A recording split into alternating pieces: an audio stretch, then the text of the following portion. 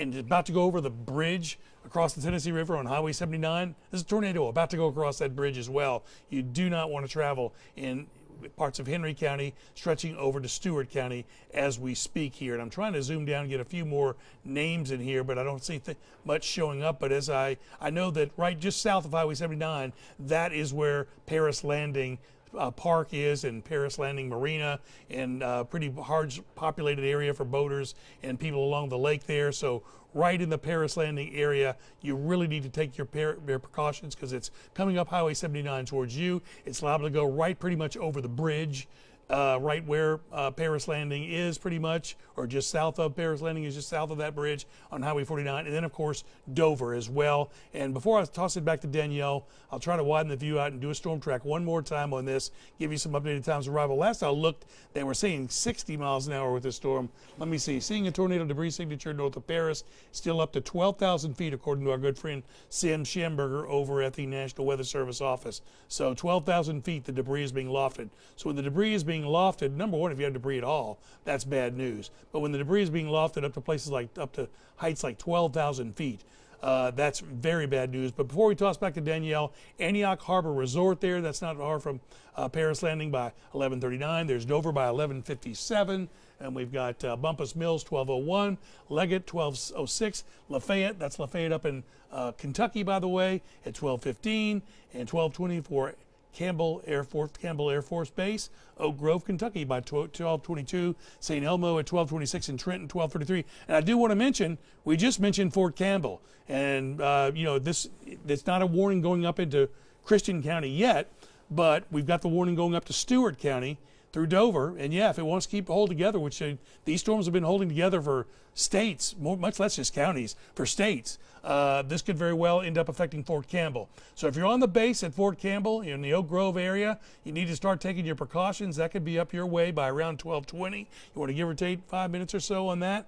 But again, this is now across Highway 641, sort of paralleling Highway 79, headed towards Paris Landing area, and headed towards the 79 bridge that goes over the Tennessee River. I want to toss back to Danielle now. All right, and here we go. We're going to talk a little bit more about what's going on. If we can go over the weather. One, I'll just show you that I want to make sure Davis is doing a great job analyzing that storm, and we're going to get back to that storm because obviously that's why we're staying with you. We've got the tornado warning for Henry County as well as Stewart County, and we're going to be talking about that in greater depth. But I also want to let you know that everybody that is along I-65 in this yellow color you see right here is under a tornado watch, and that has been extended till 5 o'clock in the morning. So, folks, we need you to hang with us as we head into the overnight. We're not going to leave your side. We're going to be with you every step of the way as things start to unfold here. And we're looking at the potential for tornadoes that could stay on the ground for long periods of time.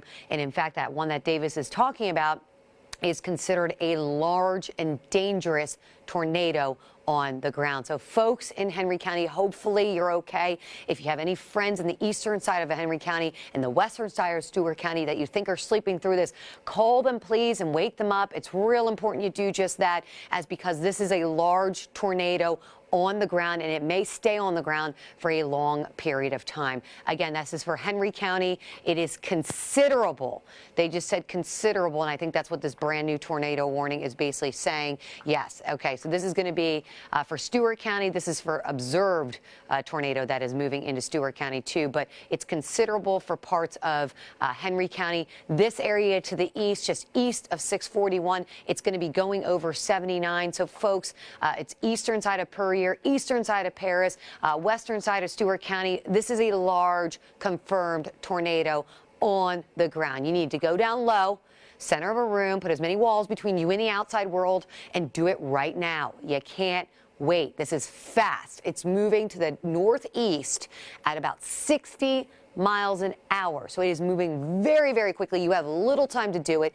Here's what it looks like on the velocity product. We're looking for the bright green and the bright red right in this area. Right in here is where that large and dangerous tornado would be. Again, 79. It's just east now per year. Okay, so per year, you actually are in the clear right now. Paris, you should be in the clear right now, at least for now.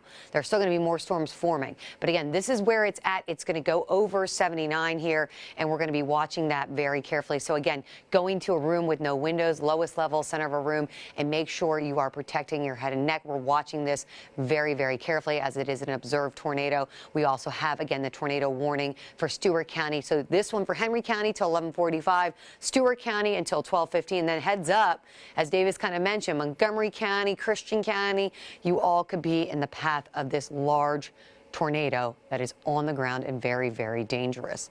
Again, this is what we're watching. It's right in here. This is where the tornado is, just to the east here. And so, again, we're going to be watching. I put a storm track on this, although it's already gone past there at this point. But Dover, you've got only about 10, 15 minutes max until it's over you. Antioch Harbor Resort, it's over you right now. Hopefully you're down low. You're taking your tornado precautions. You don't have time. Bear Spring, you see this at about 12:05. Cave Spring, 12:15. Bel Air Estates, 12:27. Barker's Mill, 12:32. And then Guthrie, we'll see this at about 12:42. There is the debris right there in that yellow color you see right there. And as I zoom down into it, we may lose it, but I'm going to just show you, and I'm going to step off the screen here because I want to show you exactly some of the street names that are in the path of this storm, because it is right over you right now, and it's super important we do this. So again, it's going to be right over this area here. Up there it is. You can see it now that it's coming back on the good. It's on the Hopkinsville radar. So, okay, it is right over Rabbit Creek Road. It is right over Highway 140 East. Literally, it is north of 140 East. If you live north of 140 East in eastern Henry County, you need to take your tornado precautions right now by Claytontown Road, Rabbit Creek Road. This is going to be heading towards Swarstill Road. This is also going to be headed towards Forest Lane, Point Pleasant Road, Eagle Creek Road, Bennett Road. Again, this is going to go pretty much north of 140 East, where it intersects with 79, and then Swan Bay Road, State Highway 119, Cypress Road. That's the Tennessee River, right, Davis? That it would be, and then it's going to go over the Tennessee River. It looks like it's going to go right near the bridge, maybe just a little north of it right now, right over but right close to the bridge. Yeah, right by the bridge. And then you're going to go over the land between the lakes. It's all this area right in here. So we're looking at State Highway 119 it will go over. It's right there right now. Okay, this is jumping pretty quick, by the way. I'm just going to circle this real fast. There's some debris there, although that might just be debris lofted. It looks like, let me get back to the rotation here so I can see it. Okay, there we go. It looks like now it's moving. It's almost going up, and now we got a flood advisory too. I'm not sure what that's for. It looks like now it's taking a little jog almost to the north, and it's moving into parts of southern Kentucky as well. Here we go again with it. There is the actual center of circulation there. Let me try to look at it this way. I think this one's the better way to do it. And then there's the debris being lofted here. But again, this is going to be going towards, just so I say some street names again, Red Top Hill Road, Freeland Road, Rabbit Creek Road, Charlie Wynn Road. If I'm saying your street name, folks, go downstairs right now. You have little to no time before this jumps into your area. Forest Lane Road, this thing is flying. Bennett Road, East Antioch Road, Coast Guard Road, Cypress Road, Land Between the Lakes. It's going to you. And Piney Campground Road. Oh, gosh, I heard people were camping this weekend. That's not good. Fort Henry Road, Boyd Road. Then it would go over, you know, it looks like it's almost paralleling 79, Highway 79. It would go just north, due north of Highway 79 from basically northern Henry County, northeastern Henry County, into western Stewart County. As I expand out here, you can see this better. And I'll circle, there's the debris ball right there. It's very easy to see. That's where the tornado is. That's where it's doing damage as we speak. And again, if I do a storm track on this, because again, this is moving, and this is moving pretty quickly, this is going to be heading, it might go just north of Dover. It might go right at Oak Grove and Fort Campbell. So heads up, folks. If you live around the Fairview area, midnight, it's coming to you. You got 20 minutes or less. Big Rock, 1209. Fort Campbell, you can see this in less than a half hour. So folks in Fort Campbell, be thinking about it. Oak Grove, not too far after that, maybe 45 minutes or so, or even less than that, because this thing is starting to fly. Again, here it is. It looks like it's starting to move a little farther north than even east. So it's pushing into parts of the New Concord area as well. As we zoom down here, it looks like it's right now near Rabbit Creek Road again, Blood River Church Road, Point Pleasant Road, St. Highway 119, Swarstill Road. Again, that's going to go right near the Tennessee River, just north just north of Highway 79. So again, this is where it is right there. You see the bright green, that's the wind to the radar. The red is the wind going away. This is the large, considerable tornado that is on the ground doing lots of damage. It's going to run just north, it looks like, of 79, going over the Tennessee River and then heading into western Stewart County. They did issue a new tornado warning for parts of New Concord up in Kentucky as well. But again, this is moving to the north and east at about 55 to 60 miles an hour. And again, this thing is on the ground. It is doing damage. It almost looks like it's getting bigger in the damage because the damage is right here on the debris tracker here, and you can see that. So debris is definitely being lofted with this, and this is very close to going over the Tennessee River as we speak. So if anybody that lives around the Tennessee River on the eastern edge near, say, Henry County, you better be in your safe spot right now. I mean, if you live near State Highway 119, Cypress Road, folks, this is all coming to you. John Road, Swan Bay Road, Allen Dodson Road, River Road Drive. Let's see what else. I'm trying to look at some other ones. Chestnut Ridge Road, Cherry Island Road, Kentucky Lake Drive, Beach Drive. If I'm saying your road name, folks, you got to take your tornado precautions right now. And then this is going to move in the land between the lakes over to Stewart County. And this will be over near Fort Henry Road, over towards Panther Creek Road. It would go your way next. It would go over towards Boyd Road. Looking at Hidden Valley Road, Pumpkin Ridge Road, Hickman Creek Road, Happy Hollow Road. If I'm saying those, you've got like less than 5 minutes, and that storm will be right over you. This thing is flying and flying fast.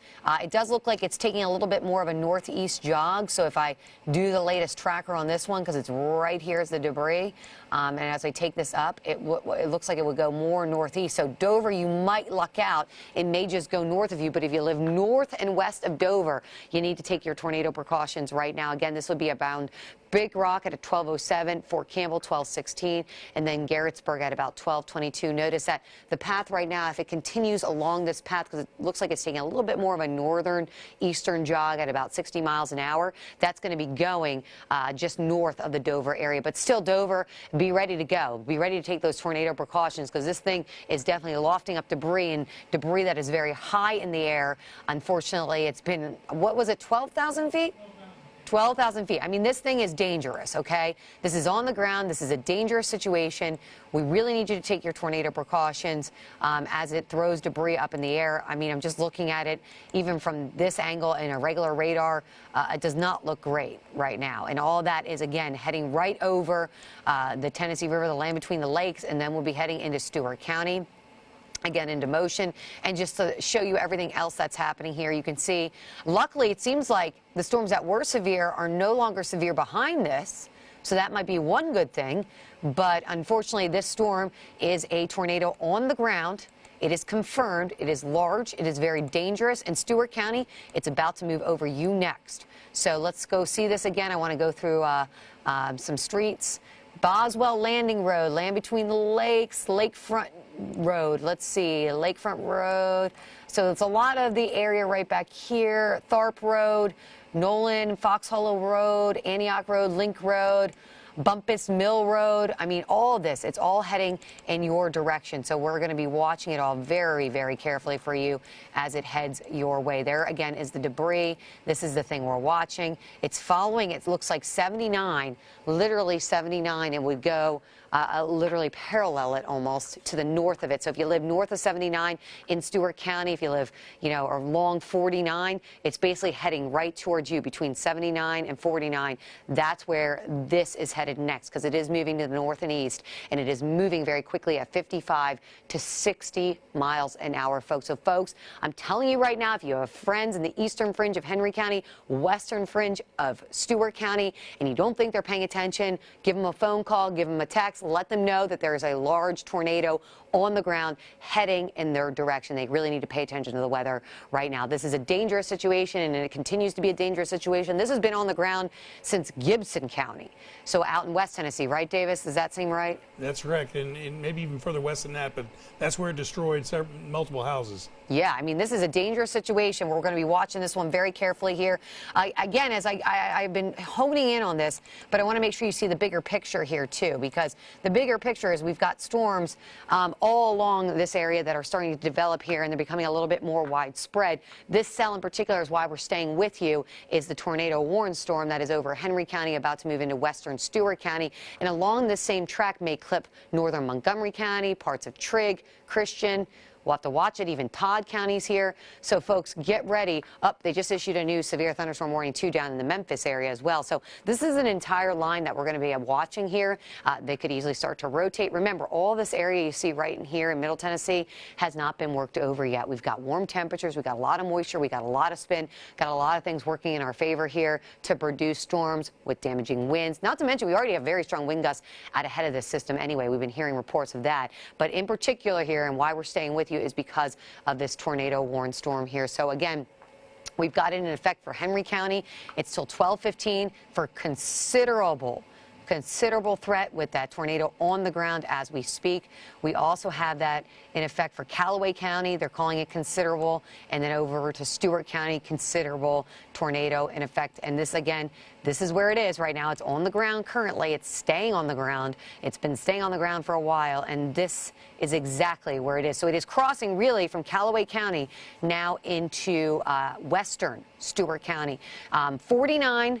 Where 49 meets 79. Folks, if you live between that area in the western side of Stewart County, take your tornado precautions now. You have little to no time. Again, that's the land between the lakes area, Lakefront Drive, Fort Henry Road. We're going to Gatlin Point Road next, a Link Road, Thorpe Road, Antioch Road, Bumpus Mills. If we continue going down this area, Hawkins Lane, Hayes Fork Creek Road, Wyatt Hollow Road, Katie's Road, Turner Road, Walker Ridge Road, Highway 120, Big Rock Road. We're going to have to watch all of this because as it comes across, it's going to stay and hold together. It's been doing that for a while now. It's been doing that for at least the last hour or so. So it's a dangerous situation, although it's getting harder to see on the debris tracker. It looks like right here is where the debris is. But we're going to be watching this one very carefully. Davis, you got anything new to add on this? Yeah, well, a couple of things. The circulation, has crossed the Tennessee River now, crossing the Tennessee River pretty much as we speak, and it'll move through the land between the lakes area. And Sam Schamberger, a good friend of the Weather Service, says this is still a considerable circulation to look at. He said the only thing he can say different is that it may have, as far as the intensity is concerned, weakened some. He didn't mean the tornado was gone. He was just trying to say that it maybe have weakened a little bit, just a slight bit. But he didn't want people to take the words, that means that it's gone. But you can see right now, I'll widen this view out just a little bit. You can sort of see the Tennessee River. You can see Highway 79, and this more or less crossed a little north of Highway 79. I guess Highway 79 was in that green or the inbound circulation of the winds heading towards the Hopkinsville radar, while just up into Callaway, Kentucky, they were in the outbound winds that you see in red. I'll put that into motion for you, and you can watch how it's moving. So at that speed, or should say that direction, it'll be the northern suburbs of Dover. And I hesitate to say it's going to go north of Dover because where it says the word Dover, some of these people might live 10 miles north of Dover and their zip code might still be Dover, So I want you to say, the northern half of Dover, at least the northern suburbs of Dover, that's going to be pushing through. And we did still have some debris being seen, even though Sam has said that it weakened a little bit, but he didn't want you to think that it was gone. He just wanted to let you know that might be a weakening trend. We'll see, but he said it could ramp up at any time. And as you were saying, Danielle, we could look at the correlation coefficient, which is the debris tracker. And when we put it into motion, you can see what was sort of a blotch. I can maybe stop this and take it frame at a time.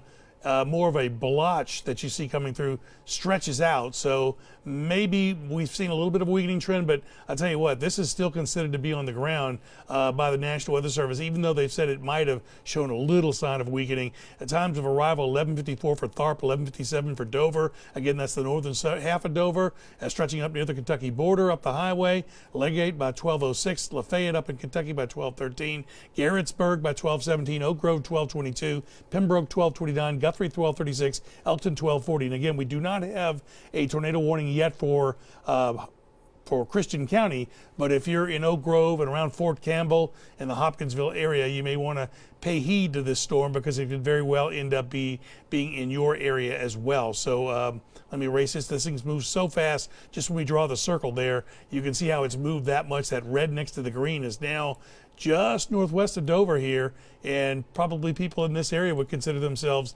living in Dover in actuality. And we've been able to zoom down now that we're close enough to Hopkinsville radar, literally about to cross Highway 49 as we speak, as you can see. And so literally crossing Highway 49. So strong tornado signature now in the Land Between the Lakes area, Lakes Forest northwest of Dover. Tornado will pass north of Dover towards the Bumpus Mills and Big Rock area. So Sam's still saying, even though it weakened a little bit, it's a strong tornado signature now in the Land Between the Lakes forests, northwest of Dover. Tornado will pass north of Dover, at least the northern suburbs, is in the Bumpus Mills and Big Rock area. He also says the Hopkinsville radar is showing inbound base velocities of 114 knots or 131 miles an hour when the tornado in Stewart County. So yeah, that's some considerable velocities there he's seeing. That's probably some of these brighter shades that we're seeing. That says 104 miles an hour right there, and he was saying 114 knots. So there's some that are even stronger than what I just queried right there. So that's some nasty winds. That one's saying 97 miles an hour, but up to 114. So this is a very, very strong, going right over Highway 49. If you're on along Highway 49, which intersects just west of Dover with Highway 79, this is going into the northwestern suburbs of Dover. And as Sam mentioned, that this is going to be affecting Big Rock, which is along the highway there, and also the Bumpus Mills area and the northern sections of Dover as we speak. So you should all be in your safe place. And what I should do is go ahead and put another storm track on this for you. And it's been moving east-northeast at 60 miles an hour. And that's one of the most important things. And I know we've done storm track after storm track on this for you, but really you can't give people a heads up enough as to what time something's going to like this might arrive in their neighborhood. And they're still saying a 60 mile per hour sort of east-northeast movement, and these updated times of arrival would be Bumpus Mills that we've been mentioning by 11:56. I'll put this into motion for you. See that red and green couplet? That's the tornado. Legate, I hope I pronounced that correctly, by 12:03. Lafayette up in Kentucky, 12:10. Oak Grove, 12:18. Bel Air Estates, 12:20. Pembroke, 12:26. Guthrie, 12:33. Elkton, 12:37. Whippoorwill by 12:44, and Russellville up in Kentucky by 12:51. No tornado warnings for Kentucky, but this wants to hold together. I imagine the next thing that will be warned would be southeastern sections of Trigg County and also parts of Christian County for this storm. They have not put that warning out yet, but I wouldn't be surprised. Wouldn't be surprised if they did. I'm going to switch over really quick over to Paducah's new thing from National Weather Service. There's no tornado damage threat considerable. Hail 3/4 of an inch. Confirmed large, extremely dangerous tornado 7 miles northwest of Dover, northeast at 60 miles per hour. I want to see what Paducah is saying. If they have any, there's a, let's say, tree down. That might be further northwest, Highway 66 and State Road 70 intersection, and there have been 2 vehicles damaged. I'm not sure if that's the exact same location there. But anyway, so they so far have not warned Christian County or Trigg County. But this could go near Bumpus Mills, which will be right on the state line, and maybe barely clip into southeastern parts of Trigg County in Kentucky, but then definitely go maybe up into parts of Christian County. But notice that Montgomery County, the northwestern corner of Montgomery County, if it wants to take the course that you're seeing right there, and by the way, Danielle, I'm going to toss you here shortly. Notice that course right there. That might just barely clip the northwestern tip of Montgomery County. And if that's the case, it would be passing just to the northwest of Clarksville. But again, some people might consider themselves in the Clarksville zip code in that area. But look at that, very close to Clarksville, that northwestern corner of Montgomery County. No warning for Montgomery County right now, but heads up, they would be next, and so would Christian County, including the Fort Campbell area. Back to Danielle. Yeah, Davis, that is a good point. We got to make sure people ahead are ready to go because this is so fast moving. I mean, this is moving at 60 miles an hour. It's been keeping that speed. So, folks, if you saw where Davis was just mentioning, please get to your safe zone now. You don't have a lot of time with these storms. And by the way, they're starting to stack up, as you can see, and stretch out here. So we've got a lot of storms in our northwest zones. That's why we're staying with you, because of this tornado warned storm with the confirmed tornado on the ground that has very strong winds associated with it. Lots of lightning, hail, heavy downpours, not to mention strong damaging winds. But notice the storms are back building down to the south. And over in Memphis, we've got a severe thunderstorm warning and a tornado warning associated with that storm. So all this activity we're going to be watching as it continues to track farther to the east. And as it does do that, we'll have to see how the this all plays out, but we have a very warm, moisture-rich air mass, lots of spin. There's a lot of ingredients needed to get things going, so do not let your guard down. We're going to be with you overnight into early tomorrow morning until the threat is gone. Again, this one is the Stewart County one.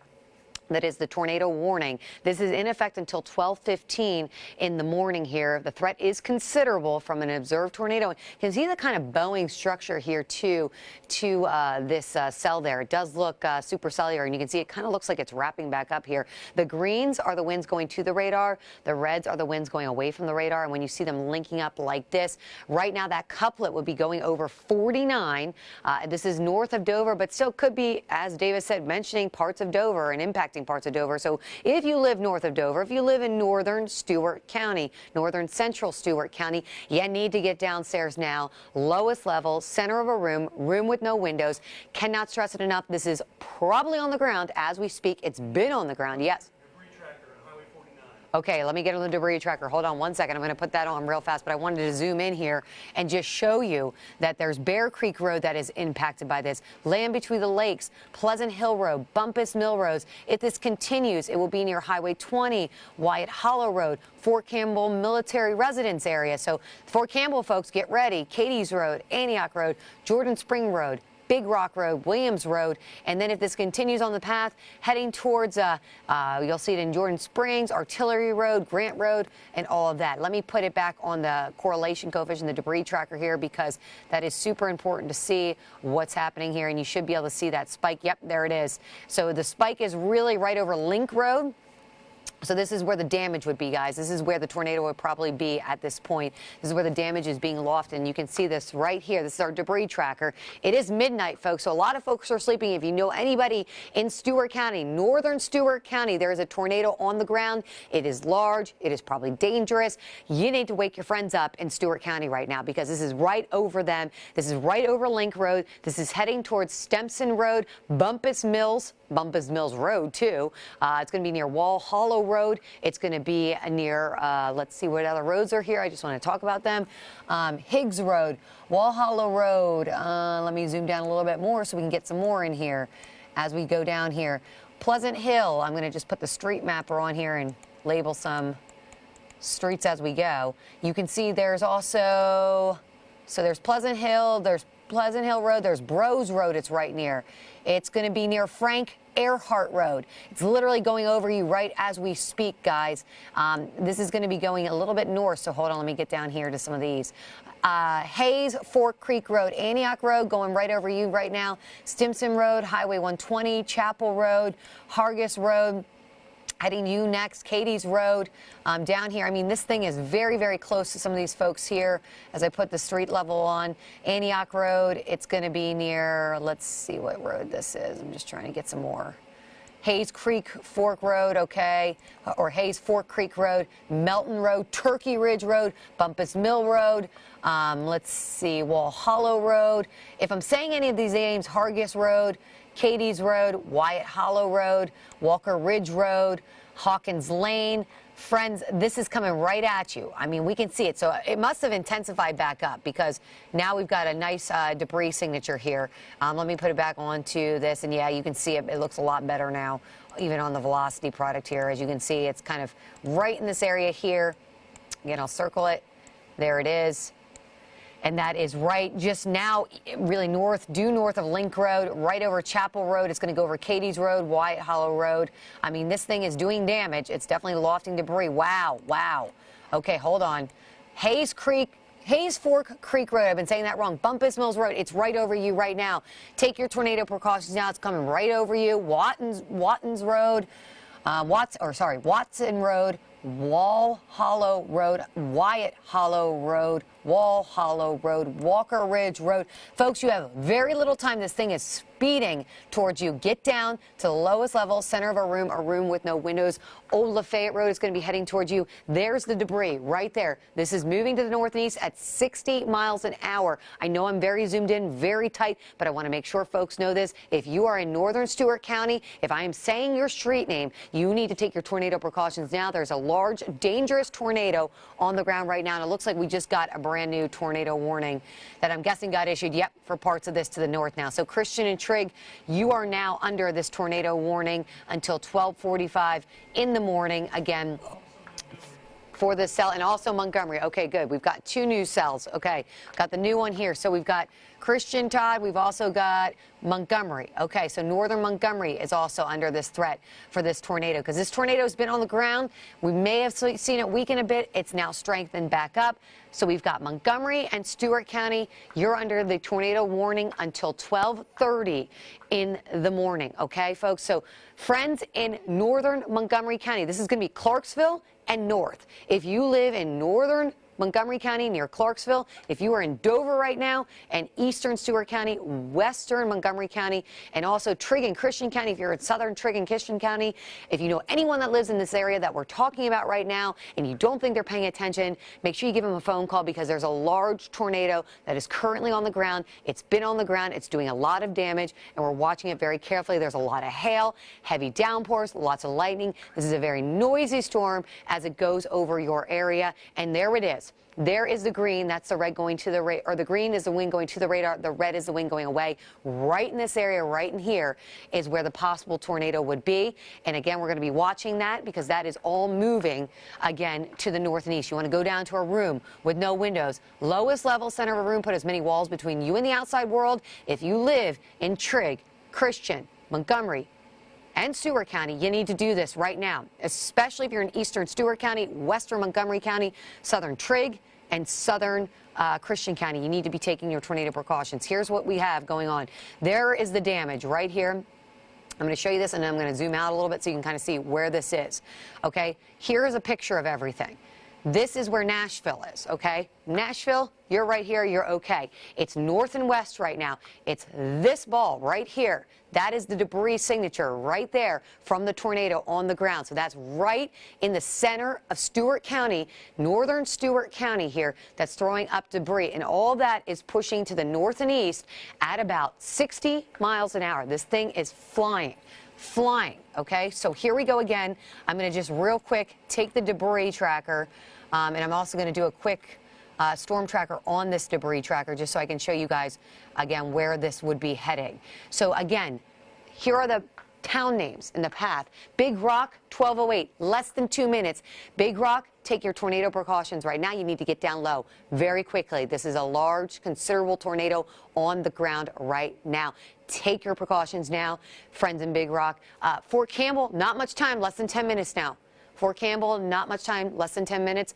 The Air Force Base, 12:25. Oak Grove, 12:27. Trenton, 12:38. We're going to be watching this all very carefully, and I just want to get down to the street level one more time and again show you what we are talking about. There's the debris ball right in there.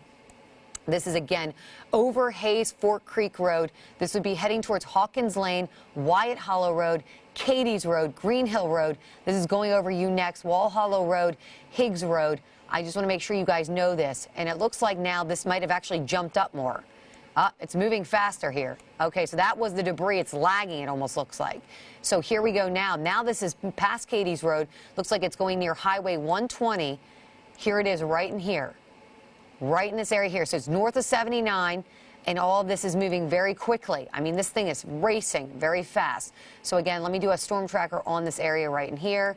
This is all going this way, and this is where it would be. So you have Fort Campbell less than 10 minutes, only about 7 minutes now. Oak Grove, 12:24, Outlaw Field, 12:25, Barker's Mill, 12:29. Again, I want to zoom in here and just show you some of the street names. It's near Old Lafayette Road, Jordan Springs Road, Wyatt Hollow Road. It's going to Ponderosa Drive, Jordan Springs Road, Fort Campbell Military Residence Area. This is going to be right over Fort Campbell. Big Creek or Big Rock Road. Let's see. It's going to be near Jordan Springs, All Health Road or Heath Road, Ross Hill Road, Palmyra Drive, Maybury Road, Angel Road. It'll be near Pleasant Mill Road. So I want to make sure people are watching this. The cell is developing. It is moving fast. It's a tornado. It is currently on the ground. This tornado is on the ground here. And you can kind of see this is where it would be, right in this area, right in here where it's notching.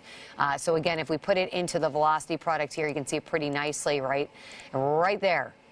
So right in here is where that tornado is. Now let's see what's going on with the debris tracker. It looks like, oh, yep, there's the ball too. Right there. There's where the debris ball is.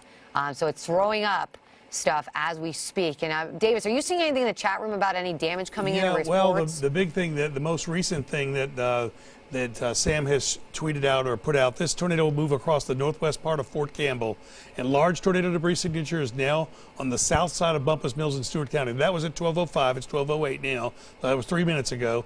The large debris signature is south side of Bumpus Mills in Stewart County. Tornado will move across the northwest part of Fort Campbell, and the latest thing he just put out, that is the original tornado warning expiring above. The new warning remains in effect. So basically they're expiring Stewart County's original warning. They're not expiring Stewart County because it's still in Stewart County, but the earlier warning that included Henry County. So I think we can safely say Henry County has basically been expired. Ooh. Okay, but Stewart County, the new warning included Stewart County. And we're going to also, right now our director is preparing to give us the Clarksville camera, because you're starting to see the lightning up in the Clarksville area. See that, Davis? They'll let you know when they've got there. Yeah, okay. Okay, so we should be able to see lightning? Yeah, we should be whenever they get a report of that. Oh! You see that? Yeah, so yeah, that's the Montgomery County Clarksville camera. I'm just going to try to maybe maneuver it around a little bit to where we could see a little bit more. But we're seeing the lightning, and you're seeing Main Street and the First Presbyterian Church on the right side of the screen right there. And I'm not going to see if I can change any kind of the aspects to it. But either way, it also may. Looks like I'm not able to move it, but that's okay. No, I'm not able to move it right now, but either way, we were seeing the lightning on that. So and I was going to say, Davis, it looks like right now, too, I just want to make sure everybody knows this, at the Fort Campbell, where the military residence is, there is definitely damage being done. So hopefully Fort Campbell folks are taking their tornado precautions. They're downstairs. They're in their safe zone, because there is definitely debris being lofted right now. This is our debris tracker. It is now 12:10 in the morning, folks. We've got tornado warnings for Stewart, Montgomery, Trigg, and Christian County, because this tornado is right on the Kentucky-Tennessee state line. It is on the ground. It is large. It is doing considerable damage, and right now it is right up near the Fort Campbell residence area. Going to go over that Fort Campbell Air Force, the base too. So I mean, this is the debris tracker right in here. As you can see, this is the debris ball right here. So again, we are watching this very carefully. That's why we have the tornado warning still in effect. That's why it's been extended. That's why parts of Trigg and Christian County are now in it, because the southern edges of those counties need to be aware. If you live in any of these areas, in these red polygons, you need to be taking your tornado precautions right now, because this is what we have happening. We've got the tornado warning for Montgomery and Stewart until 12:30. We've also got the one for Christian and Trigg County until 12:45. This is the area of concern. This is the area we've been watching, and we've been watching this debris, and it looks like the debris now is getting very close to the Kentucky-Tennessee state line. Davis is going right over there, the tornado, it looks like, almost doing damage as it goes. So here we go. Let me just see this. Oh yeah, there's a little bit of the hook on it right there. It's hard to tell. Let me go. Might be right in this, not right in this area. Oh, I didn't mean to do that. Okay, so let me just, Davis, do you have a storm track on that, by the way? Yeah, well, I'll put one on it. By the way, Sam Schamberger just said that the debris signature is going up to 16,000 feet right now. Oh, no. And, yeah, so I'll go to the debris tracker on it. And, yeah, he's saying that's up to 16,000 feet. And it's really, you see lots of these different colors, the blues and greens, but I've slowed this down a little bit for us so people can see it a little bit better. But it's the one that's very clustered up together. That's literally, I'll show you, it's the one that's right. I'm going to stop this motion for you. The one that's the real debris is right here. As you mentioned, it's right on the state line. Okay. Now you see other things that are similar to debris, but what you want to do is you want to see the correlation coefficient, they call it, because things don't correlate well on the dual pole radar. I mean, they're all different shapes and sizes. You want to see that correlate with the gate-to-gate or the inbound-outbound wind. So watch this. I'm going to switch to the inbound-outbound winds. Watch where that debris I have circled is. And there the inbound and outbound winds just a little bit northeast of there. So it's lagging behind it a little bit. I think the scans also lag behind. But either way, the debris lines up very close to the actual gate-to-gate winds, which are right here moving into Lafayette. That's Lafayette, Kentucky, and also pushing up towards the Fort Campbell area. And yeah, you were asking about a storm track. I apologize. 60 mile per hour is what they've been using on this, so I'm going to have to backtrack a little bit here, get off the side of the screen. So let's get a storm track on this. And this is literally now pushing over the state line, the Tennessee-Kentucky state line, and east-northeast at 60 miles an hour. I may have to unfortunately widen my view out a little more so that just so we can get 60 miles an hour. And you can see how I stretch that rubber band there, and you can also see the little numbers on the screen. Those numbers, you have to have the screen nice and wide to get out to 60 miles. See how fast this thing's moving? I still can't. Still have to widen it over just a little bit more to get a storm track on something moving this fast. So here we are. This time we'll be able to reach it out. There's 45, 50, 67, 89, 60. So there are your times of arrival at 60 mile per hour speed for Lafayette in Kentucky. Oak Grove 1223, Pembroke 1230, Trenton 1233, Elkton 1242, Allensville 1244, Whippoorwill by 1249, Russellville, Kentucky 1256, Auburn 105, and Petros 112. If it wants to hold together into those adjacent counties. But again, if you're in the Fort Campbell area, this is heading towards you. So people on the base should be taking cover. I'm sure the base has plenty of warning systems that they use in the military that have probably told people on the base to take cover. So if you are on the base, you're watching TV right now, and anywhere in the Fort Campbell area, Oak Grove, Kentucky, the Lafayette area as well, in southern parts of Christian County, as you can see, you want to get in your safe spot right now. And of course, that's the lower portion of a house. And again, that debris signature, and Danielle's about to show that to you again, the debris signature has been up to 16,000 feet. Now, they're also mentioning, of course, we're going to widen out the view here in a minute. I know we've been zoomed in on this, but what about Nashville? And it's still a couple of hours away from Nashville, a few hours away, likely, or maybe a little after 4 a.m. for the Nashville area. But there's Danielle. We can go to Max 1, and Danielle will show you this debris that's up.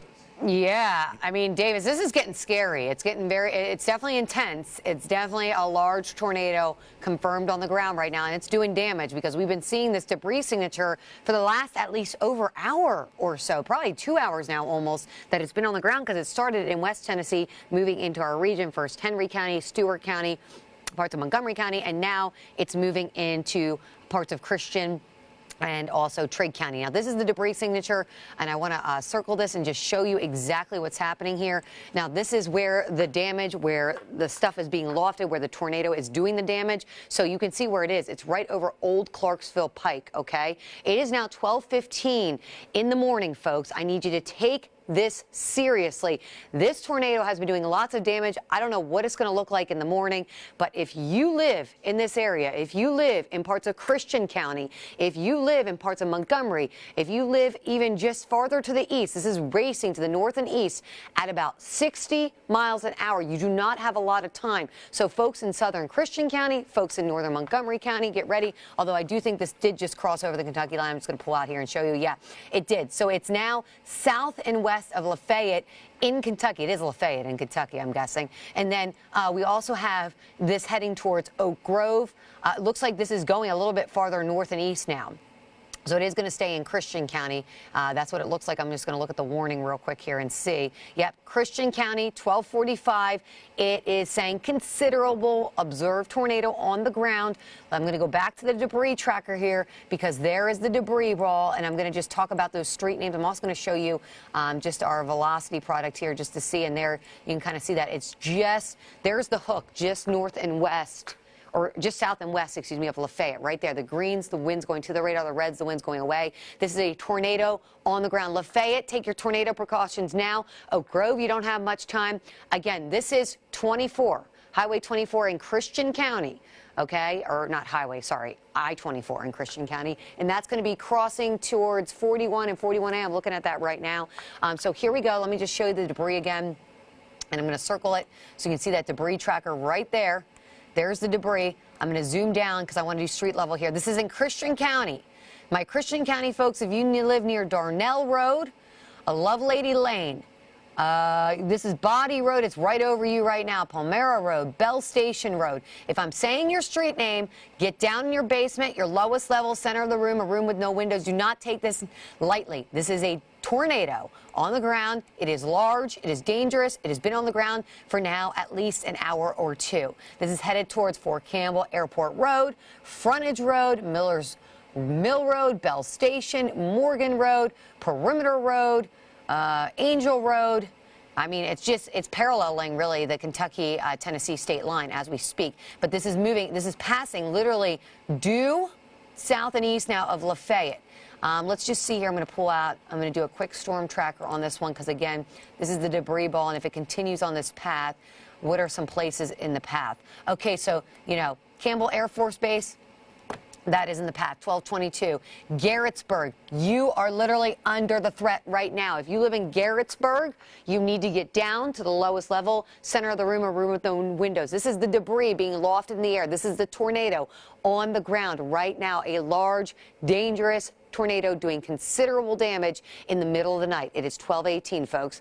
Call your friends up in Garrettsburg right now. Call them in Campbell Air Force Base, also in Oak Grove, St. Elmo, Trenton. All of this is coming your way because it is moving to the north and east at about 60 miles an hour, and it does not look like the rotation is stopping anytime soon. I mean, this has been a tornado on the ground for a pretty long period of time.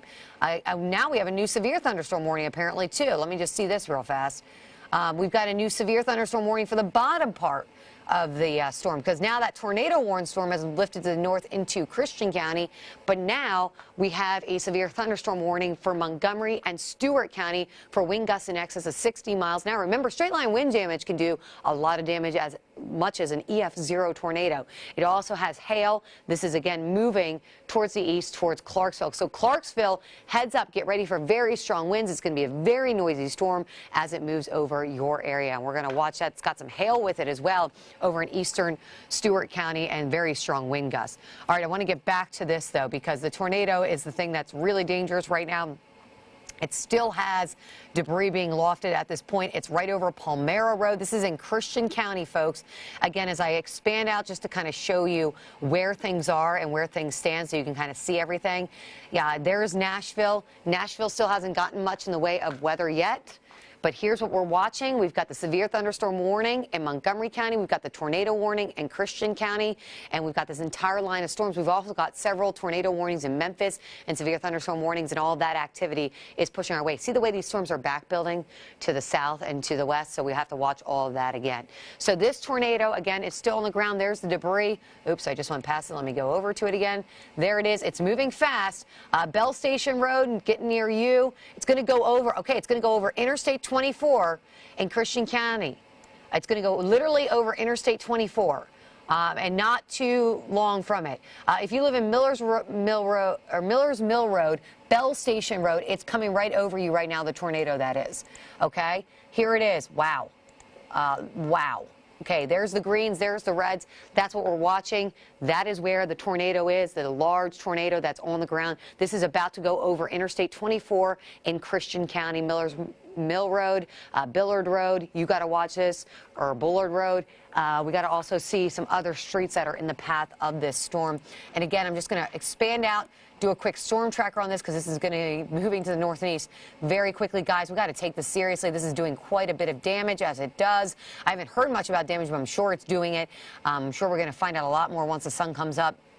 Trenton's going to see this at 12:35 in the morning. Bradshaw at about 12:41. Again, this is the storm. I do want to show you the debris coefficient because there's the debris ball right there. That's where the storms are. That's where the debris is happening. It's near Fleming Giles Road, Darnell Road. This is Palmyra Road. This is all in Christian County. This is getting ready to go into the southern central part of Christian County. Oak Grove, it'll be just due north of you. It's just due east of Lafayette. Pembroke, you could be in the direct line of this. And then this would move into Todd County next. So Todd County, you got to get ready for this. Interstate 24, if you live by Interstate 24 where it connects basically with 41, it's about to go directly over you. Okay, Newton Lane Road, let's see, Frontage Road, Crenshaw Boulevard, Cavalcade Circle, Elmo Road, Naomi Lane, Perimeter Road. It's near the Fort Campbell Air Force Base, obviously. There is a lot going on with the storm. Davis, are you hearing any damage reports, by the way? Oddly enough, I have not seen. Basically, so far, Sam Schimberger, the latest he's given is the tornado is no longer in our area and is now in Kentucky. So, in other words, the National Weather Service in Nashville is not covering that particular tornado warning. They are covering the severe thunderstorm warning that is south of the tornado warning in Montgomery County. And it's definitely not broad and remains very intense with winds up to 145 knots or 167 miles per hour on radar. So, but oddly enough, no, we are not. But I just can't help but think that tomorrow morning when we have the sun up, as you say, there's going to be a lot of damage out there. There's no way you have that debris signature without debris not being lofted in the air. That's what I was going to say. And this debris signature, Davis, is moving so fast. It's now over Interstate 24, yeah, literally. This is at night, so, you know. People aren't probably seeing it yet. Right. It's just happening. So we're going to probably get reports out. I got a feeling when this gets near Fort Campbell, if you got something on the ground, you're going to know about it. Now, the one thing I can say we've learned in the fall, I know most of our trees have lost their leaves by now, but at the same time, there's enough of them on the ground and all over the place that sometimes the leaves get lofted in the air. But I just, the amount of the signature, when you're saying the winds are 167 miles per hour, I'm sorry, but the radar, that's got to be on the ground. And we're just going to see, we're just not getting reports because it's dark and people are not able to see them. You know, that's really what it comes down to. So I'm just so positive that we've had a tornado on the ground. You know, we don't see signatures like this every day. Okay, yeah. As a matter of fact, I've only maybe seen them once or twice in my career. So this is pretty strong stuff. And you really need the debris signature to go along with that, you know. Right, that's what I was going to say. And when we have this, I mean, if we look at the debris tracker right now, you could see this. I mean, this is lofting stuff right over Interstate 24. So hopefully nobody is driving over Interstate 24 where it connects with 41 just north of Oak Grove. This would be going over Interstate 24 just north of Oak Grove, just south of Pembroke. We want to make sure, folks, hopefully people are taking their tornado precautions. Now, I do want to tell you that the debris, the way it's going, I'm going to go down to some streets again, will be near Crenshaw Boulevard next, Askew Road, Fidelio Road. I'm probably going to butcher some of these. I apologize ahead of time, but I just want you to know if I'm saying your street name, folks, this is a tornado on the ground. It is confirmed. It is dangerous. It is something you need to take extremely seriously. Bardwell Road, Pools Road, W.E. Lacey Road. Let's see what else. Bradshaw Road, Pendleton Road. Let's see, I'm trying to look at some other ones. Anderson Road, Long Lane, Mason Lane. This is going to be going towards Pembroke. So, again, very close. It's going over Interstate 24. I mean, oh, my gosh, it's jumping so fast, Davis. This is moving so quickly. Really 60 miles an hour. This is getting real. Pembroke, you have no time.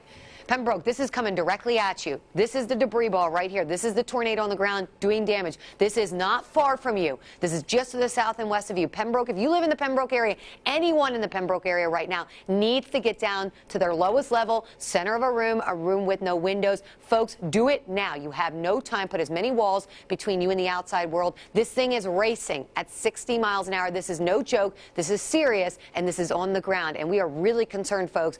This thing is flying. I've been watching this ball just jump. So Pembroke, you have no time. It's coming right at you. And if this holds together, this is going to be moving into Todd County next. And Fairview, you would be up next for this. Again, this is going to go, it just went over 24. It just went over 41. And now it may be crossing over 4168 area right in here. But Pembroke, you have very little time until this thing is over you right now. I'm going to go back down to street level again just to see what we're talking about in some roads here. But folks, really take this seriously. This is no joke. Mason Lane, Pruitt Lane, Long Pond Lane, coming to you. W.E. Lacey Road is right over you right now. I hope you're in your basement. I hope you're in your basement. I can't say some of these roads right now. It's like Pendleton, Fidelio Road. If you're in that area, the idea, Bradshaw, the same idea. Please get down to your lowest level. Garrett's Road, it's coming to you next. Again, I do want to put a storm track on this. This is a serious situation, guys. This is a tornado on the ground. And this is going to go, the way this is heading, if this continues on this, it will head right into Pembroke in 4 minutes or less. 4 minutes or less it will be in Pembroke. Then it's going to be in Standard Field at 1241. Elkton, you have very little time. If this thing holds together, it's going right to you. And it looks like the latest trend is keeping it together because this is a debris signature. This is debris being lofted as we speak. This is going towards 41. Again, Pembroke, you are in the direct path. If you live there, if you know friends and family that live there, call them now and wake them up. It's 12:27 in the morning. They need to take their tornado precautions now. They have very little time. 4 minutes max, maybe less, maybe 2 minutes. And then Standard Field, Elkton, it's coming to you next. You've got about 10 minutes or less. So, folks, I mean, if you're thinking you're in Todd County, you need to start taking your tornado precautions. This is going to, and by the way, Davis, this is going straight to the radar, so that's not good either. They are saying that, they think it's likely just skimmed just north of the Fort Campbell Airport, and tornadoes moving towards the Fort Campbell radar, now crossing I-24. We know we'd already crossed I-24. This was I-1223, which is 5 minutes ago, just north of Fort Campbell. So they think it skimmed just north of the Fort Campbell Airport, moving towards the Fort Campbell radar. They'll probably, the radar operators in that area, if they're located exactly where the radar is, may have to get in their safe place. Sometimes they operate these remotely from a different spot, though. Now crossing I-24. They did say that the Fort Campbell observing station had a 60-mile-per-hour, or 60-knot wind, which would be close to 67, 68 miles an hour, something like that. I know 65 would be 70 miles an hour, so it's probably like 66, 67 miles an hour, 60-knot wind there that also shifted. So that meant as the tornado circulation went by, it shifted from south-southwest probably to more of a maybe westerly direction. Wow. But oddly enough, though, still I'm waiting to see. Oh, there's a tornado warning. We just got a new one. That'll be for Todd County. That's Todd, yep. This will be for Todd County as it moves further on towards the east. And I'm just still looking for any kind of damage reports that have come out of. Have you gotten anything? I'm looking at Paducah's chat room, and so far they are not telling us of any damage reports. But really, just like we were saying a moment ago, I really just think it's dark outside. But it is strange that it goes through such a populated area as the Fort Campbell area and I-24 there in Christian County, and we haven't heard anything. But I just really believe that people are in their safe spot. I mean, you've got. In this technology, I'm happy to say, and it's not that late at night, it's only 12:30, and there are people that are up and they're awake and they're knowing about this, so people are not out and about, and I would think if they were out and about, you'd be hearing about some storm damage, and thank goodness people are staying inside, because I'm almost positive, I'd bet my bottom dollar that tomorrow in daylight, you're going to hear about lots of damage across this area, but luckily people are apparently heeding the warnings, and they're hearing it from so many different sources. Their phones go off, and they're maybe not out and about. Thank God, because if you're out and about, you'd easily be killed in a situation like this. These storms, when you're talking about 160 mile per hour winds, 140 mile per hour winds associated on the radar, that's very, very strong. And the debris is undeniable. Yeah, the leaves might get lifted up, but there's just too much going on here to say that there's not been a tornado on the ground, even though we don't have a specific damage report. I really believe it's dark, and also people are in a safe place right now. And when they finally see the storms go by and they know they can get out and about, sheriff's departments will be out and about, EMA people will be out and about, and they'll be surveying and they'll be telling us all the damage.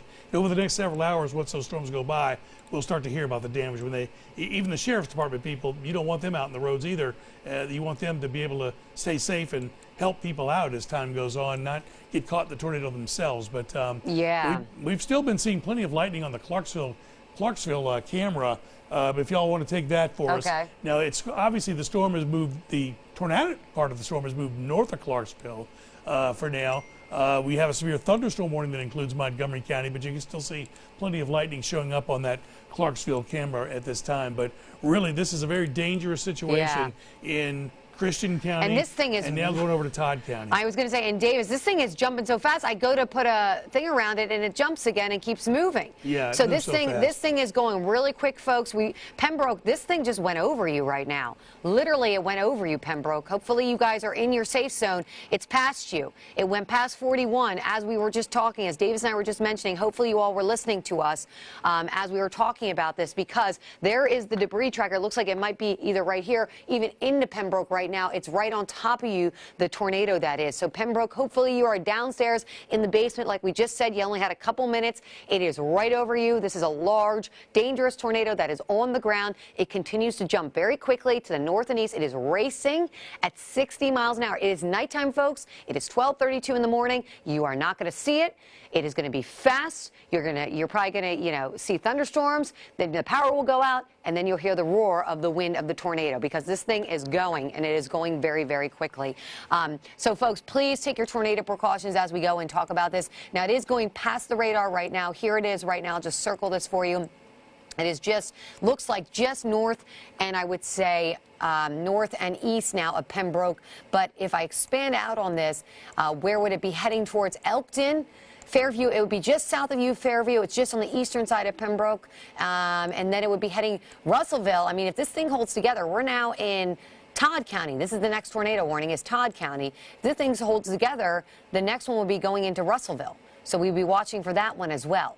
So here is the latest. Again, storm track as it moves, 60 miles an hour. It's moving really, really quickly. So Standard Field, you're going to see this in less than 10 minutes. Elkton, probably just under 10 minutes. So Elkton, you need to start taking your tornado precautions. This thing is flying to the north and east at about 60 miles an hour.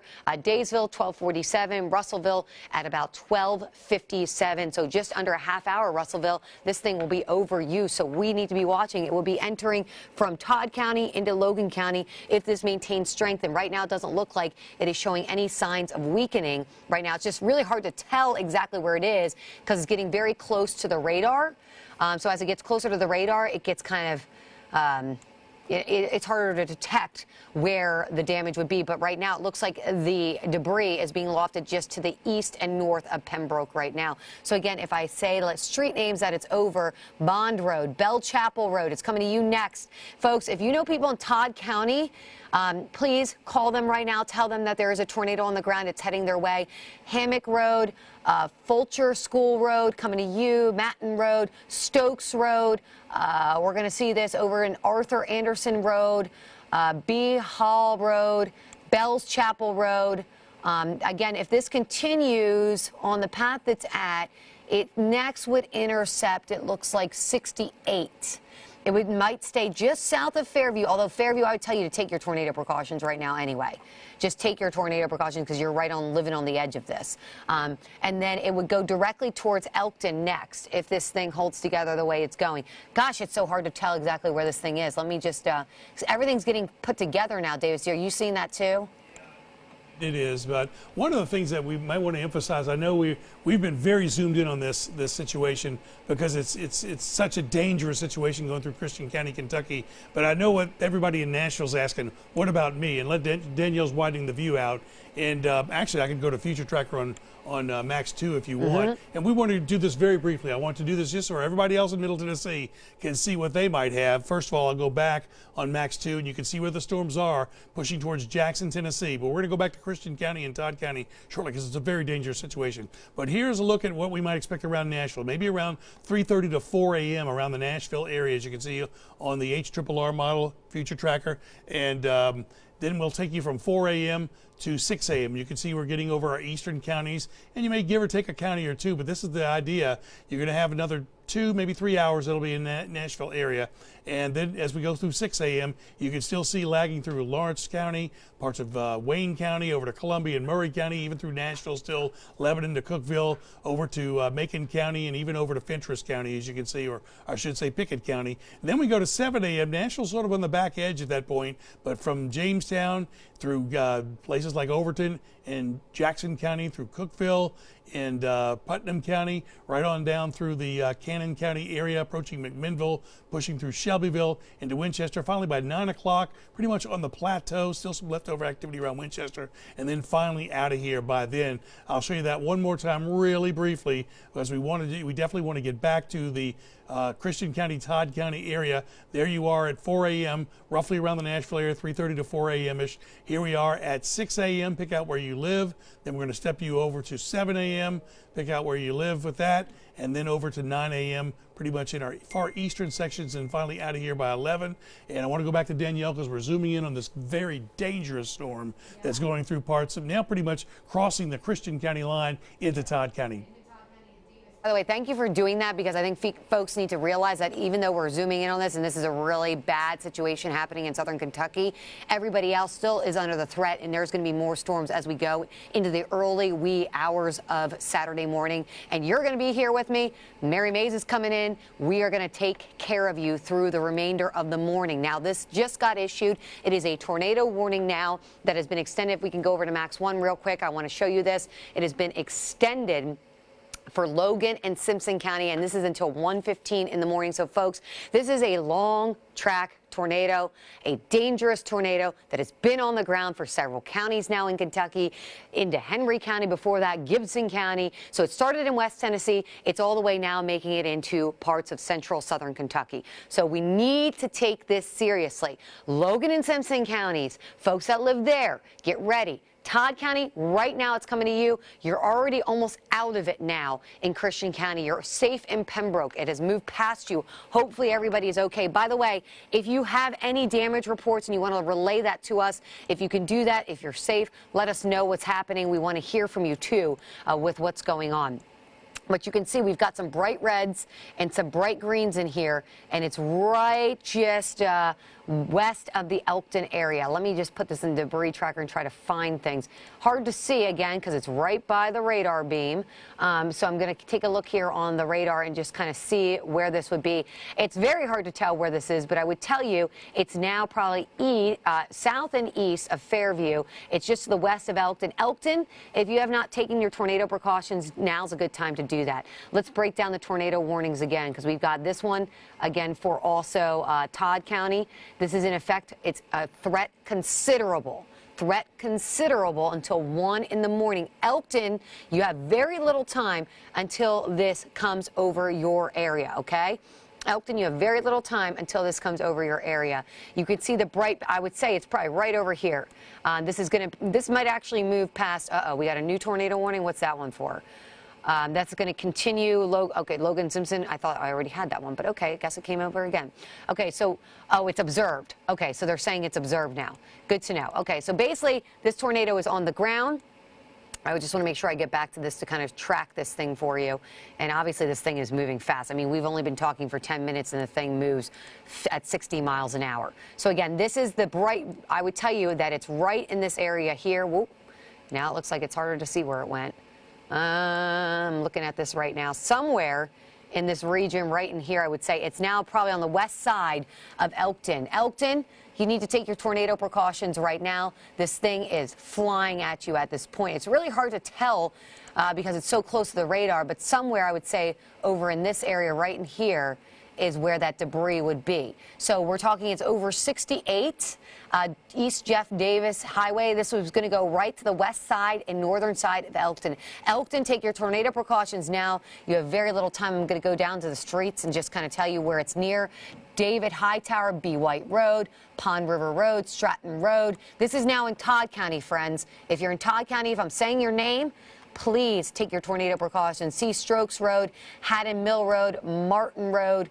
This is going towards Clay Cole Road, Miller Valley Road, Williams Hill Road. Again, this is going to be just, it looks like, crossing over 68, Highway 68, going right on the northern and western edge of Elkton. Right in here is where that tornado would be, that large, considerable tornado that is doing a lot of damage as we speak. It is on the ground. It's been on the ground. We've been following this, Davis and I, for the last hour to 2 hours now. We've been watching the storm as it pushes into our area, and this is continuing to track, so much so that they continue to issue tornado warnings for Todd, for Logan, for Simpson County. If you live in these communities, if you live in these counties, you need to get up right now and get to your safe zone. You don't have time. This thing flies to the north and east at about 60 miles an hour. Pond River Road is going over you right now.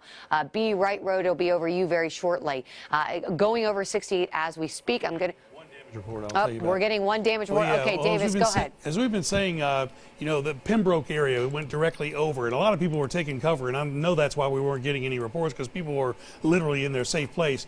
But the reports through the Paducah chat room from Doug Kramer, National Weather Service, getting some spotter radio traffic that Pembroke may have taken a direct hit. There is structured damage coming in via radio traffic. So in Pembroke, in Kentucky, getting some spotter radio traffic that Pembroke may have taken a direct hit. That's right where we were tracking it over. There is structured damage coming in via radio traffic. So now that it's gotten past Pembroke, some people have had a chance to get through to people. So we're going to be hearing more and more. This thing definitely has done damage. We knew that was happening, but I really got to say that when we weren't hearing reports, I realized they're in their safe place because, you know, it's not that late at night and people all knew this was coming. We've been talking about it for days. And you know, so people have been aware, and I really believe that that's why we weren't seeing reports. Well, now, once it gets by them, they're going to get out and get reports. Now, there's a lot of places that are still going to get more storms tonight, including the Nashville area. Right. So, but that's our first reports here from Pembroke. Okay, well, that's good to know, Davis, and it looks like it took a direct hit, which means Elkton, you're right on the verge of this. Elkton, folks, this is serious. It's obviously doing a ton of damage. Elkton, please get down into the safe part of your area, the lowest level, center of a room, put as many walls between you and the outside world, and do it very quickly. This thing is flying by. It's going to be in Crossroad at 12:51, Danbury at 12:56. I'm going to step off the screen because it looks like they've done some range pulling, so I'm going to get in real quick here and just look at everything real fast here. So we do, I'm trying to find, I'm kind of losing it a little bit, but I would tell you somewhere right in this area here, it's probably now just north of Elkton almost, where we would be concerned with the potential, you know, the tornado that's on the ground and this potential large tornado that's on the ground. So friends, if you're north of Elkton, if you're north of 68, you need to get down the basement, Pond River Road, Haddon Mill Road, Pea Ridge Road, Rennie Road. If I'm saying your name, and this would be in Todd County, this would be in Todd County, but this is moving fast. So friends, this is going to be moving from Todd County into Logan County. Russellville, this is going to go right between, just so folks know this is going to go right between Russellville. I would tell you to take your tornado precautions because that could come directly at you or the northern edge of Russellville. And it's going to be just south of Lewisburg. So from Lewisburg to Russellville, if you live in Logan County in this area right in here and you're to the west, I really need you to take your tornado precautions right now. This thing is getting very close to the Todd County, Logan County line right there. And once it crosses over, it's going to be in Logan County. So Logan County, friends, please, please, please, please take your tornado precautions. Hopefully my friends in Elkton area have done that. I'm sure this is coming right at you. It's really noisy right over you. I'm really worried about you, friends. So please, if you know anyone in these areas, if you think somebody's not paying attention to the weather tonight, like Davis and I said, we've been trying to warn you about this all week long. But if you think of someone that they might have just went to bed, please call them right now and wake them up and tell them that there's a large tornado on the ground. That's really important we do that. Looking at the debris tracker here, it looks like things may have shifted here, and this might be where it's at as I circle it here. It's just north of 68 and north of East Jeff Davis Highway. I'm trying to find it again, and it looks like it would be right near Haddon Mill Road where the debris is being lofted, Old Quarry Road, Martin Road, Gates Road, Miller Valley Road. This is all going towards Pea Ridge, Sharon Grove Road, Williams Road, and then once we get past there, it's going to roll into Logan County, and then we're going to have to watch that as well. And once it rolls into Logan County, it'll be near Watlington Road in Logan County, Gordonsville Road in Logan County, Rushmill Road in Logan County. This is going to follow 68, folks. Daysville Road in Logan County, Miles Road in Logan County, Elkton Road in Logan County, Stephanie Road in Logan County. If I'm saying your street names, and by the way, right now, it's right over Williams Hill Road. It's just north of 68, Haddon Mill Road. It's coming right at you, and this thing is flying at about 60 miles an hour. So again, if I put a storm track on this one for you, this thing has been holding together. It's been doing really well with it. It's going to be going right over Russellville, right over Russellville.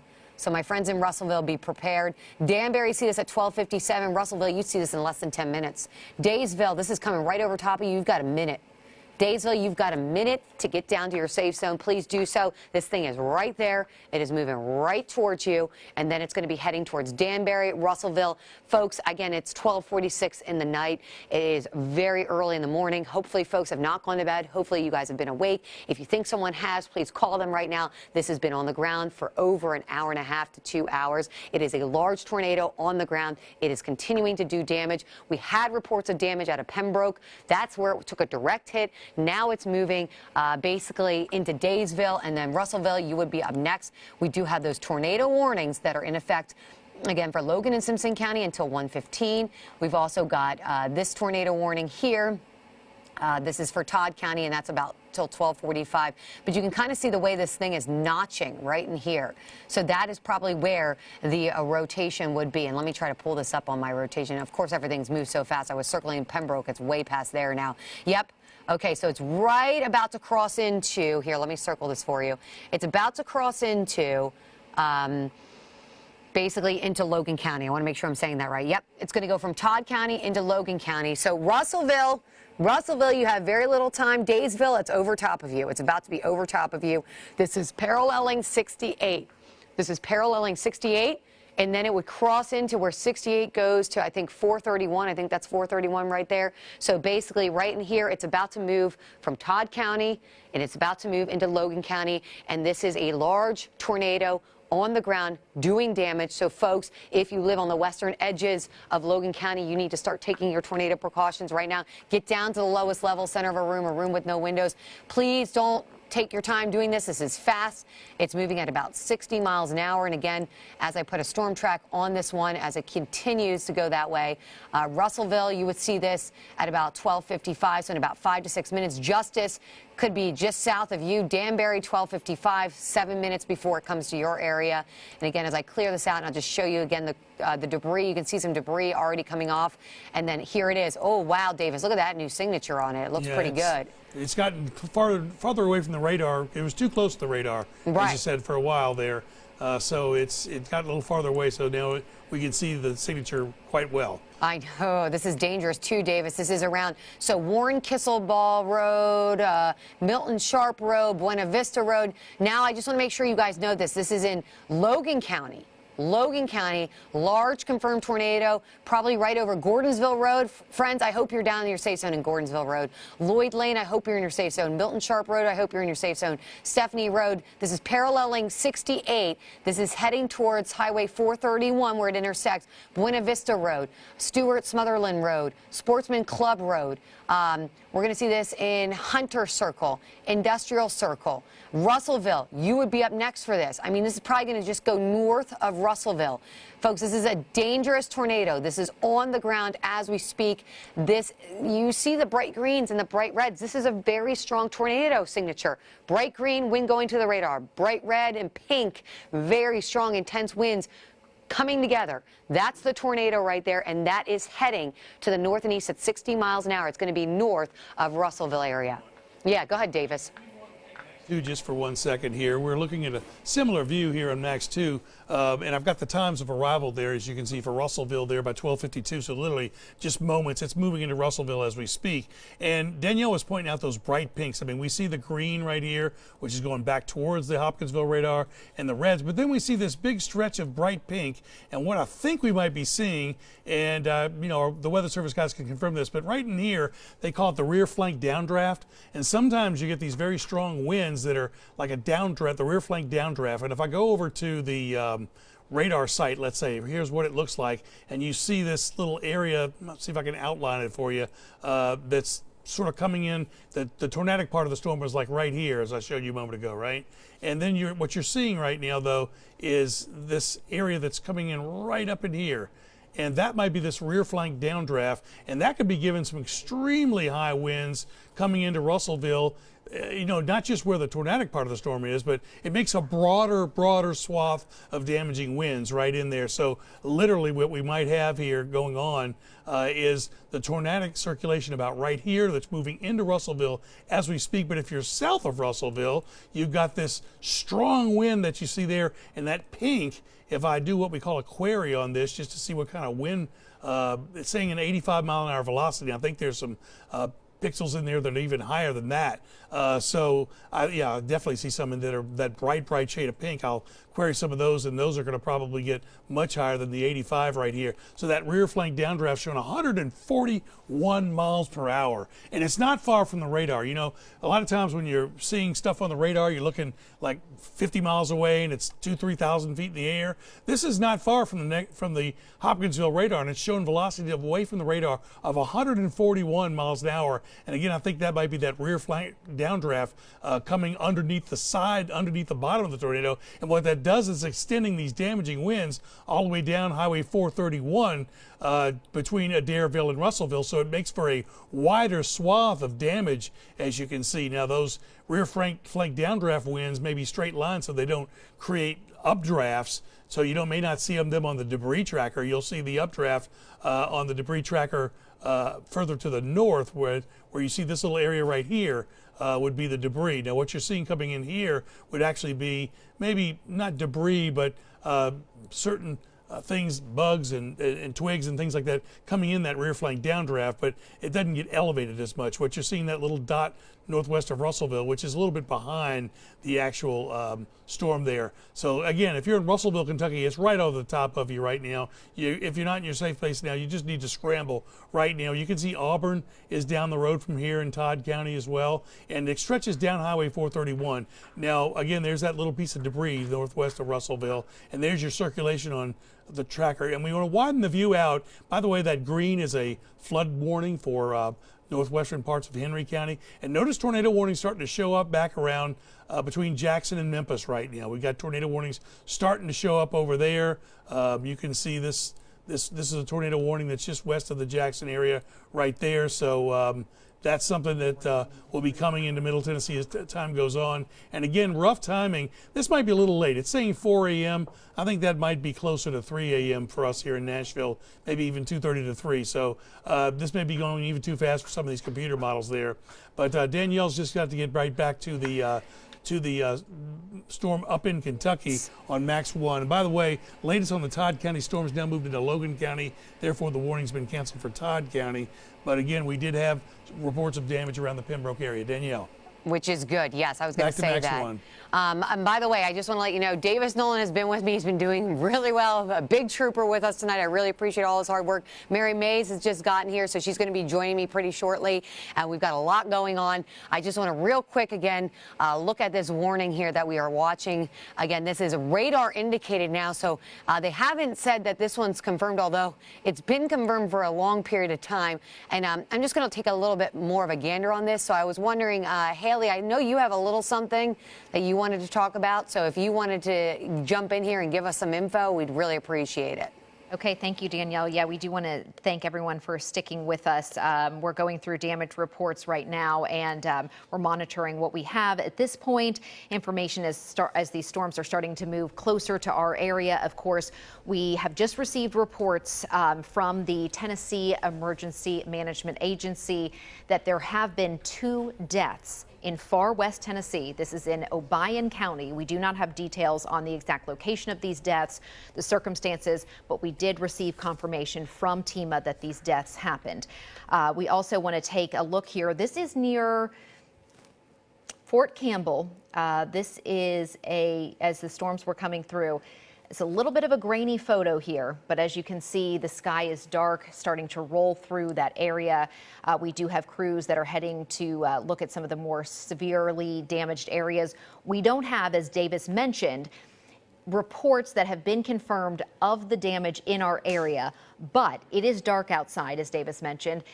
People are in their safe spaces. They're not out surveying the damage. And we don't want you to do that. We want you to remain safe. But of course, as these storms start to pass the area, we do expect that people may venture outside of their homes to see how everything looks now, and then we will update you with damage reports at that point. Danielle. All right. Thank you, Haley, so much for all that information. Of course, as more reports come in, I'm sure Haley will keep you posted. She's going to be with us tonight. Mary Mays is going to be joining me very shortly. Davis Nolan has done a great job all day, all night with me. We've been watching these storms, and we're going to continue to monitor this threat until it's over. You can see the nice line of storms here that is developing. We do have a new tornado warning, too, over in our southwestern areas of Tennessee, moving towards Jackson. So, again, heads up to folks in Decatur, Perry County. You folks are up next for some of these storms. We also have that tornado warned storm. And this one, they're saying, is Doppler radar indicated now. However, as I look at some of this on the model data, it looks really impressive. In fact, they just went to observed. Okay, that's what I was going to say. They just went back to observed tornado, and this is why. We've been watching this. You can see the bright greens and the bright reds right in this area, right in here. This is where the potential tornado is. So it is now east of 431, north of 68 again. This is pushing to the east very quickly. Well, we're getting flood advisories, too. I'm sure we're getting that, but I don't really care about those at this point. I want to talk more about the tornado and the potential threat that's on the ground. This is the debris. This is what I wanted to show you, too. The debris tracker is now showing, again, debris being lofted once again in a very big way. This is it right in here. And as I expand out so I can kind of show you where it's at, it's just north of Russellville, okay? So, folks, it's north of Russellville. south of Lewisburg, and all of that is pushing to the east-northeast at 60 miles an hour. So again, there's the debris, and I'm just going to go down street level and let you know what is happening real fast with this. And real fast, too, I just want to tell you that this, again, is the tornado warning for Logan and also for Simpson County until 1:15. This is in Logan County currently. So again, Logan County, as I go street to street with you, this is Logan County that we're talking about. And I'm going to go down and just tell you where the debris is right now. So it is east of 431. It is over in Coopertown Road. It's right over Head Cemetery Road, Lester Knight Road. Folks, this is in, again, Logan County.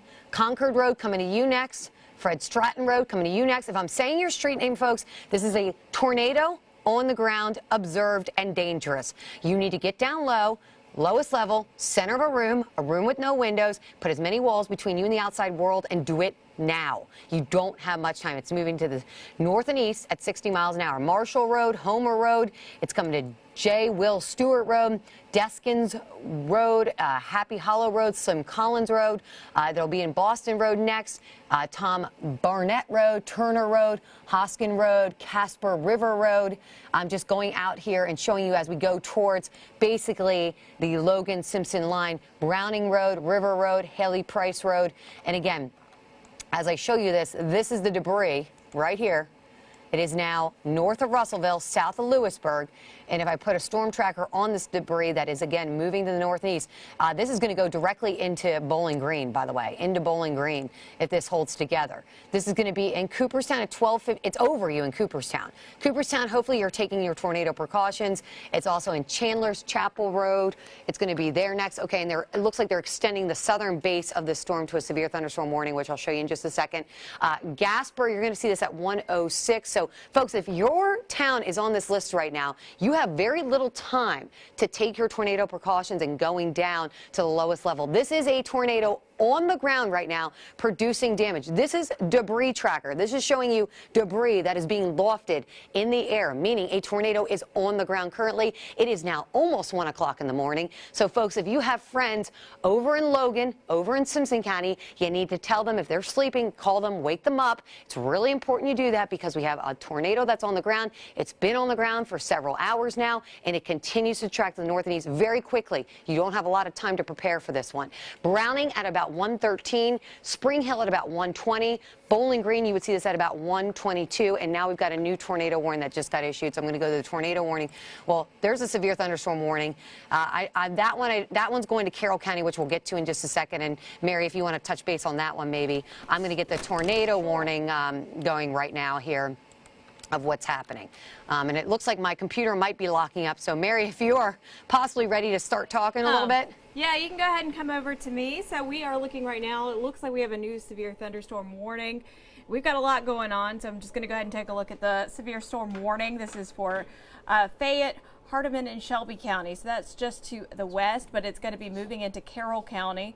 So we are going to be watching that one very, very carefully. And of course, we are keeping an eye on the current warning that is in southern Kentucky. And this is a big deal. We've been watching this carefully. Bowling Green, you don't have a whole lot of time. Remember, these have been moving pretty quickly throughout the nighttime hours. It is currently 1 a.m. So I know a lot of folks are asleep.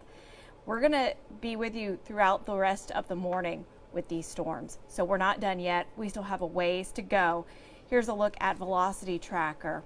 And it is certainly kicking with those gate-to-gate winds just to the southeast of Lewisburg. Let's take a closer look. I am going to actually put up our debris tracker, and it is showing debris. That's very concerning, of course. And this has been the case all night long, and now as we head into the morning, we're not finished yet. So let's take a look at a couple of different ways to look at this. I'm going to track it by cities first, and then I'm going to go down onto the street level. So I'm going to be tracking where the debris is, and this is going to be moving. These are moving pretty quickly. So if I call out your city, Auburn, Scherer, Bowling Green, Hadley, Plum Springs, Sunnyside, Oakland, Rocky Hill, you folks need to be taking shelter, which it is 1 a.m. So hopefully you're indoors right now. If you're not, you need to be inside.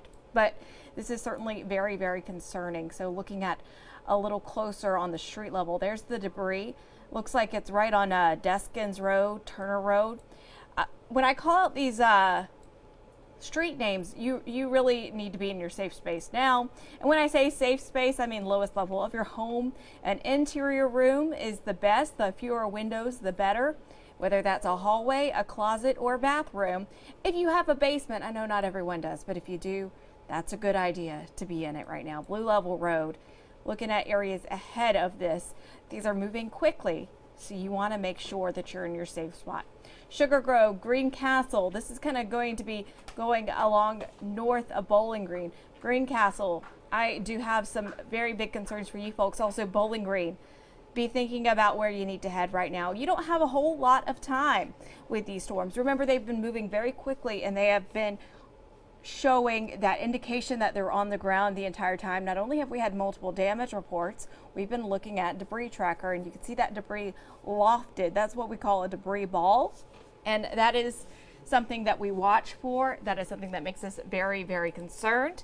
Even on the back end of this, if you look at velocity, even if you are not seeing that circulation, which is right there, just southwest of Sugar Grove, even if you're not where the rotation is, you're getting some really kicking winds with this. So remember, winds can be just as dangerous. It doesn't matter if the wind is going in a circle or if it's going straight. It can cause some big, big problems. So looking at velocities of 111 miles per hour there, that's a lot. And that's not even the main circulation. That's not the gate-to-gate shear that we're watching for.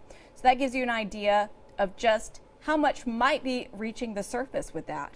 So we want to make sure that you are aware and that you know what's going on, and we are going to be here keeping you as updated as possible. Danielle, are you about ready to jump back on? Yes, I am. Thank you so much, Mary, for getting in here. Mary Mays is going to be with me. We're going to be here all morning long with you until this threat is going to be over with. She is going to be with me. Davis did such a nice job, and Davis is going to go get some sleep and get ready for tomorrow, because I'm sure tomorrow when the sun comes up, things are going to get pretty wild. We already have a confirmed tornado on the ground. It's been on the ground now for several counties in Kentucky, all the way through Henry County, even Stewart County, parts of Montgomery County. We have severe thunderstorm warnings down to the south. We're going to have to watch some of these because this is going to go over air that has not been worked over south of I-40 yet, which means some of these could start to spin as well. So the threat for tornadoes is not over for anyone just yet. It's going to continue for the next couple of hours. I want to show you exactly what's happening. We do have that tornado warning in effect for Logan and Simpson County. It is observed, which means it is serious. It means you need to take action immediately as this comes over your area. Bowling Green, as Mary mentioned, you do not have a lot of time. It's probably right over Auburn or just the north and east of Auburn now. I'm just looking at the radar signatures right now. We'll get to the nitty-gritty of the velocity product, which helps us track the tornado in just a second. But again, this tornado warning is now for Logan, Simpson, Warren until 1:45. The thing is with this storm, it's going to continue to track to the north and east. So it is going to go through one more county. We're going to go through Warren County, and then it will lift north and hopefully push out of our viewing area. Not good news, though, for central Kentucky, because they're going to still be dealing with this. Okay, here we go. You can see we've got this circulation. There is the tornado. It looks like right in there. You see the bright pink. Right in there, it's nice and tight.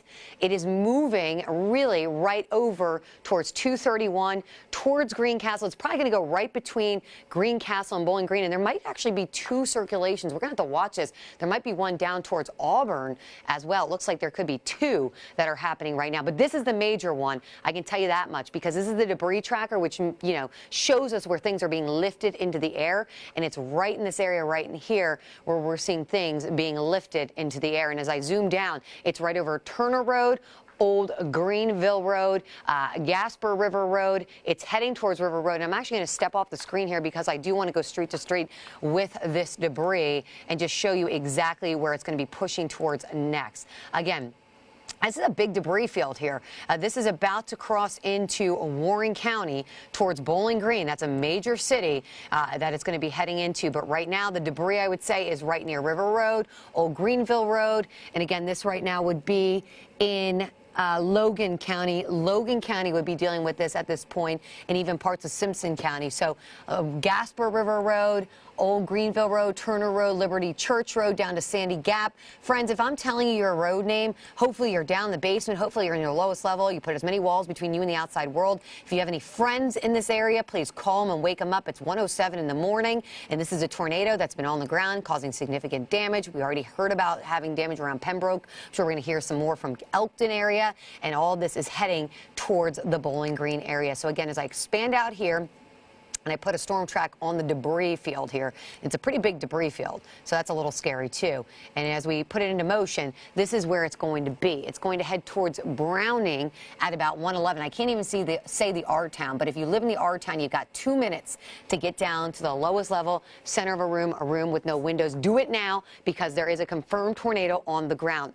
Blue level, 115, just about 5 to 7 minutes before it gets to you. Barren River, about 118 until it gets to you. Green Castle, 121, so probably 15 minutes max, probably 10 minutes. I would say get to your safe zone immediately, as this thing has been holding together well. Plum Springs, 125, and then Tuckertown, you're going to see this at about 132. And again, this is a cell that we've been watching. It's been a pretty dangerous cell for us, and it looks like now, I mean, I'm seeing almost 2 areas of rotation on this cell, which, hold on, let me put it into the radar product. Yeah, it looks like they might be spawning 2 things, 2 circulations, which is a little scary. We've got one down here, and I'll circle it for you, just to the west of Auburn. It looks like there's 2. Doesn't it look like there's 2, Mary? Yeah. Over so you can kind of reset if you'd like. Okay. But that does look really concerning. Let's go ahead and take weather 2 here, and we'll go ahead and go on to the BAM is where I'm at right now, just kind of giving you a look at what's going on. So let's go ahead and get into weather 2, and we'll track what's going on. Notice there's some, it looks like flood advisories out west. We're not done with this line. It is going to continue as we head into the next few hours. So this is a morning threat for a lot of folks. It is currently 1:09. We've been with you all night long. I just took over for Davis, but me and Danielle in here trying to keep you as safe as possible. So Butler, Edmonton, Logan, Simpson, and Warren counties under this polygon right here for the tornado warning. This has been on the ground. We've been seeing debris with radar. It's a big deal. Call people if you can. Bowling Green. This is going to be, well, it's moving over you right now, basically. And this includes a lot of areas. So let's get a little closer into what's going on. So if you take a look, Bowling Green, you have just a few minutes. These are moving quickly at about 50 miles an hour. You've got this in Park City at 146.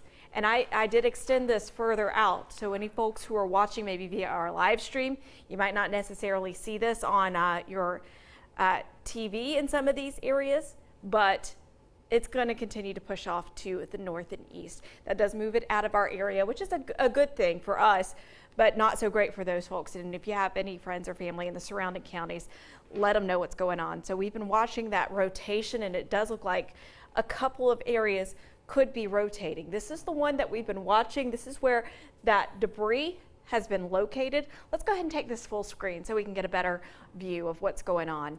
So we've got this right here. This is just west of William H. Natchez Parkway. So that's what we're watching. This is rolling through. It looks like in between Greencastle and Bowling Green is probably going to see the worst of it. Now, there is still debris, it looks like, in that area. So debris tracker is what we watch very carefully to see what's going on. Danielle, looks like you got something else going on. I know. So they just mentioned in the chat, remember, Mary, I was telling you about multiple tornadoes. They are really concerned with multiple tornadoes ongoing with this cell. So we got to get right into it, okay? We got one right here. We've got one down here. At least 2, maybe 3. Okay, and this is a multi-cellular. This is developing probably at least 2 tornadoes on it. It's about to head into downtown Bowling Green. Bowling Green, folks, please, please, please, please, please take your tornado precautions. You got not 1, but 2 tornadoes to watch out for. I'm going to go down to this first tight circulation here. This is the 1 tornado that is over Hulett Lane right now. This is going to be moving towards Hammett Hill Road, H.T. Dowling Road, and Valley View Road, Salt Lick Road. This is going to go over 231 and Interstate 165, folks, momentarily, okay? If I'm telling you your street name, you need to take your tornado precautions now. This thing is headed your way. It's headed your way very, very quickly. In fact, as I put a storm track on this one so I can just try to hit this, this one's going to go directly at Greencastle. So 118 in Barron River, Greencastle probably 120. Less than 10 minutes for Barron River and Greencastle to take their tornado precautions. That's circulation numeral uno. Then we got another one down here, and this one's developing just north of 68. So it looks like a secondary one has now developed, and so we're watching this one. It's harder to see, but this one would be going along Interstate 165, by the way, north of Petros Road. So as I zoom in here again, they're really concerned about multiple tornadoes along this supercell. So folks, oh, and there we go, just moved too. See how fast this thing jumps? Okay, so there we go. This is where it would be. Okay, now the tornado would be over Rockfield Browning Road, Fuqua Road. It's heading towards Hillville, Mills Boulevard, Blue Level, Providence Road, Blue Level Road, Happy Hollow Road, West McKellen Road. This would be paralleling, going just north of 68, guys, Highway 68. It's going to be between Highway 68, the center of circulation, and between that one, and I just want to make sure I say the right one, and 231.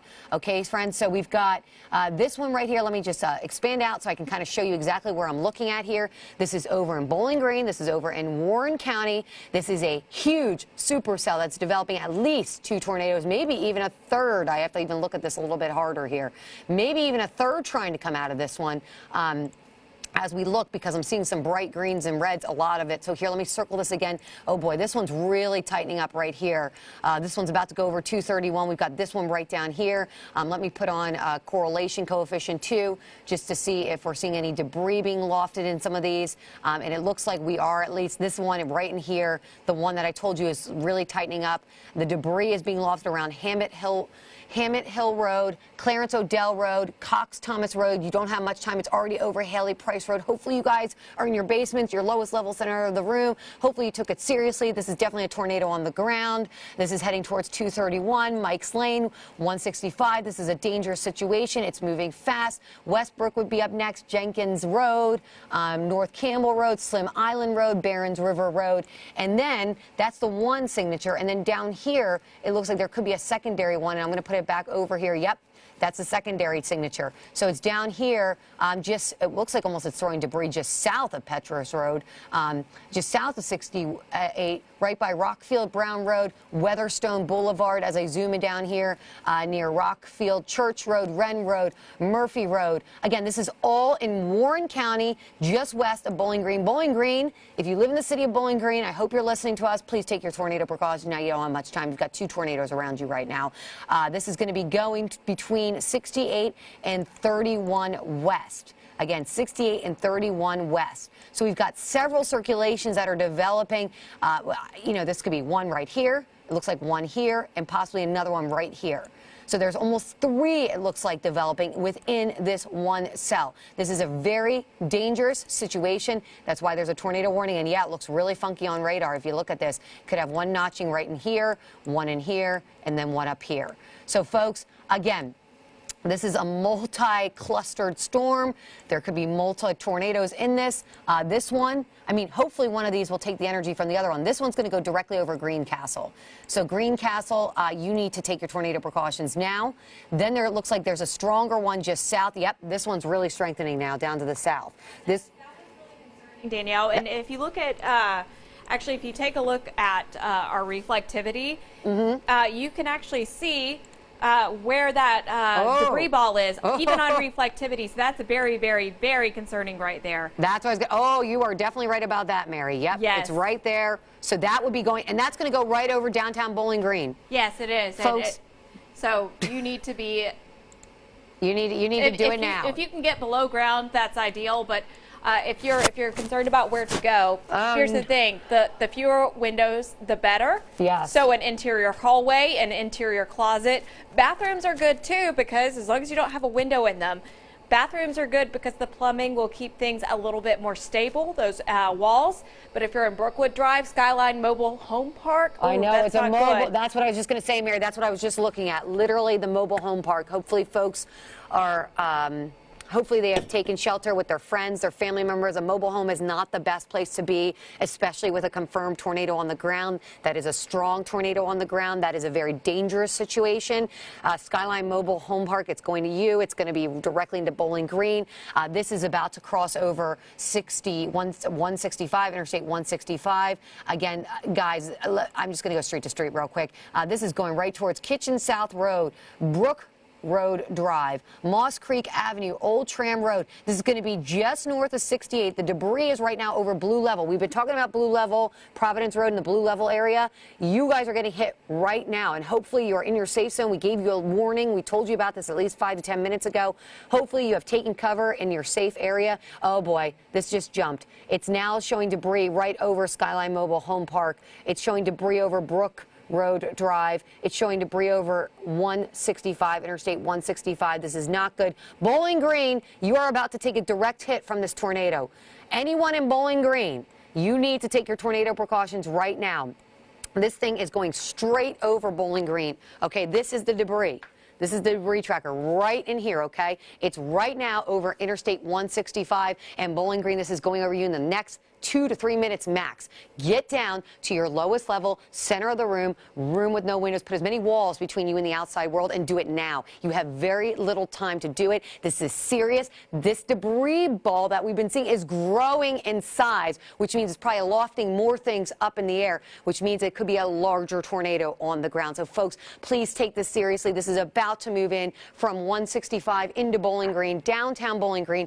This is our debris tracker. I'm going to circle it again so you can see it. It's right in this area right in here. It's going over a mobile home park right now. It's about to go over Creason Avenue, Old Morgantown Road, Chestnut Road.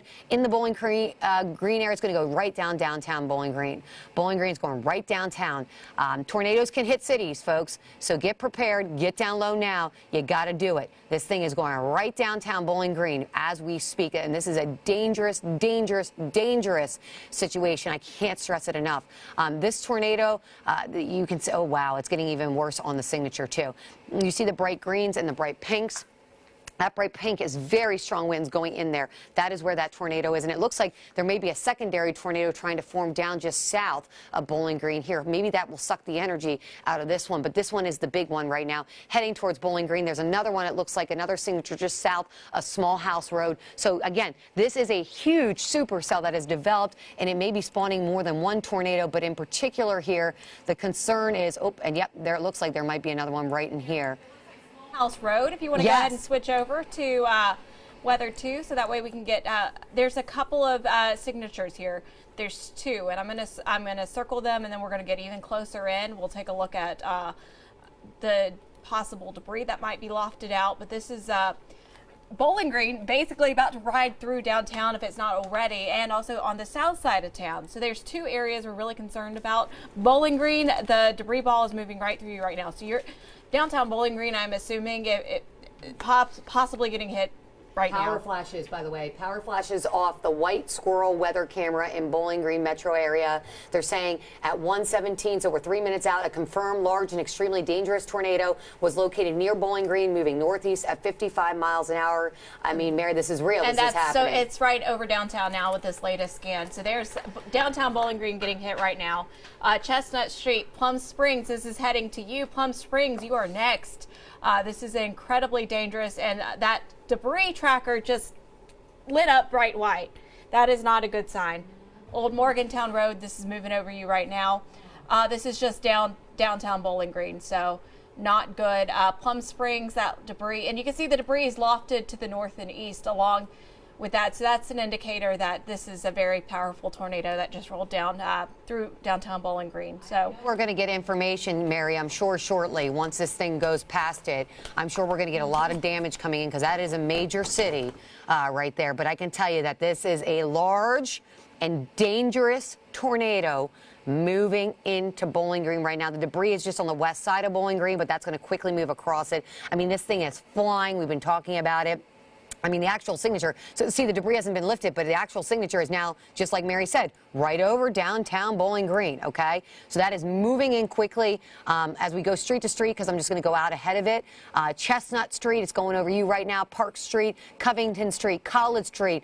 Oh, yeah, I forgot there's college in Bowling Green, too. High Street, East 7th Avenue, that's heading to you. Hopefully the kids are sheltering in place, or hopefully they're already home for the holidays. This is going to be going to 31 West, headed towards Hayes Lane, Sherwood Drive, Mount Ayr Circle, Old Porter Pike, Ewing Ford. This is going to go over 65, by the way, Interstate 65 probably, and between where Interstate 65 gets close to 31 West, Plum Springs. But right now, that center of circulation is right over downtown Bowling Green. Again, oh, wow, this debris is getting bigger and bigger and bigger. This is not a good sign, and it looks like it's being lofted even more. Here again is that signature, that debris signature, what we look for, and you can see all the whites and the blues, and that shows that things are being lofted. That shows that there's a large tornado on the ground. It's just hitting downtown Bowling Green, so hopefully you folks have taken your tornado precautions. Hopefully you've warned people. The next area in the path will be Plum Springs. Plum Springs, please take your tornado precautions. This is a large and violent tornado that is over Bowling Green, probably doing damage as we speak. This is probably throwing things in the air. I know there was a mobile park not that far away from it, so that is not good news. It might have taken a direct hit. I'm sure we're going to find out more. Oh, wow, this is flying. Okay. Moving so fast. It's probably already over. Yeah, it is already over Plum Springs. It's already at Plum. Well, it's already throwing debris there at least. Yeah. It's not actually over Plum Springs because here's the center of circulation. Yeah, so it's probably just to the south there, Talbot Drive. And this is moving along the Interstate 65 there, so we certainly need to be watching that very carefully if you live on 65. It looks like it's kind of jogging a little east instead of northeast as it was earlier. Right. So it moved. Did you see that? It just moved. Yeah, and part of that too is the radar, Yes. which one's looking at it. But it looks like it's moving south of Plum Springs along 65. And I know, a lot of times you have neighborhoods right along the interstate. Oh, and that's for convenience. So we want to make sure that you folks know what's going on. But yeah, so if you're on Old Town Boulevard, Corvette Drive, Louisville Road, this is moving along 65.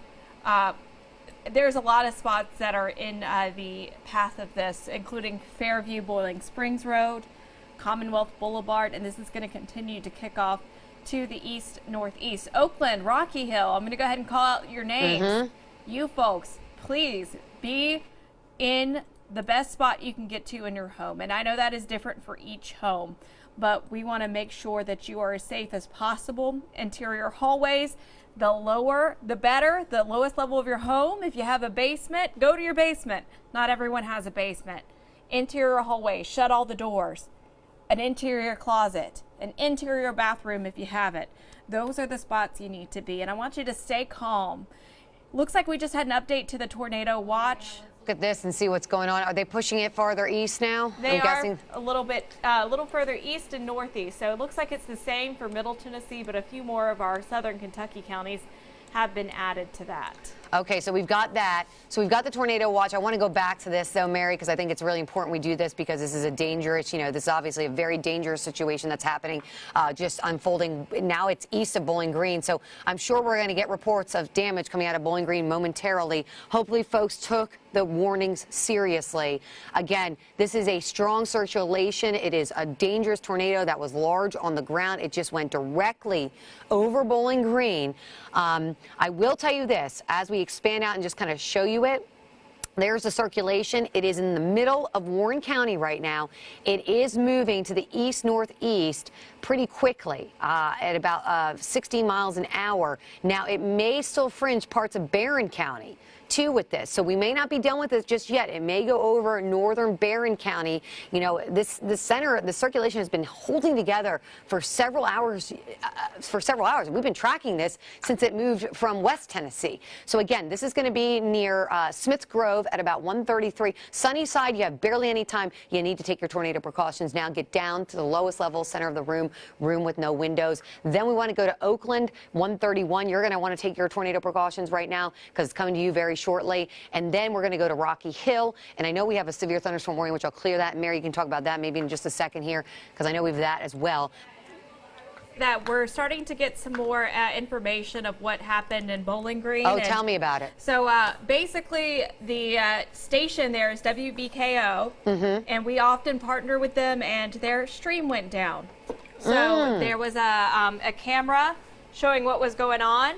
So that's very concerning. But yeah, we're watching them as well. But, you know, we do have that latest severe thunderstorm warning. I'm going to just very quickly talk about that. Benton, Carroll included in this. And basically, I am keeping an eye on our southwest counties. Don't get me wrong. Of course, what's going on in southern Kentucky is more of a dire situation right now. Wind speed with these 60 miles per hour.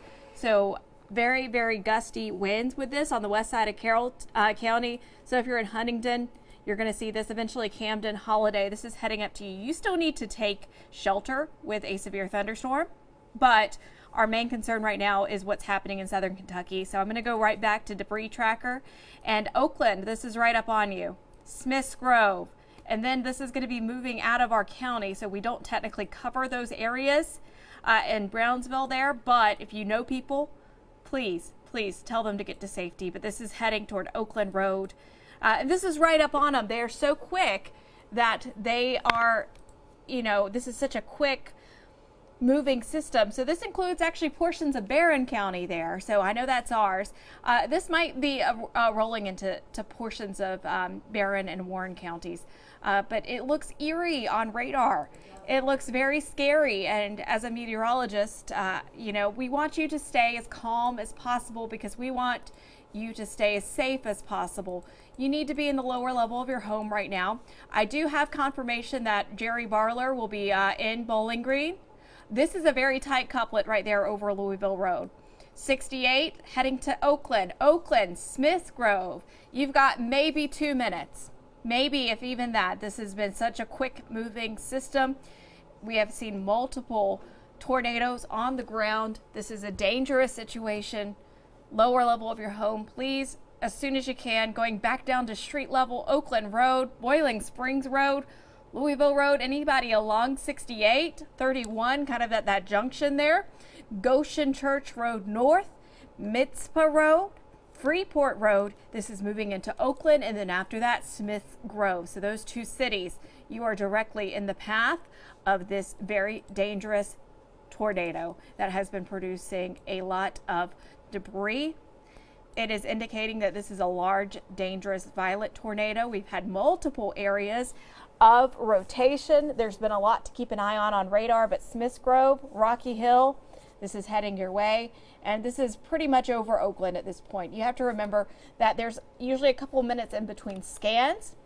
So I would say this is over Oakland right now, about to head into Smiths Grove because we're about to see a new scan show up on radar. There we go. So it's moving into Oakland, Smiths Grove. We just had a new severe thunderstorm warning. I'm going to give that a second before we take a closer look at that. I'm going to keep this on debris tracker right now. That severe thunderstorm warning, we're going to keep an eye on that. That's for Stewart County, but my main concern right here is what's going on in Oakland, Smiths Grove. You folks, this is just east of Bowling Green.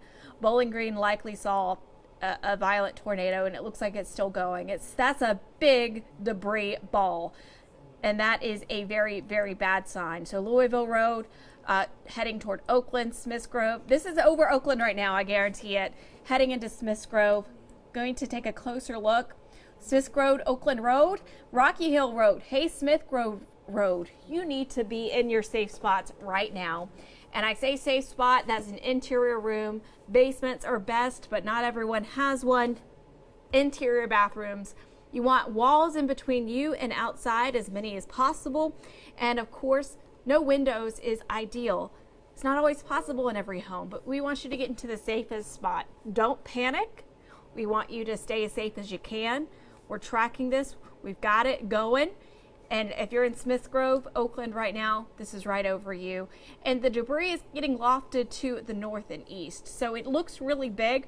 We're going to go ahead and go right back into our velocity. So Louisville Road, this is where it is right now. This is where the circulation is. So this is moving into Oakland, Smiths Grove, those two cities. I would say it's probably already Oakland. Remember, there's usually a little bit of a lag with radar. There we go. So it is moving into Oakland right now. And that's Oakland Road. This is on you. You don't have any time left, Oakland Road. This is over you right now. Smiths Grove, you're next. Looks like that's Upper Dixie Highway, Rocky Hill Road, Hey Smith Grove. Please take shelter right now.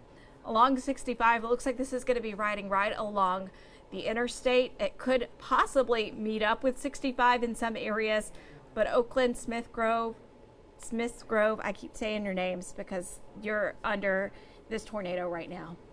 Little Knob Road, Upper Dixie Highway, College Street, Rocky Hill Road. Looks like this is going to be going right over these areas coming up shortly. This is riding up along 31 West. Everyone in this general vicinity, please be taking your precautions as well as you can right now. Now, this is a view kind of just looking out. It looks like we did have multiple rotations earlier. It looks like it has switched back to that one that is the strongest. There is the debris ball still going. That is concerning. This is a violent tornado on the ground, and we're going to continue to give you the best information we have at this moment, and more is going to be filtering in. We have crews heading to Kentucky right now, about to give you the best you can get, the best information. But Smith Grove, Oakland, we're looking at you right now. Please be as safe as you can, and we're going to continue to track this. Upper Dixie Highway, Little Knob Road, Rocky Hill Road, Robert Pelly Road. This is over Smith Grove, Oakland Road, just riding along 65 there. It looks like that debris ball is actually a little north of Smith Grove now. So I'm going to switch back to our velocity tracker. So Danielle? Yes, I was going to say, Mary, I just got this picture into my inbox. I want to show you this. This is from Jenny Thompson. This is Guthrie, Kentucky. There's a view of the tornado. You can actually see the tornado in the view. Look at this picture, folks. This is the tornado that was on the ground in Guthrie, Kentucky, that is now in Warren County, in Barron County, and has been on the ground in Kentucky for several hours. Okay, this is a crazy picture. She got a good capture of it with the lightning strike. She could see that. Wow. Look at that tornado right there, and that is a huge supercell around it. And that is a supercell that can continue to spawn tornadoes and is doing so as we speak right now. In fact, we just got a tornado warning here, and I want to get to it because this one is actually going to be for our southern and western counties. Now, we've been talking about Kentucky, and I'm going to go right back to that one because that is a large, dangerous tornado on the ground still. That is in Barron and Warren County. This one is just Doppler radar indicated at the moment, but remember, this is air that has not been that worked over. So we have to watch this. This is a tornado warning now that does include parts of Carroll County. You can kind of see that southern and eastern fringe of that. It is moving towards Lexington. You can see the bulge in the radar here. Again, this does have hail with it, strong winds. I mean, this was a severe thunderstorm warning. It still is a severe thunderstorm warning. So we're talking about wind gusts in excess of 60 miles an hour. This is a tornado warning now for parts of Carroll County. And if this holds together, by the way, Decatur County, Benton County, I would even say Perry County. You would need to be on alert. Hickman County, this will be coming to you next. So our western zones, you are not done with the severe threat. And we told you this, that as we head into the overnight, things are going to start to ramp up. So folks in Nashville, you're thinking, okay, haven't seen much yet. Well, we're about to start seeing things. And as I show you this here, it doesn't look like there's much in the way of hail, but there's the rotation. You can see the green and the pink right there, right in this area in here, just to the west of Luray, and hopefully I said that right, or Luray, that is pushing to the east-northeast. And again, these are moving very quickly. These are moving at 55 to 60 miles an hour. So this, by the way, just to let you know, we are talking about West Tennessee, moving towards Lexington, Tennessee. Carroll County is going to be involved. If it continues, Decatur County will get involved. And if I put a storm track on this one for you folks, so you can see this here, and we pull it out, it's heading towards Parsons. Parsons would see this at about 219, if not sooner. Darden would see this at about 211, and then Lexington would see this at about 157. So in this area, again, it's Doppler radar indicated right now, but as you see from Kentucky, these storms can quickly bring tornadoes on the ground, and they become large, and so we have to watch that very carefully. You want to go down to our room with no windows, lowest level, center of a room. And I just wanted to show you this too real quick. As you can see, and it looks like my radar might be dropping out a bit, but we've got a line of storms that have developed, and now it's this southern tier that I'm going to be worried about as we go deeper into the overnight. We're still watching this cell, too, up here, and I want to get right back to this one, and you can see, wow. Look at this. There's the green. There's the red. Right now, it is north of 65, Interstate 65.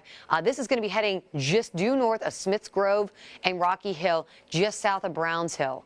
or Brownsville, excuse me. So if you're in between these areas right in here, you need to be taking your tornado precautions right now. And there's that debris right there. That debris is right near Rocky Hill and Smiths Grove. So here, let me get off the screen here real fast and just get down here for a second, because I want to show you where that actual rotation is, and just take you to that and kind of explain to you where that would be going next. So it's, again, right in here. It's right by 31 West, Aubrey Mills Road, Oakland Road, Rocky Hill Road, Smiths Grove. You're right in the middle of all of this. And again, this is heading to Rocky Hill. Now, the good news is with this one, there's a circulation right in here. This is going to be heading due north and east, okay? So if I put this on this, it is going to fringe northern Barron County going over Cave City. So it would go towards Smiths Grove. Smiths Grove, if you haven't gone down to the lowest level center of the room, a room with no windows, you need to do it right now. This is a large tornado that's been on the ground for quite some time. It's doing considerable damage. Mary mentioned about Bowling Green not being able to see the camera, probably did a lot of damage downtown Bowling Green. Now it's heading to Smiths Grove. You got about 2 minutes or less. Rocky Hill, you see this at 142. Park City at about 148. Cave City 153. Horse Cave 156. And then it moves to Uno at about 201. So this is something that we're going to be watching here very carefully. This is the dangerous cell. This is the cell that has had the history and been producing a very large violent tornado. And as you look, you can see on debris tracker here, there's where the debris is being lofted. So I'm going to just real quick, I mean, this is probably going to be even east of this at this point, but right now debris is being lofted near, and I just want to see, looks like Smiths Grove Road, Rocky Hill Road, Stony Church Point Road, that area right in there. So again, as I look at this, the good news with this one, Mary, I can tell you this, is this one is actually going, it looks like, into parts of Butler and Edmonson counties. Well, and we're starting to get a little bit more information about what happened in Bowling Green. So we've been watching WKRN, and one of their reporters, she tweeted that the power went out at the station, but they're okay. One of their reporters did have a tree go through their apartment. Oh my goodness! So we know there is some damage at least, and we'll try to get more information. We do have Jerry Barler on the way to Bowling Green, so we have a crew that's heading out there, but it does look like it's moving out of our area, which is good news at least. But we do have to keep an eye actually on what's coming up next, and that is that warning, which is including portions of Carroll County, but Benton, Decatur, you need to watch out for this. This is just east of Jackson, and that's been a prolific wind producer, but now we have rotation with that one. So that's the next thing we got to watch out for. So it's going to be, it looks like a long evening, but we are, well, I should say morning now. But we do have some rotation with that one right there, just north of Luray. So this is not quite in Middle Tennessee yet, but this is going to clip Carroll County next, that southeast edge, and then it will be heading toward Benton and Decatur. So we're going to be, that's our next one to watch. And of course, keeping an eye on this very dangerous tornado that just moved through the Bowling Green area. I was going to say that right now, Mary, too. That one now, you know, I told you it was going more towards, say, Butler, Edmonson County. Now it looks like it's going into or getting closer to Warren, or excuse me, not Warren, Barron County. You can see here, I mean, this is where the circulation is. Looks like it is still very strong right near Veterans Memorial Highway, just north of Rocky Hill. So this is going to clip northern Barron County before moving out of our viewing area. And unfortunately for folks just north of that, they're going to be in for a long night. This is that long track tornado that started all the way in Gibson County out in West Tennessee, went through Henry County, Stewart County, Montgomery County, Trigg, Christian, Todd, Muhlenberg, you name it. It went through almost everybody in southern Kentucky in our viewing area. And now we're watching this one very carefully because it's still throwing debris. Now the debris looks a little bit more scattered, but it's a little scary looking here. You can see right, it depends on which one you look at, but here's what I would tell you. It's right in this area here. So it really is just north of Rocky Hill. Park City's in the direct path of this. Let's see what else is in the direct path of this. Cave City. So Park City and Cave City, you guys are right on the border of Barron County, northern Barron County. You need to take your tornado precautions right now. In fact, this is about to go into your area, and it would hit Old Mammoth Cave Road, the RV Park Drive. Uh-oh, there could be RVs there. That's not good. As it goes into Barron County. Doyle Road, Herbert Turner Road, It's also going to go just north of 65, I think, into Barron County. So Stony Ridge Road, Denison Road, Doyle Road, Cave City, you're definitely in the direct path of this one, by the way. And then it would exit and move out of here. So again, if I put a storm track on this one as it continues, because this again is a confirmed tornado on the ground that's been lofting damage now into the air and debris for a while, this is going to hit very quickly. It's moving again to the east-northeast at about 60 miles an hour. So Park City, you have no time. Park City, I need you to get down to the lowest level, center of a room with no windows, preferably a bathroom, a basement, and do it now. You've got 1 minute or less. Cave City, you've got about 5 minutes or less. You need to do it now. That's also in Barron County. And then it would hit Horse Cave at about 151 and then push into Park by about 158, which is northern, really Barron County, excuse me. And then it will push out of our viewing area. But again, this is a cell that did a lot of damage over in Bowling Green, did a lot of damage in Pembroke. It did a lot of damage Elkton. I mean, this has been on the ground for quite some time. We've had pictures of it coming in. If you have any pictures of damage, videos or anything, let us know. You can send it to PIX at WKRN.com. Mary Mays, it's meteorologist Mary Mays. I'm Danielle Breezy TV.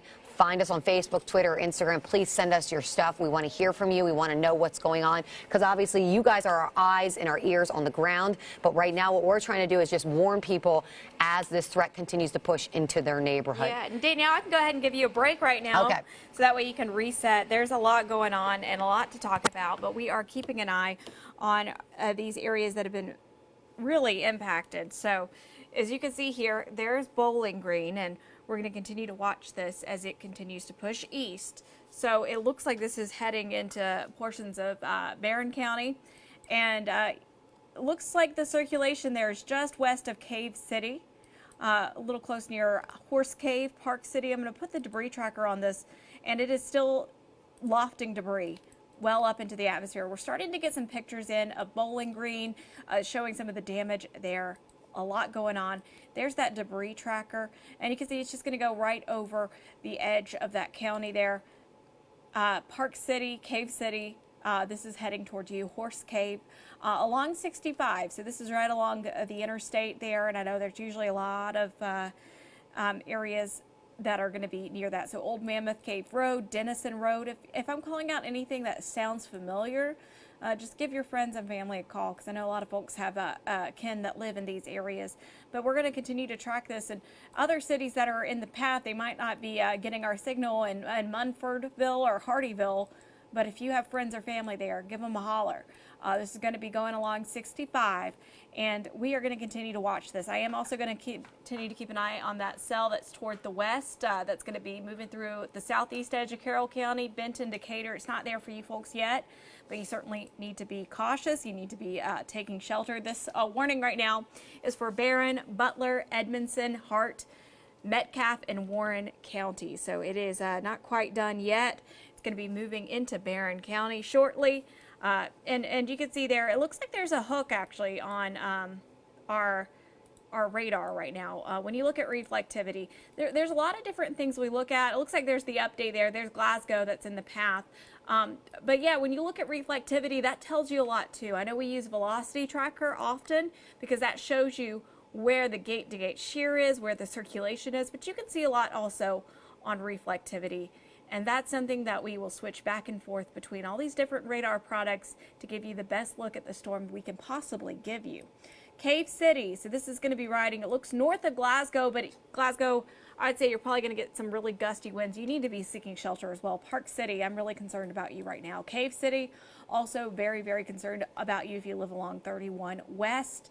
And we're going to take a look at some of these towns and getting a little close to get you on the neighborhood level. Herbert Turner Road, Cave City, this is about to move right over you. East Les Turner Road, right in downtown Cave City, Peden Road, Whitney Woods Road, Old Lexington Road, all of these areas, this is about to push right up onto you. And I'm going to go ahead and switch back to debris tracker.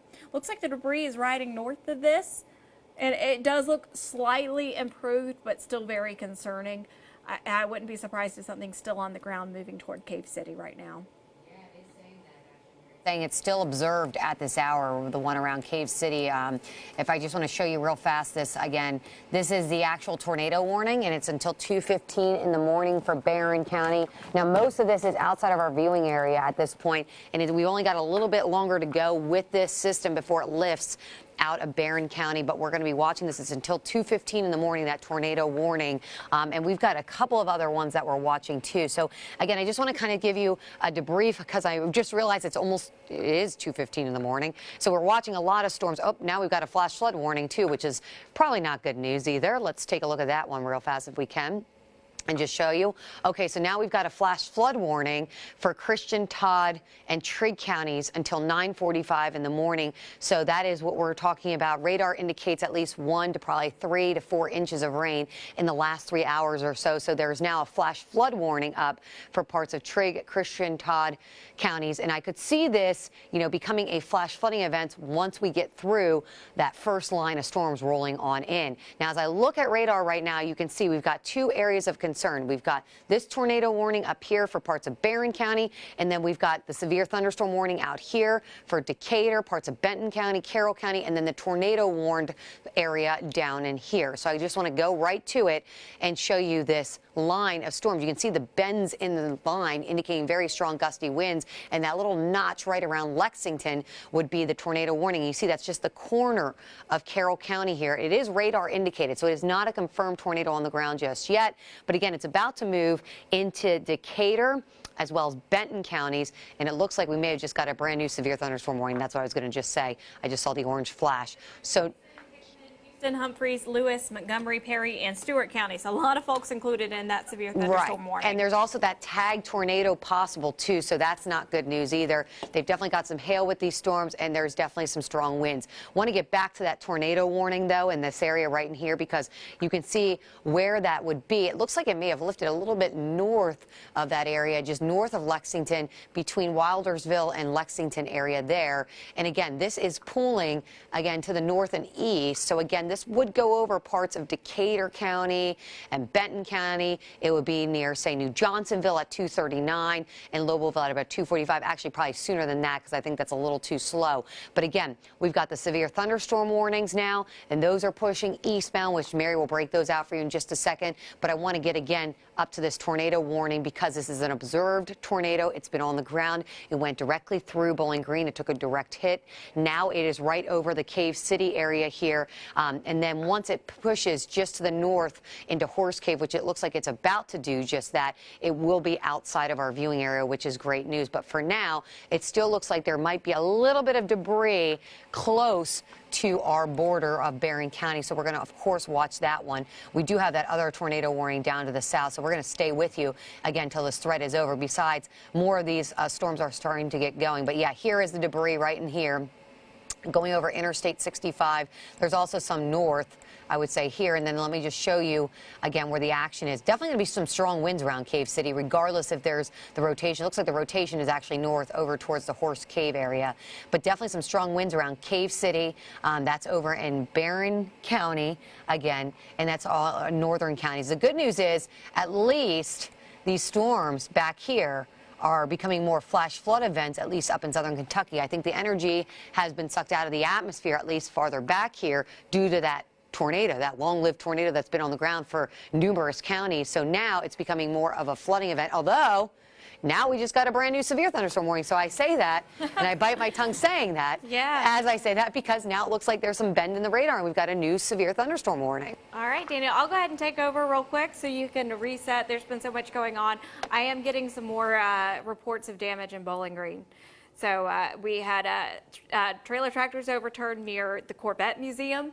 So getting multiple reports. If you have anything you want to share with us, you can send them to pix@WKRN.com. Of course, the National Weather Service likes for you to use the hashtag TSpotter as well if you're on Twitter. So that comes in handy for them, and we like to give them as many reports as we get. So I'm going to go ahead and switch over and take a closer look at the tornado warning right now.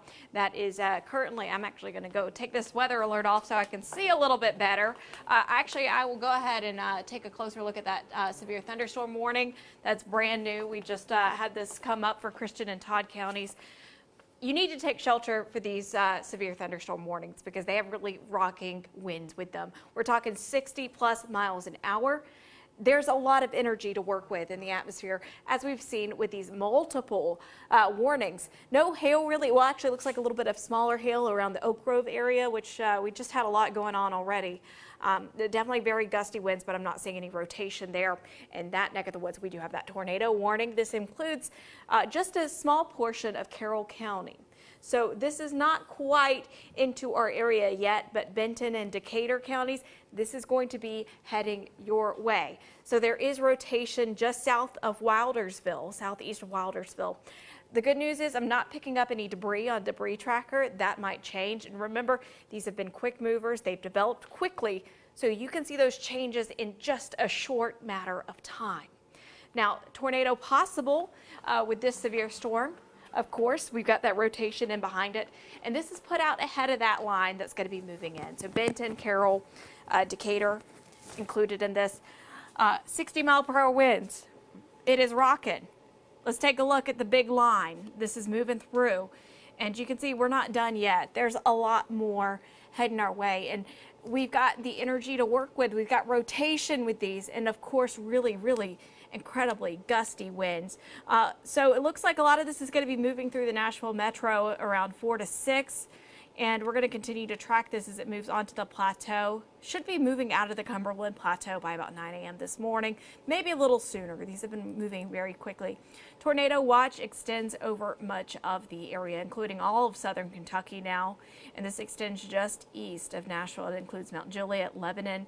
You folks are included in this. Cookeville, you're not, but we might see this extended further east if these storms continue to rotate. It's been a very dangerous night, especially for folks in southern Kentucky, and we are tracking that area just to the west now of Benton, Decatur counties. This is going to clip, it looks like it's going to clip Carroll County. So right now, haven't seen much going on. There is that rotation there, and this would be, you know, just kind of looking ahead. If you're in holiday, I would be concerned right now, even though you're not under that warning.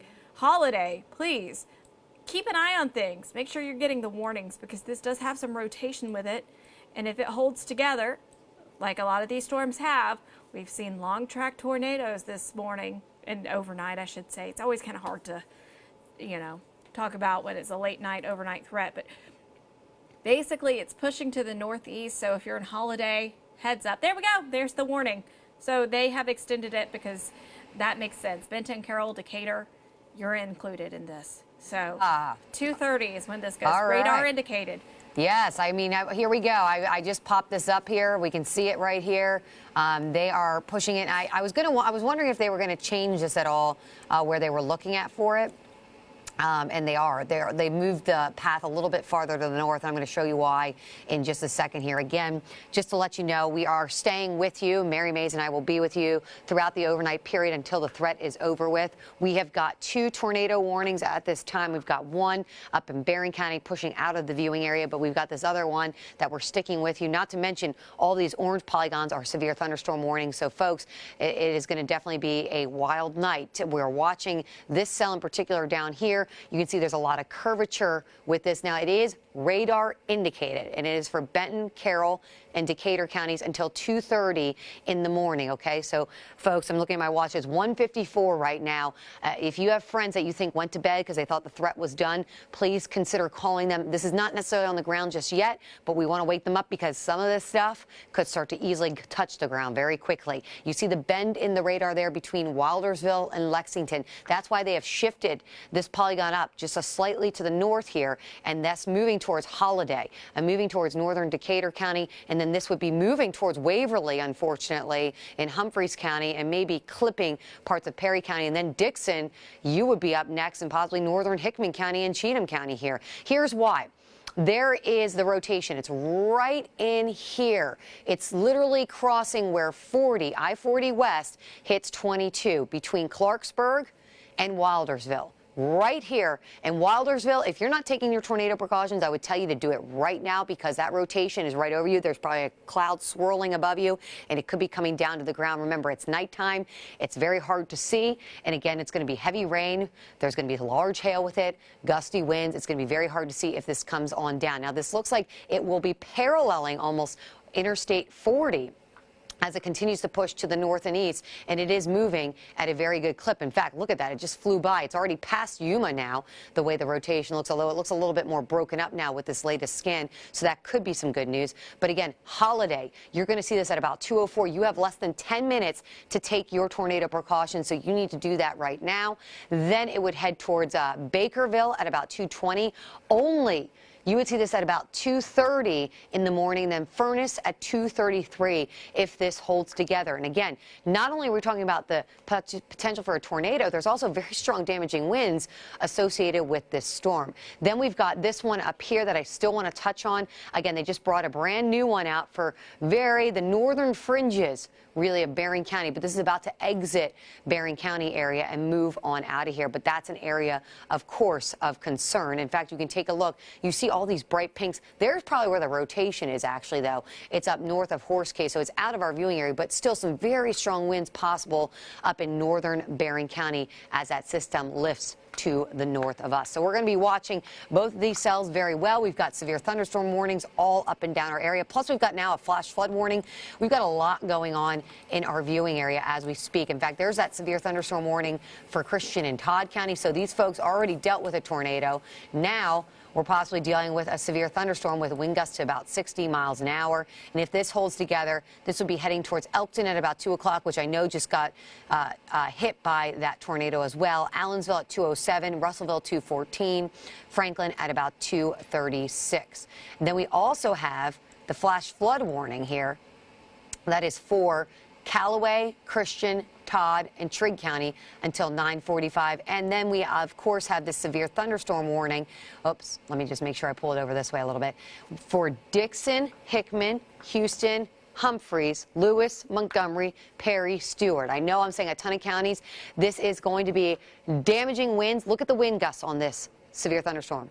70 miles an hour. Very strong winds. Not to mention, there is that threat for the tornado within that line, and of course, some large hail. So we're going to be watching that severe thunderstorm warning as well. Mary, were you saying something? Yeah, you know, I'm going to go ahead and switch over, give you a second to kind of recap everything, and we're going to take a look at what's going on right now. And I wanted to show you guys the entire line and just show you that there's still a lot of areas who haven't gotten this weather yet. It's on the way. We're not done yet. We're going to be with this for a few hours. So I wanted to make sure that you guys know what's going on, and I have the wrong clicker in my hand. So let me grab the right one.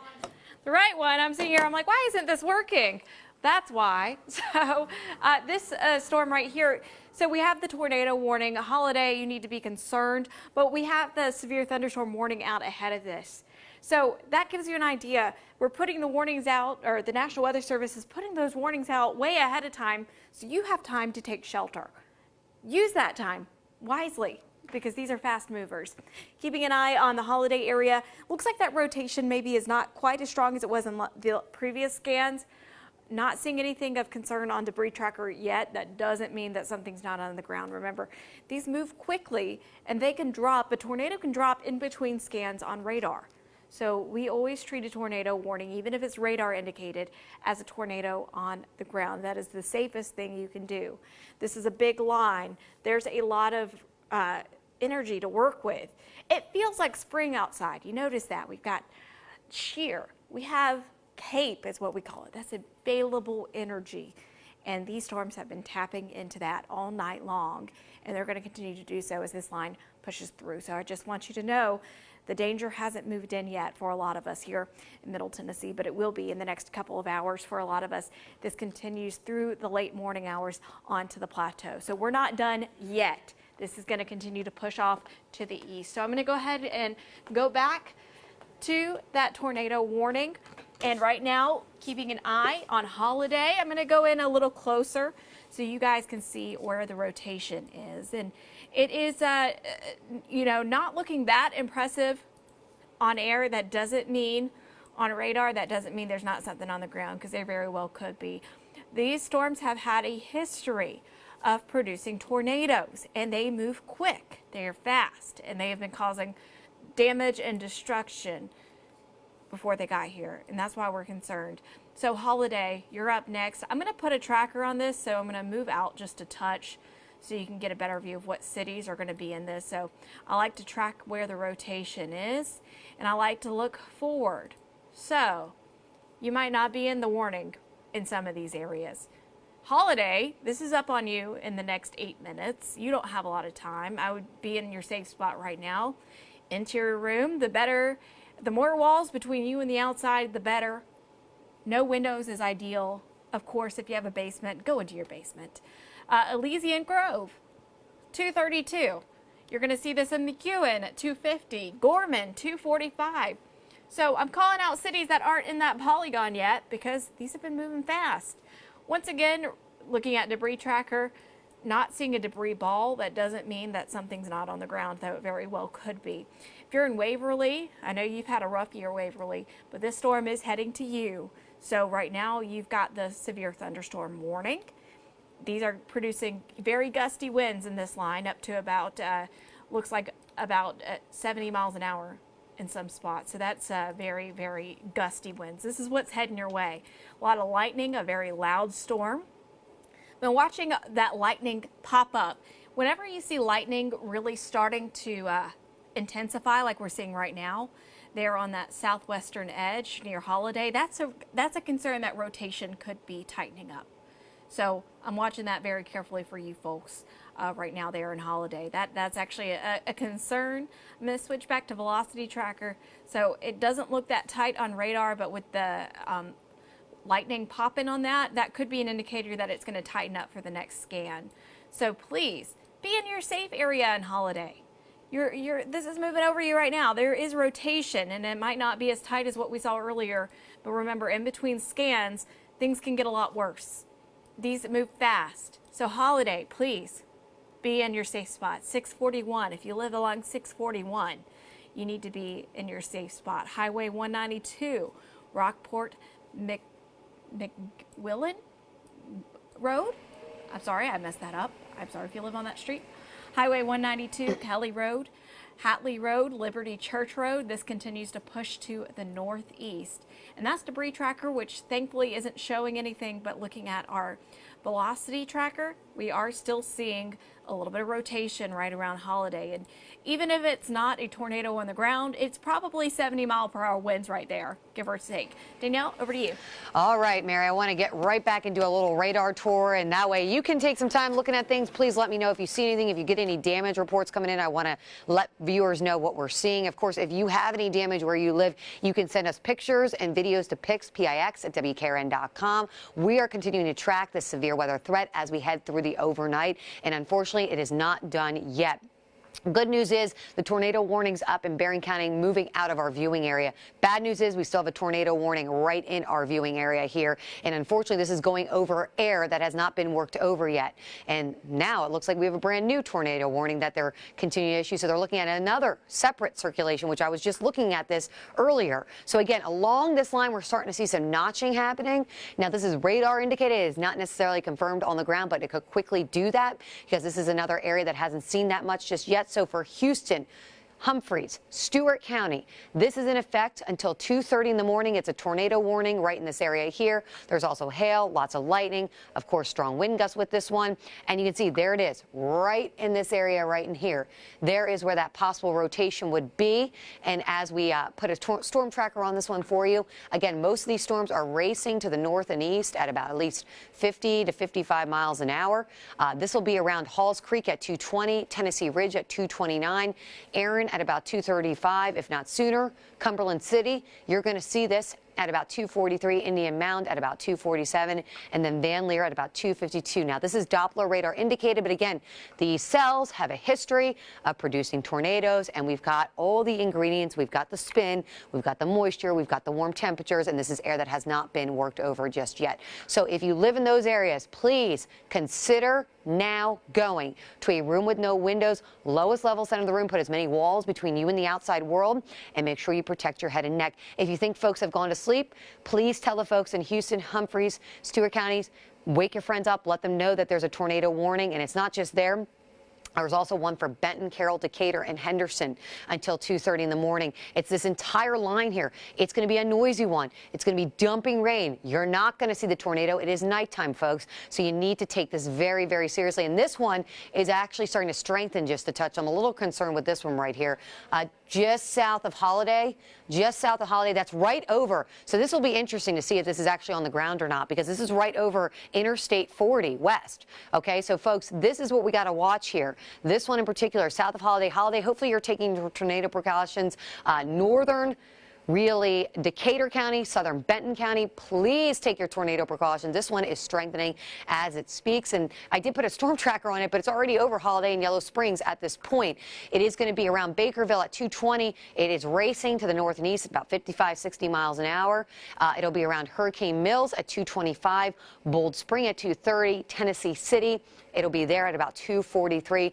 Again, right now Doppler radar indicated, but again, we could see this becoming an observed tornado that is on the ground. We've had a lot of tornado warnings at this point. We also have a severe thunderstorm warning that is reaching out for most of our viewing area here. It does include Montgomery down to Dixon County, as far south as Lewis counties here. And again, I put a storm tracker on this entire line because anywhere along this line, we could get circulation going and more tornado warnings. And folks, you have not seen anything just yet saying Williamson County, saying Davidson County, saying Dixon County, Cheatham County, Murray County. So be prepared. Be prepared to get up and get ready to go to your safe zone. Dixon, you're going to see this at about 2:37. So in about 30 minutes or less, it's going to get real noisy, and it will wake you up if you're not already awake. Ashland City, 2:55. Nashville, 3:11. Welcome. Then Mount Juliet's going to see this at about 3:25. Murfreesboro, 3:35. Cookeville, you will see this about 4:23. These storms are getting here a little sooner. This is the big overnight threat. It is arriving slightly sooner. So we need to make sure folks are aware. If they've gone to bed, try to wake them back up. We've got a new tornado warning that just got issued, so I'm going to take you right to that one. Again, along this line, we're starting to see circulation happen. Again, this is now Dixon, Hickman, Humphreys, and Perry. So basically, we're seeing 1, 1, 1, 1, 1. Lots of notches developing along this line. Again, this air ahead of it has lots of spin in the atmosphere. Warm, moist air. This is the ingredients needed to get tornadoes going. So we do have this one. It is, again, Doppler radar indicated, but again, you're not going to see this. It is nighttime. There's some hail from it.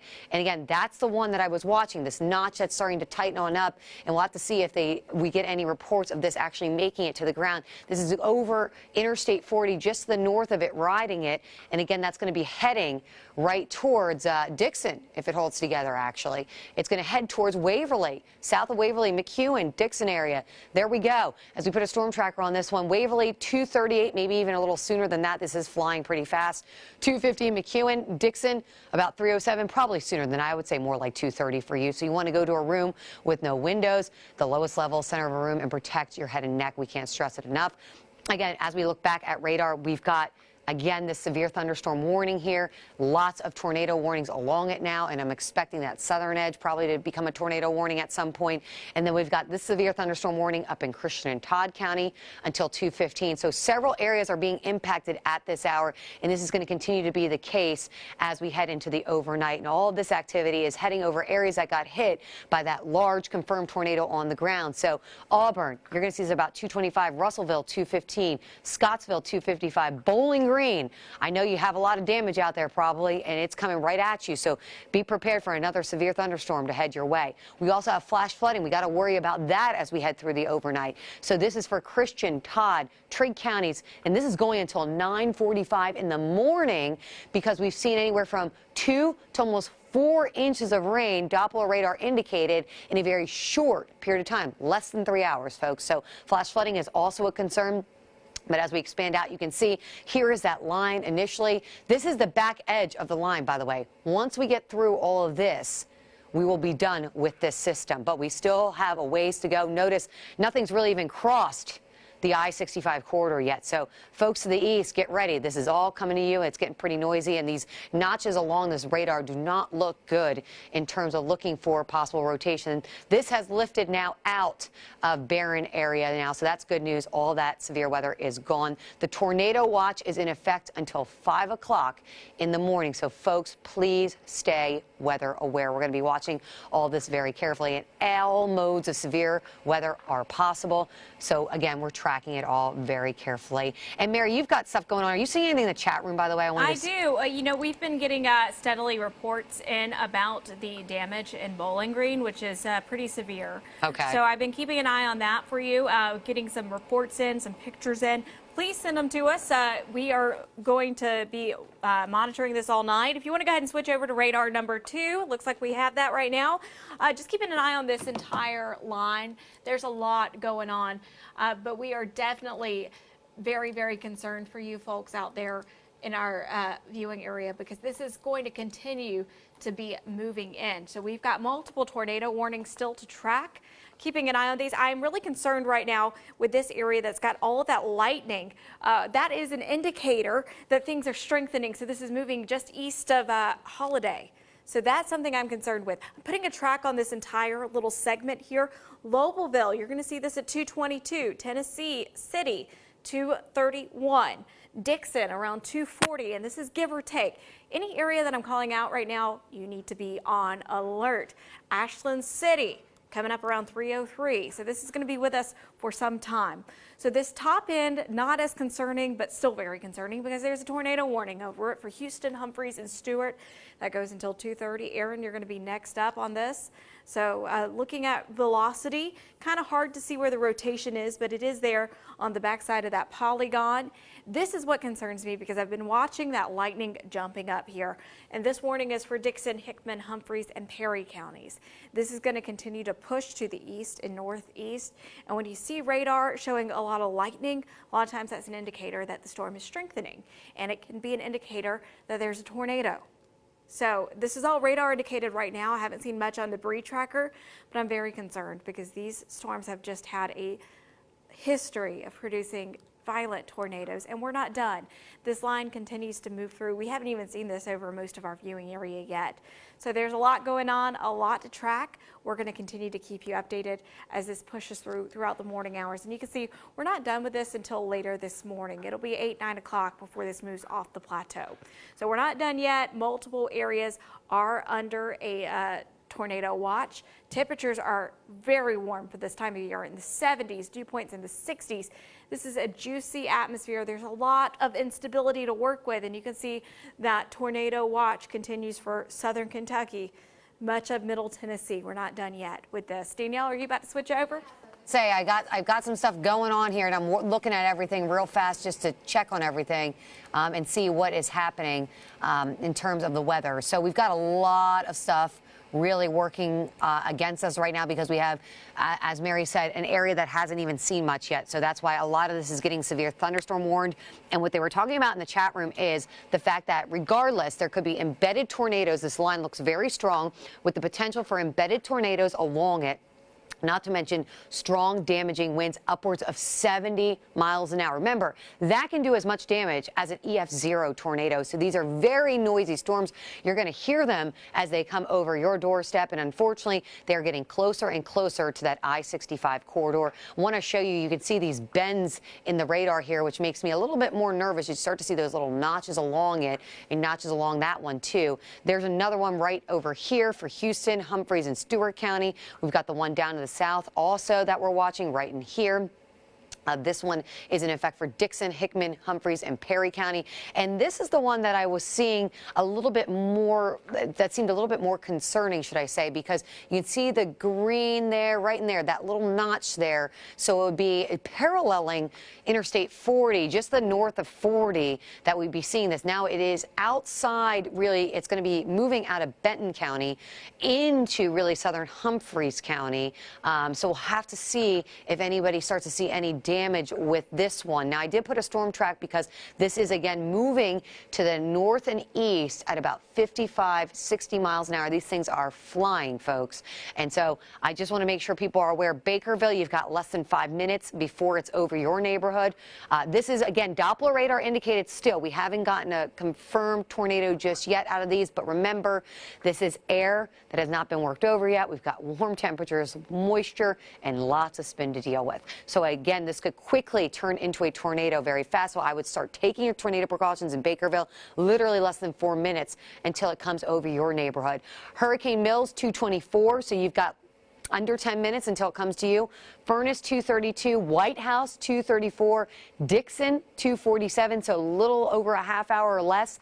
Burns, 251. Kingston Springs, 303. And then as it goes towards White Bluff, Kingston Springs, this would be headed towards Nashville. Okay, so Nashville's going to get involved by around 3 o'clock or so in the morning with some of these storms. We do have that severe thunderstorm warning, where the threat is considerable. Tornado possible tag, winds at least 70 miles an hour, and that's for Dixon, Hickman, Houston, Humphreys, Lewis, Montgomery, Perry, and Stewart County. So again, this is all headed towards Williamson, towards Cheatham County, Davidson County, Dixon County. You're about to get pretty noisy here. Even Montgomery County is under that severe thunderstorm warning. And then we also have the flash flood warning up for Christian, Todd, and Trigg counties here. Now, I will tell you that severe thunderstorm warning has been dropped, so that's good news. But still, a lot of cluster of storms just back building over the same areas could set up in a train, and that could be training storms, which could lead to some flash flooding on top of the already tornado damage they're dealing with up in southern Kentucky from that long-lived tornado. And again, all these cells continue to push to the east. So we've got the flash flood warning up because of the fact that we've seen anywhere from 2 to almost 4 inches of rain in southern Kentucky through parts of Trigg, Christian, and Todd counties here. Now, again, as we expand, you'll see this, that now our attention goes farther south. Kentucky's been dealing with the storms the last couple of hours. Now we're going south, and we're watching this entire line right in here as it pushes in to parts of Perry County, into Hickman County, all this. And now, they got a new severe thunderstorm warning now up towards Bowling Green. So some of this line is still intensifying here near Russellville, near Lewisburg. They're saying Butler, Logan, Simpson, Warren County until 3 a.m. Considerable damage, wind gusts to 70 miles an hour can still do as much damage as an EF0 tornado, not to mention the tag tornado possible with this one, and we've got hail with this one too. And this is not good. There's the hail core. This is going over an area that just got hit by those storms, and you can see there it is right in this area here. We just west of Russellville, where there could be some possible rotation there. That's not good news, because that's on the same track as that other one was to go towards Bowling Green again. So Bowling Green, do not let your guard down just yet. Russellville, do not let your guard down just yet. Auburn too. We got a severe thunderstorm warning with a tornado possible tag within it. Now, I will tell you this. Here comes the cells. They're starting to merge on the back side of this, and I think this is going to be the last gasp coming on through. So this may get out slightly sooner, although it is going to take its time coming across. And remember, we still got to get through I-65 corridor and then areas to the east. So we still got a ways to go with this one, and we're going to continue to monitor it. But we have several tornado warnings, severe thunderstorm warnings now that we're watching, especially out in our western communities in particular here. That tornado warning, thank goodness, has left our viewing area, so that is good news. But as I just get down here, I just want to look at some things real quick and kind of investigate these tornado warnings, because I was looking for some notching, and it looks like as we look into these, okay, there's a little bit in this area. Let me look at the radar here. So it looks like there could be a little bit along here. It would be right in this area here. I'm seeing a little something. Doesn't look that great over in Erin, the Cumberland area, just south. And I'm looking at correlation coefficient, not seeing too much there. But still, a nasty line nonetheless. Then as I go down here to this tornado warning, let me look at the correlation, or not correlation, velocity product first. And we've got a couple of areas here that we're going to be looking for possible rotation. Now, it doesn't look that great on this, although I would say now it looks almost like down in this area would either be possible rotation or some strong gusty winds. Let me look at the correlation coefficient. Not seeing anything on debris tracker just yet, but that could be some strong wind gusts. And yeah, oh, there is some notching going on right down there. So in this area here, just north of Lobelville, might be concerned for at least some strong damaging winds, potentially some rotation right in here. So again, let me look down here and see what we're talking about. This is going to be around 13 near Red Bank Creek Road. Again, this is north of Lobelville. This is going to be in northern Perry County, southern Humphreys County that I'm looking at some strong gusty winds. This could be strong damaging winds. This could be rotation here. This would be right over, going over 13. So yes, Highway 13, Red Bank Creek Road, Terrapin Creek Road, Tennessee Gas Road. This will be going towards, say, Lost Creek Road, Black Hollow Road, North Wolf Creek Road. And again, if this holds together here, oh, now it looks like something might be happening up here. As I look up here now, okay, here we go. This is starting to tighten up a little bit too. So this one is the northern tornado warning, and this tornado appears to be spinning up on the Perry-Humphreys border. We'll cross Highway 13 north of Lobelville. So that's what you've been talking about. That's what I was just talking about right here. So they're saying the tornado is spinning up. Okay, good. That's where I was talking about, that bright green right in here. Okay, so folks, we told you this could happen in an instant. Now it's getting more serious. Okay, so north of Lobelville, just south of I-40, right in this area here, this is where there is a potential tornado spinning up as we speak. So south of I-40, north of Lobelville, so southern Humphrey. Oh, that just moved. I'm going to move over real quick here and just show you what's going on here. But there's some bright greens in the radar here. This would be moving only this is moving directly at you. Only you do not have much time before this happens. Let me just see if there's anything on debris tracker yet. Nothing yet on debris tracker, but only you don't have much time before this will come to you. It's just crossed over 13. It's where 13 intersects 40. So I-40, 13, there would be the potential for some rotation right there, and that would be heading directly towards Only. So Only, folks, my friends in Only, you need to take your tornado precautions right now. That means going down to the lowest level, center of a room with no windows, putting as many walls between you and the outside world. If you think anyone in Only is sleeping, that's your friend or your family member, please call them right now. This is quickly spinning up. This could become a tornado on the ground very quickly if it's not already on the ground. And this is paralleling Interstate 40. I'm going to get down low and zoom in just to get some streets out here, just to show you where it's going to be. Near Simmons Hollows Road, Inland Road, Lost Creek Road, Blackwell Hollow Road. This is along Highway 50, Wilkins Cemetery Road. Only you're in the direct path of this as I pull out here and I show you exactly. Oh, this looks even better on this scan. Hold on. Let me just circle this real quick. Right in this area here. If I put a storm tracker on this one for you so you can see exactly where this is going. This would be, oh my gosh, if this holds together, this would go into Only in about 5 minutes or less. Spot, you would see this at 2:33. Then we would see this at Graham at about 2:39. I mean, this is moving and racing to the north and east at about 55, 60 miles an hour. So, folks, if you see your town name on this map right now, you need to take your tornado precautions. You don't have much time. This thing is starting to spin into a real tornado.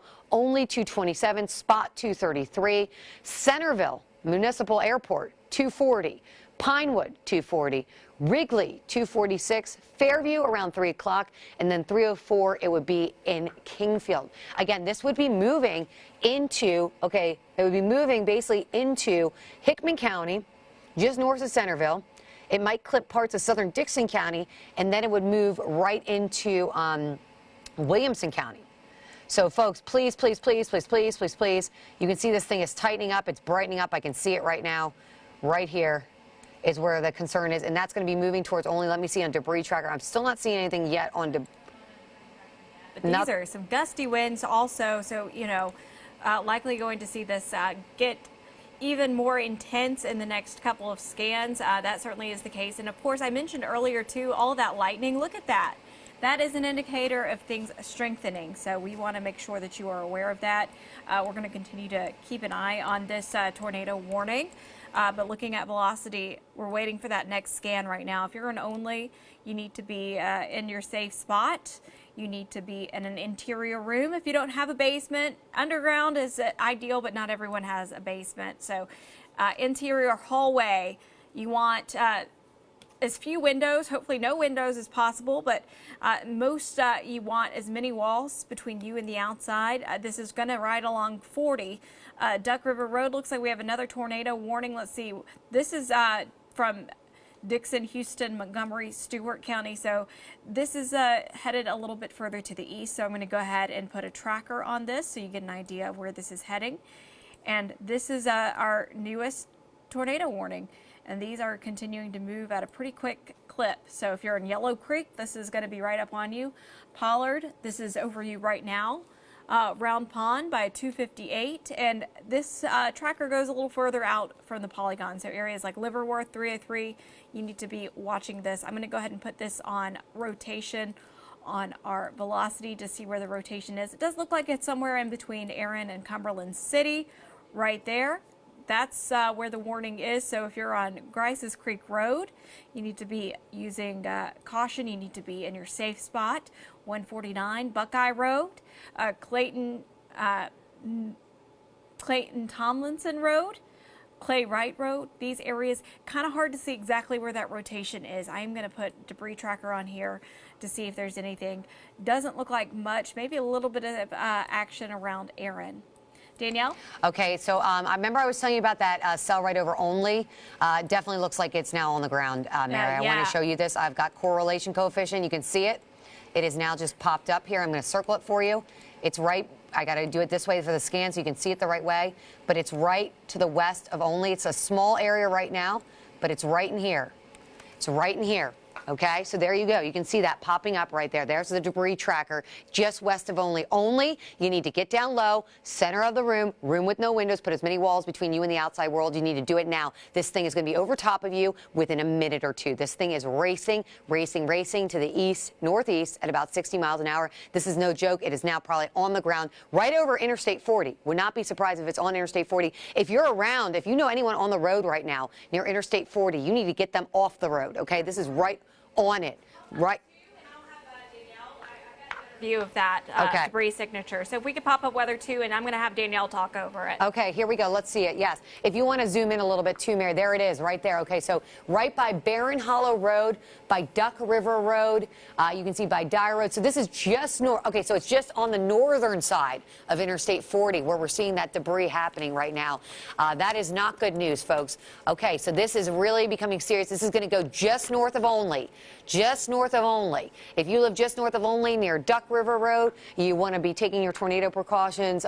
Will Height Road, Dyer Road.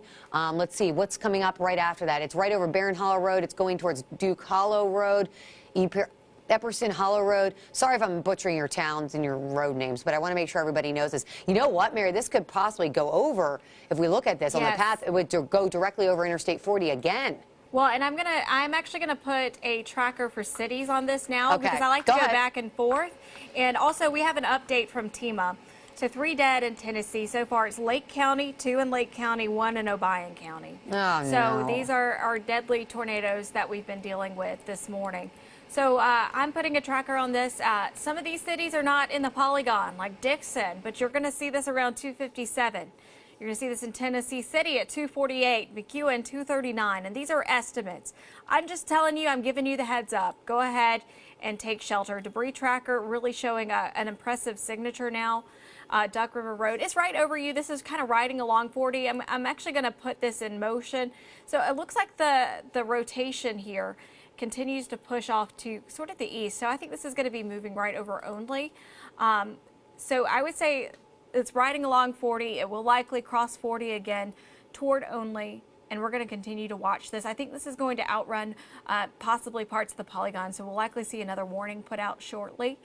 And just that debris tracker, that's really concerning. So this is the latest scan, and it's just north of Only where we see that debris. When you see the white there getting a little brighter, that's where the debris is getting lofted. And you're likely seeing that rotation just along where that debris is, and also just to the south as well.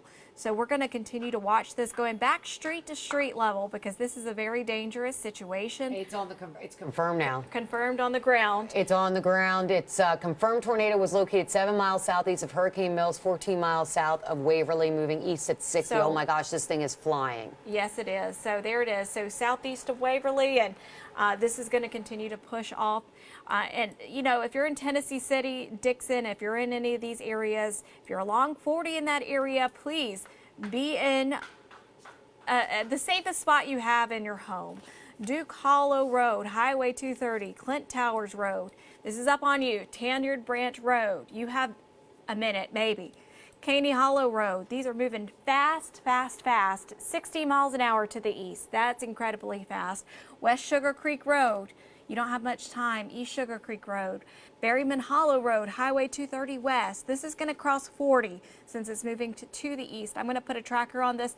So it looks like we are likely going to see another warning put out ahead of this, kind of tracking the entire thing. Areas like Salt Lick, Centerville, Pond, Dixon, Wrigley, McEwen.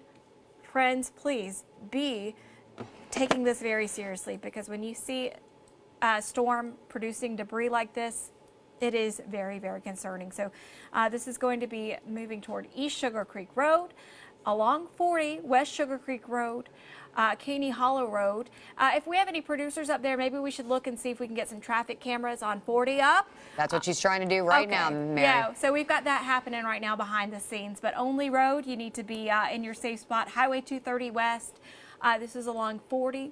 So this is very, very concerning, and we want to make sure that you know that that's where the debris is.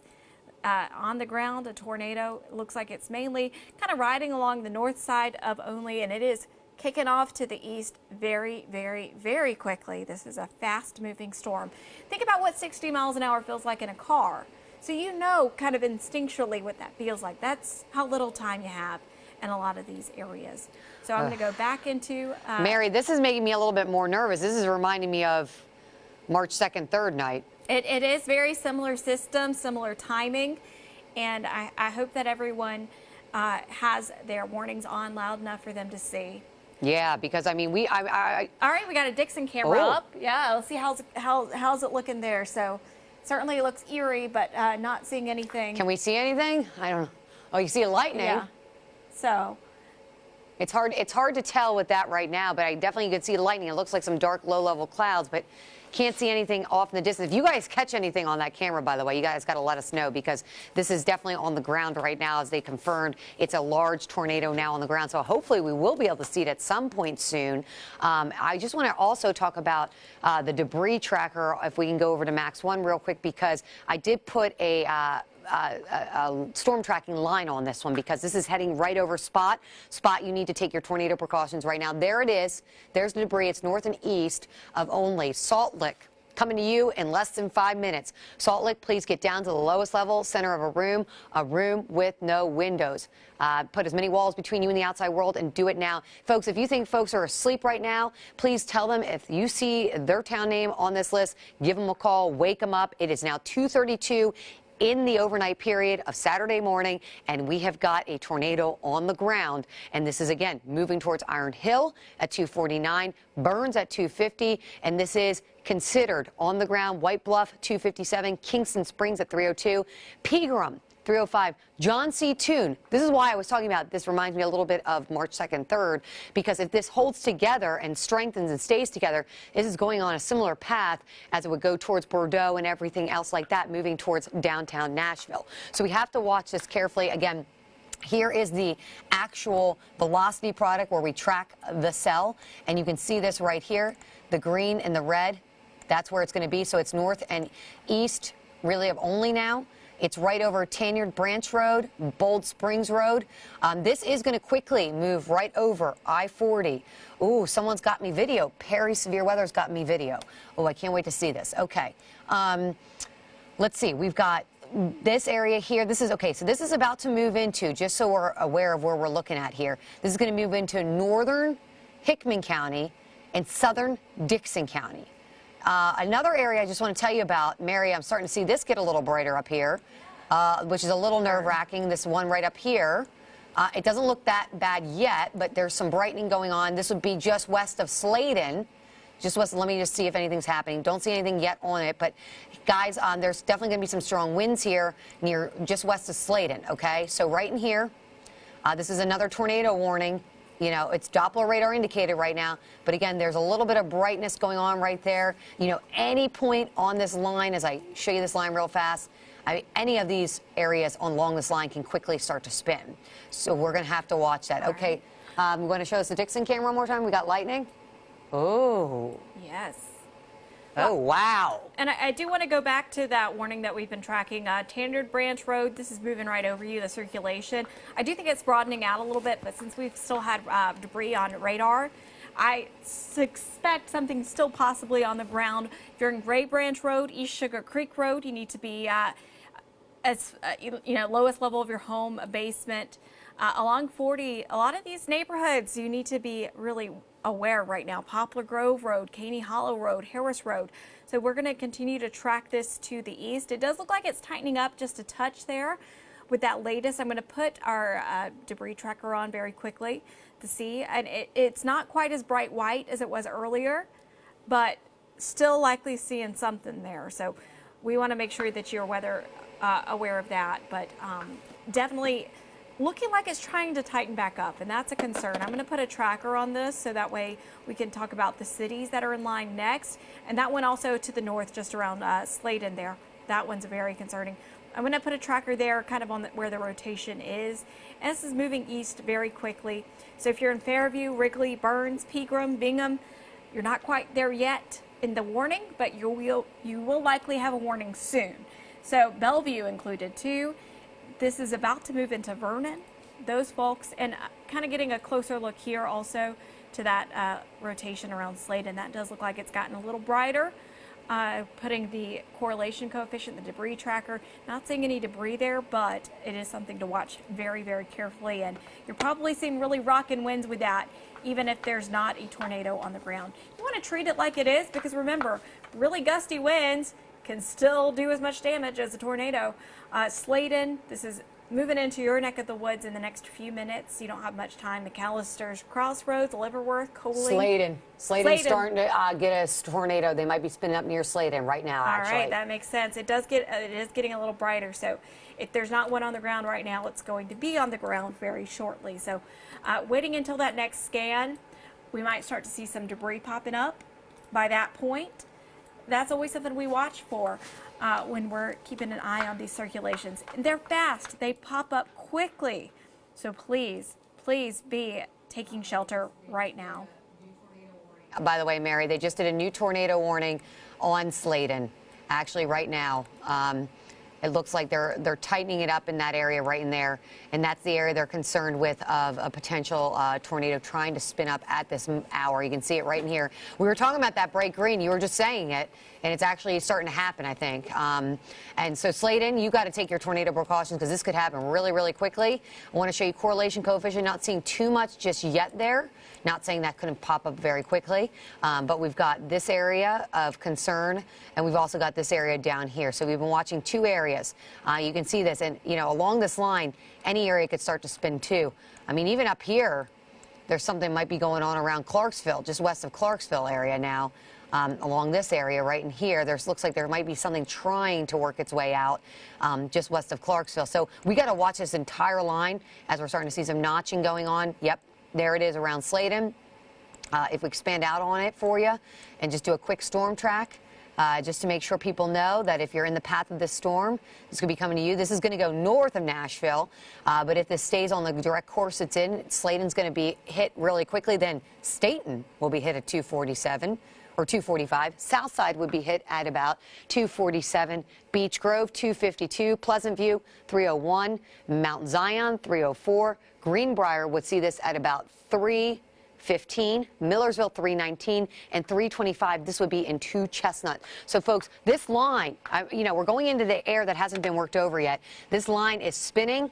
It's a little bit dangerous. It's now 2:38 in the morning. So if you have friends, family members that you're worried about, if you can give them a phone call, let them know that things are happening. Now, this is the one that we were talking about maybe broadening out just a touch. I want to look at correlation. It looks like it may be. Don't you think, Mary? It looks like it might be broadening out down to the south. Over in Only and even over that way. Okay, let's see here. We've got bright greens. Nope, they just issued a new tornado warning. I lied. Okay, so they have a now tornado warning out for this one. This one is for Dixon, Hickman, Humphreys. Well, maybe that was one scan I was looking at. This is a severe thunderstorm warning, capable of producing a tornado. This is right to the south and east of McEwen, north and west of Centerville. It's heading to the northeast at 45 miles an hour. So they did put a tornado warning on this one right here again. Oh, boy, the bright greens are starting to get pretty bad here, right in this area here. So, again, this is starting to tighten back up maybe. We got another tornado warning. What did I just get? Another tornado? Is this the same one? I think it's the same one. Oh, they've got 2 of them? Okay, here we go. Let me just break this down again real fast for you and just show you. We've got 2 different warnings. It looks like they're trying to cover 2 different areas. So let me just break through these and show you exactly what you want to do. But you want to go to a room with no windows, go to the lowest level, center of a room, preferably a bathroom or basement. So, okay, what they're watching for is they've got this one right here, which is the one we were talking about, the rotation over Sladen, that they're watching that one. And that's a tornado warning. So that's a tornado warning that's in effect for Cheatham, Dixon, Montgomery now. Montgomery County is now indicated in this one. This is for a Doppler radar indicated tornado motion. Okay, if we put this here, I'm going to put a storm track on this one for you. Here is the actual extent of this. Now, these are not going as fast, so I want to make sure I put these at the right speed. And they are going at about 45 to 50 miles an hour now. So they've slowed down just a touch. But this area in particular here, this is going to be moving this way. So again, if you can see this right now, it is going to be moving over Woods Valley at about 241, that center of circulation here, that northern edge one that's tornado warned. It's going to be moving towards south side at about 249, Doddsville at about 254, Henrietta 257, Thomasville 302, 309 in Pleasantville, Coopertown. You're going to see this at 315, and then Glover Crossroad at about 317. Now, that's the northern tier of the brand new tornado warning that we just got. Now I want to do quickly the southern tier, because we've got the southern tier now that's already tornado warned for Dixon, Hickman, and Humphreys County. Again, this is radar indicated, but we have to watch this. And you can see there's definitely some strong gusty winds associated with this. I'm just going to look at things here real quick. Let me see if there's anything on debris signature yet. Nothing just yet. But this is the area of concern here, and you can see probably right in this area here where there could be some possible rotation. So this would be traveling again to the north and east. So Dixon, you are in the direct path of this. Dixon, you do not have a lot of time. So Dixon needs to get down and take their tornado precautions now, because if this were to drop a tornado, this would head right towards you. And you have less than 10 minutes, Dixon, to take your tornado precautions. So go down to the lowest level, center of a room, put as many walls between you and the outside world, and do it now, because this could easily drop a tornado. It's already been doing that tonight in a lot of spots. Burns would see this at 255. White Bluff at 303. Kingston Springs would see this at about 309. Pegram would see this at about 314. And then John C. Toon would see this at about 328. Whites Creek at about 335. So we've got 2 cells that we're watching that are now tornado warned along a monster line of storms. And this is what it looks like as I expand out, just so you can see exactly where this is now in relationship to where you live. We've got very heavy storms in Nashville. It's about to get noisy for you. Williamson County, it's about to get noisy for you. Cheatham County, it's about to get noisy. It's already noisy over Montgomery County, down through Dixon County, down through Hickman County. But all of this activity is shifting to the east. Not to mention we still have severe thunderstorm warnings up in Kentucky and flash flood warnings up in Kentucky. But this is the area that we're watching of greatest concern that still has the rotating cells that has prompted the tornado warnings. They are Doppler radar indicated as of right now, but we could see a tornado quickly spin down from these, as we've been seeing that, and they have a history of doing just that. So again, as break, and we'll switch over real quick. So just to kind of put a good idea of what's going on, I just wanted to show you that these storms are going to continue to push to the east. So we're watching this entire line, and I wanted to show you the track on the entire line, because this is the segment that we're watching. At the very least, you're going to see really gusty winds, a lot of lightning. At the worst, possibly a tornado on the ground. So this is a dangerous situation. We want to make sure that you're ready for it. 3 a.m., you'll see this in Nashville City. It's about 15 minutes away, 321 Nashville. So it's going to be probably moving through the Nashville metro just after 3, give or take. Spring Hill, 323, Columbia, 339. There's multiple warnings. This line really packing a big punch here. So if you take a look at the big picture, we got a lot more to go as we head into the next few hours. And we're going to continue to track this. Now, I'm going to go back to the street level and get a closer look at those areas that have the warnings right now. So we're going to go ahead and take a closer look at the areas. I'm just wanting to recap because there's so much going on that we need to get a view. So we have this warning right here moving into Dixon right now. That's a tornado warned storm. And once again, I think it's still Doppler indicated.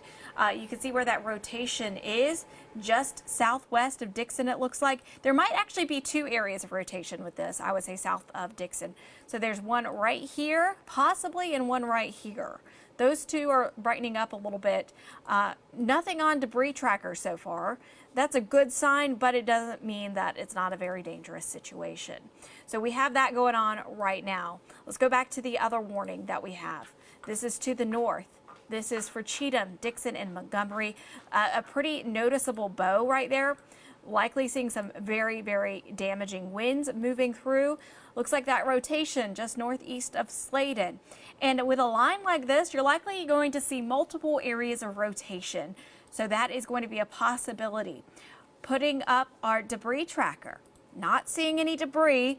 That doesn't mean there's not something on the ground right now. This is radar indicated, but there's multiple areas. And that area actually just south of Dixon, I'm very concerned about.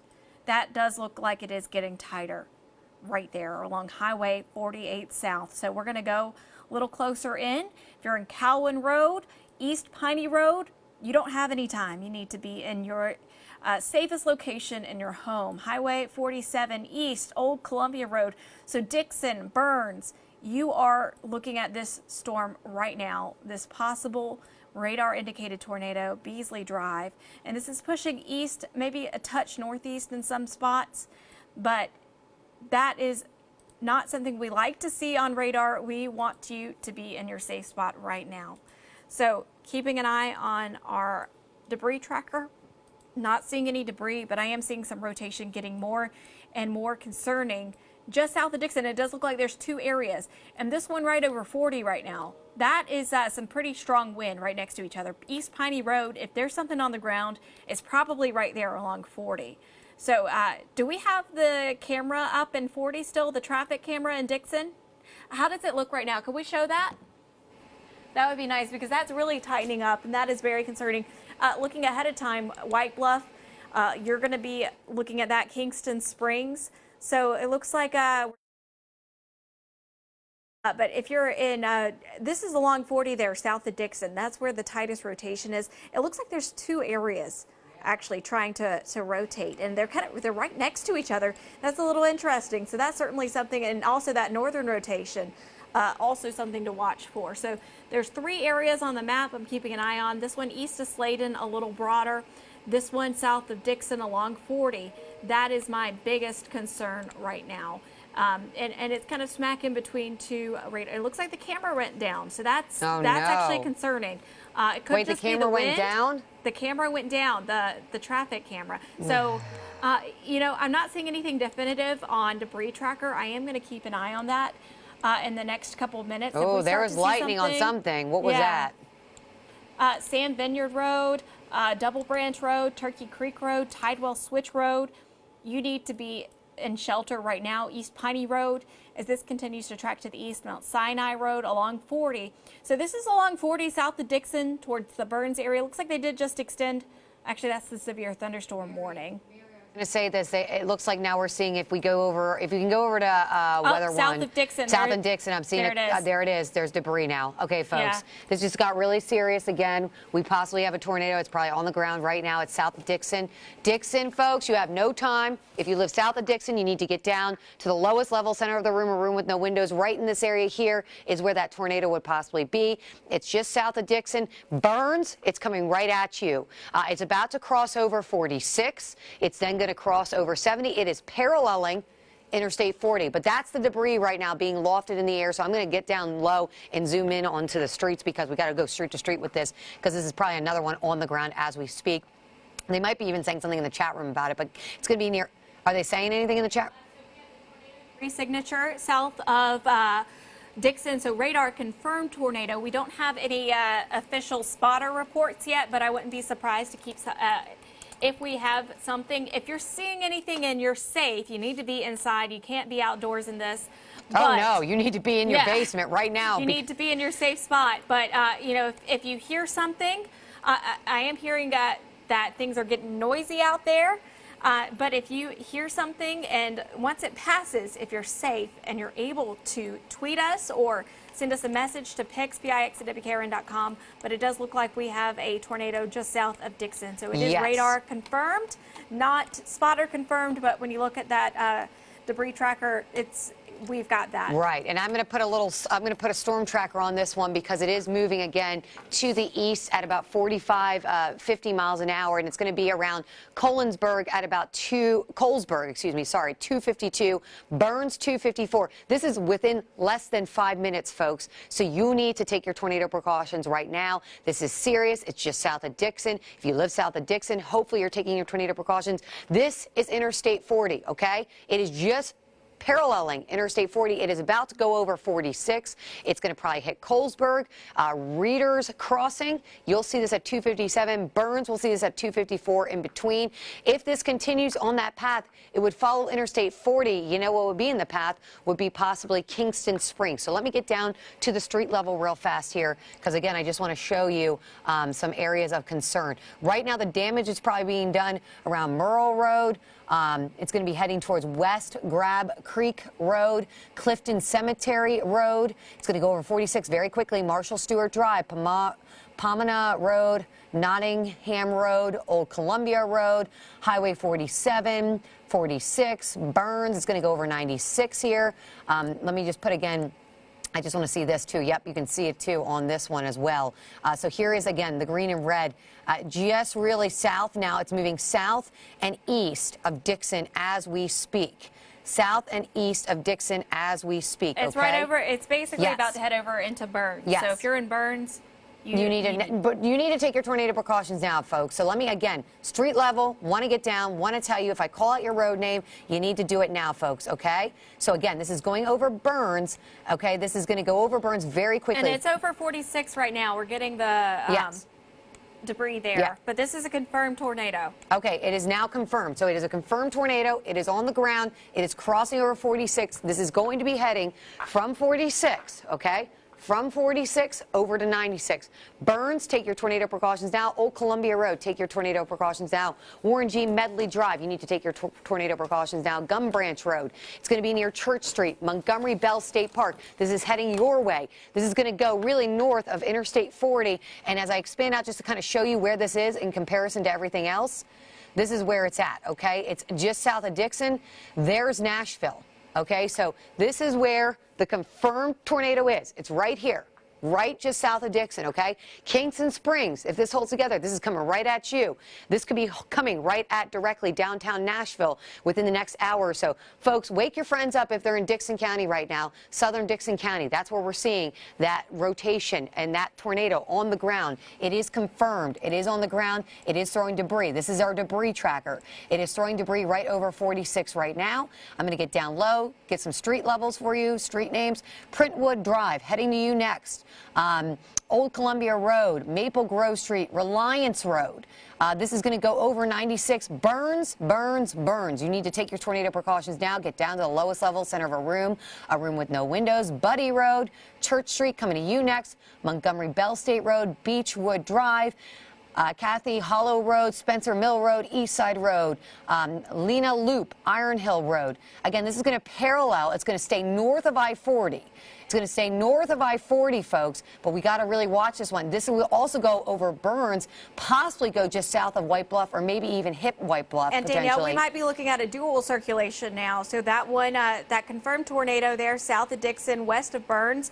But if you want to switch over really quickly to computer 2 here, weather 2, if you look just east of Burns, we have another circulation right there. It's not showing anything on our on our debris tracker, but that's actually, I think, outside of the polygon. But there's another little circulation there, and that's just south of White Bluff. So that's something I'm concerned with. So it doesn't look like it's showing up much there, but just east of Burns, we have that secondary circulation. So I'm going to put our debris tracker on that area, and it looks like we're seeing a little less there on debris tracker. It looks like there's something south of Burns, but there looks like there were 2 circulations. So there might be another tornado forming right out ahead of this. So that's something to be very concerned with. So Girl Scout Road, there is some circulation over you, rotation. This is along 96. If you're in Kathy Hollow Road, Crawford Road, this is pushing over you right now. So it looks like there's two circulations that we're concerned with. And of course, that debris that was moving over Burns, looks like we still have a little bit, but we're not quite seeing that bright white we had earlier. So there's still debris being lofted, but maybe not quite as much. If you're in downtown Burns there, on Reliance Road, Lena Loop Road, you folks need to be well, hopefully you're already in your safe space because it's right over you. Iron Hill Road, Old East Side Road, Spencer Mill Road. This is continuing to push off to the east. I'm going to put this on our radar so we can kind of get a look at the big picture. I like to look at reflectivity. And this is going to continue to push off to the east. This is about to head into Dixon County. It's going to be moving through Cheatham County. If you are in Pleasant View, Ashland City, heads up. Folks in Springfield, I'm going to put a tracker on this entire line right here so we can all see it. Even if you're not seeing a tornado warning, you are seeing severe thunderstorm warnings, quite a few. So this is continuing to push off to the east. They've been moving about 40, 50 miles an hour. They are moving a little slower than they were earlier, but you're going to see this in the Brentwood area around 318, which means Nashville probably around 315, 317 there. Pleasant View around 3 o'clock. Ashland City, this is right up on you in the next 5 to 10 minutes. Danielle, over to you. All right. I want to just make sure we go out and just show everything that's happening right now because things are starting to happen minute to minute here, Mary, and we are watching it very carefully for you. We've got a whole line of storms that are pushing in. They're getting very close to the I-65 corridor. So heads up, Davidson County, Williamson County, Cheatham County, Dixon County is already getting the brunt of this at this point, but all of this is moving in and moving in very, very quickly. So I want to just show you what's happening here. We now have that severe thunderstorm warning too, by the way, that does include Davidson County. But first I want to get to this tornado warning we've been talking about, that it was confirmed on the ground. It is until 3 in the morning. And by the way, I'm looking at my watch right now. It's 2:55. A warning for Cheatham, Dixon, and Montgomery. That's a different one, I think. This is but I think it's... No, that's the one to the north that they just dropped. They just dropped that one. Yeah, okay. We still have this one because if you can see this one, there's still a little bit of debris tracker, like a debris right here, if you can see, just to the east of Burns. So we're watching this because look at this circulation. There's still a little bit of circulation just south of White Bluff. May not be on the ground anymore, but it was on the ground at one point as it moved through Burns. Now it's heading towards Kingston Springs, Pegram. Folks, you need to be prepared for this one. This one in particular here still looks like there might be something trying to happen in this zone. So we're going to be watching that carefully. Now, the other thing is we still have a line of storms that's producing a severe thunderstorm warning for Cheatham now, Davidson, Dixon, Hickman, Murray, Montgomery, Robertson, and also Williamson counties. This is a tornado possible threat with this. Wind gusts in excess of at least 60 miles an hour or more, and hail less than a 3/4 of an inch in diameter. Now, this is radar indicated, but we're watching this entire line of storms. And here's what we're concerned with here. We have these storms racing to the east, and they're racing about 45 to 50 miles an hour. So heads up. Nashville's going to see this very quickly in about 302, 303. Spring Hill, 309. Gallatin, 312. Murfreesboro, we'll see this at about 318. Woodbury at about 328, Smithville 330, Cookville 337, McMinnville after that. So again, Davidson and Williamson. Yes. Okay. So that's what I was thinking, because that's the same stuff that I was talking about. And that cell is continuing. They dropped the other warning to the north, but they're going to continue this warning that is over in this area right in here. And this is the one that they've been watching, the one over Dixon, Houston. No, not that one. Sorry. This one down here. The Dixon one. It's observed. That's what they're saying. It's an observed tornado on the ground, folks. So you need to take this seriously. And this is about to go extend into Cheatham County, into Davidson County. It's an observed tornado on the ground. It is now almost 3 o'clock in the morning. This is in effect until 3:15 for Dixon. Observed tornado on the ground. It's going to be pushing into Kingston Springs. I just want to get right down to it and show you exactly where that rotation is. And you can see this here. It is definitely around the White Bluff area. I'll circle it for you. It is really along Highway 70. It is north of I-40.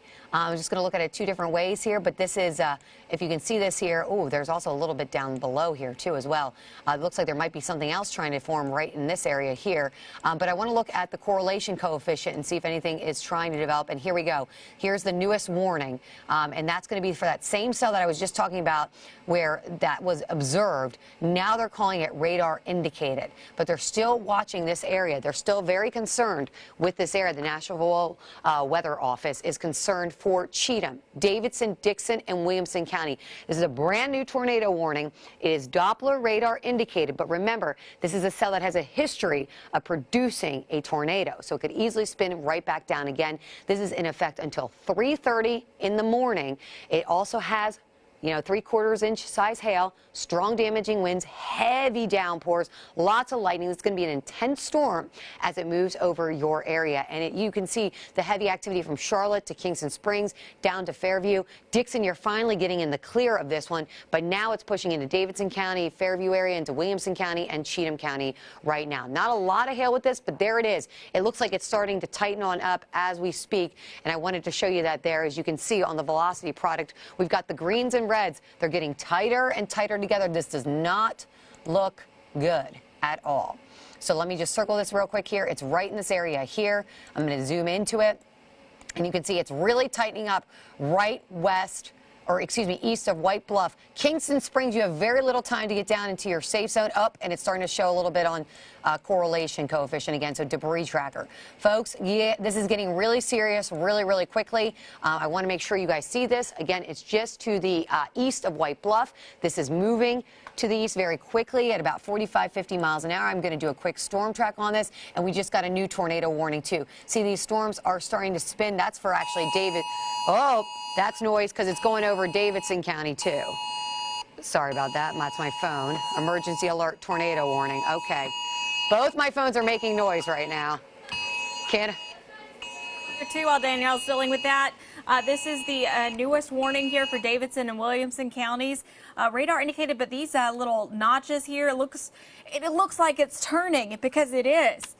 Just south of Fairview, looks like we've got some brightening. This also Kingston Springs, White Bluff, that's very, very concerning there along 70. Look at that. So Leatherwood Drive, let's put correlation. Keep calling it correlation coefficient. This is debris tracker. We do have a little bit of debris right now over Highway 70. This is moving toward Bethany Hills Road. There's a little bit of debris kicking up there on debris tracker. That's concerning right there. So let's take a closer look.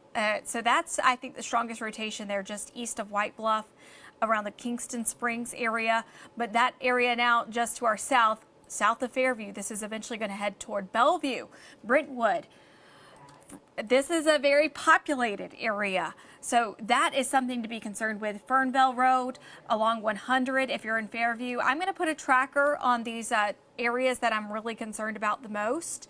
So we're going to go ahead and track these off to the east just to kind of give you an idea of where this is heading. Bellevue in the next few minutes, Nashville, Antioch, Laverne. Pretty much the Nashville Metro is looking at a couple of areas of rotation that are heading in that direction. So Kingston Springs, I am very concerned about you right now, kind of on the northern edge toward Sam's Creek Road. I know it's still a little ways away from you, but there's it looks like multiple rotations. The strongest is right over 70, and this is going to be heading toward Sneed Road, moving to the east at a pretty quick clip. If you're on Butterworth Road, be aware that there are areas that you need to be in your safe spot. Leatherwood Road, Cedar Hill Road. Looks like there's two little couplets to track in those areas. There we go. We've got a debris signature. Yeah, we definitely do. That's what I was going to just talk about. Yeah, so this is along 70. So Sneed Road, it's passing by right now. So this is if you're on McCain Drive, Old Butterworth Road. Butterworth Road. This is tracking east, Dog Creek Road, Beeler Road. This is moving through the Kingston Springs area. So heads up. Give your friends a call if they're on the northern edge of Kingston Springs along 70 Dog Creek Road. I'm calling out your names. There is debris. There is a tornado on the ground in these areas. So that is a very noticeable looking debris signature. I'm going to track the debris signature. We're going to zoom out a little bit and we are going to track the debris. This is heading, it looks like mainly to the east-northeast, kind of giving you a wider swath there. So this is right up on Shacklet, Kingston Springs, Pegram. Danielle? Yes. Okay. So we want to get right back to the tornado warning and break everything down for you guys, because this is now going right into a heavily populated area. Folks in Davidson and Williamson County, you folks need to get awake right now, because there is a Doppler radar indicated tornado warning that could turn into an actual tornado on the ground. We've got notching on the radar here just to the east of Fairview. This is going to go over Natchez Trace Parkway. This will hit Brentwood, between Brentwood and Franklin, and then Nashville too. You're also included in this tornado warning. And I want to show you, we've got a little bit of wide rotation right now over in Fairview, right in this area. Again, that's going to be sliding east. There might be another area right down here as well. So 2 areas of concern in particular here that we're going to be watching very carefully. I did put a storm track as it moves to the north and east at about 45 to 50 miles an hour. So Brentwood, you're going to see this at about 3:24 in the morning. That's in about 20 minutes. So folks, if you have friends and family members that have gone to sleep, you're thinking about it, they're going to be in Kingfield at about 3:05. You need to wake them up. Creve Hall, we'll see this at 3:26. Antioch, 3:35. And then it will be around the Global Mall at the crossing at 3:34. Now, we also have this tornado warning storm. And this one I've been watching too for Davidson, Williamson counties, and in particular here, this one over Cheatham County here. You can see there is the green and red right in this area here, just north of Kingston Springs, north of Pegram there. We're watching that, and there is where that debris is. This is the concern. This is the one that I think is on the ground as we speak, because you can see the debris tracker right here where things are being lofted. Kingston Springs, Pegram, hopefully you've taken your tornado precautions. This again is going to be moving to the north and east and heading into western Davidson County. Hold, please. I'm going to just go down and zoom in and show you street by street, because this is really, really important and crucial. And just to show you, if this continues on the path, this tornado that is probably on the ground, because I can tell by the debris tracker, this is going to go over right over downtown Nashville. This is North of Kingston Springs. So that's happening right now. It is happening. Okay, there we go. So this is going to head to Pegram. 3:07. You have no time. You need to get down low, center of a room with no windows, preferably a bathroom, a basement. Do it now. This is on the ground. Charlotte Park, you're going to see this at about 3:20. Then John C. Toone Airport would see this at 3:20 as well. Richland, 3:22. Then it's going to head towards Bordeaux at 3:25. Vanderbilt could see this about 3:26, so in about 20 minutes or so, and downtown Nashville could see this in about 25 minutes or so. So folks, this is getting really, really serious. This is going to head right towards downtown, and if it holds together, this is a tornado that is on the ground. Maybe we can even get this on a camera at some point, but this is the debris. I'm going to real quick just go down and show you where this is at. Again, this is right now centered in the center of Cheatham County, north of Kingston Springs. This is right over Dog Creek Road, 70. It's just north of 70, Highway 70. Cedar Hill Road, you're getting some damage probably right now. Butterworth Road, oh boy, I feel like I've said that before. Mound Creek Road, you will be up next. Dog Creek Road, we'll see this in Sam's Creek Road then. Also in the Apache Trail, Shade Tree, Deerfoot Drive, Indian Springs, Pond Creek Road. We're also going to see this in Old Charlotte Pike. We're going to see this around Sears Road, Longview Drive, Lakeview Drive, if this continues to hold together. And again, this would be pushing towards really the northern side of downtown Nashville. Okay, so this would be going into areas like Old Hickory Boulevard, going towards 12 and Briley Parkway. It would go right around Briley Parkway to the north. So we'll have to watch all of this really carefully. But again, this is the concern. This is why we're staying with you. We've got this cell right here that is producing debris, flying debris up just north of Kingston Springs. Going to be near Tanglewood Drive, Pegram. It's going to just go north of you most likely here. But this is definitely a serious situation. It's done some damage, and it's moving fast because now it's north of Pegram. Here's where the center is right here. This is where the rotation probably is, the tornado is. It's north of Pegram. It's going to be heading, and in this direct path, if I take this out here, I'm going to just take a storm track on this one again as it moves to the north and east at about 45 miles an hour. This is going to go on the north side of Nashville. The north side of Nashville, head towards John C. Toone at about 3:19. Bordeaux 323, Maplewood 331, Madison 333. Folks, if I'm saying your city, your town name right now, you need to take your tornado precautions because this is a tornado that is on the ground. It is going to go over some very populated areas. It is just north of Pegram and Kingston Springs right now. It's going to be north of Bellevue area. It's just going to be south of Ashland City. But if this holds together, it's going to go basically down North Nashville area. So from West Nashville, on the northern side of West Nashville, to then North Nashville. It's going to be on the north side of I-40. It could cross over I-60. This thing is going fast. It is jumping fast for the record. Here's where it is now. It is just, again, north of the Pegram area. If I look at debris tracker, yep, and it's showing debris right in this area here. So Sam's Creek Road, you're getting some debris right now. If this continues on the path, Pond Creek Road, Green Valley Drive, River Road, Creek, Cub Creek Road, take your tornado precautions now. This tornado's on the ground. Biggs Road is going to go over 12 towards Pecan Valley Road. Old Hickory Boulevard it's going to go over. Old Hydes Ferry Pike, Caddo Road, Tony Carroll Road, Production Way, Drake's Branch Road, Kings Lane. This is going to intersect with Briley Parkway. This is going to head up to the north side of Nashville, Buena Vista Pike. I mean, it's going to go around North Nashville again if this continues to hold together. Again, it's a tornado on the ground. You can see it right now. Here's the debris signature. It is 3:09 at night, folks. If you have any friends and family members there, you want to let them know and wake them up because this is a storm that we are watching with intensity here. This is a storm that has been producing a tornado on the ground. You can see it right in this area here, and I'll just, again, circle it for you. But this is where it would potentially, the tornado would be tracking. So it's going to go across 12. It's literally going to go across 12 and holding together and go on the north side of downtown Nashville.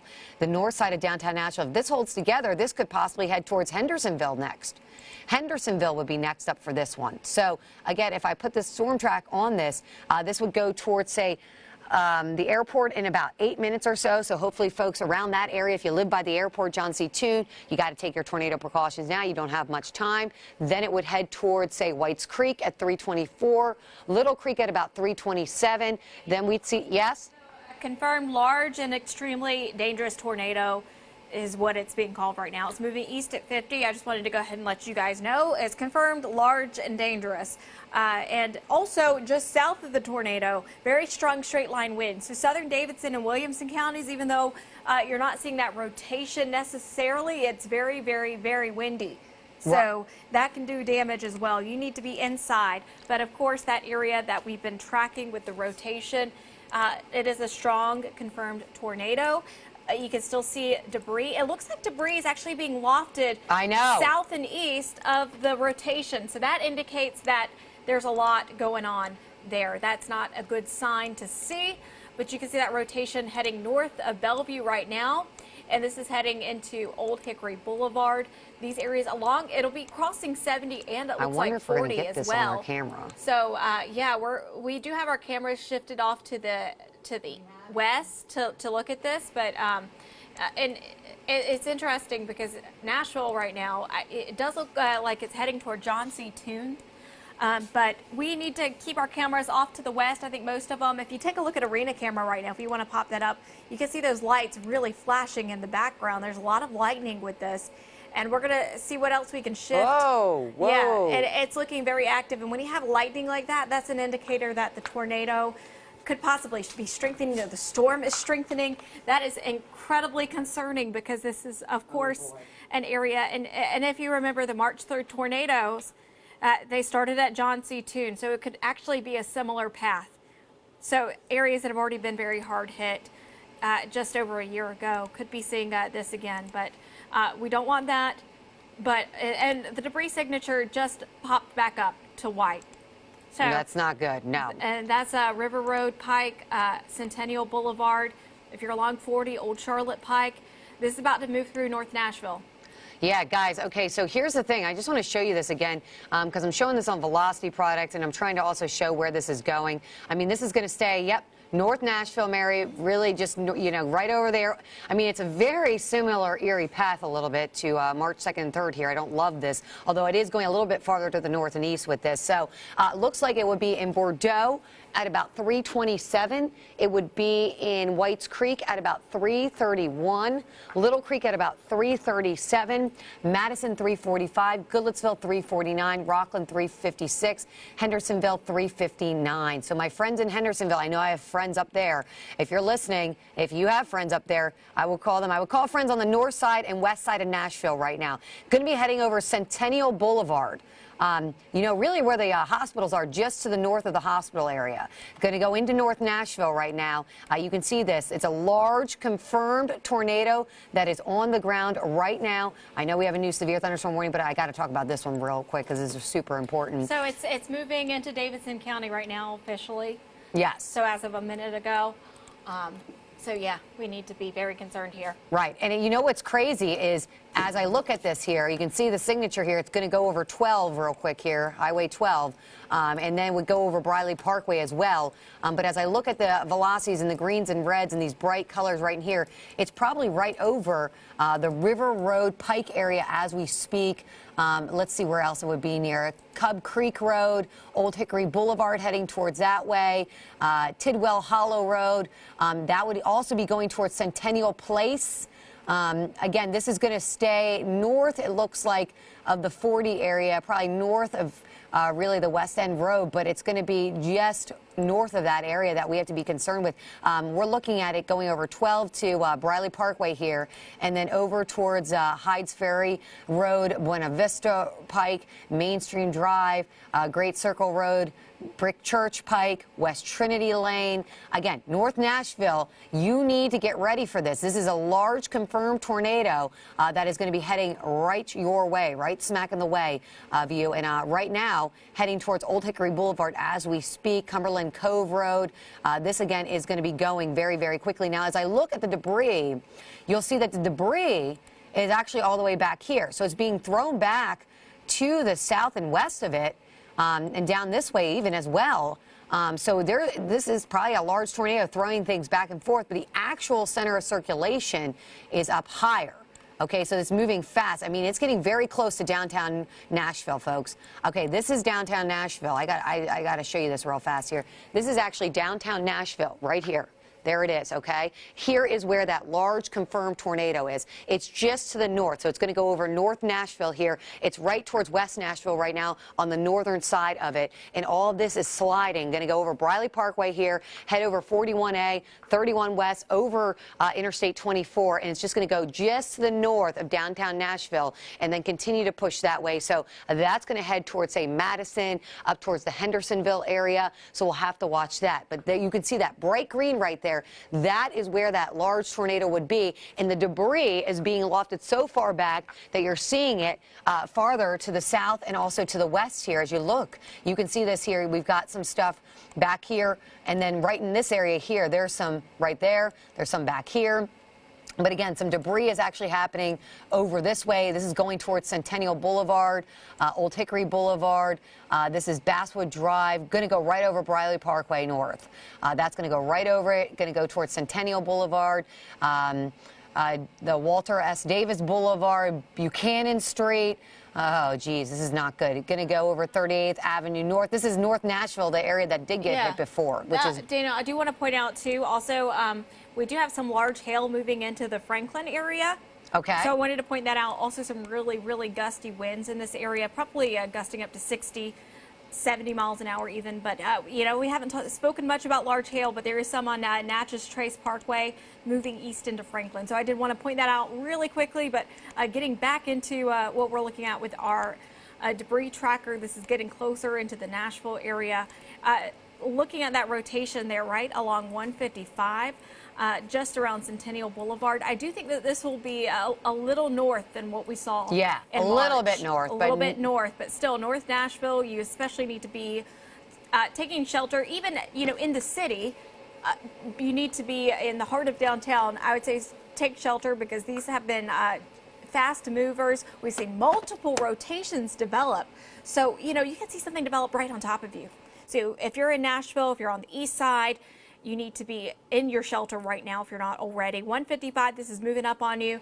Drakes Branch Road, it looks like this will probably eventually head over toward Dickerson Pike. Trinity Lane, these areas. This is going to be actually moving into Goodlettsville. Yes, I would say the southern Goodlettsville. edge of Goodlettsville. So Goodlettsville, call in your name right now. And I live in Goodlettsville. So Call my your neighbors, husband right now. My neighbors, guys, get into your basements if you have them. I know a lot of folks in Goodlettsville actually do have basements, but get into your basements, get into your, safe areas of your home and the bathrooms and interior closets. The more walls between you and the outside, the better. Southern edge of Goodlettsville, at the very least, you're going to get some really gusty winds. But I will say debris tracker is looking a little less. We're still seeing debris, but it's a little messier than it was. But I would say around Centennial Boulevard, there's likely still something on the ground there. I was going to say, yeah, Mary, it looks like it's just north of Centennial Boulevard, exactly. So, north of downtown Nashville. So if you live south of Nashville, you're okay for now, although, as Mary mentioned before, still some large hail happening, still some strong damaging winds down in that location. So anywhere from Brentwood, don't want to forget about my friends in Franklin. It's going to be noisy for you too. But we got to concentrate on this because this is going over highly populated areas of North Nashville. Folks, this is the area of concern. It's just north of Centennial Boulevard.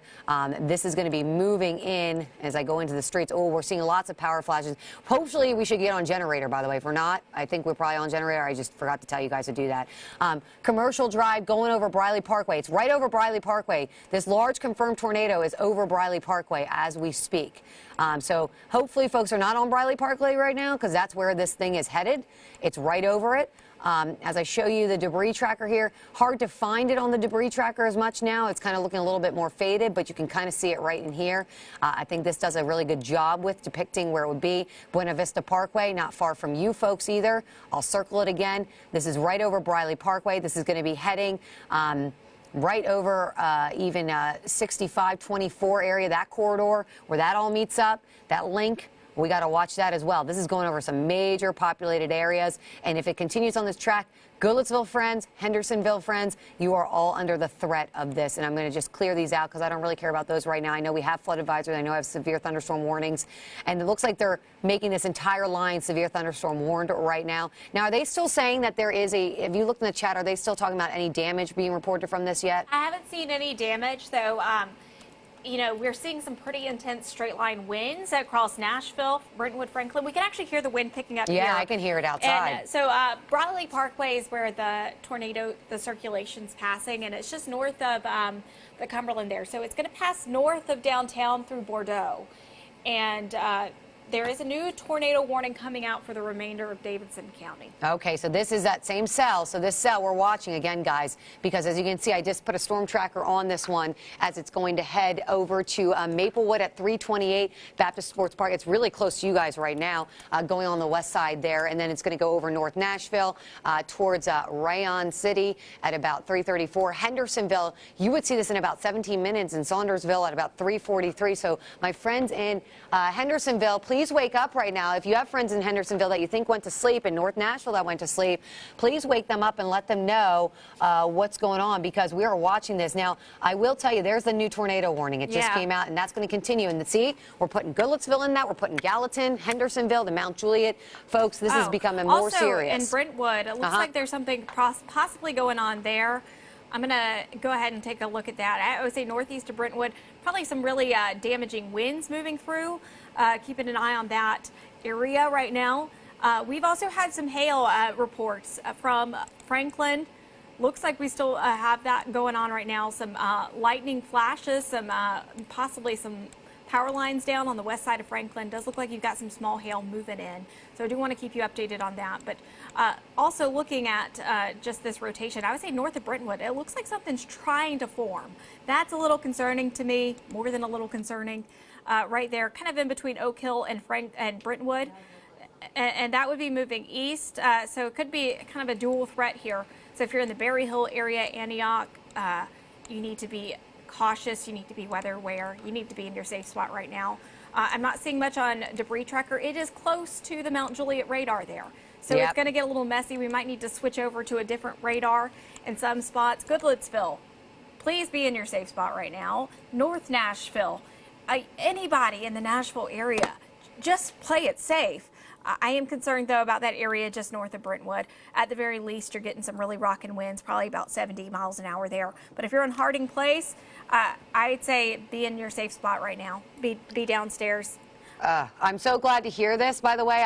Mary, you know, we always watch over for all of our viewers, of course. I'm watching over for some of my friends. They're all watching, and they're taking their kids down in the basement as we speak. So this is some good news. For folks in Davidson, Sumner, and Wilson County, you want to do that right now. We have got a potentially dangerous confirmed tornado on the ground on the north side of Nashville right now. This is a tornado warned storm. It's until 4 o'clock in the morning, and the time right now is 3:23. I had to figure out what time it is. So it is the middle of the night. If you think folks are asleep right now north of Nashville, towards the Goodlettsville area, Lakewood area, Hendersonville area, up to Gallatin, give them a call, wake them up, tell them about the situation, because you can see right now, here is where it is. This bright green you see right in here, it's about to go over where 24 intersects with, it looks like 65 here, and that's over Brick Church Pike, sorry. That's going towards 31 East as well, that we're going to be watching this as well, and we're going to be watching it very carefully. So it's this strong green and red you see right here, the bright green indicating where that potential tornado is, and it was on the ground. I'm trying to see if we can see anything on debris tracker right now. I'm not seeing too much on it, but it does look like, regardless if it's still on the ground or not, it's definitely going to be some strong damaging winds. But this, again, they were talking about this being on the ground. This is going right over, at this point, Interstate 24, where it connects with 65. This is going to be really noisy. It's going to be just north of downtown Nashville. Okay, North Nashville is definitely getting hit right now. This is going to head over Hart Lane. This will hit into maybe parts of the north side of East Nashville, the northest side. But then it's going to head towards Goodlettsville, Hendersonville, Lakewood. Here's some street names in the path. We're talking Mulberry Downs. We're talking Saunders Avenue. We're talking Gallatin Pike. That's in the direct line of this. Lamont Drive, Hart Lane, Cottage Park Drive, Delway Villa, East Trinity Lane. I mean, this is going over West Trinity Lane right now. And this is going towards 65. So this is the area of concern. They have extended this tornado warning out for this area in particular. And then again, this again is going to the east and about 45 to 50 miles an hour. So again, as I put a tracker on this one for you guys, I mean, this is going to go in the path of some big cities. First of all, this is going to hit Inglewood. My friends in Inglewood, if you can hear me, you've got 2 minutes. You need to go down to the lowest level of your room, a room with no windows, preferably a bathroom, a basement. Do it now. You've got 2 minutes to get your family downstairs, take your pets down there. Madison, you've got only about 5 minutes or so, maybe less. This is flying. This was a large confirmed tornado on the ground, may still be on the ground. Hendersonville, you're going to see this at about 3:38. Saundersville at about 3:43. Gallatin 3:53, and then Sumner County Regional Airport would see this at 3:55. Trousdale at 3:57. And again, this is about to move on the northern side of East Nashville, Inglewood area. Right now is where this cell is actually headed. So again, this is what we're looking at. This is north of Nashville. I mean, it's just on the north side of town right now, folks. So on the north side of town, could be doing a lot of damage here as it pushes over the 65 corridor as we speak. Where 65 and 24 are in junction, that's where it will be going over right now. I don't know if we can see anything on cameras or anything. Now it's looking really messy, but I'm not seeing anything. However, I would say the debris tracker is really brightening up right now. Around Buena Vista Pike, Brick Church Pike, these areas, I have a lot of really big concerns. So this is Old Hickory Boulevard.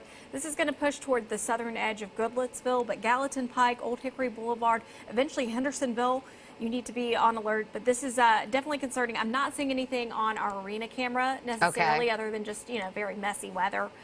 So downtown, I can't see much, but I am seeing some concerning things around Highway 12 when you look at our debris tracker. So Buena Vista Pike, once again, Brick Church Pike, this is on 155. It's going to cross 65 in not too long, and 24 as well. Old Hickory Boulevard, these areas, it's hard to see. We are close to the radar. That's what I was going to say. Now that we're in the radar, it's going to be harder to tell. But definitely getting some really gusty winds in Goodlettsville, Hendersonville. It's going to be straight line winds possibly for you folks. And it's just a lot going on. It looks like the debris is kind of northeast of Nashville right now. Yeah, that would make sense. And so if you're in the Lakewood area, Hendersonville, so this is just south of Campbell Road there. This is kind of the southern edge of Goodlettsville right there. And, you know, I know this area pretty well. Dickerson Pike, Gallatin Pike, these areas. So it looks like this is moving just south of southern Goodlettsville, east toward Pennington Bend Road, Cheyenne Boulevard, Randy Road. If you're in Lakewood, be in your safe spot right now. Hendersonville as well. Goodlettsville, especially on the southern edge of the city. But this is pushing kind of toward the northern edge of East Nashville, around Ellington Parkway, Pennington Bend, Myatt Drive. This is moving into McGavick Pike, Lakewood. I'm going to put the velocity tracker on. So once again, we're close to the radar. So it's going to be a little hard to see at times where this is happening, but this is about to move into Lakewood and Hendersonville. Danielle? Okay, so I was going to say too, Mary, as we were looking at this cell, one thing the National Weather Service says is the cell is definitely broadening out, but still, winds could be upwards of 80 to 90 miles an hour. So that is an EF0, EF1 tornado, straight line wind damage that we could be talking about. So while we might not be seeing a large tornado on the ground anymore, what we may be dealing with now is strong, damaging straight line winds coming out of this cell, because we have that bright green right over Pennington Bend Road. That's all headed towards Lakewood next, and that's what they're concerned with. So again, this is moving towards Neely's Bend Road, Old Hickory Boulevard, towards Lakewood, Hendersonville. So Hendersonville may not get a tornado, but you're going to have some strong winds. You're going to feel them. It's going to be wind gusts in excess of 80 to possibly 90 miles an hour. That can do a ton of damage. Just to let you know, Lakewood's going to see this in less than 10 minutes or so. Hendersonville, probably less than 20 minutes or so. There's also a strong area of winds not only to the north and east of Nashville, but to the south, they were saying, over towards the Antioch area. And you can see the brighter greens in the radar here near Haywood Lane, Harding Place. We're going to be watching for some brighter greens. They're talking about some very strong winds down in this area. It's actually literally moving over Antioch as we speak. So even if we're not getting necessarily tornadoes, we could have strong straight line winds in excess of 60 to 80 miles an hour. And that looks like what they're trying to do here, because they just issued a new severe thunderstorm warning. So let me just show you this one down here to the south. Bend area approaching Old Hickory and Lakewood. That just came out. So I think that rotation's tightening actually in that area. So wait, what did they just say? Tell me that again. Old Hickory and Lakewood. This is the Pennington Bend area. So I'm going to go ahead and get a little closer. So this is the rotation we've been watching this entire time. But it does look like it's tightening up. So this is around Lakewood. This is this area here. Really getting Sanders Ferry Road, Raintree Road, Meadow Lake Drive, Hendersonville. These areas you need to really be in shelter right now. I'm not seeing it. This is right up on the radar, so it's really hard to see actually what's going on. I don't see any debris. Potential. It's potential. It's just a potential. He said he could quickly spin back up is what he's saying. Okay.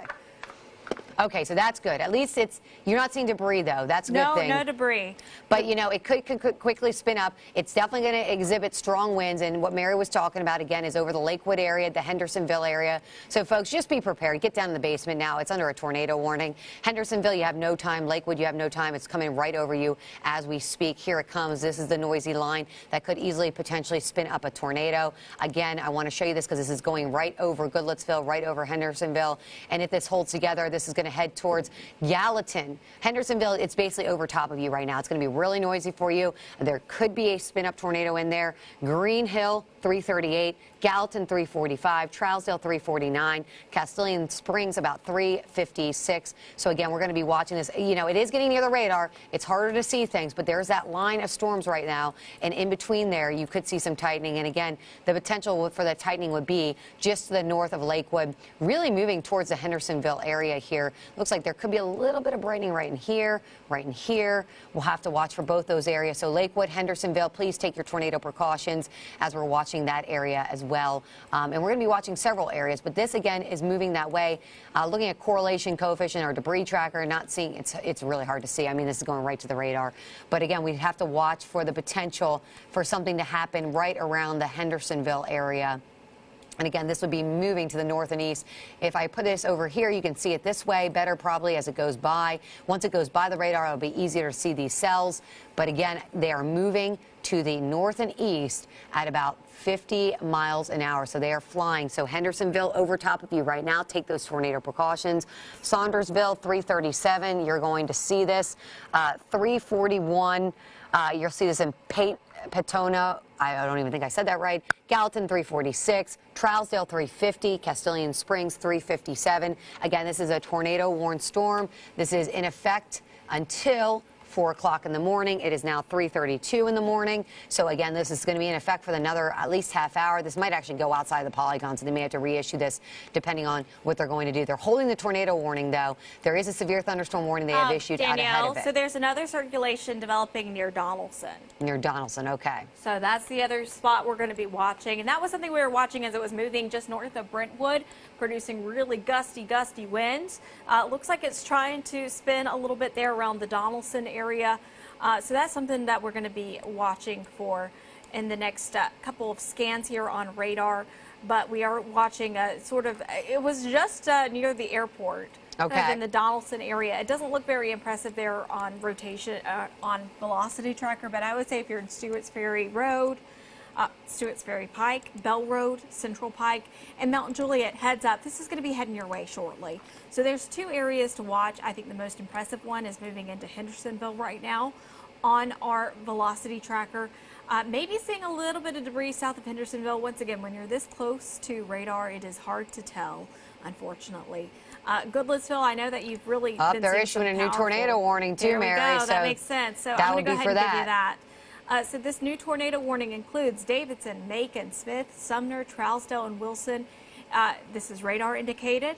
Once again, Mount Juliet, you're in the path of this, and I do have our Mount Juliet camera ready to go. It looks very windy. I have it pointed off to the west, actually. So that's the storm approaching right now, and you could just, it is incredibly bright lightning going on right now into Mount Juliet. This is going to pass right over the radar, but if you're in Martha, Mount Juliet, Gallatin, heads up.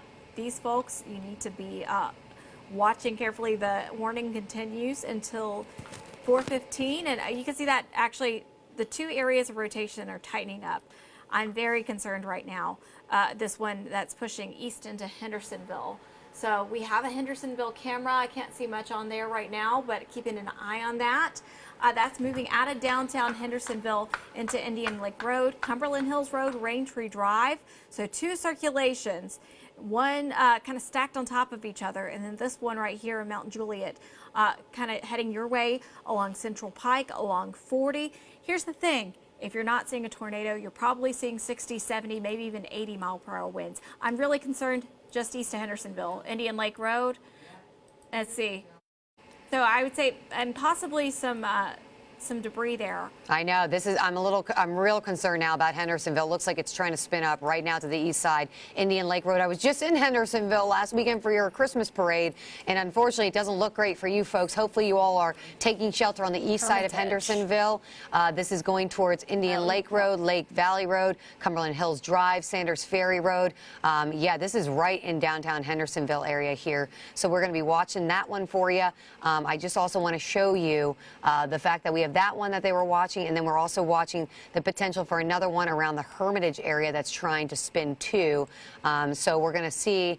I can't really find that one right now, but it sounds like it's down here towards Central Pike, right in this area here. There's some bright greens near I-40, so we'll have to watch that one as well. So there's a couple of areas of concern, but in particular right now, I am going to be watching Hendersonville. Mary and I are watching it. We're going to keep you safe and informed.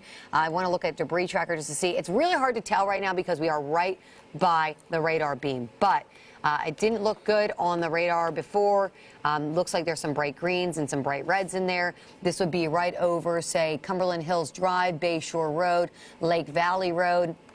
And if I expand out here and kind of circle it for you, it's now to the east side of Hendersonville. If I put a storm track on this again for you guys, if this continues to hold together, this is going to continue up towards 109. The area of 109. It's going to go over a Boxwell zip line. Oh, it's going to go over a zip line. Who knew? But it's going to be to the north of the lake area, okay? So the north of the lake. But it looks like there is a little bit of rotation within this cell. It would be right just east of Indian Lake Road, Island Drive, Cumberland Hills Drive just north of it. This will be heading towards Lakeview Circle, towards Knoll Drive, towards Winston Hills. It's just south of 31 East. Okay, so here again is what we'd be looking for. And it's kind of hard to see because, again, it's right by the radar. But it looks like now it would be right around Clifftop Drive, heading towards Lakeview Circle, Cages Bend Road. It'll also be near Lake Rise Place, Noel Drive, Bluegrass Drive. Oh, I drove by that. Okay, I know where that is. Music Village Boulevard. So, folks, this is going to be going down the east side of Hendersonville, somewhere along this area. It's hard to tell. Again, it's right by the radar beam, but somewhere on the east side. Oh, now it looks like it may have jumped. Hold, please. Now it looks like it may have jumped over this way. There's another bright coloring right in this area here. Let me try to put this on. Yep. Okay, so that would be over that way now. So, again, now it looks like it may be over in this area, which would be near Lake Rise Place, Lakeview Circle. This would be going towards Sunset Drive. If I'm saying your name, Tanzia Shower, Cages Bend Road, if I'm saying your street name, you need to take your tornado precautions. Saunders Ferry Road, it's probably right over you right now, that circulation. Thing too, can we bring up the Mount Juliet camera? Oh yeah, see if you can see anything on it. Well, I can see it right now, and it is really very, very windy. And it kind of gives you an idea. I'm a little concerned that that camera is going to go offline very shortly. So that's something so it looks like the worst of it's north of Mount Juliet there, but we definitely have straight line winds happening right now in Mount Juliet. So I just wanted to give you guys a heads up that it is definitely rocking real fast there. I know, and Mary, now I'm starting to see another circulation that may be developing to the south here. We're going to have to watch this near Green Hill, just north and west, really, of Mount Juliet. Looks like something might be trying to happen along that cell. So we have to watch two areas. I mean, this is the line of storms in here. You can see this. Things are developing. They're developing very quickly. And so we have to watch as these circulations start to happen, and they can happen very quick. We've got some bright winds right around the Mount Juliet area right now. Near Green Hill, Mount Juliet. So that's probably why that camera is rocking and rolling right now. I keep watching it to see if we'll see anything. You seeing anything on it? I was going to say no. I'm not seeing anything other than rain and just wind. It is really moving, though. So I'm very concerned about that area, just moving into Mount Juliet. This is definitely something to keep an eye on. So I think at the very least you're about to see very, very gusty winds, but I think there is that potential for something to drop because that rotation continues to tighten up just north of West Division Street. This is heading directly into just North Mount Juliet. So we just had a new radar scan move in. So if you're in North Mount Juliet Road, Woodridge Place, Park Glen Drive, you need to be in the lower level of your home, basements. Perfect if you don't have one, but this is moving right through those North Mount Juliet. He's saying tornado now in Mount Juliet. Mount Juliet. So now he's radar confirmed. On the north side of the city. So I'm going to put a debris tracker up, and you can see right there. Lebanon Road, maybe near Mount Juliet Road. Mount Juliet Road. Okay. There's debris there. Okay. It's moving along North Mount Juliet Road. So these are the North Mount Juliet neighborhoods. So Morningside Drive. Bender's Ferry Road, Mays Chapel Road. If you're in these areas, Golden Bear, you really don't have time. It's about to be over you. If you're in Martha, I would be taking shelter right now. Along 109, if I'm calling out any spots nearby. But yeah, this is right up on the radar, but you can actually see that debris being lofted up pretty high. So this is North Mount Juliet, where we're seeing the debris. So North Mount Juliet Road. Yep, North Mount Juliet Road is exactly where we're seeing that, Mary. And that's going to be moving. You know where that's going to be moving? Towards where we used to have the St. Jude Dream Home from last year. Gold Bear Highway, that area right out there in Mount Juliet. That's not good news. That's going to continue to move east. That's going to be paralleling 70, moving towards Curd Road, moving towards Bass Lane, Meadow Glen, Woodridge Place, Golden Bear Highway or Gateway. Then we're going to be over towards, say, Beckwith, Rolling Creek Drive, Karen Drive. This is definitely something we're going to be watching here. Also, by the way, out ahead of this signature, it looks like there's some strong winds happening out ahead of this near Martha. This could just be strong winds right here, just south of Martha. We've got some bright greens in the radar indicating some very strong winds. And they did look like they just issued a new tornado warning here. So let's just see what they're doing here. They're extending it. and they're extending it farther to the east here, and that is going to be now for, let's see here, this is going to be for Davidson, Macon, Smith, Sumner, Trousdale, and Wilson County for an observed tornado, considerable threat. So folks, in these areas, you need to start taking your tornado precautions. Again, this is for this area here. I'm going to get right back to it and show you. We're looking for the greens, the reds coming together here. We've got something here. It's just now, it looks like this is moving quickly. It might be over Martha right now where we've got that rotation. Right over Martha, right in here, right over 70, paralleling 40 to the north. So this would be right over Martha. This would be moving towards Martha Leeville Road, Old Horn Springs Road, Caro Bend Road, Manchester Boulevard. Folks, if I am calling out your town name or your street name, you need to take your tornado precautions. This is a confirmed tornado on radar. So this means this is probably on the ground right now, rolling past you. And again, if we put a storm tracker on this as it moves to the north and east at about 40 to 50 miles an hour, heads up Caro Bend, it's going to be here around 343. It's right on top of you. Egan going to you at 347. West End Heights, 350. Taylorsville, 359. Bellwood, 402. Rome, 408. Rock City, you're going to see this at about 409. Tanglewood at about 414. So, folks, this is a serious situation.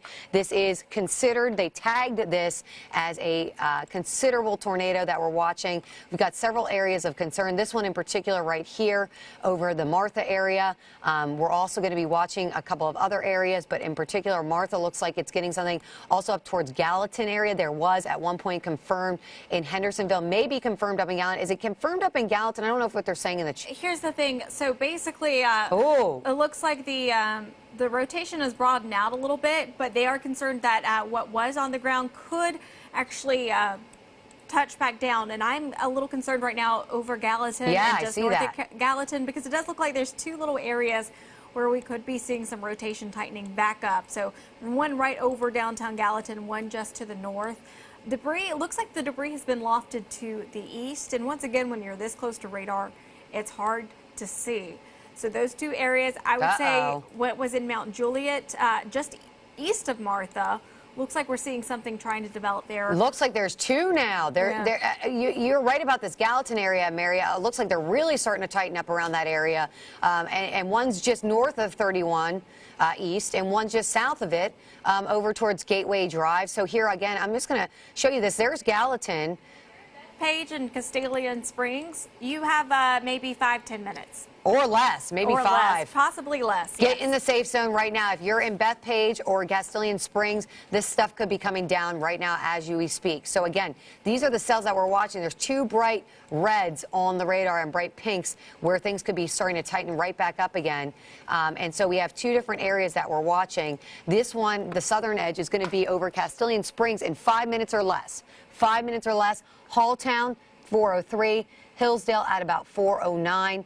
And then I want to show you this northern edge, because this northern tier is also going, and it's starting to brighten up and get real bright pink. That's going to go right over Bethpage by 352 or less. Kansas is right over you. Desha 347, Bledsoe 354, and then Cross Lanes. So again, two areas of concern just to now the west of Gallatin. So again, this is moving into, again, this is northern Sumner County, Macon County, Trousdale County. Heads up to you folks. This stuff could be clipping you guys. And then we've got one to the south here. This one is another circulation that we're watching here near Caro Bend Road, Horn Springs Road. That's another one that we've been watching that was over towards Martha that has been hanging out with us as well. And it looks like, if we look at debris tracker, well, it's hard to tell because we are, again, close to the radar. But it looks like there could be something happening from that. And we did just get a new tornado warning. And that's for those cells we were just talking about, Mary. Those cells up to the north that we were watching, we now have a tornado warning up. And this is going to be for Clay, Macon, Sumner, and Trousdale counties. This is radar indicated, but again, we're watching these areas tighten up. And I just want to show you this. Oh, wow, they're really starting to tighten up now on radar here and getting brighter. Bethpage, please take your tornado precautions right now. You don't have much time. It's really coming right over you. I'm going to just go down to it and just show you it. It's right here. This is going to be going north of 31 East. This is right now over Rock Bridge Road. Would not be surprised if something gets on the ground quickly after this. James Penn Road heading to you next. Skyline Drive. This is going to head towards Hinton Road. towards Bethpage, then Mount Vernon Road, Red Tuttle Road. If I'm saying your street name, get down low right now. You don't have a lot of time. This just tightened up on the spot and is becoming very, very tight and intense. If Danielle, yes. we have 3 circulations right now. One is just southeast of Gallatin. Then we have that one moving into Castellian Springs, and we have that one moving into Bethpage. So I think the one just southwest of Bethpage is the strongest, but the 2 to the south are concerning as well. So there's 3 things that are trying to spin right now. This one right here, we have this just east of Cairo Bend Road. This is along Coles Ferry Pike, and this one it will likely outrun that polygon, but that looks concerning, and it looks like maybe there's some a little bit of debris trying to form there, so that could possibly be on the ground in that area. That's really tightening up. And this is Coles Ferry Pike. That would be watching this. There's a neighborhood right here, Berea Church Road, Man Road. So 3 circulations, one northeast of Martha. We're going to take a look at the one just west of Castellian Springs.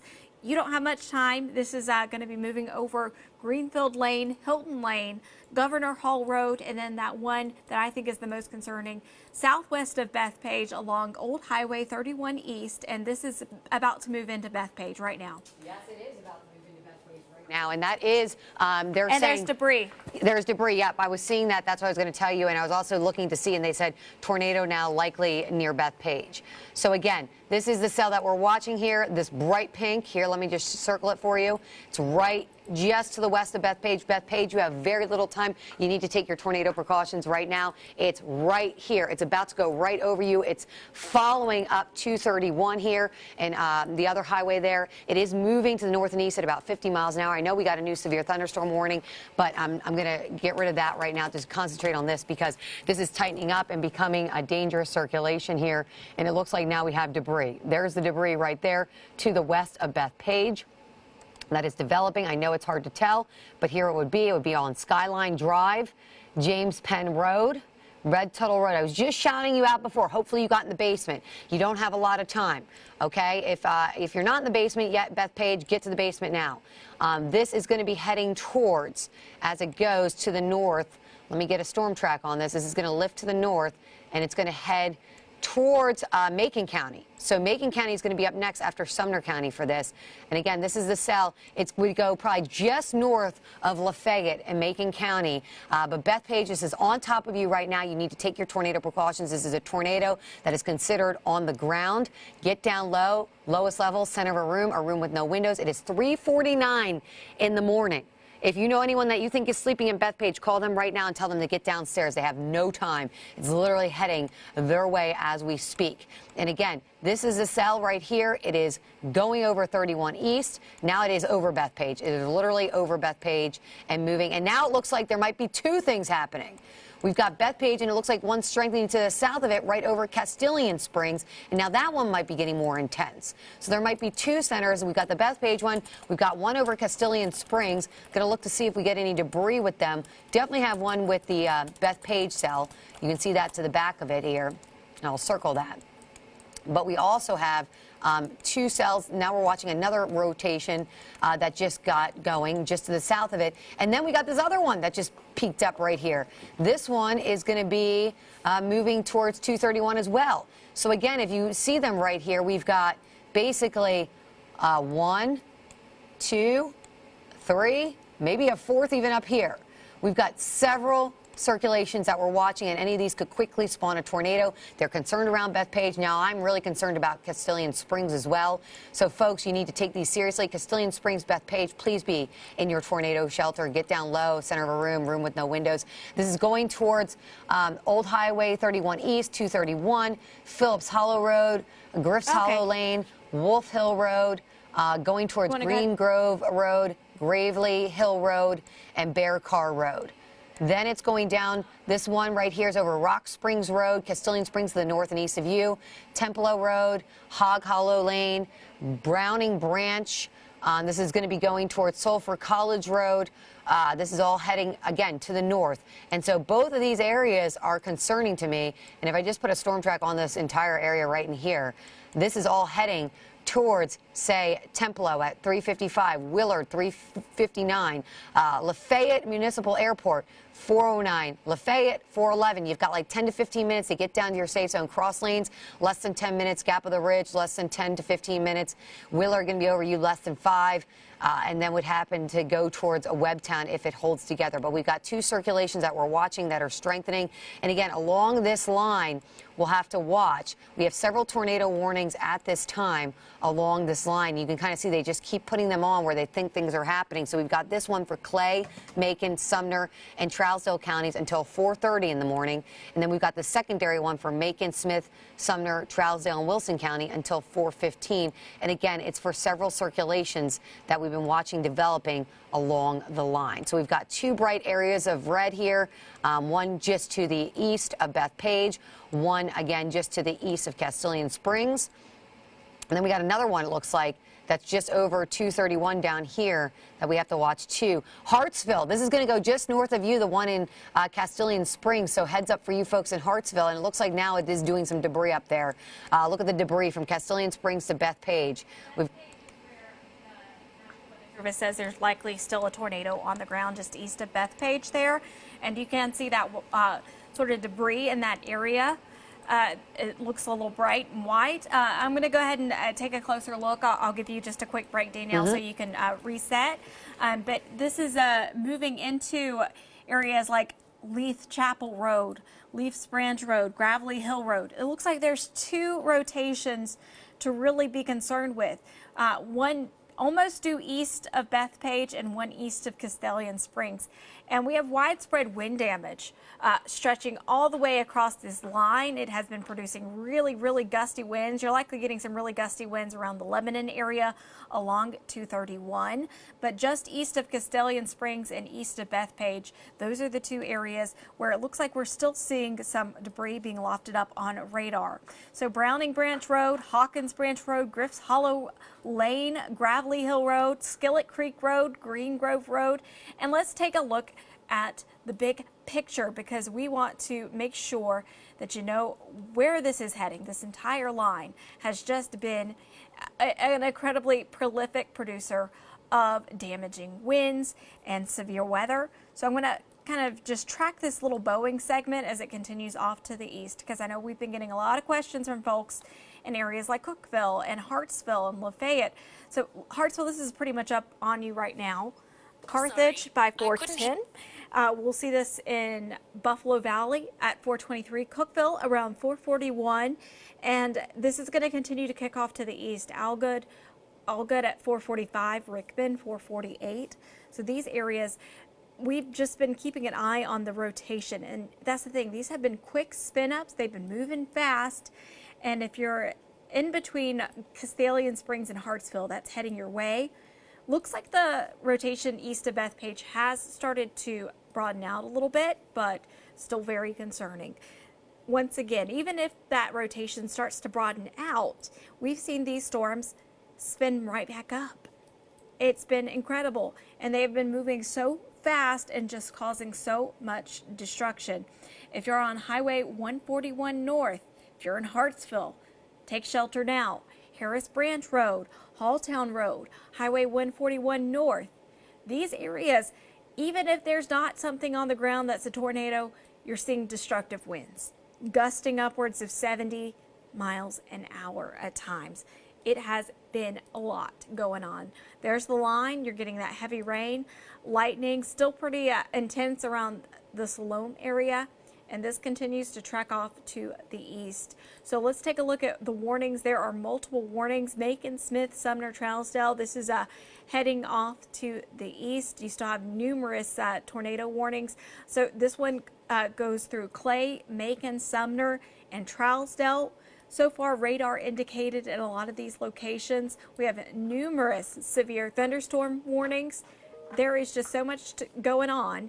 And you know, these areas to the south and west, tracking this entire line, you're still seeing really, really gusty winds. So we're not done yet. This is still happening, and it's going to be with us for a while. We're probably not going to be done for another 3-4 hours. We're getting a new tornado warning, by the way, Mary. This now is going to the south. We're watching it for Lewis, Payne, and Wayne County. I'm going to get to that one. By the way, we have damage coming out of Dixon County, so we got to talk about that one too. So damage is coming out of Dixon County. They're getting some reports of other damage around the area. We've got some good video that we're going to show you soon. But first, I want to get to this tornado warning. This is a brand new one. Don't want to forget about my folks to the south. Lewis, Perry, Wayne counties. This is until 4:30 in the morning. This is an area that has not been hit just yet with the storms. And now we've got a storm that is Doppler radar indicated that's showing signs of rotation. So Lewis, Perry, Wayne counties, you are in effect of this tornado warning until 4:30 in the morning. Right now, it is Doppler radar indicated. There is some hail with it just to the east of Clifton, just to the north and west of Waynesboro. This is going to go directly towards Hohenwald for the record. Right now, it's kind of hard to see because there's a lot of range folding going on with this one, but I just want to take you to it, and I'll show you exactly what's happening here. So as you can see, I'm going to go down to the south here first and just show you that one because that's the newest one. Now, this did have a severe thunderstorm warning on it before, but now it does have the tornado warning on it. And if we take a look at it's just really hard to tell where that rotation is because of the range folding that's happening with it. But it's a pretty strong cell here. There's a little bit of bulging here, I would say right in this area here, just to the north of Waynesboro here. This is going to be heading right over Hohenwald and then heading towards Columbia and Mount Pleasant area. Again, let me put a storm track on this one. Most of these storms are moving at least at 45, 50, 55 miles an hour.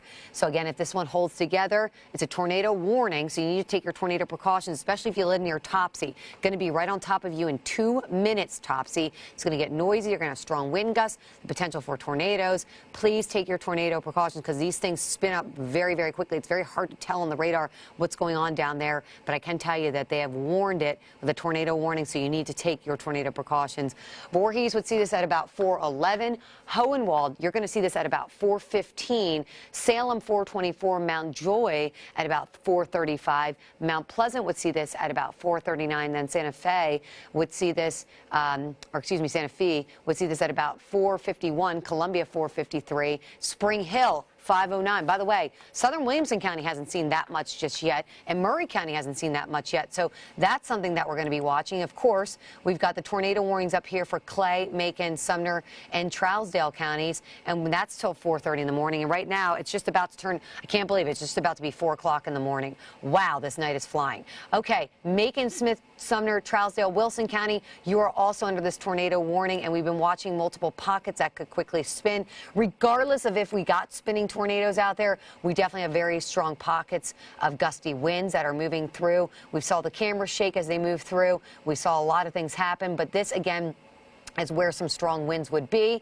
I want to put a storm tracker on this because this entire line right in here looks like that it would be pretty strong, and this is all heading towards Macon County. Now, folks, this is going to go towards the plateau next. So you will see this in Lafayette at about 4:09. You would see this in Webtown at about 4:12. And again, this is a tornado-warned storm. Doppler radar indicated now. Red Boiling Springs would see this at 4:21. Cub Creek at 4:29. Stone at 4:33. By the way, as these storms move through our western counties, they did produce a lot of damage. Of course, once the sun comes up, we're going to see a lot more of what's actually happening. But we can tell you this has been so fast moving, we haven't really had time to look at things. But getting reports of some damage in Dixon, I'm sure there's reports of other things happening too. So just looking at this, I want to see if anything's going on. Looks like something might be trying to happen around the Hartsville area, just to the north here. I want to look at that. And just to the south, there's some stuff going on. It looks like just south of Hartsville almost. There could be something happening too, just south of 10. Let me look at the radar here. It looks like something might be trying to curve a little bit more. So we're going to have to watch this. This entire line right now is bowing, as you can see, and it's kind of snaking like an S. And this area right in here has not been worked over yet on the plateau. So my friends on the plateau, get ready to wake up to some noisy storms. They're coming your way, and there could be some tornado warnings with it and the potential for spin-up tornadoes and tornadoes on the ground. Buffalo Valley, you're going to see this at about 4:18. Gainsboro at about 4:27. Cookeville, 4:40. Lots of lightning, by the way, going on our cameras. I can see that in the background there. Livingston, 4:52. Albany, Kentucky at 5:14. And then it will be pushing into Jamestown, 5:22, and probably moving on out of here. And that's the leading edge of that top line here. But we, again, have multiple tornado warnings. We've got the one down to the south here. As Doppler radar indicated. Going to just look at this again and try to see where this would be. It's very hard to see on this one down to the south. I mean, maybe some broader rotation near just south and west of Hohenwald. So Hohenwald, just north and east of Waynesboro. I would tell you guys to take your tornado precaution. I can't see much on the debris tracker there, but again, we'd be watching that, and it looks like, yeah, that would be where the most intensity is, just to the north of Waynesboro, just to the south and west of Hohenwald. But Hohenwald, that's coming over you, so I would start taking your tornado precautions now. This entire line goes all the way up, and then we've got this Boeing signature up here. And we've got some tornado warnings still for this area, for Clay, for Macon, for Sumner, for Trousdale. That's radar indicated. We've got this other one down here, again, for Macon, Smith, Sumner, Trousdale, Wilson. That's radar indicated. But again, at any time, like the National Weather Service has been saying, these could quickly spin up and do some things. I mean, we're seeing a lot of bright reds, bright pinks in the radar here. I'm trying to look at the debris tracker to see if anything's going on. It's kind of hard to tell, but within some of these cells, there could be some stuff happening. Danielle, yes. So we've got straight line winds, 70 to 80 miles an hour across Trousdale and Smith counties right now. So we don't have any tornadoes that are apparent, at least not on radar, but there's a lot of these smaller circulations. And it's not just the circulations that are concerning, though. That one right there around Carthage looks like it's starting to tighten up That's a bit. what I was going to say. That's yeah, the one I'm looking at right now. What we are seeing is also just really, really gusty winds. A straight line wind, 70, 80 miles an hour, can produce a lot of damage. So keep that in mind. And kind of seeing some sort of notches, some keeks in some of these areas. That's really concerning. This one there just looks like we've got something trying to happen there in between 25 and 80 also, just east of Hartsville. That's a little bit concerning in that area. So possibly some rotation getting going in those areas. Carthage, you're about to get some really, really gusty winds. That is actually looking a little concerning there. Just to the east, actually, of Hartsville. So this is moving toward 80. Little Creek Road there, just south of you folks. Let's take a look at debris tracker. Yes, we've got something going on. Where is that? Possibly there. So this is just east of Hartsville, south of Little Creek Road. It's still far out. It just started spinning. So that's an area. Maybe it'll weaken back up, but it does look like something. This actually is just east of the warning. So, oh no, Is it in the warning or just it east? is just east of the polygon, so it's not warned, but Okay. that is something I'm concerned with. That's about to move over 80. It looks like a tight little circulation. It just popped up, so I wouldn't be surprised to see a warning on this coming up very shortly. But I'm looking at that on tracker. It looks like there's something possibly there on debris trackers. This is moving to 80. This is pushing off to the east. Once again, this is not warned by a tornado warning. We are looking at that, though. It just looks impressive on velocity. And I was going to say this, too. We just got some more damage reports coming in. So Sumner County, this is that cell that just is pushing that way now as you're talking about it. There's trees and power lines down in Old Rock Castle, Indian Lake Peninsula. So, you know, whether there was a tornado, we thought we had a confirmed tornado on the radar. That could be that. It could also be those straight line winds of 70 to 80 miles an hour. So got to watch these cells. I mean, these are dangerous cells, and they're continuing to maintain their strength. It looks like we've got some brand new severe thunderstorm warnings, too, coming out over the area as well, to include most of our areas to the east. But, yeah, we're going to be watching these cells for you. It is 4:05 in the morning.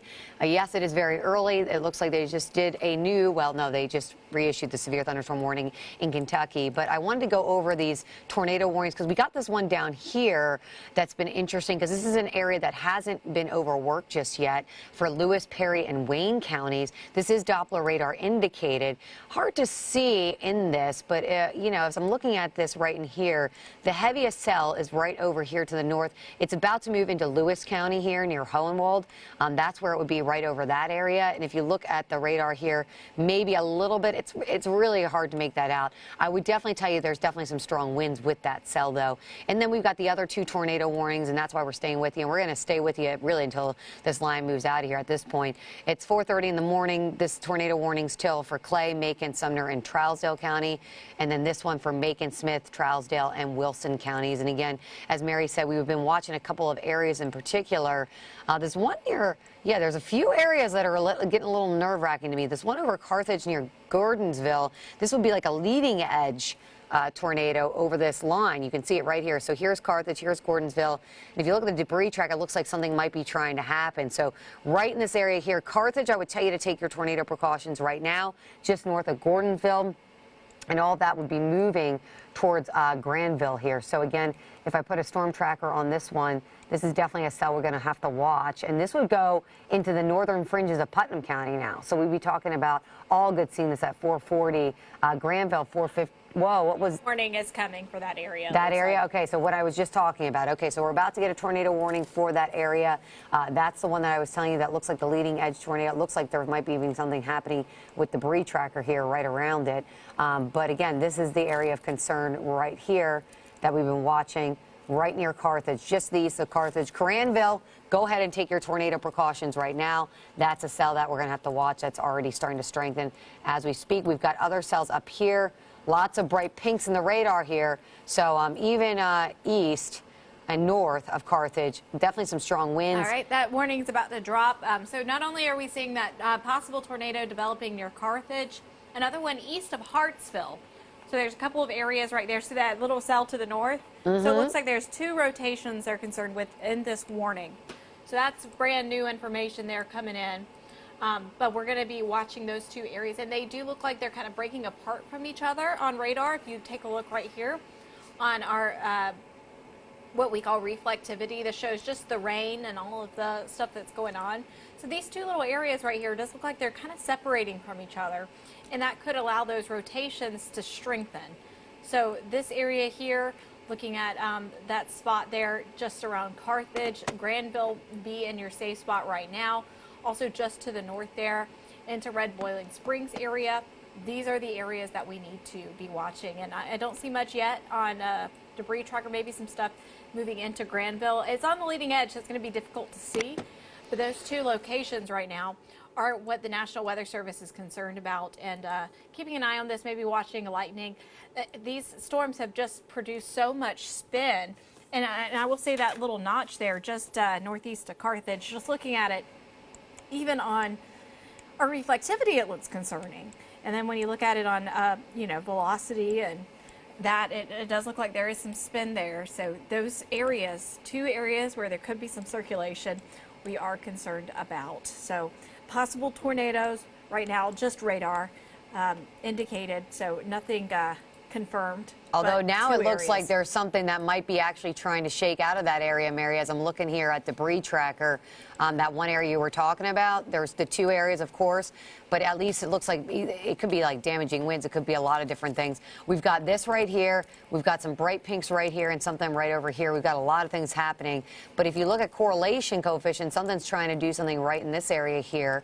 And now we've got a new tornado warning, it looks like, too. Or no, it's just continuing it, sorry. That one's up for Macon County. But again, all these areas right along this band, and you see this one's concerning me right here. This one right here just moving towards Granville, because this is kind of popping out of the main line here. So this one, yeah, and there's a lot of rotation with this one, so I would not be surprised if something is going to try to make its way onto the ground. This is east of Carthage. Granville, go ahead and take your tornado precautions right now. Get down to the lowest level. Center of a room with no windows. You don't have much time. This thing is right on top of you, and I would not be surprised if it's dropping a tornado as we speak. In fact, as we put a velocity product on this one as it pushes to the north and east at about 45, 50 miles an hour. Granville, you've got about 5 minutes or less, maybe even less than that at this point. Morrison Creek would see this at about 4:30. Hardy at about 4:42. Wendell would see this at about 4:47. And again, you can see those bright pinks right down there, just east of Carthage. That is where there would be a potential tornado. And although it is Doppler radar indicated right now, would not be surprised if it is beginning to drop one down. That looks really not great on radar. Plus, as we look at the debris tracker, it looks like something might be trying to make debris, although haven't seen that much just yet with that cell. We've got several other areas, that we're watching. That one, of course, is tightening up. There's definitely strong winds within these, and there's a lot of little notches along this. So anywhere around here, I mean, gosh, even into the north here near Lafayette, just north of them, looks like something's trying to happen northeast of Lafayette, moving towards Camellia. That could be something happening right now. It doesn't look like anything too bad there yet. But again, that's right over the area, and that's that cell right there. And this entire line goes down, and yeah, as Mary said, it's kind of segmented. There's one there, there's another like kind of S-shaped lima bean kind of looking cell, and then we've got several other ones down towards Smyrna, Almaville here. These are just noisy, severe storms, but severe storms.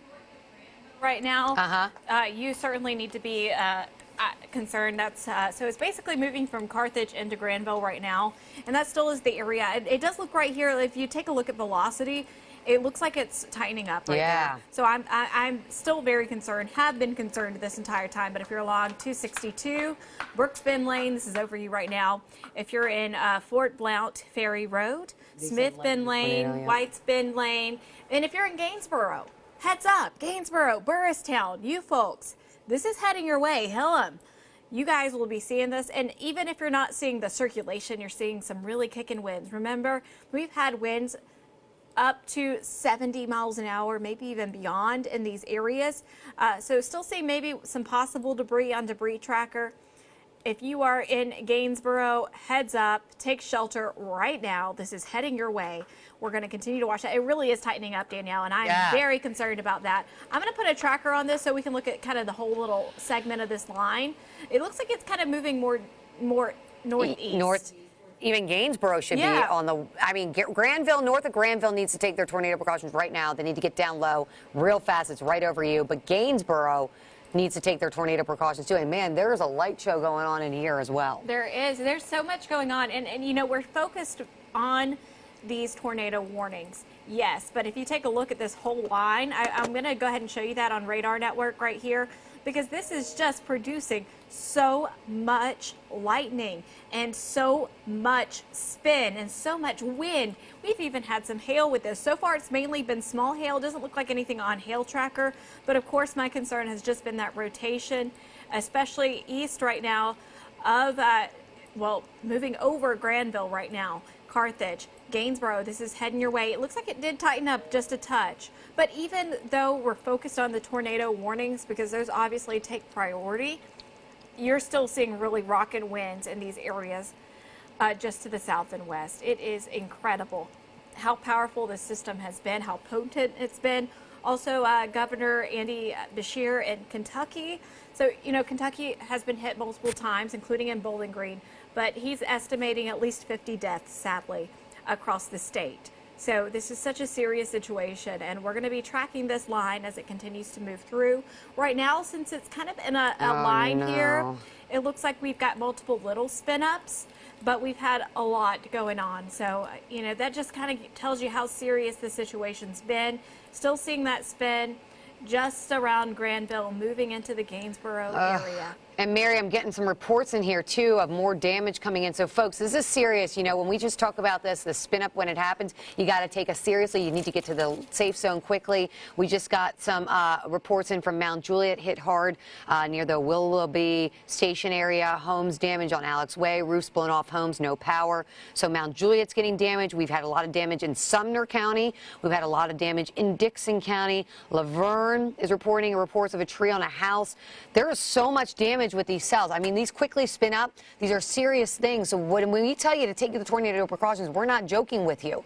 We're trying to do this to save your life, because these are potentially tornadoes on the ground and potentially large, dangerous tornadoes on the ground. Now, this one in particular here is going to be heading right over Gainsboro. It's north of Granville. Granville, hopefully you are all in your basement. If you know anyone in Gainsboro, let them know. It's coming to them in the next 5 minutes or so.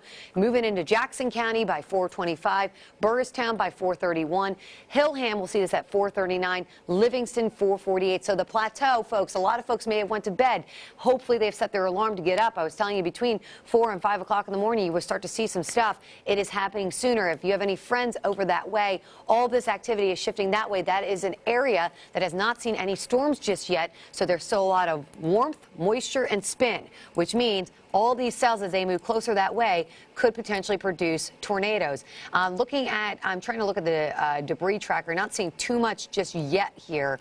But again, that is very concerning, the way the deep pinks, the deep greens in there. And it looks like there's something, I mean, possibly some bright wind around Wartrace Road area, Wartrace Highway, heading towards 56.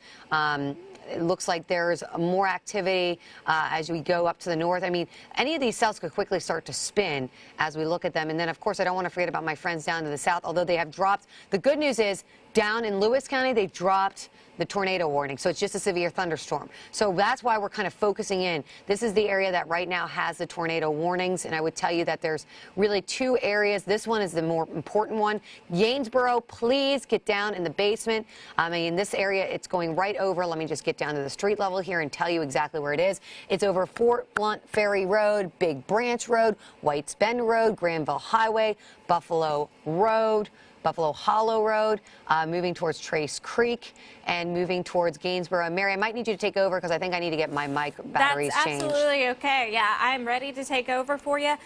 Just kind of recapping what we're seeing. This just incredibly powerful line has been moving through, and you can see this on radar.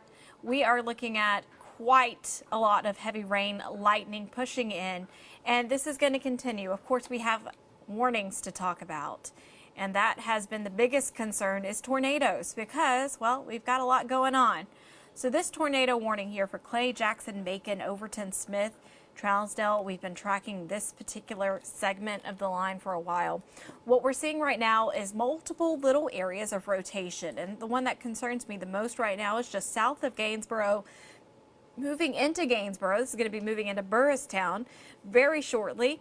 So this area right here, if you're not seeing a tornado on the ground, you're seeing wind probably at least 70 miles an hour. So that can do as much damage as a tornado.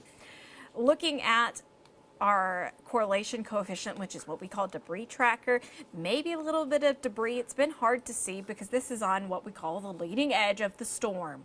However, we've got a lot going on. If you're in Burristown, Hillam, Salina even, we're going to be tracking this. And I keep tracking the whole little line.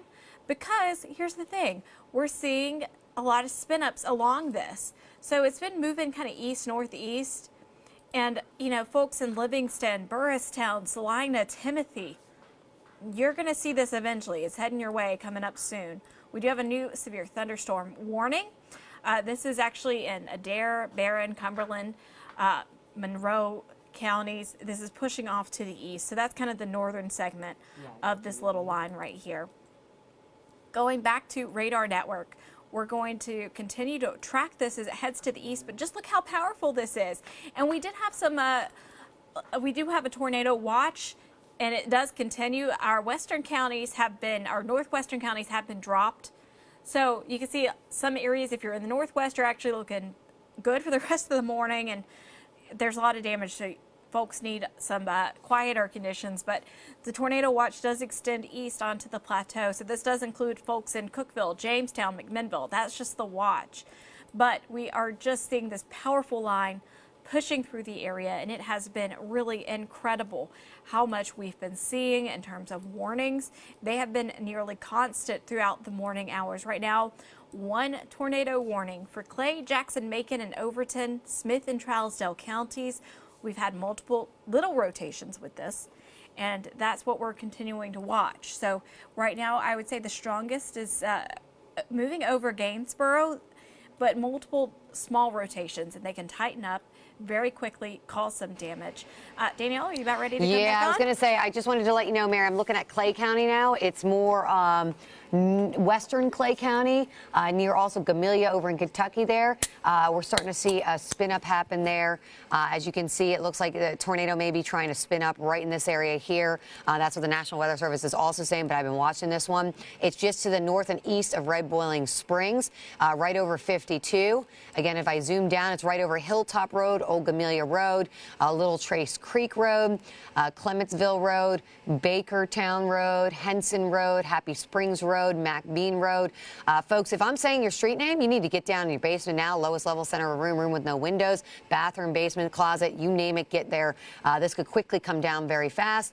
Looking at debris tracker, not seeing anything just yet on that. But again, that bright pink is making me a little bit more nervous right in this area here, just south of Gamelia. And again, as I expand out on this one, as it continues to kind of build and circulate over, this is going to continue on a northeast trajectory. So this might actually head into Kentucky again. Oh, poor Kentucky. They don't need anything more. But this will be heading towards, say, Bowles 429, Moss 431, Vernon 440, Thompson Store at about 445, Littrell at 449, and then Sulphur Creek Marina at 453. There's also some bright banding going on just north of Gainsboro, which could indicate some strong damaging winds. And of course, then there's that other circulation that's over in Gainsboro area down here that's right over Gainsboro at this point. Now, looking at the debris tracker, trying to see if anything is showing up. I'm not seeing too much just yet of that, but still to say something. Oh, it looks like on this one it just tightened up again. That's east of Gainsboro. Gainsboro. Yeah. So if you take a look, also, it looks like a hook is trying to form. On the regular radar? Yes, and also right on the Kentucky line there, south of Tompkinsville, Yep. There's two areas that are really concerning, and we've been talking about these, smaller rotations kind of embedded in these storms. So I wouldn't be surprised to see a tornado warning coming up for southern Kentucky there. Just for folks in Tompkinsville, Burkesville, heads up, that's looking a little eerie right now. And you can see that rotation. So there's that one just around Gainsboro, the brighter pinks. And then you go up here just south of Tompkinsville, right on the Kentucky line along 52. That just started to tighten up. And this is along 52, Little Trace Creek Road, Clementsville Road. I'm very concerned about that right now. Yeah. Because that is tightening up quite a bit. So those two areas, Gainesville, northeast of Red Boiling Springs, wouldn't be surprised if we get a tornado warning that extends into Kentucky. This is right on that Kentucky line. And I'm not seeing much on debris tracker. That doesn't mean anything, though, because debris takes a little time to be lofted into the air. It doesn't get caught on every skin, but we might start to see some changes there. So, yeah, just south of Tompkinsville, that is tightening up right there. And we're seeing this also around Gainsboro. So two rotations I'm really concerned with right now. One on the Kentucky line, one just around Gainsboro. And once again, not seeing much on our debris tracker, but it could start to show up as these starting to tighten further. So it looked a little concerning on our reflectivity. If you're in Burristown, Hillam, you need to take shelter soon, if not right now. I would say right now. Also, this one right here on that Kentucky line really is tightening up along 52. I'm not seeing anything on debris tracker, thankfully, but that doesn't mean we don't have something on the ground. So, and it looks like actually just north of Gainsboro, looks like we got a little debris trying to pop up here. Yeah, possibly. Let's see. That's where pretty close to. It would make sense. It could just be something, but it's small. We'll see on this next scan. How right there, it does or whatever. But if you want to go ahead and track this whole Yeah, line, I was going to say I'm tracking a little bit of this stuff right now. And Mary, I just want to make sure everybody knows, because I know this is the middle of the night, early in the morning. A lot of early risers want to know what's happening. I can tell you this much. If you live farther west, the storm chances are going down for you, but we've got several storms that we are watching. It is now, I just have to look at my watch, 4:24 in the morning, and we are watching one storm in particular that is tornado warned right now over in Gainsboro for Clay, Jackson, Overton County. But as Mary mentioned, it's this one right in here that's moving towards the Tompkinsville area, and then this area right in here. Both of these are showing signs of rotation, and you can see these. Here's the one right over 52, just to the south and east of Gamelia, just to the north and east of Red Boiling Springs. I would not be surprised if something is trying to come down. That does look like some good rotation happening, and that would be moving into southern Kentucky, so we'd have to watch for that one as well towards the Tompkinsville area. And then we've got this other area that looks like it's broadening out just a touch. At one point, it was very tight around the Gainsboro area and even Carthage area and even Granville. Now heading towards Burristown, but that could be trying to recycle. And remember, this is going to go over an area that hasn't seen any storms yet. Hillham, you haven't seen much yet. Livingston hasn't seen anything at all yet. The Plateau still has a lot of juice left to get some of these storms rotating yet again, because we've got warm temperatures, we've got high dew points, and we've got spin in the atmosphere. I do want to put a storm tracker on this entire line to the north and east. And all of this is sliding to the north and east. So heads up, Cookville, 440 for you for seeing some of this. We have a very strong circulation. So this is Clay County. Okay. To the east of Hermitage Springs, and there's a tornado debris signature in Clay County. There it is right here. Yeah, so there we it is go. right in there. So that's right there. That's the one. That's the one. Okay, so that's the one we're going to be watching. Hold on, I'm going to go down street level real fast with this one because this one is the one that has a tornado signature now along with it. You can really see it along. So you can really see that debris on Clementsville Road. This is right along 52. This is right on the Kentucky border, and I'm surprised Kentucky hasn't put out a warning yet because this is going to likely cross over. But this is riding along 52 there, and it really is brightening up. That's very concerning. If you're on Omer Short Road, Paul Reese Road, Beech Grove Boyles Road, Old Mulkey Road, Harlan's Crossroads, these areas, there's a lot of streets here. Beech Grove Bowles Road, Roten Cave Road, Denton Murphy Lane. This is tracking just right across the Kentucky border, and Kentucky's already been hit so very hard. You can see it here just south of Tompkinsville. This is riding right along that Kentucky-Tennessee line on 52 right here. This is just southeast of Gamaliel, and we're going to be really watching this carefully, but yeah, you can see that debris signature so bright there. Oh, I know, Mary, that scares me because that's probably on the ground right now and throwing up debris. It certainly looks like it, yes. So, folks, I mean, oh boy, it just brightened. Yeah. Folks, this should be tornado warning. I don't know why they're not tornado warning this into Tompkinsville area, which would be into Monroe County in Kentucky. This is definitely a tornado on the ground right in here, guys. This is north of 52. This is moving into Monroe County in Kentucky. I just want to tell you some street names for this. Beech Grove Boyles Road, it's over you. Paul Reeser Road. Heastan Chestnut Grave, it's going to you. They just issued that tornado warning. Okay. It should drop in just a second. Yep. It says radar indicated right now, but I certainly think that there's something on the ground. I would 100% agree with you, Mary, on that one. So, yeah, that's going to be for Cumberland and Monroe County. So, folks in Kentucky, you got to stay weather alert right now.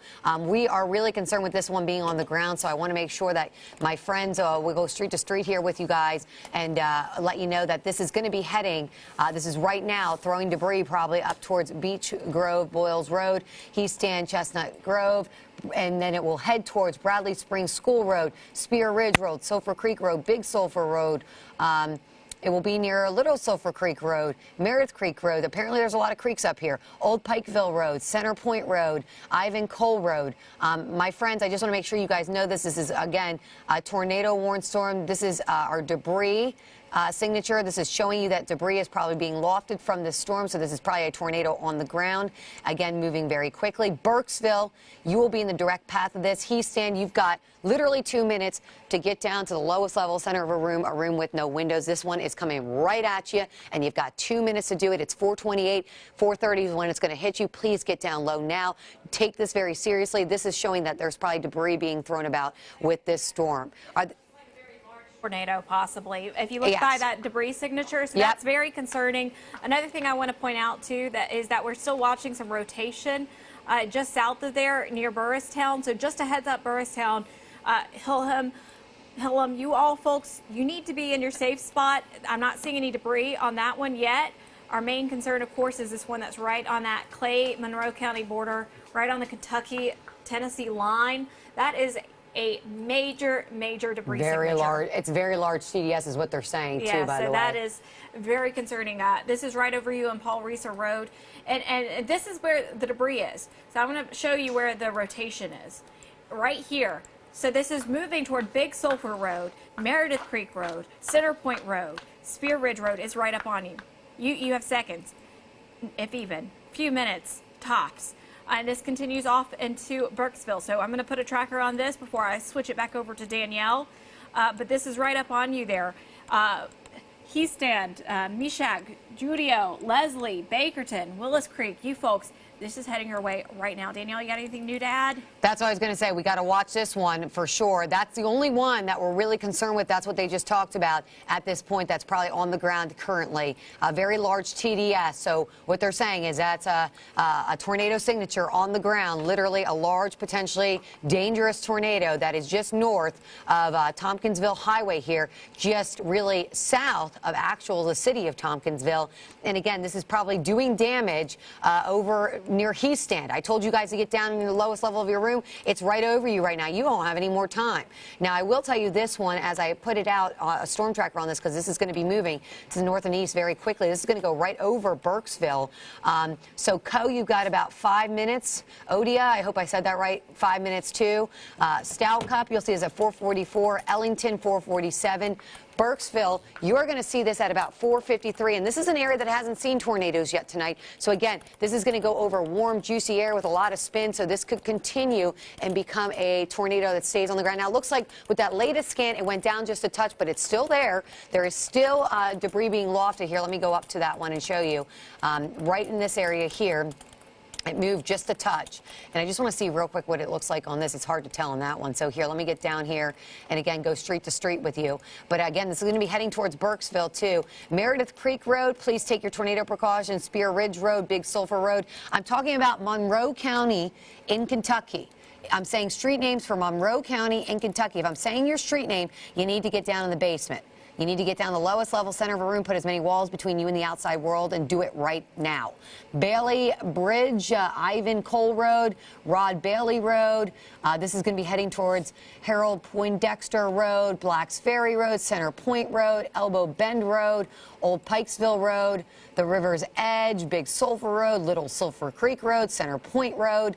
And again, as we pull out on this, you can see this directly in the path is going to be Burkesville. So, folks, this is just as what's been happening all night long. We've been watching things. They quickly rotate. They quickly come down, and then they become tornadoes. And some of these could become particularly large tornadoes because we have the ingredients right to get this going. Burkesville, you've got less than 20 minutes till it's over your area. Ellington, I'd say less than 10 minutes. It's basically coming over you. Odia, I hope I said that right. It's coming right over you right now. Please take your tornado precautions. Judio, take your tornado precautions right now. Going to be with you in about 8 minutes or so. But this is the real serious one that we've been watching really carefully here. And that's the one of concern, as you can tell. Now, we do have lots of cells out there. And you can see it's very noisy from Hillham over down towards Carthage, down towards Murfreesboro, Franklin, Spring Hill, Waynesboro here. But none of this is severe anymore. That is good news. But up here, we still have two, although they're talking about, they said the only concern right now that they're worried about in terms of tornadoes is the one up in southern Kentucky, this one that is warned currently for Cumberland and Monroe counties. Again, I will say, Danielle, it does look like the debris is not quite as impressive as it was earlier, and it does look like it's kind of winding down a bit on velocity, but there very likely could still be something on the ground. That debris, will come down. We'll see in the next scan also if this is likely, but it was probably certainly something on the ground, possibly something pretty big. That's right. Yeah, through those areas. So, you can't let up. This could spin tight again. So Center Point Road, these folks, and going into the Burkesville area, want to make sure that you guys already are taking your precautions right now. And if you look at our reflectivity earlier, it had a little bit of a hook to it. And it looks like it's, and we do have a new tornado warning. I know. This just came out now for Clay, for Fentress, for Overton, for Pickett County. Mary, this is now, they're watching this one. Now, this is Doppler radar indicated. But remember, we were just talking about this. This is an area that has not had any storms all night long. So this can easily produce a tornado because it's in an area that's warm, lots of moisture, lots of spin. Clay, Fentress, Overton, and Pickett counties, this is in effect for you until 5:15 in the morning. It is Doppler radar indicated. This cell is heading right towards downtown Livingston at this hour. Now, there's not a lot of hail, but you can see there's the bright reds and the bright pinks right in this area here, just to the west of Livingston, and all of that is going to be pushing towards Jamestown next. So we're going to watch that one as well. So, folks, if you live around the Livingston area right now, you need to be thinking about where you're going to go. You got to get down to the lowest level center of a room with no windows. This is the area right here. You see some bright pinks in this. It's just the west of Livingston. And again, this is going to be pushing right into Livingston, Alpine, Jamestown. You're right in the direct path of all this. Again, another cell that we have to watch. I mean, this is Doppler radar indicated, but could quickly spin up. And again, this will be around the Livingston area in just about 3 minutes or so. So please take your tornado precautions now. Act like it's happening because this can quickly come down and drop down and do a lot of damage very fast. Alpine 446, Oakdale 447. Then we're going to see this in double top at about 459. By 5:08, it's into Jamestown, then pushing out of our area by about 5 513. So this is that one tornado warning cell, and then we've got the other cell too up to the north. So again, if you're in these areas, please go to a room with no windows, the lowest level center of a room, and please protect your head and neck. Can't stress it enough. Again, though, Mary, as I go back to this one, up over in Monroe County, that's going to be crossing into Cumberland County. This still has a little bit of a signature with it, with debris tracker on it. And this one would be passing, okay, let me just look at the roads here where the debris probably could be flying. So again, this is in Monroe County, about to cross into Cumberland County, Kentucky. Just don't want to confuse you all.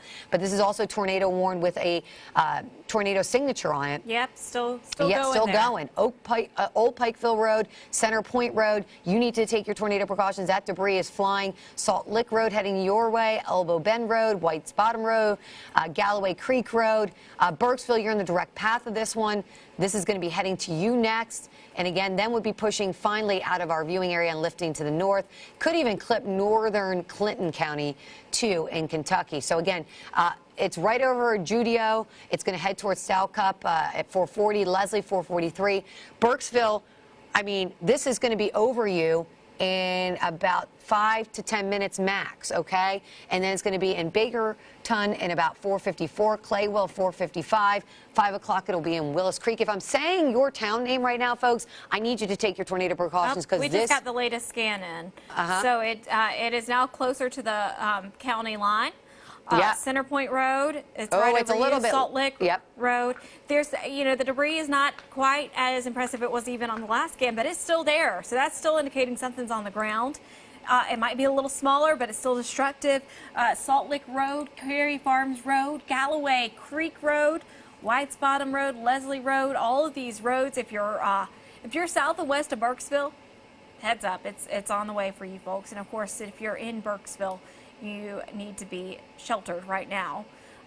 Let's go ahead and put a tracker where the debris is, because that's a good indicator of where this storm is. And it's going to continue off into Stalcup. Looks like we'll see this in Leslie coming up shortly around 447. Burkesville 455. So these are the areas that we're watching. I'll put the velocity tracker on here. Slightly broader, but still very, very concerning, especially with that signature there. That debris signature. So that's always an indicator that something is on the ground, and that seems to be the case. And that's been pretty long-lived. It's been with us for a while. Heading south toward Livingston, just north of Livingston's where that circulation is. This is traveling through Allens right now along 111. So if you're anywhere between Livingston up toward Allens, heads up. This circulation is moving through. So that's just radar indicated. Haven't seen anything on debris tracker. No. But areas like Barnes, Sunset, Alpine, Birdstown, Static, Forbes, even if you're not seeing, even if we don't have anything on the ground, you're still going to have very, very, very gusty winds with that. And that is something we're watching. But once again, that little, area there moving into out of Monroe right now, but continue toward the Burkesville area. That's the one we're most concerned with because that has been showing debris for quite some time now. Yeah, it has been. I mean, and by the way, Mary, just to let you know, our situation, to the north and east looks like is where the strongest storms are. Although, just to let you know now, there are a few storms that are starting to get going just south of our southernmost counties here over in Mississippi and Alabama. So we're going to have to watch these too because some of these may traverse into, say, Lincoln, Franklin, and more, another area that has not seen a lot in terms of the weather just yet. So again, we've got a couple of tornado warnings that we're watching up to the north in particular. This one is definitely the one, well, there's Clay, Fentress, Overton, and Pickett counties that we have till 5:15 that we're watching that one too. But this one is actually observed. That's what they're mentioning now, and they're saying that there's a really good uptick with this. They can see it, radar indicated, although now it looks like it may be coming down in some of the scans. But that being said, it's definitely been on the ground for a good period of time here. And this one now is moving, just so you know, into Cumberland County. So Burkesville, heads up, this is coming to you. They're saying observed tornado. So again, the damage would be over towards Blacks Ferry Road, Ruby Lane, Dimple Sharp, Elbow Road. Hook echo right there on that same storm. So that's also an indicator. Yep, right there, yep. And then we've got this other cell down here where there's circulation starting to peak up near Livingston. Well, first of all, there's definitely some bright banding going over Livingston right now. So if you're not even getting circulation, you are definitely getting some very strong winds just east of Livingston. I can tell you that much. Alpine, get ready. That's going to be some very strong, intense winds heading your way and then heading towards Jamestown there in particular. We're not seeing any damage on the CC yet, so I would really indicate to me that that might be strong damaging winds, but we'll have to watch to see if any rotation happens with that cell. But again, all of these moving to the north and east and moving to the north and east at about 45 to 50 miles an hour. So again, this one over Livingston will be pushing into Byrdstown at about 450, then into Pall Mall at about 502, Jamestown 507, and then pushing to Sharp Place by 513. And then the separate one that is still tornado warned, by the way, and this is tornado warned until 5:15. And now let's see. Oh, no, that's the other one. Sorry. 5 o'clock observed. This one in particular here continues to show some damage on the ground. I'm looking at the thing, but it's easier to see it here, although it looks like it is definitely weakening quite a bit. The correlation coefficient, the debris tracker, should I say. But again, this is a storm that has a history of producing a tornado. So we have to take that one seriously, too. And just to put a storm track on that one for you, this is going to be heading out of eventually Cumberland County, maybe clipping Clinton County, then moving out of our viewing area. But we're going to watch this one and keep with it until that tornado warning gets dropped. So the Claywell area, seeing that at 4:52. Burkesville, 5 minutes. Burkesville, I would still get in your safe zone. If you're not in your safe zone now is a good time. Get in it. You only have a little bit of time. Latrell, it's going right to the really north of you as we speak. So these are the storms that we're watching. There's several of them along this line. This is the tornado warned one. There's another one that's tornado warned now over the plateau. We've got severe thunderstorm warnings, not to mention there's still noisy storms over towards Murfreesboro, Almaville, Eagleville, back to Spring Hill, Colioca, Columbia seeing storms. And now we're getting some down towards Waynesboro and Collinwood. And then some of these back here we're going to have to watch, too, because this is areas that have not seen anything in terms of really strong storms just yet. But luckily, there's no real rotation. I'm looking along that line, not seeing much there. But we have had a lot of reports, by the way, up in the northern and eastern zones of a lot of damage coming in, too, from these storms. So just want to point that out to you guys and make sure that you take all these warnings seriously because, again, we've had a lot of damage coming out of Sumner County, I know. We've had some damage coming out of the Mount Juliet area. We've had damage coming out of Dixon area. If you have damage, you can tell us about it. Pix, P-I-X, at WKRN.com. If you do it safely, let us know what you're seeing. You know, if you can follow us on Facebook, Twitter, Instagram, and please let us know. We'd love to see those pictures. And please stay safe and let us know what's going on where you are. But in particular, right now, we do have 2 tornado warnings. We've got this one for Clay, Fentress, Overton, and Pickett counties. This is until 5:15. This is Doppler radar indicated for this area. There's definitely some screaming winds with this one, I can tell you that much. And then as we put this into motion, you see a little bit of a bulge there. But this will be pushing out of our viewing area very quickly, which is good news. Sunset, it's right over you, so it's going to be very noisy for you. Allred would see this at 4:50. Jamestown 5:02, so in about 15 minutes or so. And then East Jamestown about 5:05. And then it pushes out of our viewing area. And then the other tornado warning that we have, the more important one that we've been following for a while today, has been this one to the north over in Kentucky, because it did show a signature on it at one point. Now it looks like on CC it's kind of falling apart a little bit. There might be still a little bit, but I'm not seeing too much there. Too, even on reflectivity, that hook has disappeared, so that's an indicator maybe that it is starting to weaken. And I would still be in your safe area in Burkesville. I wouldn't count on it not being on the ground. It could still very well. There is still a little bit of activity right here on our debris tracker. But this is moving into Burkesville right now, and you know this is about to head literally due over Burkesville. So you're on Jackson Hollow Road. This is moving over right now into Burkesville. Once it passes, we'll see. But yeah, still seeing a little bit of debris possibly on debris tracker, but hopefully that continues to weaken as it gets into that area. But you know, a lot of times you look at radar, you know, velocities and stuff like that, but reflectivity shows you a lot too, especially when it comes to hooks. And the hook has mainly disappeared, and that's good news. Yeah, that is good news. I mean, and the good thing is, Mary, I can tell you this, if you're concerned, if I just put this in pauses right now on the radar here, I can tell you that our western communities now are finally getting out of the severe weather threat altogether. So, again, while we're watching areas to the east, to the west now, you're starting to see conditions improve from, say, Henry to Carroll County. Things are going to start to quiet down for you in Stewart County, Trigg, Christian, Todd counties. Things are going to quiet on down for you as this rain and storm line continues to push to the east.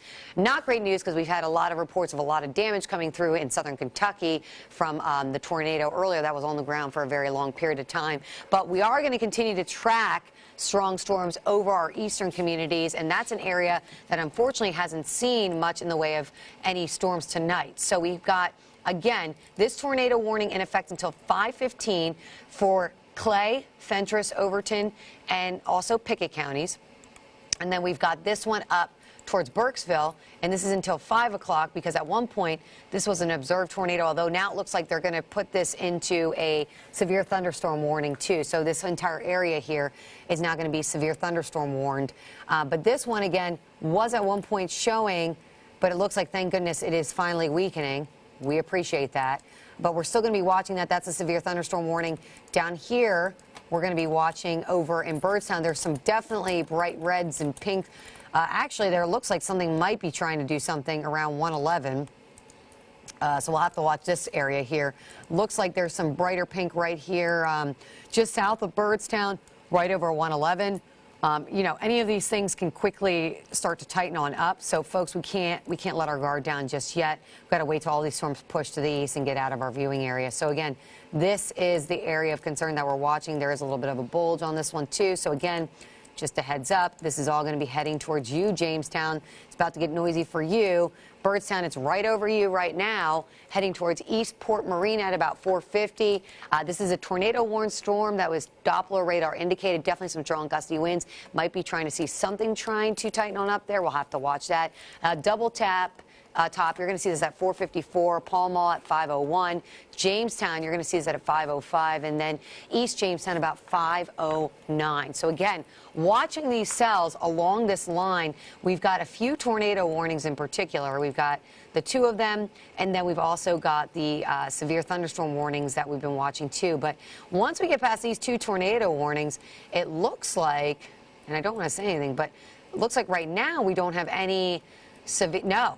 So, okay, so along this line that's really noisy, we don't have anything that is severe other than these two tornado warnings at this point. We also have a lot of flash flood warnings. I should say that up through southern Kentucky. So now you guys are dealing with flooding, too, concerns. But we do have, again, this tornado warning, the one to the north, and then the severe thunderstorm warning as well as we're watching these cells. And, you know, it's still very noisy. Even though these cells may not be severe, there's going to be a lot of lightning, very heavy downpours. Wind gusts could be in excess of at least 40 miles an hour outside of storms.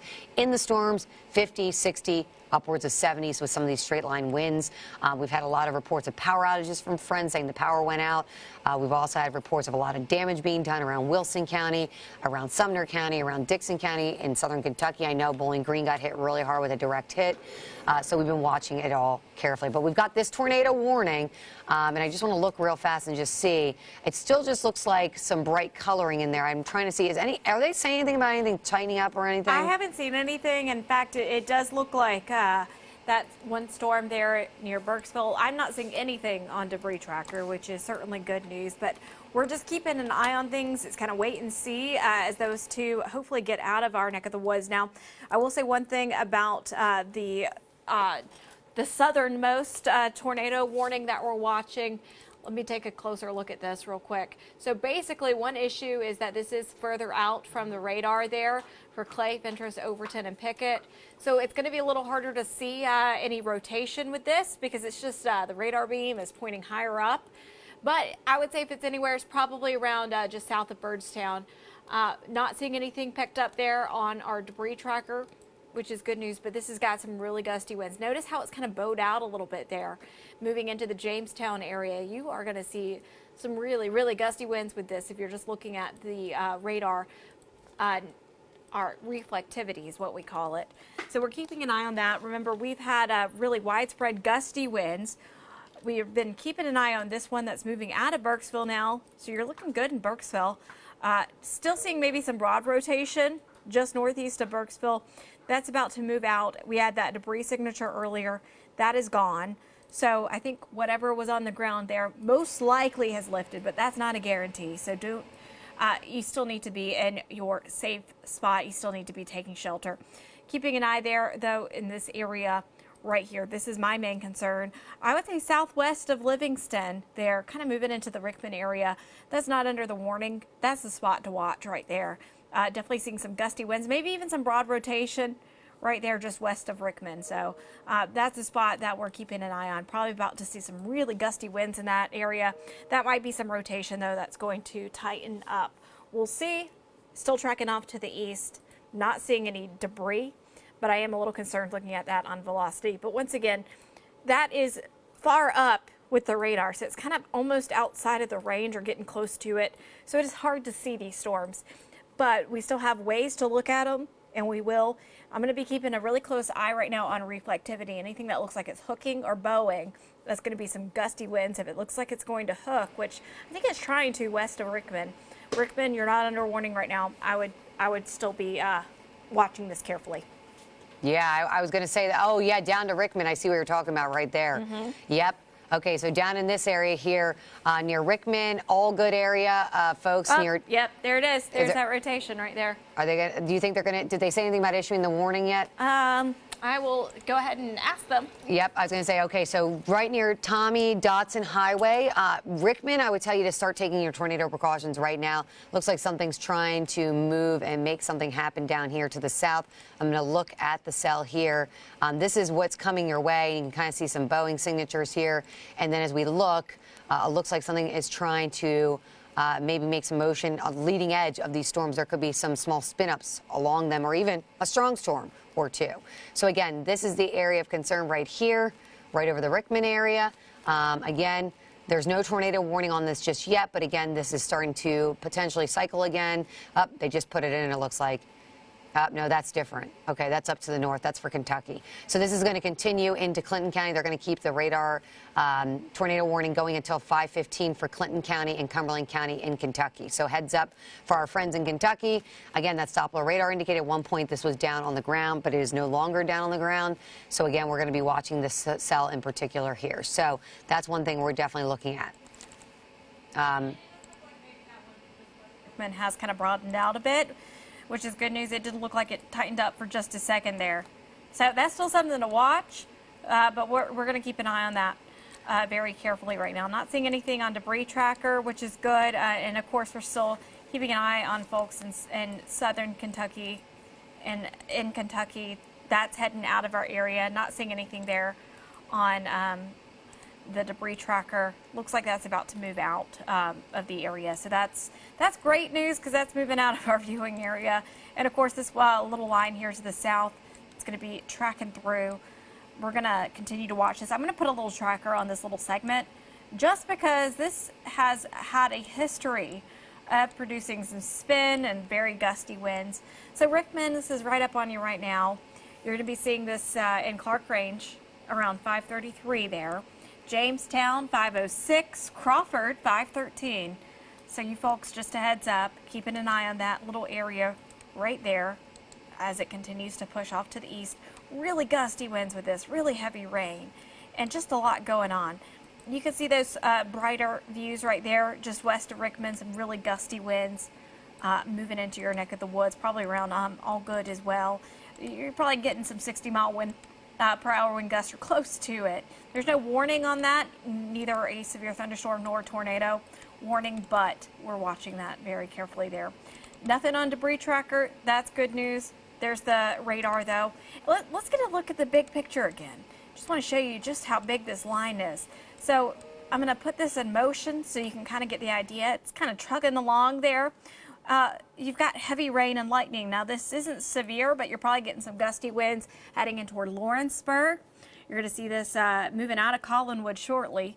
Hohenwald, the heaviest rain is pushed by, but it's moving through Columbia into Spring Hill, Eagleville, Almaville, Murfreesboro, Watertown, Buffalo Valley. And then, of course, as you head into the Rickman, Livingston area, looking a little bit more dangerous there. Jamestown, so Fentress County, finally getting that heavy rain and lightning. Still warned on this storm. Does look like there's a little rotation west of Jamestown right there. So that is something to watch for in the western edge of Fentress County. And this is actually areas that were impacted on Monday. So it's been a heck of a December. We don't normally have this. December is usually our second least likely month to have tornadoes. And this year has been the exception to that, for sure, unfortunately. But keeping an eye on this system right here, this little segment. Also keeping an eye on these storms in behind it. They are not severe right now. That could change. We could see more warnings put out. Remember, this whole line has had a history of turning, of spinning, and that's why you need to keep a very close eye on what's going on. And that's why I keep also switching back over to reflectivity with this. It's going to be helpful to look for notches and for anything that looks like it might be trying to hook, because that could be an indicator that things are tightening up in terms of rotation. Danielle? All right, I just want to give a quick radar tour of what's happening, and we'll go over to Weather 1 and just show you that right now, if you live towards the west, you can go to sleep. You're good to go. In West Tennessee, Western Kentucky, things have quieted down for you, but areas to the east, you're now getting under that threat for the strong to severe storms. The time right now is 4:56 in the morning, and we still have several tornado warnings. And just to let you know, we still have a tornado warning down to the south, so some of our southernmost counties still haven't gotten much in the way of storms. We'll have to watch those as well. We do have tornado warnings in effect, though, for Clay, Fentress, Overton, and Pickett counties. This is going to be until 5:15. It is Doppler radar indicated. You can see a little bit of curvature within this cell. So along that, we could see some tornado formation, which we're going to watch. They also just put a new tornado warning out for areas just outside of our viewing area. But we are watching for very strong winds. Again, Mary was watching for a little bit of rotation, maybe near the Rickman area, even near the Cookville area. Seeing a little bit of light rotation there, even there. So we'll watch that as well. And then some strong gusty winds, maybe a little bit right there as well, over towards Jamestown, just to the west of that. And it looks like they're going to extend from this tornado warning into a severe thunderstorm warning, so they may not continue that tornado warning, which is great news for folks living to the east outside of our viewing area. Jamestown, you're going to see this at about 5:02. Pine Haven, in about 3 minutes, it'll be over you. Definitely going to have some strong gusty winds, upwards of 65 miles an hour, lots of lightning, heavy downpours, and some hail associated with this storm. And then we've got another one down to the south here that I've tracked that we were watching, because there was a little bit of rotation along this one. Columbia Hill, seeing this around 5:14, Monterey 5:16, Clark Range 5:30, and then pushing out of our viewing area. And then we've got this one tornado warning for Casey, Clinton, Cumberland counties, although now the activity is lifting out of Cumberland and also in Clinton counties, which is great news. So it's pushing out of our viewing area. Bad news for folks north and eastern Kentucky. We've got this line that is under severe thunderstorm warning limits, but still very noisy, lots of lightning associated with it from Murfreesboro back through southern Williamson County over to Murray County, down towards Lewis County, Lawrence and Wayne County. You folks are also absorbing a lot of heavy downpours, lots of lightning, strong winds. Now, winds even outside of the storms could be upwards of 40 miles an hour as we're under that wind advisory. And so we're watching all of these storms continue to push to the east. And remember, this area right in here hasn't seen storms yet, so there still could be a strong storm or two. We're going to have to watch. And I did put a storm tracker on this entire line as it continues to push off to the east, and it's doing so at about 50 miles an hour. Lawrenceburg, again, this is coming right over you right now. Shelbyville could see some storms as early as, say, 5:17 in the morning. Pulaski, you're going to see some stuff about 5:28. McMinnville, 5:44. Sparta, you'll see this at about 5:47. Spencer, 6:02. Then Winchester, 6:35. Tracy City, 6:52. And by 7 a.m., most of this activity should be shifting east and hopefully out of our viewing area. We also have, by the way, on the backside, some training thunderstorms that have led to flash flood warnings up in southern Kentucky. So if it doesn't make matters worse with the long track tornado that went across most of this area, now we have flash flooding ongoing in this area for Christian, Todd, Trigg counties until 9:45 in the area. That has been because they've seen anywhere from 2 to 4 inches of rain in a very short period of time. We also have a flash flood warning out for parts of Barron County, as well as Simpson and Logan and Warren counties. Again, Bowling Green got hit hard, downtown Bowling Green, by that large tornado that was on the ground. And unfortunately now flash flooding is ongoing until 8:45 in the morning. So we've got a lot going on. We've had a numerous amount of storm reports coming in, strong damaging winds, tornadoes being reported, lots of damage. Of course, we want to hear from you if you have any pictures, any videos. The sun's going to be coming up here in just about an hour or so, and that will be a telltale sign of what we'll be seeing as that damage, as that sun comes up. I'm sure it's not going to be very pretty outside. Again, this is a line, and here's what I was just talking about. You see how the southernmost edge is now becoming a severe thunderstorm warning down here? There's a tornado warning embedded in that. Here's the problem. All of that is going to cross over into parts of, say, Lincoln, Franklin, and Moore. So heads up, Lincoln, Franklin, and Moore. Don't let your guard down just yet, as all this activity will head your way. And we do still have active tornado warnings up in our northern and eastern communities. So far, we haven't seen much in the way of circulations. It's more Doppler radar indicated, nothing on the ground as of yet. But still, you want to act like it's happening, because unfortunately, as we've seen through this night, we have seen multiple things happen where they quickly spin into tornadoes. Again, this one for Fentress, Overton, and Pickett counties. This is in effect until 5:15 in the morning. So we've got about another 14 minutes on this tornado warning, and then this should be pushing out of our viewing area. But then we're going to have a whole line of storms, not to mention we've got storms just to the south of, say, Lawrence, Giles, Lincoln, Franklin, Moore. And so friends to the south, don't let your guard down yet. And if you have friends to the south, I would definitely let them know that there's some storms coming their way, and they should probably be awake and be ready for this. Definitely going to have some strong winds within this cell, I can tell you that much. Looks like we just got a brand new severe thunderstorm warning. Okay, so that's for Giles, Lawrence, Lewis, Marshall, and Murray County. That's for wind gusts to 60 miles an hour. Also hail about 3/4 of an inch in diameter. This is radar indicated, but again, like I said before, these storms are going over areas that haven't gotten hit that badly yet. And so we could see not only hail, but also strong damaging winds. And some of these could start to spin, although even if I look along this line here, it looks like stuff might be trying to do something here. As I look up a little bit further towards the Chapel Hill area, let me look at the line here. Yes. Just kind of reminding everyone at home that this is far away from the radar. Mm-hmm. So it's really hard to see the circulation. So we're also watching, too, for anything that looks like it, on reflectivity, it looks like it might be spinning as well. But, when you're this far from the radar, it's really hard to tell.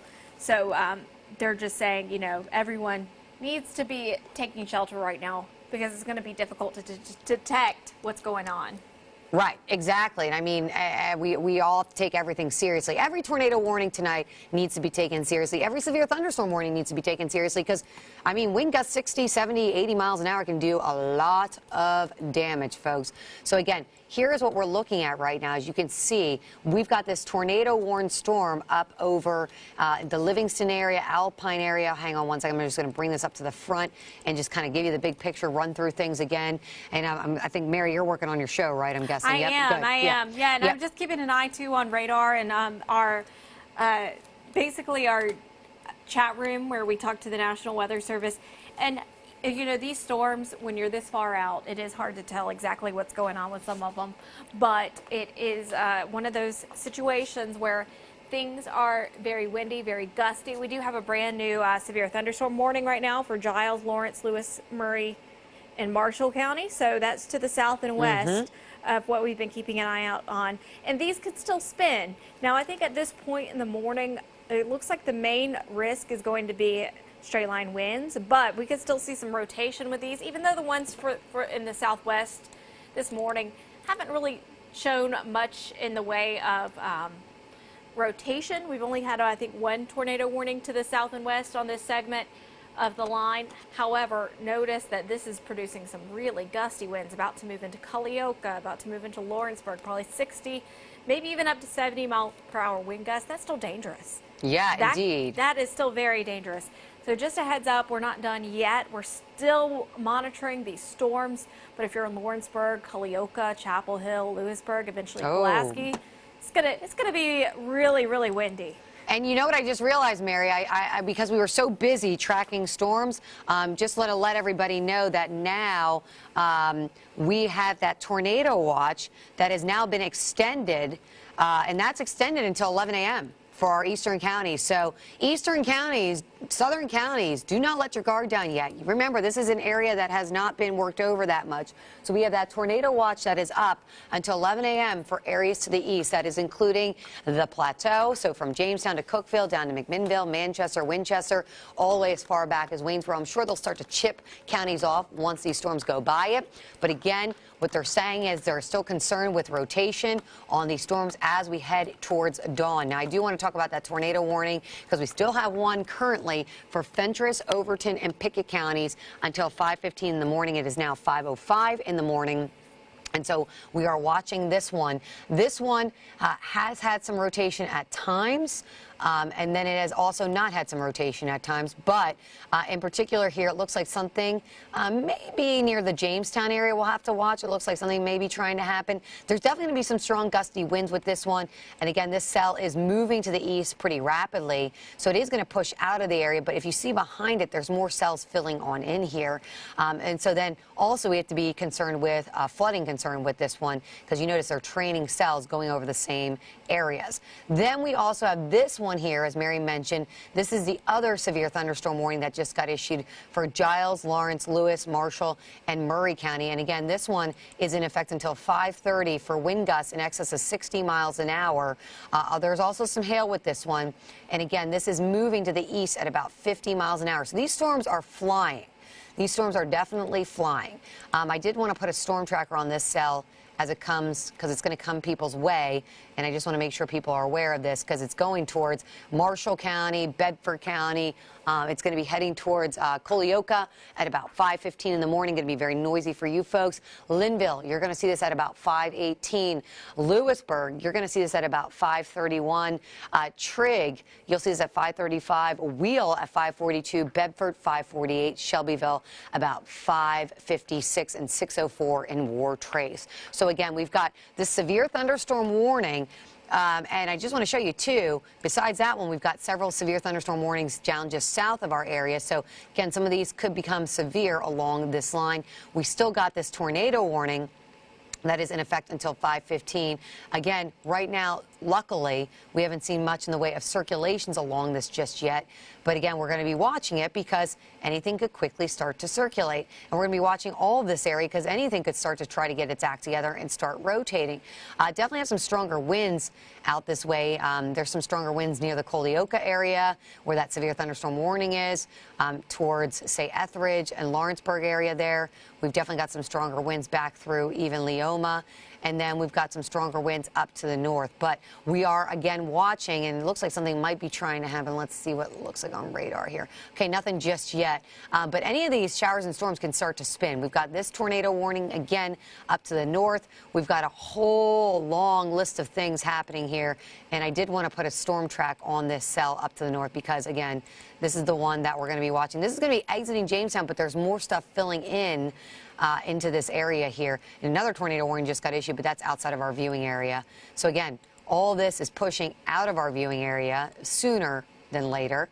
But we're going to watch that one. We've gotten the other one out of our Kentucky area, but we still got a line of storms that we're watching in that severe thunderstorm warning as well. So again, the big picture is this. We're not out of the woods yet in terms of severe weather. We definitely have that tornado watch that is in effect until 11 a.m. this morning. So we're just going to continue to monitor this line, and we are going to continue to watch what's going on with what's happening. I want to show you this tornado watch. So this is until 11 a.m. now, and it's been extended to 11 a.m. for areas to the east, areas to the south. Again, storms are starting to move into these areas, and it's areas that have not seen any storms just yet. So again, there's still warmth, there's still moisture, and there's still spin. So a lot of these storms will get going, and we've had some long track tornadoes tonight. We've had a lot of damage coming out of Kentucky, a lot of damage coming out of Middle Tennessee, and we are getting very close to that sunrise, and I am not looking forward to seeing the destruction after all these storms move by. But again, we're going to stay with you because we do have a tornado warning in effect through 5:15 for Fentress, Overton, and Pickett counties. Again, this is radar indicated, and you can kind of see it looks like it may be trying to intensify right around Jamestown. A little bit of lightning jumping up there, some brighter pinks in the radar beam there, down through Livingston, down back through Rickman there. Hard to see, though, because, again, this radar is very far away. Yeah. Once that tornado warning storm moves out, the National Weather Service says their main focus is going to be on the southwest counties. So that area that's currently under the severe thunderstorm warning, they're going to be watching very carefully. If you want to give yourself a little bit of time to reset, we can switch over to Weather 2. Okay. And just kind of give a quick look. So we've got about 5 minutes left in that tornado warning. And I do want to give Danielle a little bit of a break because she has been talking for a while. But we are keeping an eye on this area, especially in Fentress County around Jamestown. So here you go. This is the line. And you can see if you're to the northwest, Clarksville, Nashville, you're looking good. We have seen things improving in those areas. What you're going to notice is just much cooler air moving in. However, we're not done just yet with those warnings. We still have a couple to talk about. So we're going to look first at the tornado warning. So Fentress, Overton, Pickett, these areas were hit on Monday, actually, by that severe weather that we watched. We had 6 tornadoes on Monday, and this has just been such an unusual December. It is hard to see rotation this far out. Remember, the radar is there in Mount Juliet. So this is high up. We're on the plateau. The elevation's a little higher, and the radar beam's higher too. So we're keeping an eye right now on reflectivity. And I think if there is any noticeable rotation, it's probably moving through Jamestown right now. Just kind of going by reflectivity right here. And that's a little old school, but it still works. Not seeing anything on debris tracker, and that is good news. So right now, anything that is there is radar indicated. And the warning continues again for another 4 minutes. So we're not quite done with that just yet. Once again, warning continues for another few minutes. Any of these circulations on the small side and kind of hard to see. Now to the south, we haven't forgotten about you, but you are under a severe thunderstorm warning. You're seeing some really gusty winds, upwards of 60 miles an hour possible. Let's see if we've had any hail. No hail. That's good news. We have seen some hail throughout the night. Not really seeing any rotation. We are seeing some really gusty winds, and it looks like it's going to be moving into the Pulaski area, moving through Culleoka right now. You're eventually going to see this in Lewisburg, Boones Hill, Petersburg. Not sure if they're going to still have a warning on that when it moves through, but it is pushing in. So we're going to track this. Now, notice the individual storms are pushing east. That line is pushing off to the east, kind of northeast for some of these heavier winds. So let's put a tracker on this line, and we'll tell you where it's heading next because we're not quite done yet with all of this. So I'm going to track this southern line right here, kind of take it off to the east, and it's going to be heading into areas like Lewisburg very shortly. Coming up in the next few minutes, you're going to start seeing that heavy rain and the wind. You probably already have the wind right now. Abernathy Field, you're going to see this at 5:31. Flat Creek around 5:45. Shelbyville 5:33. So it's not done yet for a lot of folks. You're going to get a really loud wake up this morning.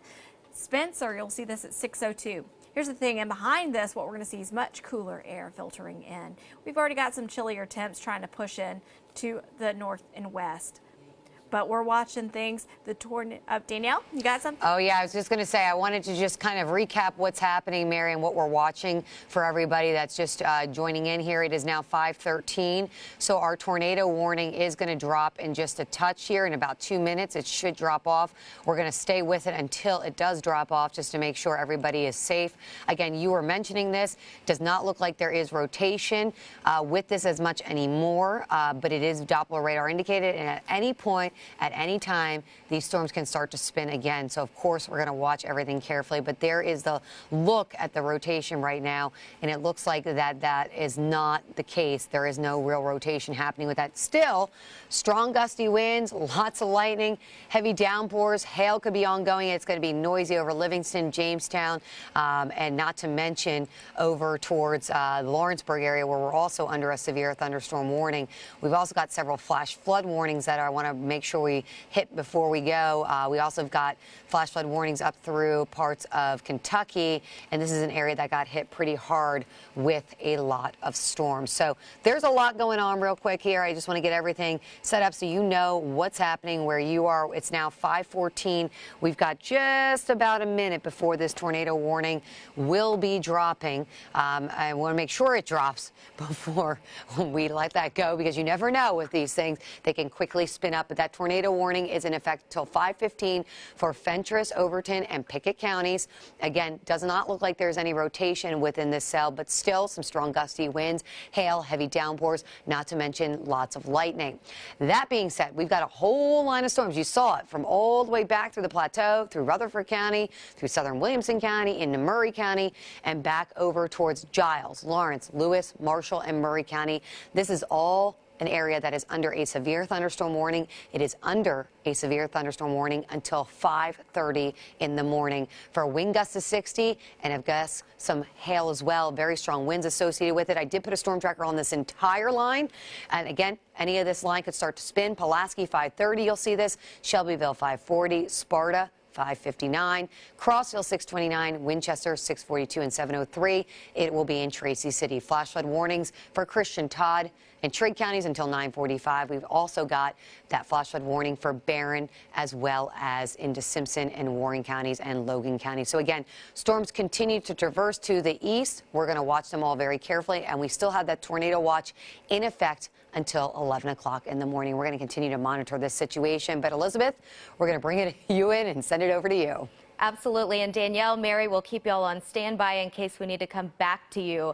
But just such a tough night overnight here in Middle Tennessee and for our neighbors in Kentucky. We want to take you there right now to Jerry Barler. He's been on the scene all night in Bowling Green tracking these storms. Jerry, what can you tell us? I can tell you it is devastating up here where we are at. I'll tell you where we are. We're on Creekwood Drive at the intersection of Spring Creek Drive here in Bowling Green. So later on, if the weather people want to pull it up and look and see what came through here. But I can tell you the damage is incredible. We'll zoom in and show you tops of houses completely ripped off, multiple vehicles just tossed around like toys, stacked on top of each other. We've seen residents walking around just kind of in amazement and shock as they walk out and look at this. And I can tell you that just within the last hour and a half, there was a report that there were more survivors found in the rubble, and we saw multiple emergency equipment crews and people on emergency responders on foot coming up here with equipment in their hands, axes, shovels, whatever they could use to try to dig through the rubble and find those victims. We haven't been told about their conditions yet. We did hear some word on the scanner that there weren't any fatalities in those, but nothing has been confirmed. We know that the governor did a press conference earlier. He may have given some more information about what all has happened up here, but I can tell you just from where we're at, it is major destruction, very strong tornado that came through here. We actually started over right off of Interstate 65 where the Corvette plant is.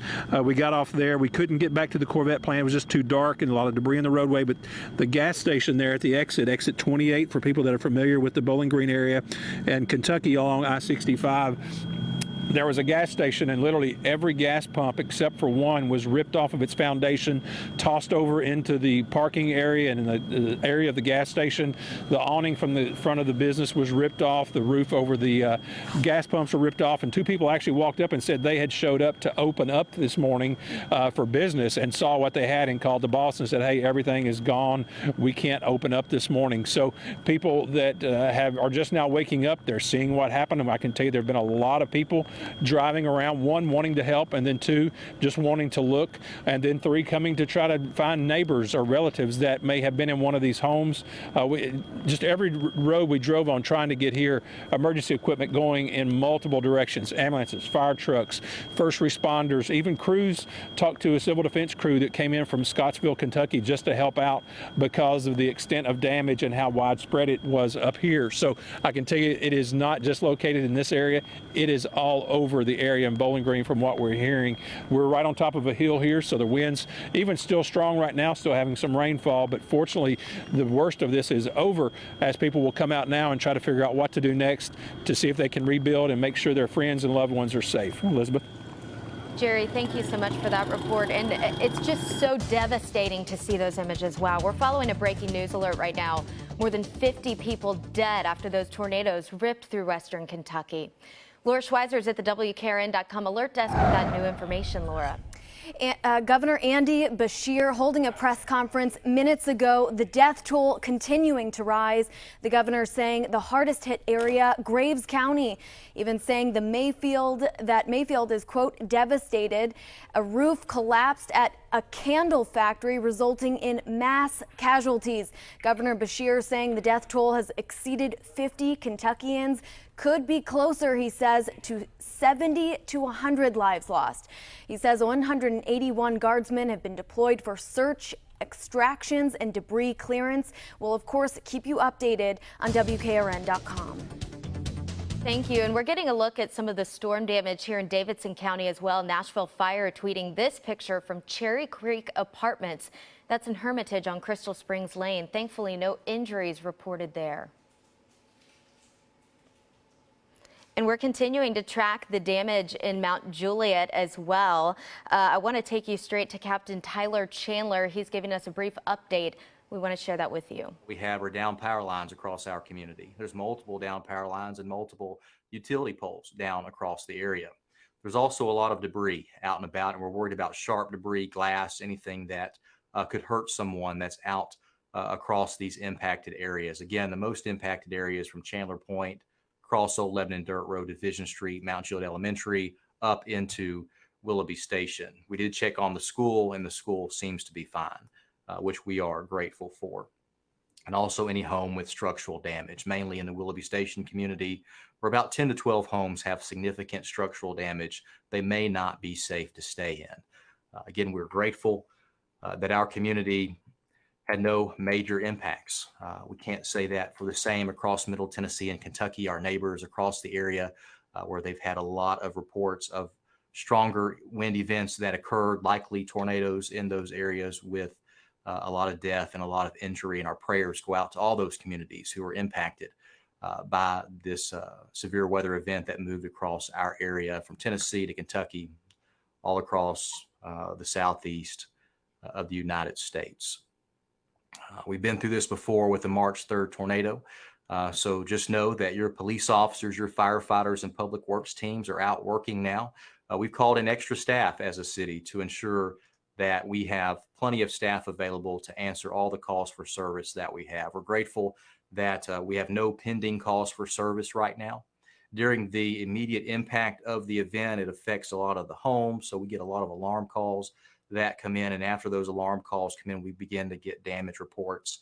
We immediately sent officers out to those impacted areas, and they were checking on residents to ensure no one was seriously injured during this event. There was one injury reported, and that was a self-transport to the local ER due to a laceration, I believe, on their arm or their chest from this type of wind event that occurred. Of course, the Weather Service will come out and survey all the different damage in our community to be able to determine what caused this event. Was it straight line winds, or was it a tornado that caused this event in our community? Again, right now it's unclear. The police department, fire department, and our public works teams, we're not the experts in looking at wind damage to try to determine exactly what occurred. But your teams are out there now, and they're working hard. They're quickly getting debris cleared up. They've worked very hard to get the debris cleared up. That was already blocking 5 roadways, and now we just have one roadway that's blocked, that's South Green Hill near Willoughby Station. And from what I hear, they're about to get that opened up once they get the utility lines off the roadway. Of course, with any live update that our department does, we love to be interactive in that. If you have any questions about anything, please list that in the comments. I know one question we get quite a bit, does anyone need assistance in these areas? And right now, it seems that most homeowners are just assessing their property, trying to determine exactly what happened. It doesn't seem that many homes and residents will be displaced by this event. There was 10 to 12 homes with significant damage, and those homes, of course, will have to be structurally assessed to determine what happens.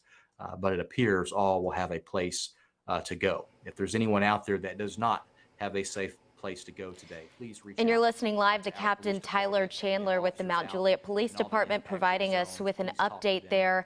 Still so much work to be done in so many communities across Middle Tennessee and Kentucky. We'll get into that, but next I want to take you to a video. This was sent in from our colleague Bart Baird. This is an Old Hickory area. Look at that transformer blowing. You see the lightning in that area. Wow, that's Cherry Creek Apartments. Just tough to look at. You see the strength of that storm. Actually in the Old Hickory area. Yeah, there's that transformer blowing. Again, sent in to us from our colleague there. We're also following the impact in Kentucky. Right now, one of the hardest hit places is Bowling Green. I want to take you to some video from a gas station. Look at this. You see the rain coming down. This gas station was actually completely destroyed. News 2's Jerry Barler has been there. He's been tracking the storms for us all night, and he took that video for us. He's been joining us live throughout the morning as well. Now I want to take you to some new images, these coming from Warren County, Kentucky. The sheriff's office sharing these. You can see that extensive damage to this home and another property. Deputies there urging everybody to stay off the roads. They've got lots of reports of downed power lines and trees. And if you do feel like you absolutely need to go somewhere, get on the road to check on somebody, they want you to use the most caution. And now to Bowling Green, people again just beginning to assess that damage there as the sun starts to come up. News 2's Jerry Barler again taking this video with us. This is from a neighborhood on Creekwood Avenue, and several houses have been badly damaged there. First responders are at the scene right now. Just so much to take in, to assess at this hour. It's likely going to take quite some time. And we don't know exactly how many people are impacted there, but we will continue to bring you the latest as we learn more.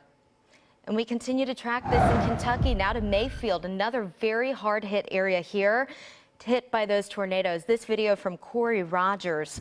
This building was severely damaged overnight. We're getting reports of fatalities due to the weather. In fact, Governor Beshear addressed the public not too long ago overnight, saying it could be closer to 100 fatalities that we're looking at here in Kentucky. We've also got some damage left behind at a home. Officials in Humphreys County shut down part of I-40. That was due to a wreck. We see a lot of these in this kind of weather. The winds were very strong. You had that heavy rain. This happened around 3 this morning near mile marker 147. The sheriff's office reporting downed trees near the interstate. At this hour, that's actually the only damage they're aware of. But of course, they want people to stay off the roads there. That's the name of the game here, staying off the road unless you have to, because you might not know exactly what kind of damage you're getting into. We're going to continue to keep you updated on this front. But now let's send it back to Chief Meteorologist Danielle Breezy. Yes, and we have a new severe thunderstorm warning, Elizabeth, for Overton and Putnam counties. This is until 6 o'clock in the morning for wind gusts in excess of 60 miles an hour. There's also some hail being reported with this one. Again, it is heading towards Cookeville, just north of Interstate 40 right there. And we are going to watch this just to see if any rotation happens, mainly south of the Baxter area and near Cookeville. Any of these could quickly start to spin. I did put a storm tracker on this one as it heads over to Cookeville in about 10 minutes or less. Rickman at about 5:45, Monterey 5:57, Crawford at about 6:01. We've got a whole line of storms. We've got another severe thunderstorm warning. This one's in effect until 5:30 for Giles, Lawrence, Marshall, and Murray County. 60-mile-per-hour winds. Again, nothing to sneeze at. It's going to be strong winds, lots of lightning, heavy downpours, not to mention some hail.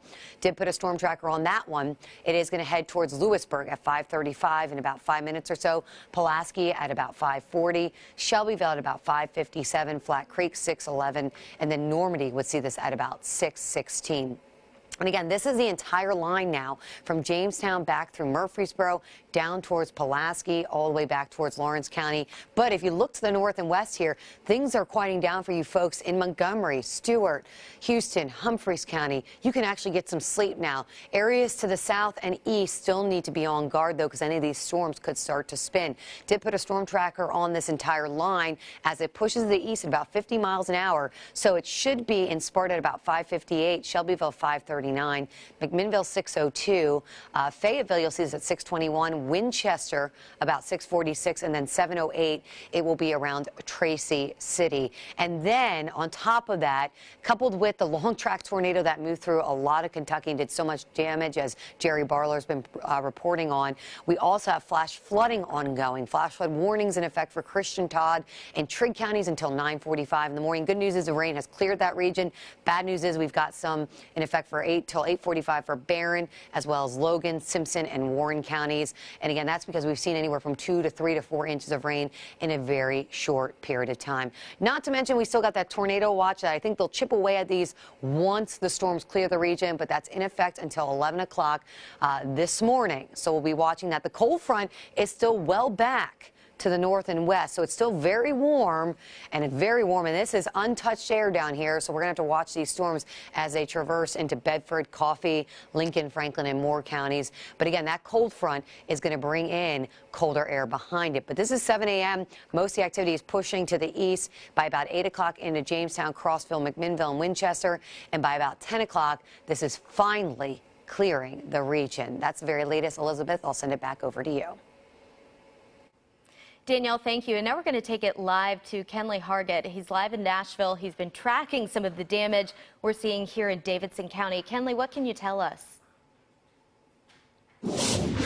Yeah, right now we're at the Ashton Apartments, and fire department got a call about 40 minutes ago of a collapsed building, but thankfully it was just the roof of this apartment complex right here. Fire department is still inside, just looking at the building, inspecting it. Everyone is accounted for, thankfully, but again, just the roof of this apartment building was ripped off. They're blaming it due to the storm, and now they're checking just to make sure everything is structurally okay before they leave. Now, they tell me they've had reports all throughout the city of other buildings that are facing the same problems of roofs taken off, windows damaged. So this storm has really packed a punch in this entire area, and they're just making sure again that everybody is safe and that this building is structurally sound so they can leave and then respond to other emergencies throughout the city. Now, we'll still be here and all across Middle Tennessee looking at different areas, trying to find more key concerns for you guys to update you. When we learn more, we'll update you on our WKRN News 2 app. Reporting live here in Nashville, Kenley Hargett, News 2. And we want to take you to some new video now of what it looked like outside of our station as that storm system moved through.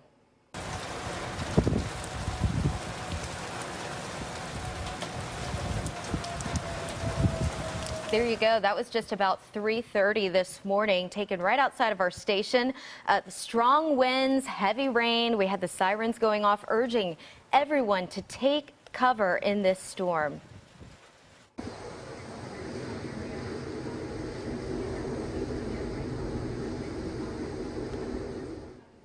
This video now from Aaron Salmon over in West Nashville. You can see just how powerful those winds are, blowing that rain around in his neighborhood. We've also got trees bending back and forth just from the intensity. This happening just after 3 when storms first rolled into the west side of Music City. And now we want to take you to Laura Schweitzer at the Alert Desk. Laura has been tracking some of the damage in Mayfield, Kentucky. Laura. That's right. Damage is just incredible. Mother Nature just proving her power. As you can see, this video, he was sent in by Cody Rogers. You could hear in the video him actually walking around asking if people were okay. At one point, a woman said, you know, another woman is locked and trapped inside of her bathroom. This video just incredible. The governor of Kentucky, Governor Beshear, saying that area devastated. He also said that in Kentucky, more than 50 people dead, 70 to 100 closer to that dead in Kentucky. We're, of course, following the damage. Stay with us on WKRN.com.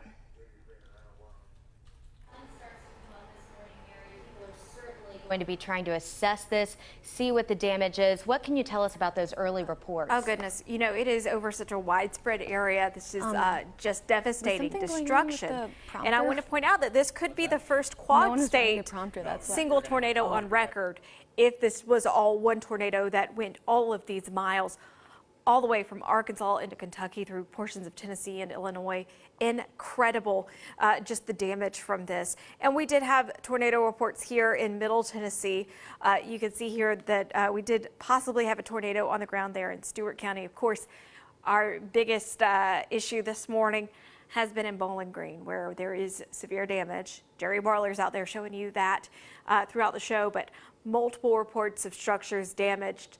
It was a lot going on, and we had just incredible debris on radar. So we knew it was something big, and now we're getting those images in, and we're going to continue to have more.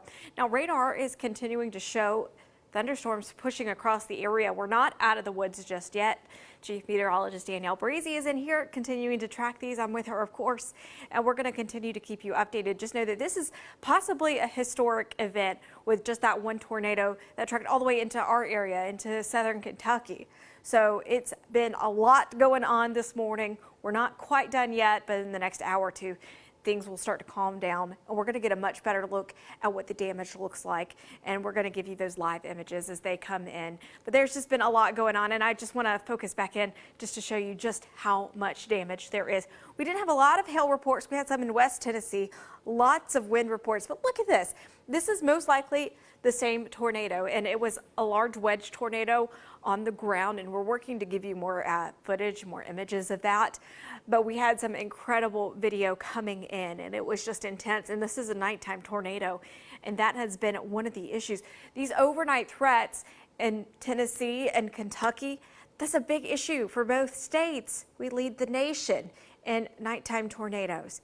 You can't see anything. We've got hills here. We have trees. We've got a lot of stuff that impacts visibility, and of course at night you're not going to see much. But this could potentially be the first quad state. We've had tri-state tornadoes. This would be the first one that would go through 4 states on record if it holds together, and we could be looking at a record-breaking path as well. Back to you. Mary, thank you. And now I want to take you to some video from lightning in Benton County, because even the counties that weren't the hardest hit in our area still saw the effects of this storm. Take a look there. Like Mary mentioned, when we have these overnight systems move through, it's so tough to see, but then you see that lightning just absolutely light up the sky. Wow, just really nature in the making right there. All right, and now this is turning to Franklin, Tennessee, just south of us, obviously, here in Nashville. This is some lightning from there as well. They felt the effects of this storm system. Really so widespread here. We saw it come through Kentucky, through our western area, now headed out to the east. Really, really widespread effects here through this system.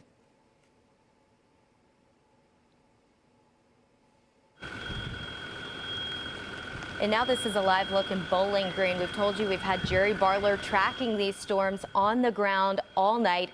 He's been driving through Kentucky trying to get the best look at the damage here, and you can see the devastation.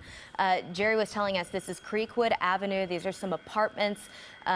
You've got obviously the second floor of that building closest to us just completely ravaged by that storm, and so many people now trying to come out, check on their neighbors. He said that they were able to rescue some people, find some survivors here from this area. Now first responders certainly have their work cut out for them. They've also got some storm shelters that are still operating right now in Bowling Green, just giving people a place to go at this point. Danielle, I know you can see too, it's so tough to look at these images coming to us from overnight. I know, and I mean, we were on that one, and I mean, it was just scary. I mean, we haven't been talking about that. It was a large, long track tornado. That started over in Jonesboro, Arkansas, made it all the way across West Tennessee, all the way up into southern Kentucky, and did all that damage in Bowling Green. And once that sun comes up, I am very fearful for what we will see. We're already seeing really sad images coming out of that area, and we're going to continue to pray for those folks up to the north. I want to show you what's going on right now because the threat is not done yet, folks. Please do not let your guard down, especially the farther east and south you live. We've got a severe thunderstorm warning in effect for Overton and Putnam counties. This is in effect until 6 o'clock in the morning. This does include parts of Cookeville, Monterey, Livingston. You're getting hit pretty hard with some heavy storms all the way back down to Smithville here. Now, I do want to show you that as you look at this, we haven't seen much in the way of rotation, but some of these storms could easily start to spin. Looks like there could be some broad-based stuff going on around the Rickman area, even around the Cookeville area. So we'll have to watch these. Again, they're going into areas that haven't been hit that hard just yet. We've got warm temperatures. We've also got moisture in the air, and we've got a lot of spin to keep going. That's why they haven't dropped the tornado watch yet, and they've kept that until 11 o'clock in the morning. So again, I did put a new fresh storm tracker on this one for you. All right, we'll see this. Well, it's already seeing it, so should I say. Crawford, you're going to see this at 5:44. Monterey at 5:54. And then Cliff Springs, we'll see this at about 5:57. Clark Range around 6:06. And then Mayland at about 6:16. We did have a warning down here, but that has since been dropped. That being said, there's still a line of storms that are pretty intense from Rutherford County back through northern Bedford County into Marshall County, back through Giles County, over to Lawrence County there. Notice, though, if you live, say, in Franklin, in Brentwood, things are calming down. Even western Murray County, Hickman County, Lewis County, Dixon County, things are quiet for you, although I know a lot of folks have had a lot of damage. We're getting reports of damage coming out of almost every county in our viewing area, which is not great news. And again, as you look at this entire line here, it is covering from Jamestown all the way back down here. And I don't like the look of this one. This one right now near Florence, this is over in Alabama, but that has a little bit of a hook going on with that. And again, that is right hugging the Tennessee-Alabama line. So we're going to have to watch that cell in particular down there near Lawrence and Giles County. And oh, there we go. We just got a severe thunderstorm warning for that one as I was talking about that. I'll just take you to this and show you exactly what's happening. That's going to be for St. Joseph, 5 points, wind gusts to 60 miles an hour. Quarter-size hail, heavy downpours with this one. Again, this is until 6 o'clock in the morning. Not showing that much in the way of hail, but yeah, look at that.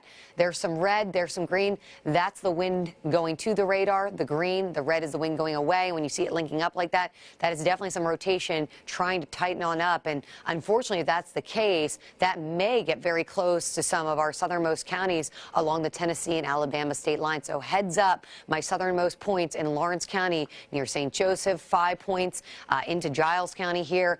We could be talking about a potential even tornado warning coming out of that cell. We're going to watch that carefully for you. But we got this entire line, lots of lightning, very noisy, heavy downpours, and all of this continues to push to the east and eventually should be clearing Winchester around 6:46 and Tracy City around 7:08 will be arriving into Fayetteville at about 6:21. And remember, this is areas that have not seen storms just yet. Not to mention that we still have the flash flooding going on in Christian, Todd, and Trigg counties in the areas that got hit by the tornado as well. More, unfortunately, flash flooding going on in the Bowling Green area, near Barron, as well as Warren, Simpson, and Logan counties. This is until 8:45. And, of course, the big story is we've had tons of storm reports between damaging winds and trees down and damage to homes. Of course, tornado reports, hail reports, that's all coming in. We still have that tornado watch up until 11 o'clock in the morning, and these storms are going to continue to traverse to the east. The cold front is still well back to the north and west, so there's still a lot of warm air to work with, especially the farther east and south you go. So as we head deeper into this morning, storms continue to push to the east by about 7 o'clock. By 8 o'clock, they're into Winchester, McMinnville, and by about 9, 10 o'clock, things should be winding down in our viewing area. And then behind this, the real cold air is going to slip in. So you're in the 60s right now, folks, but by this afternoon, you're going to be in the 40s. And during the day, we are going to be seeing temperatures really cold, and even tomorrow will be colder. But we're going to continue to watch these storms for you. Elizabeth, I'll send it back over to you. And Danielle, this is new. We're actually getting some reports from Dixon County that some people may be trapped. First responders working on making those rescue efforts right now. Things like that are happening all over the place as they're trying to account for these people. People are looking for their neighbors. And we're told that at least 12 structures there in Dixon County had heavy damage. So many people at this hour trying to check in on their loved ones. Of course, we will keep you updated on that front. Now turning to Kentucky, we've had Jerry Barler on the ground tracking these storms all night long. He's in the Bowling Green area with just some devastating images to look at there, Jerry. Yeah, absolutely, Elizabeth. You know, most of the emergency responders are starting to leave this area. We were listening to the scanners before you came to us, and they are sending crews now over to, I believe it was Rembrandt Road. They said there's possibly a couple of structures that have collapsed over there. Not sure if it's homes or businesses or what. It's just about a mile or two from our location, and we did hear some calls of that area. It's Old Tram Road and I believe Rembrandt Court or something of that nature where they're sending crews now. So that's why there's not very many people here. There's still a few police cars, a couple of emergency responders still on the scene here, but you can see the damage done to these homes. We're on Creekwood Drive at Spring Creek Drive, and this storm came through Bowling Green this morning between 1 and 1:30. We started listening right away. There were multiple calls of people trapped, people injured. As you can see, cars and homes just tossed around and literally just destroyed. When we got here, the first responders were showing up in numbers trying to get back to these homes where they were told they did find at least 3 people that were still trapped in the rubble just beyond where we are right now. We didn't go any further. We didn't want to get in the way of those people trying to make those rescues, but not sure if any of those fatalities that the governor, which is saying probably upwards of 50, maybe even 100, are not sure if any of those fatalities happened where we are. We do know that we did see some ambulances leaving this area as we were coming in, so we can only assume that there were some patients in that. Hopefully those patients were just injured and will survive those injuries, but still a lot going on here in the Bowling Green area. When we look off in the distance, we can still see a lot of emergency equipment going through different parts of the neighborhoods where we are, still going door to door, knocking on some doors, trying to find people. We've seen a lot of residents come out surveying the damage. We've seen family members come up trying to find family members here, neighbors checking on neighbors. So a lot of stuff still going on. Fortunately, as Danielle was saying, the storm has passed through this area. We're still getting some steady rain. We're starting to feel those cool breezes coming in that she talked about, those cooler temperatures. So we're going to stay here throughout the morning. We may see if we can find another location, bring you some other pictures. But right now, Bowling Green trying to dig out from a massive storm that swept through here this morning around 1 or 1:30, leaving a trail of devastation and injuries and possible deaths here. Elizabeth. Jerry, thank you. You see those images, you think about it being just 2 weeks from Christmas morning. So tough to process. Certainly our thoughts are with those people. Now turning to B&A, this update here on Twitter. The I-40 entrance is partially closed due to downed trees. They're dealing with some downed trees there. So you're going to need to use an alternate route. That I-40 west exit is also closed. The airport also reporting that pickups and drop-offs need to be happening at the arrivals level. So even if you're picking somebody up from the airport, head up to that arrivals level on the top. That's where that's going to need to happen as they respond to the damage that they've seen from this storm. And now to a breaking news alert. We've got Laura Schweizer at the alert desk. She's tracking the damage across our counties, both in Kentucky and here at home. Laura. Yeah, that's right. We're hearing pretty much damage across all counties that we've called to. Right now, I want to tell you about Davidson County. There's been reports of a building collapse, Ashton Apartments, as well as Cherry Creek Apartments, I believe. There's also structure damage in Dixon County. Elizabeth just told us. We're hearing about 12 buildings damaged. They're also officials saying to avoid I-40 in Dixon County. Humphreys County has I-40 eastbound traffic diverted, and a county-wide power outage reported in Decatur County. Now, power outages are really being reported everywhere. We're going to continue tracking this damage and, of course, bring you details and video, of course, on WKRN and here on air. Laura, thank you so much. And as the morning continues, we're hearing about all of this damage. We're tracking it here. Certainly, it's been a tough night overnight for people not only here in Middle Tennessee, but in Kentucky.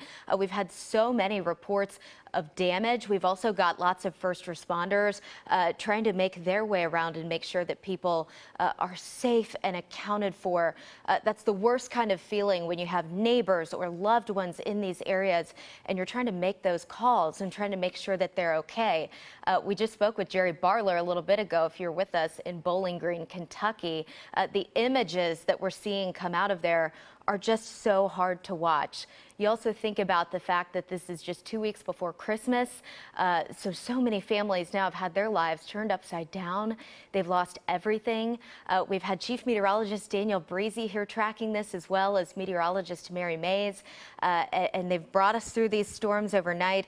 But still, it never gets any easier to see this type of damage here at home and with our neighbors in Kentucky. So we're going to stay on top of this. We're going to keep bringing you the very latest as we get it. A lot of this information just coming into the newsroom minute by minute, and we're relaying it with you as we get it. So we'll find out where we're going next here.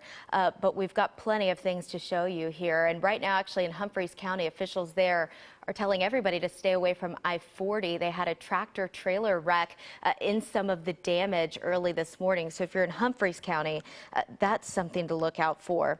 Also want to let you know that we've just been getting these reports from Dixon County that some people may be trapped there. Not a good situation. First responders trying to make sure that people are accounted for. As we mentioned, those efforts going on in so many counties here. And they have said that at least 12 structures, buildings there, have had some heavy damage. So certainly in Dixon County, people are looking out, trying to account for their loved ones and neighbors there as well. If you're headed to the airport this morning, something to know, we just got from BNA a few minutes ago that you're going to want to use the arrivals level. The Interstate 40 West exit there is closed. But now turning to Kentucky, Governor Beshear addressed us not too long ago. They're updating the damage. They're calling this historic. We want you to know that we are here for you. We love you. We are praying for you. Counties with likely damage and debris as of 4 o'clock include Fulton, Hickman, Graves, Marshall, Lyon, Caldwell, Hopkins, Muhlenberg, Ohio, Breckenridge, Bullitt, Spencer, Shelby, Christian, Logan, Warren, Edmondson, Taylor, and Marion. And as we're sitting here today, and this is before daybreak, we believe our death toll from this event will exceed 50 Kentuckians, probably end up closer to 70 to 100 lost lives. Remember, each of these are children of God, irreplaceable to their families and to their communities. But we will make it through this. We will rebuild. We are strong, resilient people. And we're going to be there every step of the way.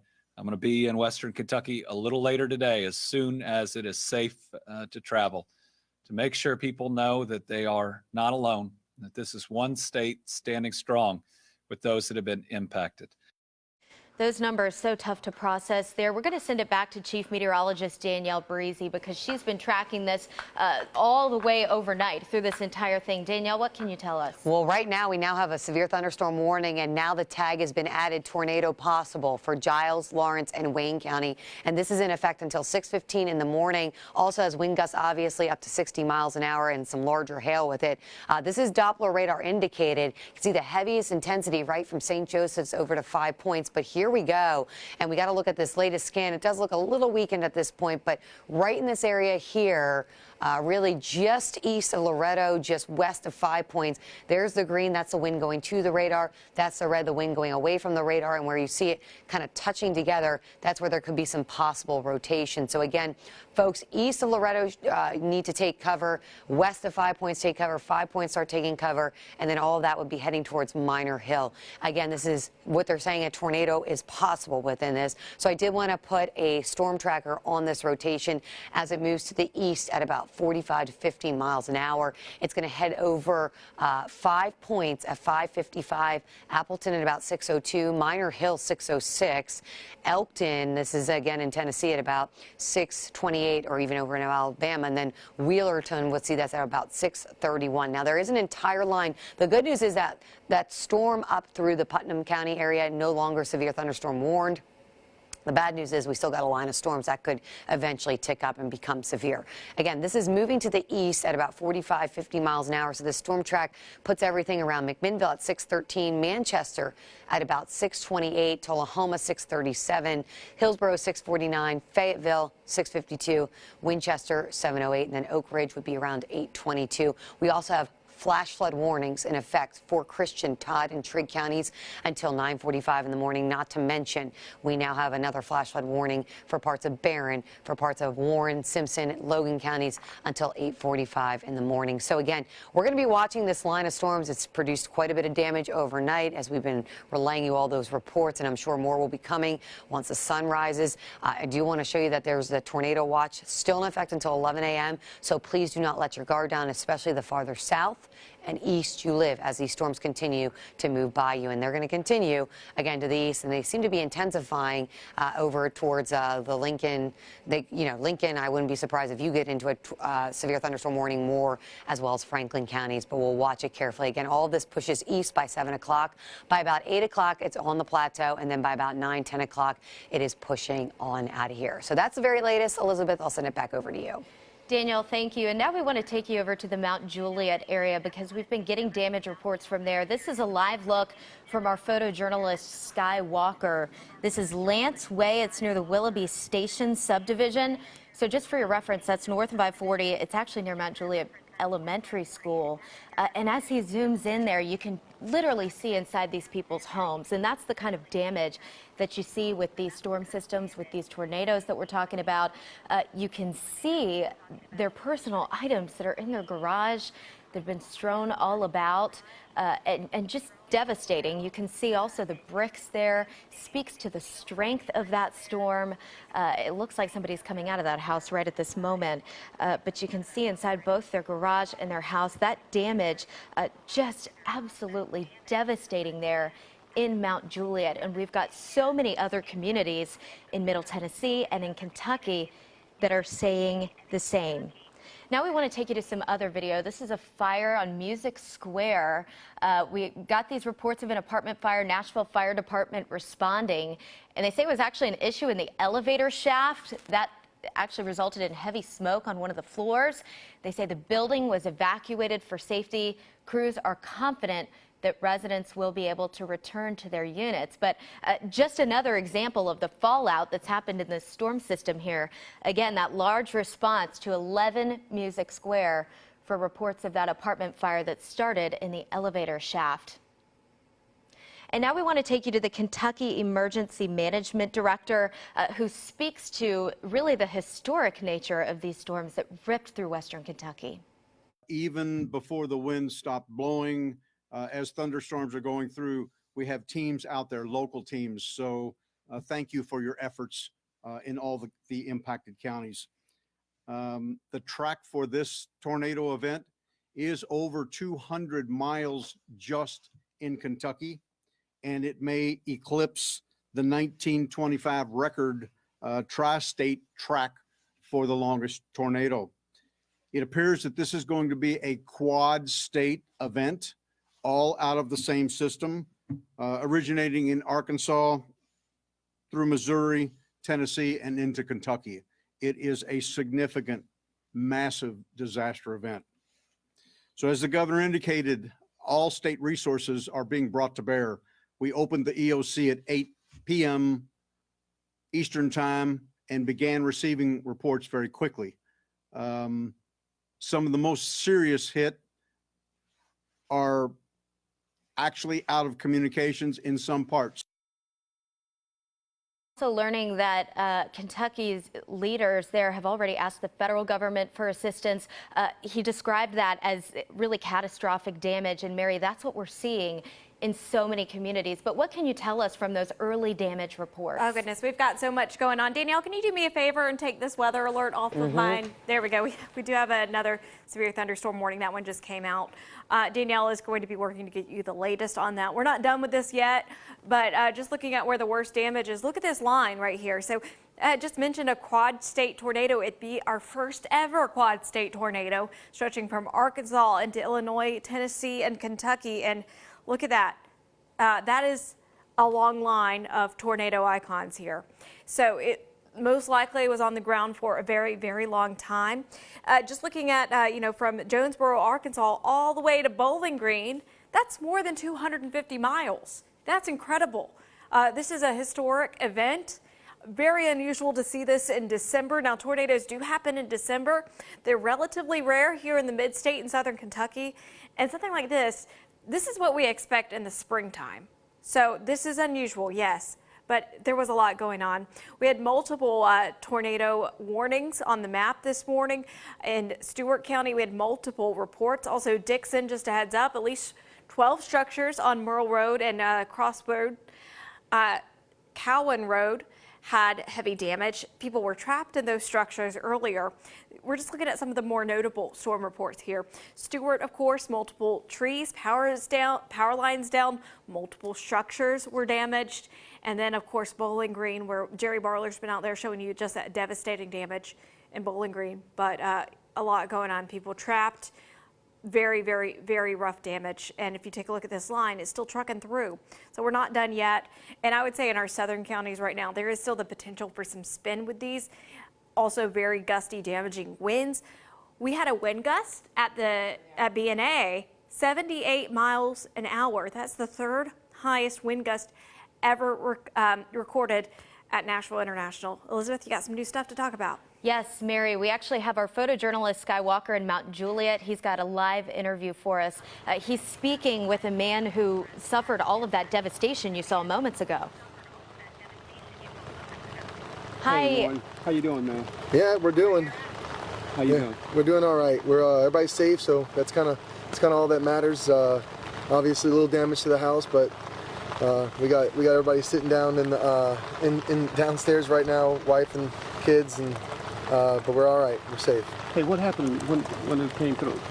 The house kind of started doing a little breathing thing, and we heard a little bit of shaking on the house, and we were already in the closet at that point with the warning, so we were kind of just waiting it out, and basically we held on tight, and we heard some glass shatter, and then obviously waited for another 30 or so minutes for with the warnings cleared or expired, and started checking it all out. So what happened? Did it come straight through this side? I think so, yeah. I mean, just kind of looking at what we have on the side, everything else seems to be pretty okay. The backyard's a little torn up. It kind of looks like it came back through behind the houses here and then up right this side, but who knows, right? We're just happy that we're safe. The family's good and the kids are safe. Wife and kids okay and everything? Yes, sir. Yeah, definitely. Man, I'm glad you're okay, man. Appreciate it. Yeah, thank you guys. You know, it's. You know how much damage is down? Anything? Just the garage area? Just the garage right now. I mean, the whole backyard is destroyed. We had a bunch of stuff back there, and that part's all out. Is all pretty gone. And we have a pretty large, I think, like an elm tree or one of those taller trees in the back, and it's downed into the neighbor's yard. And but everything else so far, it just seems like the garage, a couple windows in the back of the house, and stuff that can be fixed. You know. Have you ever been through anything like this before? Not a tornado. I'm born and raised New Orleans kid, so I grew up with Katrina and went through that. But it's a lot different. I can get out of town. I got out of town with Katrina, so a little different here. Hey man, I'm glad you're okay. Yes, sir. Thank you. Man. Thank you, guys. Take care, man. Yeah, have a good night. You too. Wow, thankfully nobody hurt there, but whew, a lot of damage at that man's house. Kentucky Governor Andy Beshear has already asked President Biden for federal assistance. They need disaster relief, he says, there in Kentucky. Some of the things they really need: emergency generators. They also will likely get some relief teams deployed to the state, likely FEMA, the Red Cross, that we see after these disasters. So again, Governor Beshear already on top of it, asking President Biden for some of that federal relief. Actually, in that letter, he references the tornado that originated in Arkansas. It traveled more than 200 miles, now being called one of the longest in history by the National Weather Service that hit Kentucky. And now to some apartment damage in South Nashville. Our journalist on the scene, Kinley Hargett, got this video for us. You can see the first responders there. You see the flashing lights. That's been the story at a lot of different places. We've been seeing damage all over Davidson County, and really it's still early. We're just starting to get those damage reports. We've had Mary on top of it covering it for us. And we've also got some more apartment damage across Nashville. As I mentioned, we've got this now in Hermitage, where you see some damage. We had seen, you know, all kinds of things here. But again, same story, flashing lights.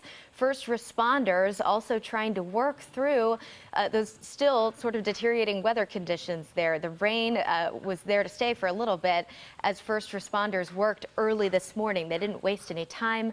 They went straight to work there at Cherry Creek Apartments in Hermitage. And Danielle, we'll send it back to you for the very latest on our current weather conditions. Yeah, and I was going to say we do have a severe thunderstorm warning, Elizabeth, that we've been watching. A brand new one has been issued now, and this is for Giles, Lawrence, Marshall, and Murray County. This is in effect until 6:30 in the morning for wind gusts in excess of 60 miles an hour. There's also going to be hail with this, obviously heavy downpours, lots of lightning here, and we're watching this very carefully as it pushes to the north and east. So it's right over Lewisburg to Linville, Pulaski, back just to the east of Lawrenceburg and heads up, heading towards Shelbyville next into Bedford County here. Now, we've been looking for some rotation. It's been very broad-based, but there's been a little bit right here just to the north of the Minor Hill area. So we've been watching that. We've been watching this cell down because it seems like it's two cells kind of splitting. One is going to the east. The other one is going to the north and east. The one going due east is the one we have to watch for the rotation, and this is going to be heading towards Pulaski. It's right over you officially.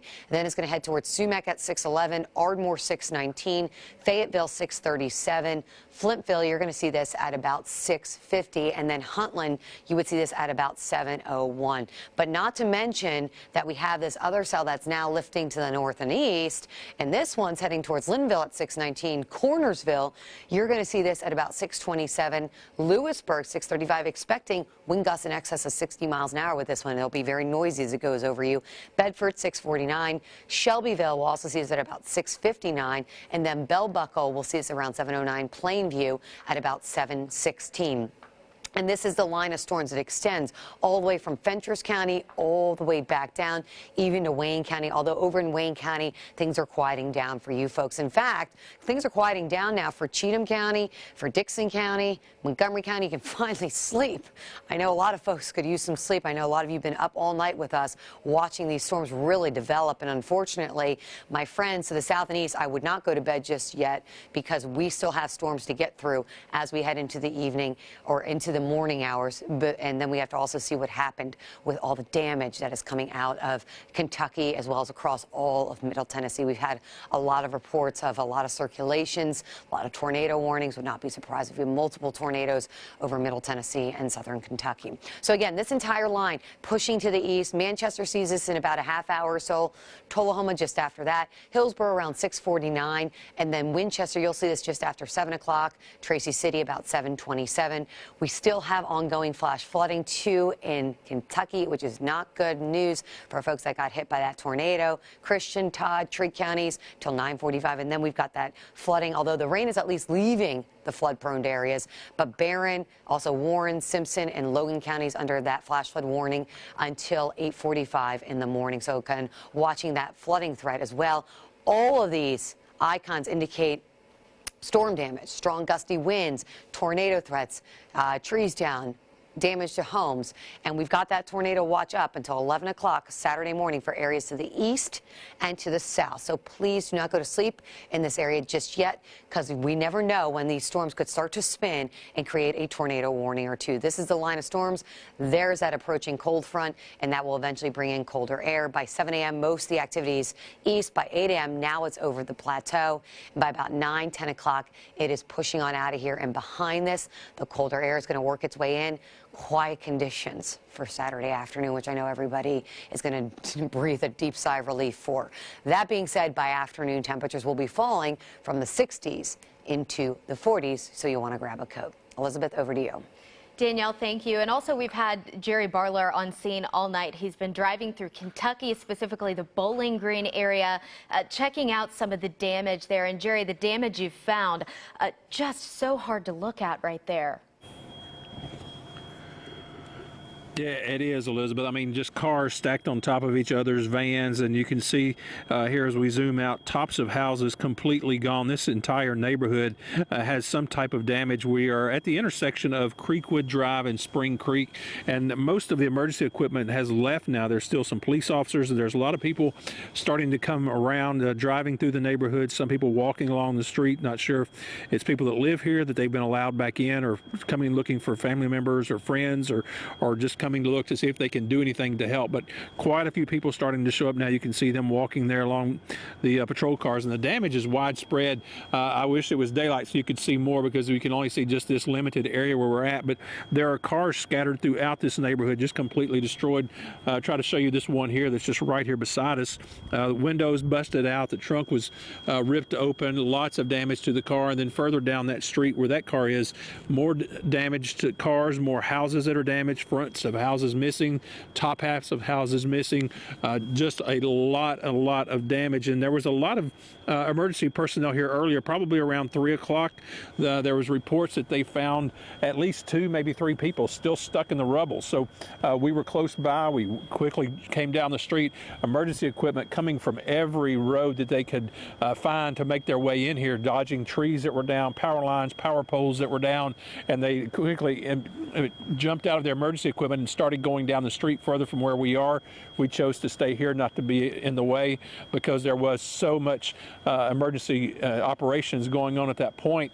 And then we saw them there for a long time. They then came down the street by us, going back and checking some more of these houses that had already been looked at, just to make sure no one was still left. We don't know the extent of injuries from the people that were here. We just do know that we did see several ambulances leave as we were coming in, we believe, with people that were found on the initial search, and then those others that were found, not sure about them. So we are hopefully going to be able to hear more information. As we know, the governor's already come out, said at least 50 dead, could go to 100 to 150 more, with so much destruction here in Kentucky. And only daylight will really let us see the extent of the damage here in Bowling Green. I can still tell you that there are emergency equipment still responding to different areas. We hear sirens from time to time. We hear dispatch on the scanners. So a lot still going on here in Bowling Green, and just wait for daylight just to see how bad it is.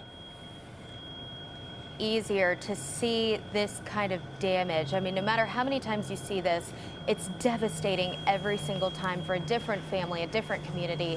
Have any of those people that you've spoken with on the ground been able to tell you whether their friends and family members are accounted for, or whether they're still looking for people?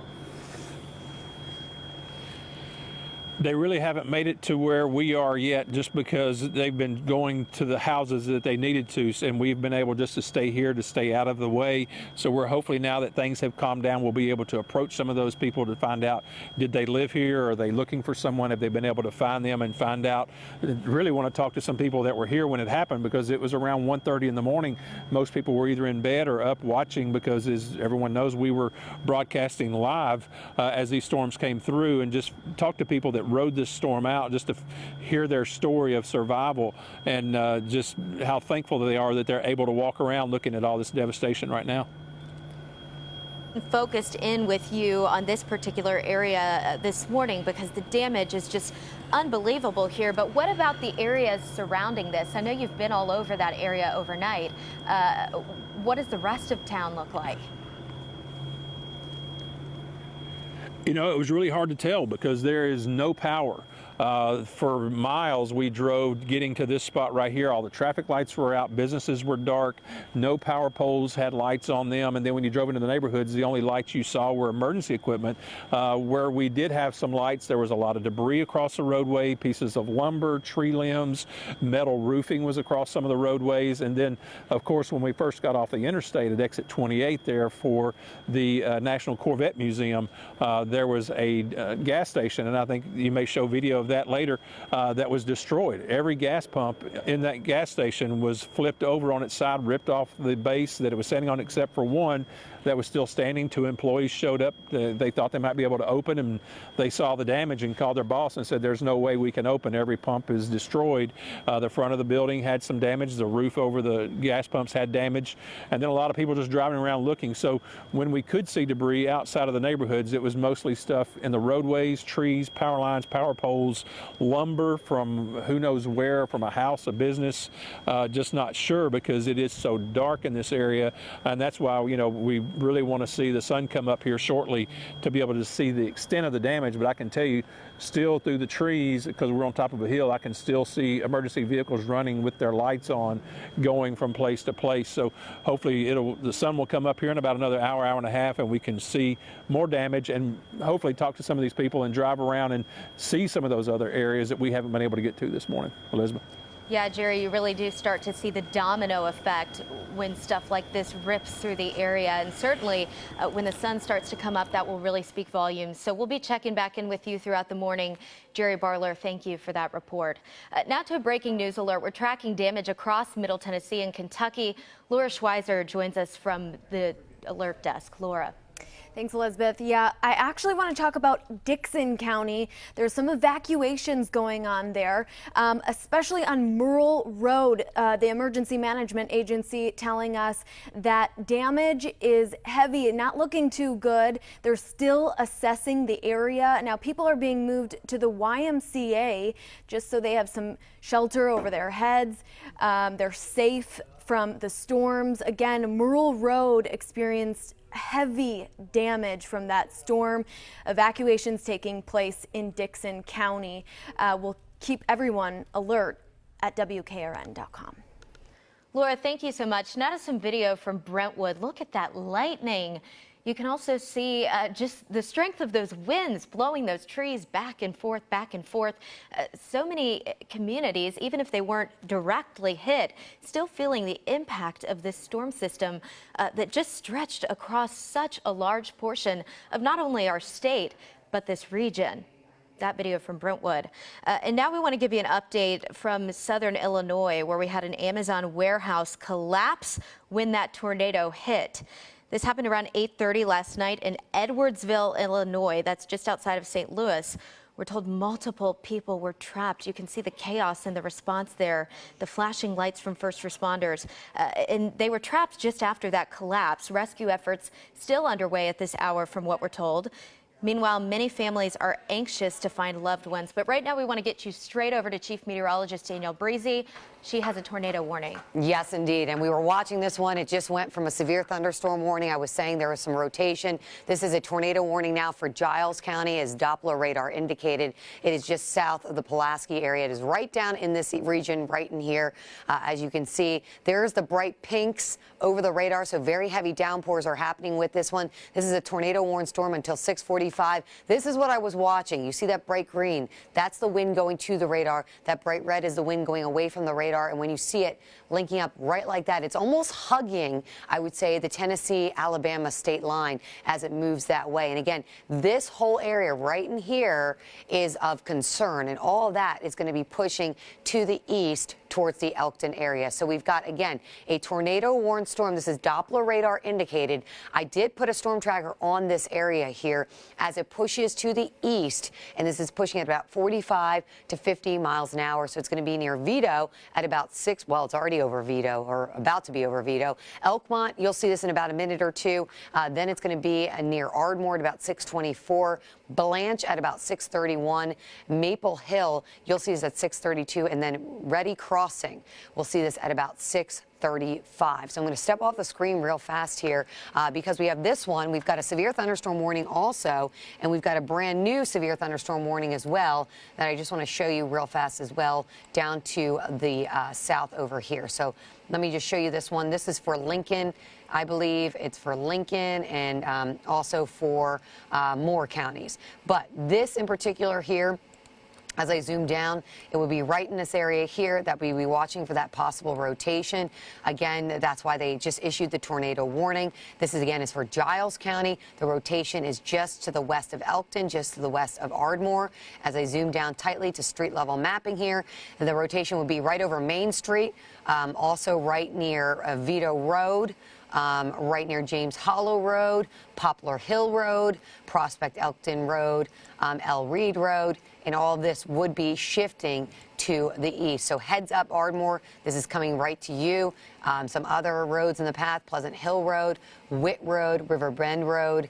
This would be going over Interstate 65 and 31 here if it continues to traverse to the east. And again, this is a cell. It is Doppler radar indicated, but this is an area that has not seen much just yet, so we have to take it seriously. It can easily wrap up, and it can easily turn into something. I just want to look at correlation coefficient. Right now, it does not look like much is going on the debris tracker here, but again, it's the cell right in here that has the potential for spinning up a tornado. Right now, it is Doppler radar indicated, but as I take it and put it in advance and show you where this thing is headed, it is going to be right over Vinta Mill at about 6:18. It is going to be heading towards Elkton at about 6:22. Ardmore, we'll see this at about 6:23, and then Cache Point 6:28. Blanche, you're going to see this around 6:32 in the morning. Elkwood at about 6:36. Yukon 6:39, and then Fayetteville 6:46. So remember when I said our southern and eastern communities, please don't let your guard down. We really meant that, and Mary and I are going to continue to keep you safe. This is a tornado-warned storm. It is Doppler radar indicated. There is no confirmation of it on the ground just yet, but again, these storms have the ability to spin, and it looks like, you know, there's might be even another area just the north maybe developing here along this batch. I mean, this is the cell right in here.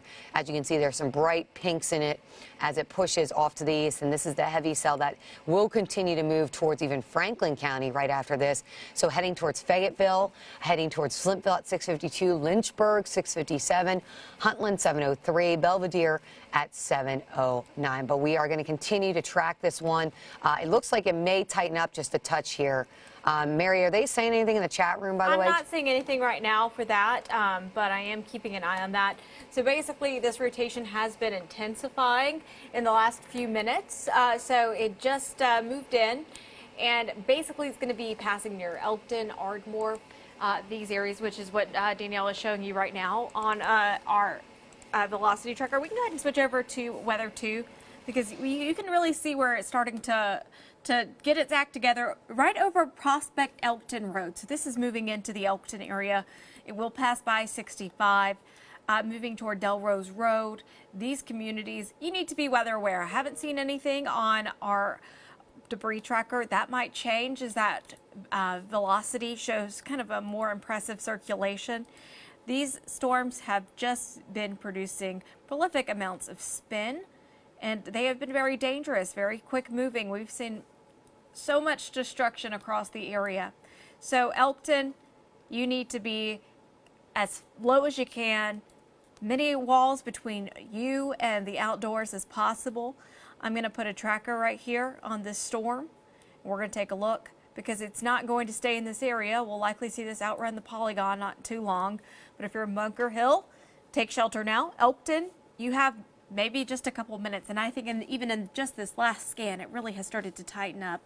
Blanche, this is heading your way by 6:37. Harms, you're going to be looking at this at 6:48. Fayetteville 6:56. Mulberry 7:07. And I'm looking way ahead, because these have been fast movers, and we want to make sure that you are aware of where it's going. So Elkton, it's about to be right over you, and Prospect Elkton Road, Bryson Road, in Elkton, right in downtown Elkton, Newman Road, 65 if you're on Delrose Road, Lofton Hall Road. It is getting more active, and let's see what's going on here. Maybe a little bit trying to show up here on a debris tracker just west of Elkton. That's what I was going to say. It looks like southwest of Elkton, near Prospect in southern Giles County. This cell is definitely starting to strengthen, folks. There could be a tornado dropping on the ground as we speak.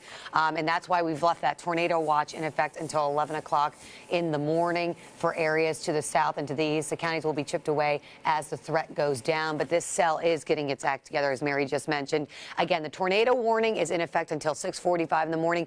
Folks, if you're not taking your tornado precautions in Elkton, you need to do it right now. And I would tell you, Blanche, start doing it as well, because I think this could be extended to the east now as we are watching that. We also have severe thunderstorm warnings for Lincoln and Moore until 6:45, not to mention a severe thunderstorm warning here for Giles and Marshall until 6:30 in the morning. But it's this cell in particular here that we're hanging on to. You can see the bright green is the wind going to the radar, the bright red wind going away, and it looks like just to the south and west of Elkton would be where that potential rotation and tornado on the ground is. You see that bright green right in there? That's the indication of where that tornado would be. And I'm just going to zoom down and go street by street with you because, folks, if I call out your street, you need to get down in the basement now. You don't have a lot of time. This is over in Giles County. Witt Road, it's right over you. Prospect Road, Elkton, going right towards you. Downtown Elkton, I would tell you, get down into your basement now. You don't have a lot of time. This could be on the ground right now or trying to spin down to the ground. This is going to cross over Interstate 65 heading towards Dixon Town Road, Ardmore Ridge Road, Gardner Road. It's going to be near Baugh Road, Lake Logan Road. But I will tell you, Elkton is the one place that's in the path of this directly. River Bend Road, you're just to the south. It's directly over Witt Road right now. I'm going to look real fast just to see if anything's happening on the debris tracker. I'm not seeing much just yet. That, of course, could all change as things are starting to tighten up. Again, the circulation right in this area here, the bright green, the bright red, moving towards even Bryson Road, moving towards Elkton now. So Elkton, take your tornado precautions around Thompson Court, Prospect Road, Long Road, Dixon Town Road. Then if this continues, this would continue moving towards Kelly Creek Road, Meeting House Road. This would be near Henry Bayless Road. Blanche, you would be in the direct path of this. So Elkton, right now, get down to the lowest level center of the room. This thing could be tightening up on the spot. Blanche, you only got about 5 minutes before this heads your way. Cheatham Road, Windy Hill Lane. Again, this is an area that has not been overworked yet in terms of the storm coverage, and this could be heading right towards you. This could become a very dangerous situation very quickly. So, folks, we really need you to take the tornado precautions. As we mentioned it, I mean, Elkton, it is right over you. And Blanche, you've got about 5 to 10 minutes until this cell gets closer. You see that bright green? It's really starting to tighten up just to the south and west of Elkton, and all that is shifting to the east. So, folks, if you live around Elkton, take the tornado precautions. If you live near Blanche, you need to take the tornado precautions. And really, there's a whole line of storms that we're going to be watching here, and all of these at some point could strengthen. So we have to watch, and I wouldn't be surprised if they extend this tornado warning into Lincoln County. I don't know if that's going to happen, Mary, but we are going to have to watch that as well, because it's about to move in. It looks like almost into Lincoln County. I don't see any indication that they're going to extend it right now, but I do think that's going to be very possible as it gets a little further into closer to the end of the polygon. Once again, haven't seen anything on a debris tracker, but velocity, we have seen this area kind of trying to tighten up. And this has been the case all morning long, where we just had very quick rotation developing. And then some of these storms will see, the rotation fall apart, and then it'll start right back up again. So it looks like a lot of this is out of Elkton moving into the Blanche area. So we're going to put a tracker on this so we can watch this whole segment of the storm. There we go, pushing off to the northeast and east. If you're in Fayetteville, heads up, Boones Hill, Blanche, Ardmore. Even if you're not seeing rotation, you're seeing some very, very gusty winds. It does look like it broadened out a touch there just east of Elkton, but still very concerning. Once again, haven't seen anything on debris tracker. That doesn't mean that there's not damage, though. Even, when you have winds like this, wind can really knock things down. It can do severe damage to a home, and you're probably seeing some very, very gusty winds moving over Elkton, at least, moving east now toward Blanche. So if you're in these areas and these communities, you need to be on the lowest level of your home, taking shelter right now. So Meeting House Road, Cheatham Road, Philpott Road, Kelly Creek Road, also up through Van Zant. Looking at possibly some rotation there. And this is east of the warning, but certainly is concerning. And there is a severe thunderstorm warning in that area. Danielle, do you have any updates? Yeah, I was going to say, just asked the chat room to see if they were going to extend it, but it does look like this would be exiting out of Giles County into Franklin County. They're not really indicating whether they're going to keep it or not. They've got the tornado warning again, and in the National Weather Service Nashville chat room, they were talking about that there is that potential for that tornado. And you can kind of see this right in this area here. There's a little bit of a little bulge on this, and it almost looks a little hooky almost in nature there as it moves towards Blanche. And again, as we look at this, you can kind of see the greens and the reds. I mean, they're a little bit broader based, I would say, but they're still there. It still looks like there's some rotation in there. Just really, I would say, right around the Blanche area, probably moving through. Definitely some strong winds with this, possibly some rotation. As I look at debris tracker, though, I'm not seeing much on the debris tracker just to see if anything is actually going to pop from this. But, of course, this is a cell that we have to continue to monitor, although it is about to move out of that tornado-warned polygon. And I do believe that the tornado warning is in effect. Well, they've left it in effect till 6:45, but he may end up discontinuing that a little bit early because it has left the area. We do have that severe thunderstorm warning on Lincoln and Moore.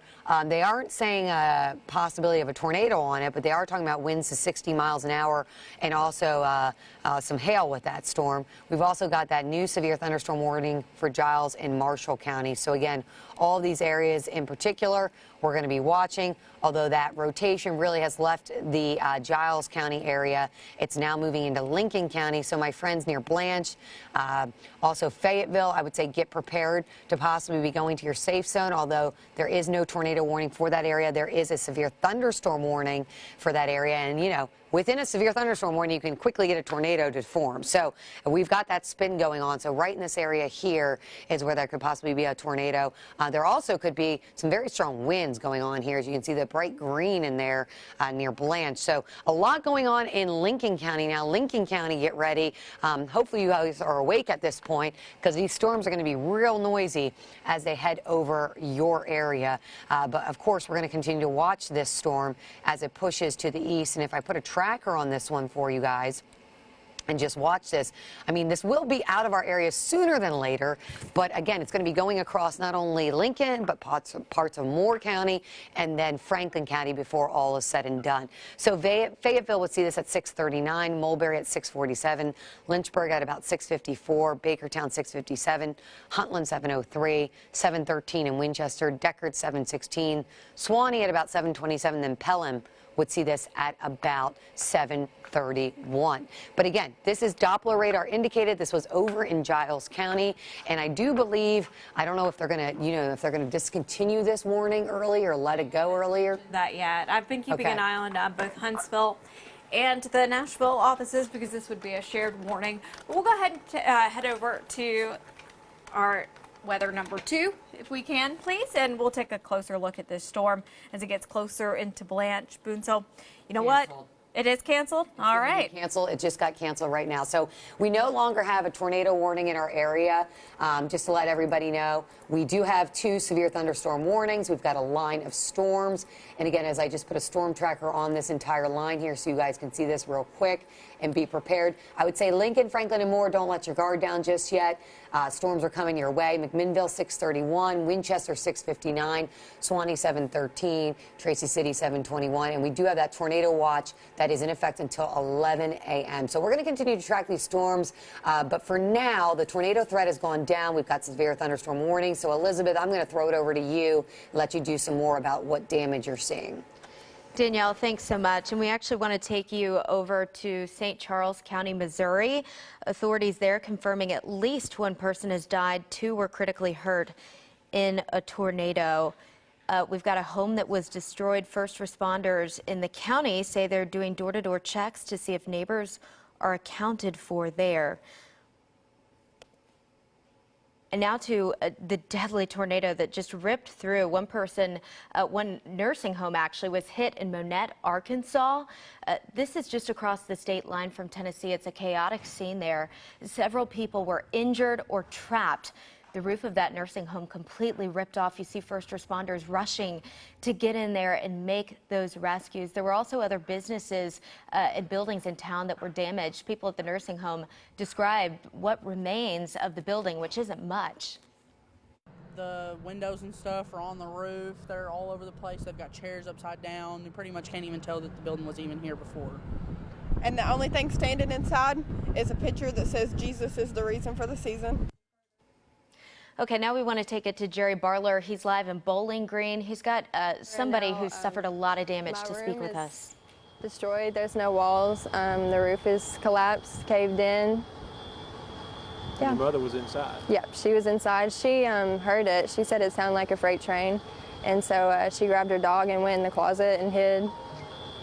So I told her she's a lot more brave than I was, because I would be freaking out and not know what to do. So she wasn't hurt. Her and the dog okay? Yeah, they're okay. They're asleep in the bed right now. So. Well, that's good. At least they're not in the hospital. Right. So what do you think? I mean, when you look back there and see the damage and know that your mom was inside that? It's just scary, and it's just insane to think about something like this. Like, you know, you see it on the movies, like I said earlier, you see it on the movies and on the news channel, but it's like you never really think like it really happens, and it happens to like people like me and you know, like, and so, you know, it's just really like a realistic experience. It kind of brings everything into view, you know, how really serious it can get really quick. Yeah. Now, you talked about hopefully somebody can get up there and maybe salvage something. What's up, some stuff up there you'd like to be able to get? Well, we actually have 3 cats in our bathroom right now in a cage. I can kind of see in there, and the cage is open, so I'm not sure if our cats are still in there. I just kind of would want to see about them. And just anything else. My mom's phone is in there, her glasses are in there. So, you know, anything helps. Anything's more than this, so. I was going to say, is that all you're left with right now? Yeah, pretty much. You know, I'm sure we will be able to get some stuff out of there, but right now, yeah. So the upstairs where it's just a pile of lumber now, that was. All right, sorry for that technical difficulty, but just devastating to see that coming out of Bowling Green, Kentucky. Now turning to Mount Juliet, though, in Wilson County, our photojournalist Sky Walker has a live picture there. That's actually a trampoline. It's hard to even tell what it is. Completely mangled from the damage there, and that's what tornadoes do with these strong winds. They just twist everything up. We see it time and time again, but it never gets any less shocking there to see the damage they can do. That's in somebody's yard at Green Hill Road and Willoughby Station Boulevard. So that damage coming to us from Mount Juliet from our photojournalist Sky Walker, and I imagine that there are many other similar stories like this in the surrounding areas, and of course across Middle Tennessee and Kentucky. All right, we've got a breaking news alert to get you to now. We've got Laura Schweizer at the alert desk with more information on the power outages that are so widespread that we're seeing, Laura. You know, Elizabeth, you're so right. Many are without power because of the severity of these storms. More than 88,000 people are in the dark. That's what NES is saying. At one point, it was over 90,000 customers that were impacted. Now, we know that Decatur County is experiencing a county-wide power outage. Crews everywhere, of course, working to restore power as quickly as possible. In Wilson County, Mount Juliet officials are tweeting about a downed power lines pretty much in many areas.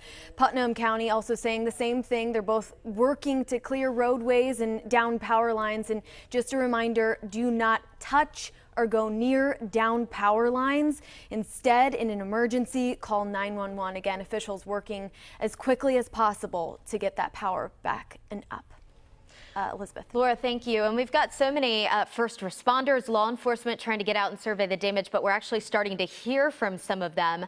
We've got some information from Mount Juliet Police Captain Tyler Chandler. Again, no rescues were necessary. There's no reports of significant injuries. We have approximately 10 to 14 homes with significant structural damage. Many homes, likely 60 to 80, have significant cosmetic damage. Overall, through the whole city, widespread wind damage, trees and tree limbs across the whole community. Also, many things that were not attached that could easily blow away or just all spread out throughout our city. And right now we have one road closure, and that is South Green Hill Road near Willoughby Station. Putting up a map here, it's where our most significant damage reports are coming from. We have reports in the Chandler Point subdivision, across Old Lebanon Dirt Road to West Division near Mount Juliet Elementary. That continues into Willoughby Station on Brisbane, Lance Courts, the end of Sydney Terrace, and then that damage reports the most significant kind of fade away as it goes over the Mount Vernon Estates neighborhood. All right, and now to some video from Nashville International Airport. You can see the wind and lightning there. The rain just coming down, actually. They actually tweeted out that the I-40 entrance to the airport is partially closed due to some downed trees. So even the airport feeling the effects of that storm. Pickup and drop-offs are actually happening at the arrivals level. So if you're headed to the airport this morning, whether to pick up or drop, head over to that top level. All right, and now as the sun is starting to come up, people are really trying to get a better glimpse of the damage. We've got meteorologist Mary Mays here with some of those early damage reports, Mary. Thank you, Elizabeth. And speaking of the airport, 78-mile-per-hour wind gust recorded there. That's incredible. Third highest wind gust on record for BNA. We've had a lot of damage, and this is likely a historic tornado no matter what. This has gone over 4 states, Arkansas, Illinois, Tennessee, and Kentucky. And the path length on this, possibly almost 250 miles. We're going to have to wait a few days before this is surveyed to see if this is one continuous path. But this could have broken the record from the tri-state tornado. That tornado back in 1925 was 219 miles long, that path. So this is going to be close. Speaking of damage, let's take a look. Tornado damage, of course, in Stewart County. We've been keeping you updated on that. Also, Muhlenberg County, where we have heard reports of fatalities. We do have that tornado reports around Central City. We've seen some pretty impressive images coming out of Muhlenberg County. Of course, we are in Bowling Green right now. We've been watching that. All of Jerry Barler's reports, there are multiple reports of damage. It is not looking good there in Bowling Green, but we're going to keep you updated as best as we can. Dixon had at least 12 structures damaged, and there were some people trapped earlier from that. Right now it's just categorized as wind damage, but we'll likely see some more updates. These reports are just coming in. Multiple wind and tree down reports across Davidson County, including that report right there, that 78-mile-per-hour gust at the Nashville airport. It's still going. We're still continuing to keep you updated. Now, I did have a viewer report say in Hartsville, her son's home was damaged pretty severely. So, you know, we're going to continue to keep you updated on these latest damage reports that are coming in. But we're still tracking this line. We're not quite out of the woods yet. Danielle Breezy still in here keeping you updated. But this is just a lot to deal with.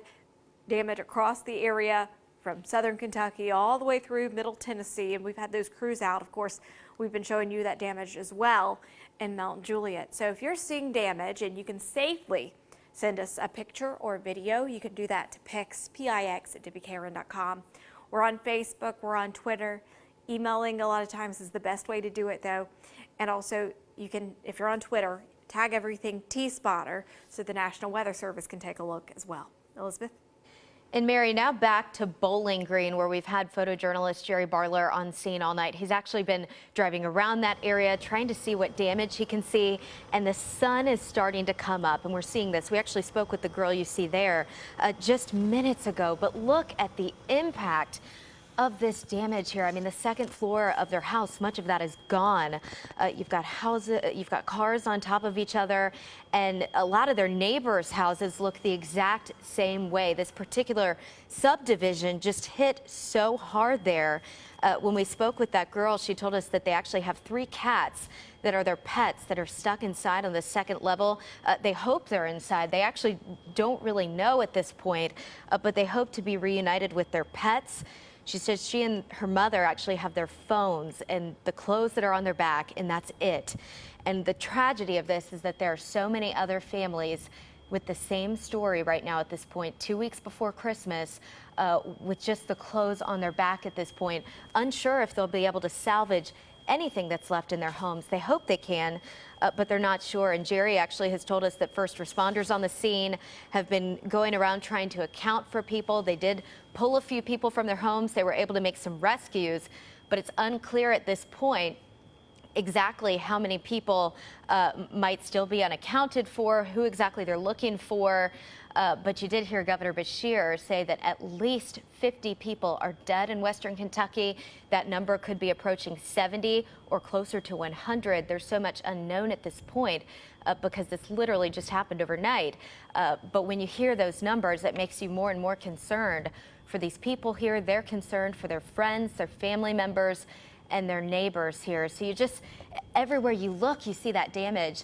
And Jerry said it was actually really difficult to see as he was driving around all night in Kentucky because it was so dark and you had a lot of that rain and heavy wind and it was really hard to see. But now we're getting this first look here. Wow. Everywhere you look, it's the same story in this particular case here in this neighborhood. Again, Creekwood Avenue and Bowling Green. These live images from Jerry Barler. All right, now we want to take you over to Logan County, Kentucky. These images here, it's dark, but you can see the damage and the impact of that storm there. You still see the rain coming down. We've seen damage reported. It's so widespread all over Kentucky, western Kentucky, as well as Middle Tennessee here. And now let's send it back over to Chief Meteorologist Danielle Breezy. She's been here all night tracking this, and she's also tracking the current conditions, Danielle. Yes, indeed. And we just got a new severe thunderstorm warning, by the way, Elizabeth, as we're coming to you right now. This is going to be for Franklin, Lincoln, and more counties until 7:15 in the morning. It's for this intense line that is moving directly over Fayetteville right now. You can see the pinks in the radar indicating very heavy downpours, lots of lightning, strong gusty winds, and hail associated with this cell. And again, this is pushing east towards, say, Flintville, Huntland, Winchester, and Lynchburg, right now centered over the Fayetteville community, and it's probably raining cats and dogs over your area at this point. So I want to show you what's going on here. As you look, we've got the possibility of even a little bit of bulging going on along this line. So we'll have to watch to see if anything starts to pick up in terms of rotation. Definitely some strong wind gusts associated with this cell. You see some bright greens there, some bright greens there. So some damaging winds going to be likely around the Fayetteville community, especially to the north and to the south. I did put a storm tracker on the cell as it pushes to the east at about 45, 50 miles an hour. So it's going to be heading towards Mulberry, right over you right now. Lynchburg, 649. Flintville, 652.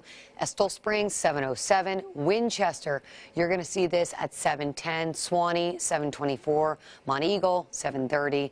Then Tracy City, about 737. And it's an entire line that we're watching. The good news is, seems to be more in a weakened state. Still very noisy, still very loud, still could have some strong wind gusts from Jamestown down to Cookeville, all the way back through McMinnville, Manchester, and then all the way down towards now Lincoln County, moving into Moore and Franklin County. This is the last gasp of the line, though. You notice that things are beginning to dry out the farther north and west you live, which is great news because some areas have picked up quite a bit of rain. Even though there's no rain out there, we still got a flash flood warning in effect for Christian, Todd, and Trigg counties until 9:45 in the morning. So dangerous situation happening there, as well as over the Bowling Green area that got hit hard by the tornado. Still dealing with flash flooding until 8:45 for Barron, as well as Logan, Simpson, and Warren counties. This is Doppler radar indicated because we've seen anywhere from 2 to about 4 inches of rain in a very short window of time. So flash flooding still a concern. Now, I do want to tell you that the sunlight is starting to come out here from Arturo's forward camera in Mount Juliet. It's still very wet out there. So we'll have to see what happens as the sun and the dawn breaks and how much damage is really going to be out there. But I can tell you there are numerous reports out there ongoing, and I'm sure we're going to hear a lot more from folks and see a lot more damage as we continue through the next couple of hours. Now, there is a tornado watch up until 11 a.m. Counties will start to be chipped away as they get out of that severe risk. But so far, areas to the east still under this until 11 o'clock in the morning. And we've got this cold front coming on through, so that is going to bring down the colder air right now. Rain showers wrapping up for areas north and west, and that will continue to be the trend as we go throughout the rest of the morning. So by 7 a.m., areas east, still seeing the rain there. By 8 o'clock, moving on the plateau, and by about 9, 10 o'clock, it is pushing on out of here, and conditions will be improving. Well, I don't know if you like improving conditions when it comes to cold weather, but at least it will be dry weather and quiet weather for a good time period. Right now we're in the 60s in Nashville, still very warm, but you see there's that sharp, dramatic drop in temperature out to the north and west. So that colder air will be working its way in through the day today, and you can expect temperatures to be dropping into the 40s as we head into the afternoon. Over to you. Danielle, thank you. And we're just kind of taking you county by county this morning, showing you the damage, giving you the latest updates we have. We did just get an update from Cheatham County from Sheriff Breedlove there. They're asking everybody to stay home if you can possibly help it. They've got some areas blocked off, Sam's Creek and Pond Creek. No electricity. Deputies going door to door trying to help people. So let them do their job. They will be doing those checks. But now turning to Cherry Creek apartment damage. This is here in Hermitage.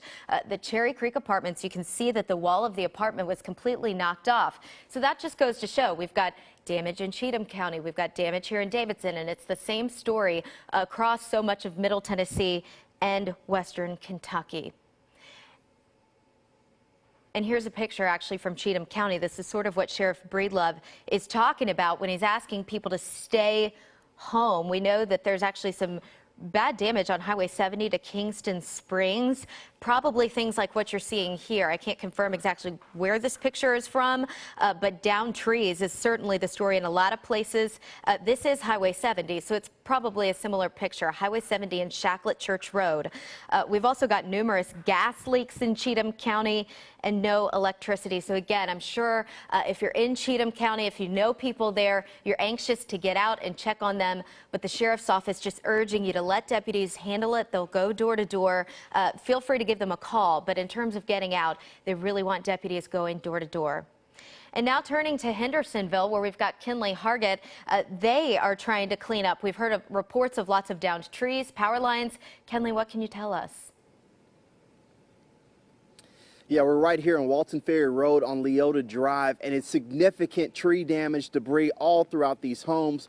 Right here, this home right here has down power lines, as well as their gate was ripped off. Part of their roof was ripped off, all here, and it's spread throughout this entire neighborhood. And then the worst damage, though, is this home right over here, where they actually have trees that fell down. I'm not sure if it hit the house and then fell off of the roof, but you can see the structural damage right on top of the roof, and their trees scattered, debris all out through their front yard.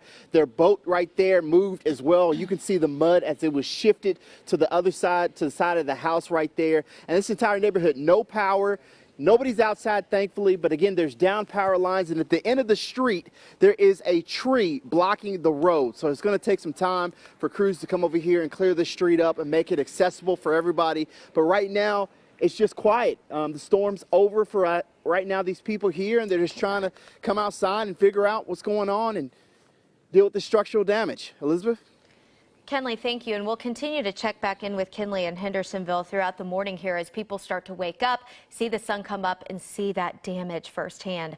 More video from Williamson County now. This was sent to us from Tony Fajardo. This is what he was looking at outside his window in Brentwood. But then look what happened when he steps outside.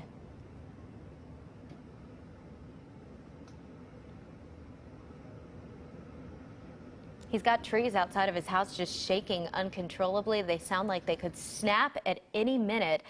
This all as heavy rain was pouring down. Remember, avoid traveling if you can, because there is storm damage out there in so many of our counties. And now let's take a live look with our photojournalist, Sky Walker. He's in Mount Juliet.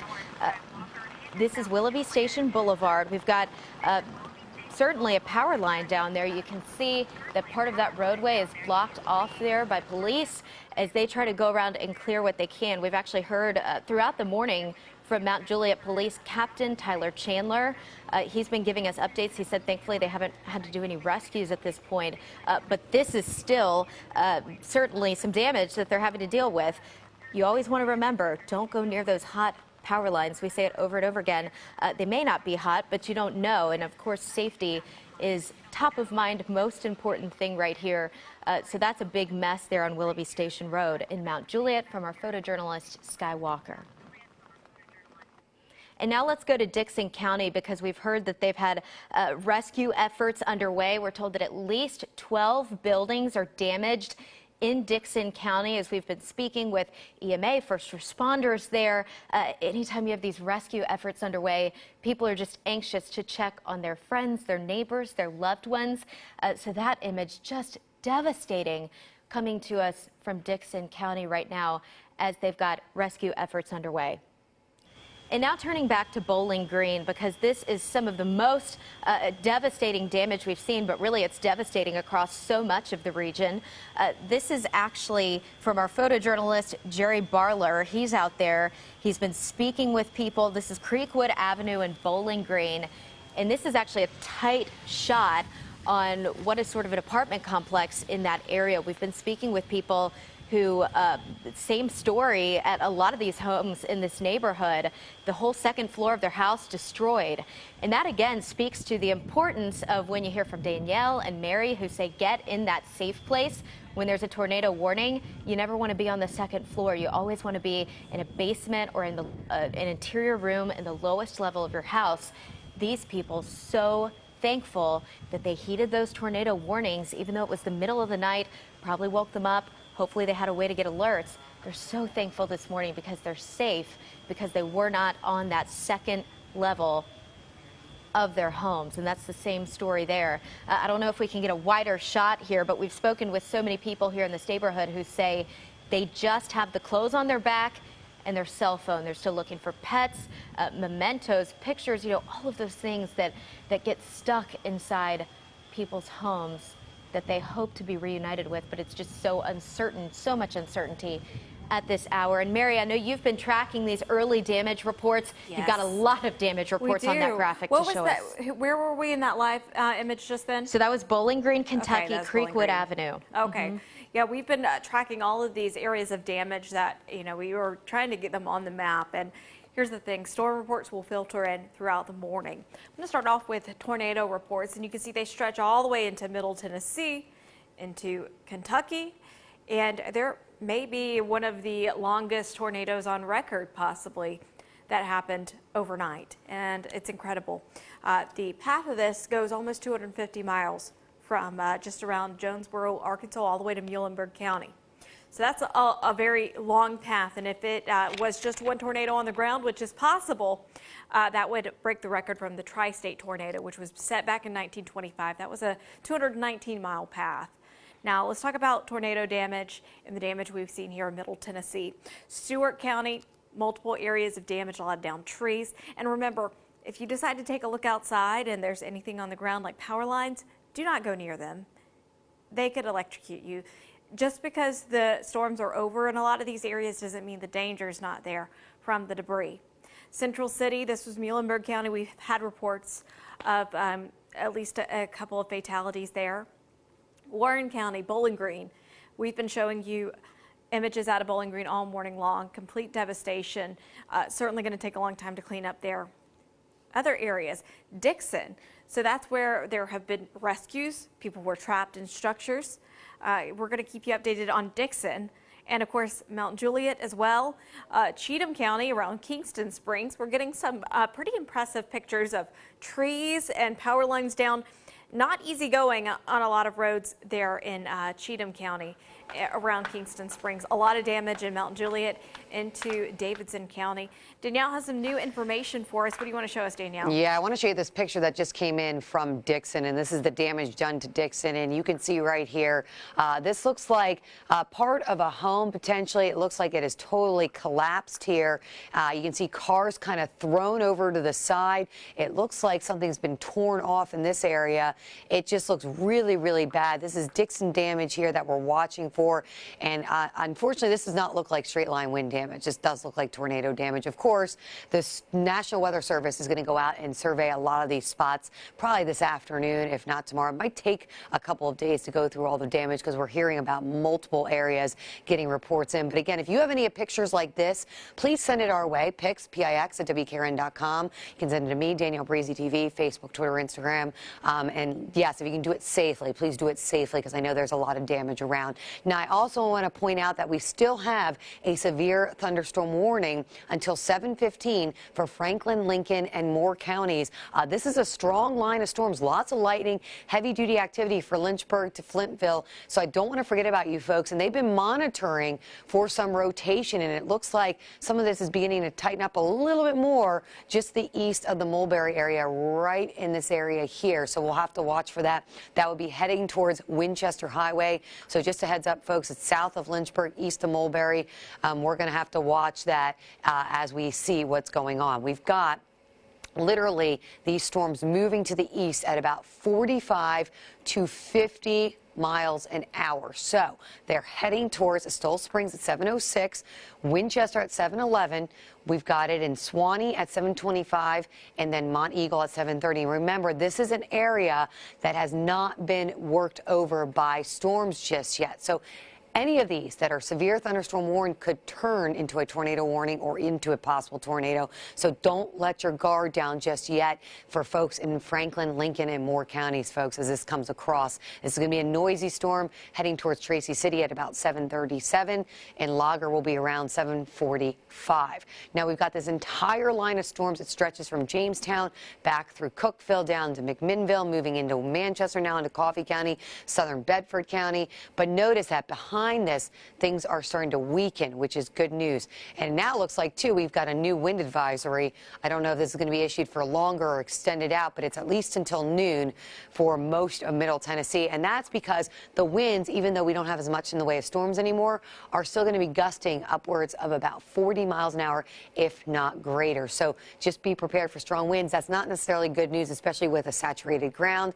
That can easily bring down more tree limbs, more power lines. It's just a dangerous situation. Not to mention your holiday decorations, since we are just about a week before Christmas. Can't believe we're talking about tornadoes in December and monster tornadoes in December. Here we go, though. Here's the line of storms from Jamestown back through Cookeville down to McMinnville, Manchester, all the way south. Again, this is the cell we're really watching over Moore County now, exiting out of Lincoln County into Franklin County. And again, more showers are behind this. We also have flash flood warnings in effect still for parts of southern Kentucky. And this isn't good because I know there's a lot of damage up this way. So for Christian, Todd, and Trigg counties, this is in effect until 9:45. And notice, it's not even raining over that area. It's because they got so much rain in a short period of time. We also have that flash flood warning up for Barron, as well as Warren, Simpson, and Logan counties in this area that got heavily hit by that strong tornado. I will say the sun is starting to rise here. We've got rain droplets out there. It's still wet roadways. And if you can just stay home and stay put, that would be better until we figure out what's going on damage-wise, because we've had so many reports coming in. Mary was kind of mentioning some of the damage coming in. We're going to continue to get pictures. If you have them, please send them our way, pix@WKRN.com. But we still have that tornado watch that is in effect for our areas to the east, our eastern counties, and to the south. And we're going to keep that in effect until 11 o'clock or until the threat wanes as these storms push out of our viewing area. So again, there's a lot going on.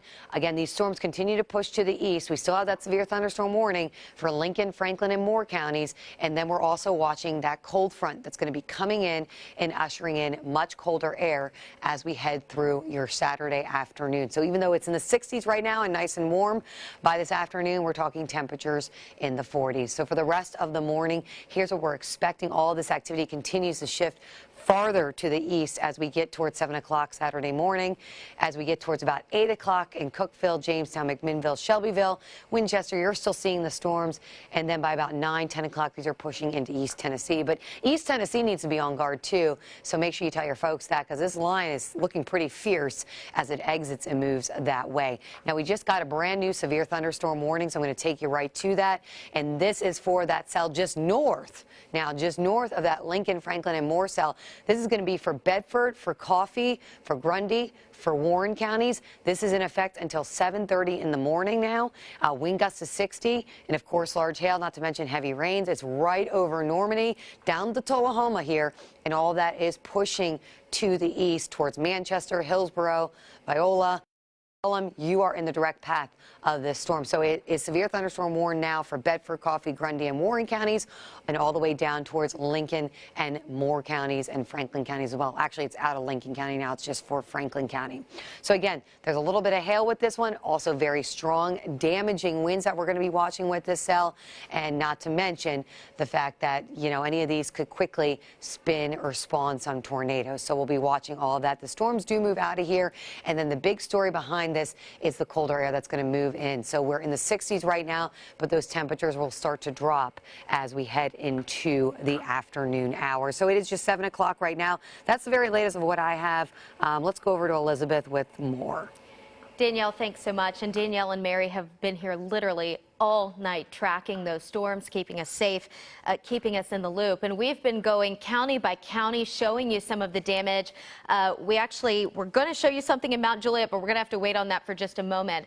But really just hearing from the people impacted by this, it's tragic. And then add on the fact that we're 2 weeks out from Christmas, and that just makes it even harder to see. We've seen catastrophic damage in Bowling Green, Kentucky, that's been coming to us from Jerry Barler. He's been going back and forth, crisscrossing that area all night long. We've also seen some coming out of Mount Juliet. We'll have that for you momentarily. We've seen it in Hermitage and Davidson County, just all over this damage. But turning to Kentucky, I can actually tell you that the governor has already asked President Biden for that federal assistance. So that's something to watch out for. And we will actually hear from the governor right now. He's already asked for federal assistance and disaster relief. Take a listen. We want you to know that we are here for you. We love you. We are praying for you. Counties with likely damage and debris as of 4 o'clock include Fulton, Hickman, Graves, Marshall, Lyon, Caldwell, Hopkins, Muhlenberg, Ohio, Breckenridge, Bullitt, Spencer, Shelby, Christian, Logan, Warren, Edmondson, Taylor, and Marion. And as we're sitting here today, and this is before daybreak, we believe our death toll from this event will exceed 50 Kentuckians, probably end up closer to 70 to 100 lost lives. Remember, each of these are children of God, irreplaceable to their families and to their communities. But we will make it through this. We will rebuild. We are strong, resilient people. And we're going to be there every step of the way. I'm going to be in Western Kentucky a little later today, as soon as it is safe to travel, to make sure people know that they are not alone, that this is one state standing strong with those that have been impacted. Absolutely devastating news out of Kentucky. But now turning to Wilson County, Mount Juliet here. This is from our photojournalist, Sky Walker. We've got a tight shot on this house. You can see some of that. It looks like the storm gutter that's on the side of the house just hanging there. But look at that fence completely ripped down by the strength of this storm, those heavy winds, heavy rain. This is someone's yard. It's actually at Green Hill Road and Willoughby Station Boulevard in that Willoughby Station neighborhood area. And we've actually seen some people just standing around in the yard trying to take in the damage, also realizing that so many of their neighbors are dealing with the same thing right now, just taking it all in there. And now we want to take you to Mount Juliet Police Department. Captain Tyler Chandler, we've been hearing from him throughout the morning, the very latest on their rescue efforts, as well as some of the power lines and trees that are down in that area. Again, no rescues were necessary. There's no reports of significant injuries. We have approximately 10 to 14 homes with significant structural damage. Many homes, likely 60 to 80, have significant cosmetic damage. Overall, through the whole city, widespread wind damage, trees and tree limbs across the whole community. Also, many things that were not attached that could easily blow away or just all spread out throughout our city. And right now we have one road closure, and that is South Green Hill Road near Willoughby Station. Putting up a map here, it's where our most significant damage reports are coming from. We have reports in the Chandler Point subdivision, across Old Lebanon Dirt Road to West Division near Mount Juliet Elementary. That continues into Willoughby Station on Brisbane, Lance Courts, the end of Sydney Terrace, and then that damage reports the most significant kind of fade away as it goes over the Mount Vernon Estates neighborhood. And Mary, now that the sun is up, we're really starting to get a better idea of the damage here. You've been tracking those damage reports all over Kentucky, Middle Tennessee. What can you tell us right now? That's a lot on that screen. There's so many areas that have damage here in both Middle Tennessee and Southern Kentucky. So Muhlenberg County, of course, Warren County in Southern Kentucky. So Bowling Green, you have a lot going on. We also have multiple reports in Middle Tennessee. But I want to point out that this tornado could be a record breaker. It could have been on the ground for over 200 miles. We'll find out soon enough.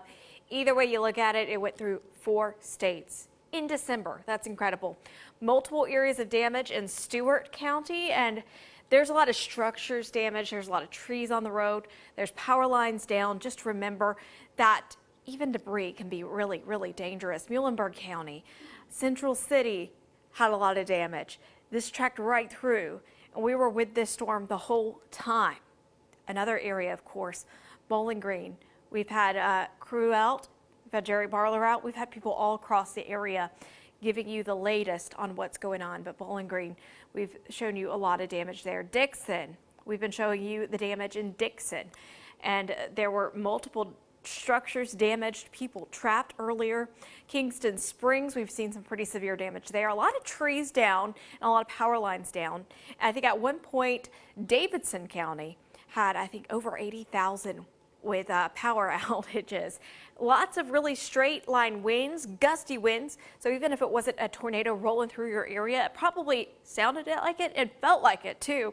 We had a 78-mile-per-hour wind gust at the Nashville airport right there, and that has caused some issues with those folks around the airport. Mount Juliet, we've had Sky out there this morning showing you that damage, and a lot of this was on the north side of the road, or the north side of Mount Juliet. Saw much of that damage. We're going to continue to take you through, keep you updated. We're not quite done with this line yet. It's pushing out though, and as things start to quiet down and behind this, it's going to be a chilly, breezy day. So if you're going out to help your neighbors, I know this is the volunteer state, make sure you're dressed appropriately because temperatures are going to be falling into the afternoon down into the 40s and 50s, and we're going to have a really gusty north wind at times. So please dress appropriately. Also, now's a good time to give blood. There's a lot of things that you can do to help after storms like this move through. And we want to make sure that we make sure that you know what you need to know. And if you're going out to help later on today or in the next few hours, please remember it's going to get colder and stay really breezy throughout the day. So we want to make sure you're dressed appropriately for that. Back to you. Mary, thank you. And if you're just joining us this morning, we're really taking you county by county, showing you the damage that's just been left behind. It's devastating in the path of this very long track tornado here. We've got Kenley Hargett. He's live in Hendersonville showing us some of the damage there, Kenley. Hey, Elizabeth. And just like Mary said, volunteer state, everybody checking on each other right now.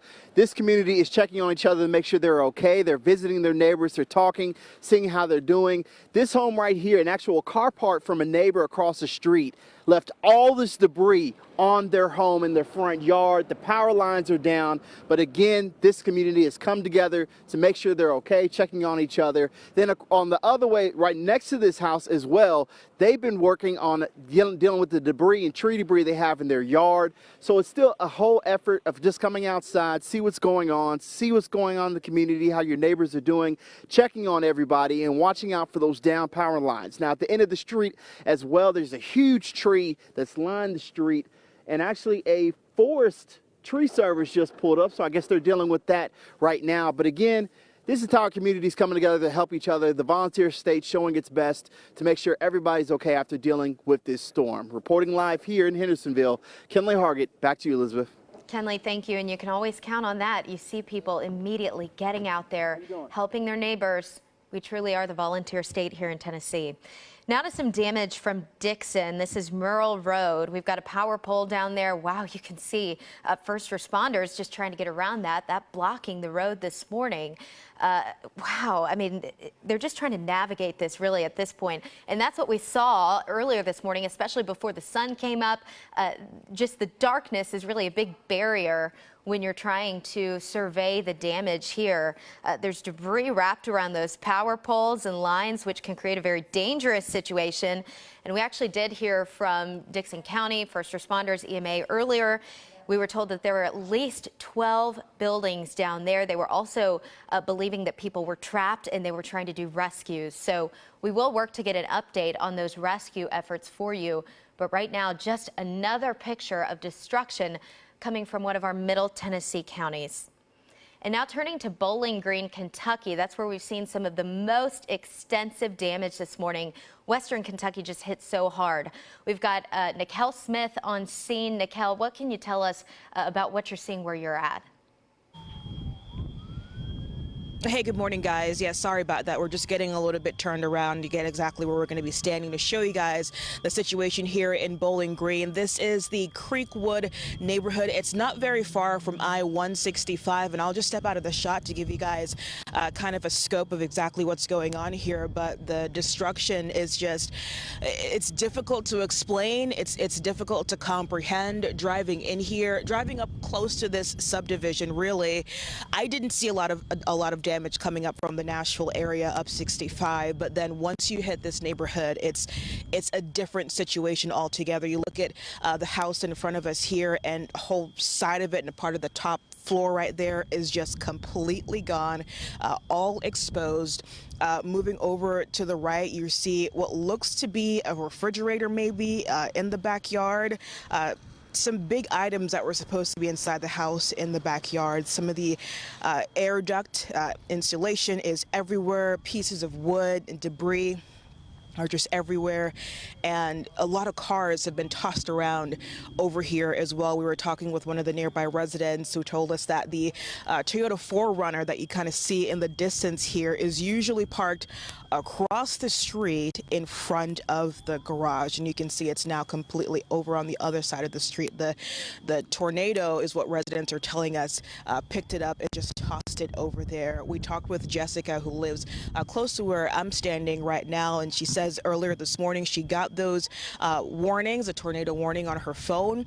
A lot of times, you know, you kind of ignore it and you don't take it that seriously, but she came outside to see what was going on and what prompted this, and she said she saw that funnel cloud kind of across from where we were standing. She started to see it because the transformers were blowing, and the transformers blowing lit up the funnel cloud essentially, and she could see it, and that's when they ran inside and took cover. But take a listen to what she had to say. Get inside, because it was it came quick. It was almost, you had warning, but when you visually see it, there was no time. We got in the bathroom and it was here. It was that quick. How does it feel to see, I mean, a couple hundred feet like from your Scared to death. And then when you come out here and you see all the damage and all these people that are left with nothing, their lives, it scares you to death. Thankful to be here, because it could have gone so many other ways.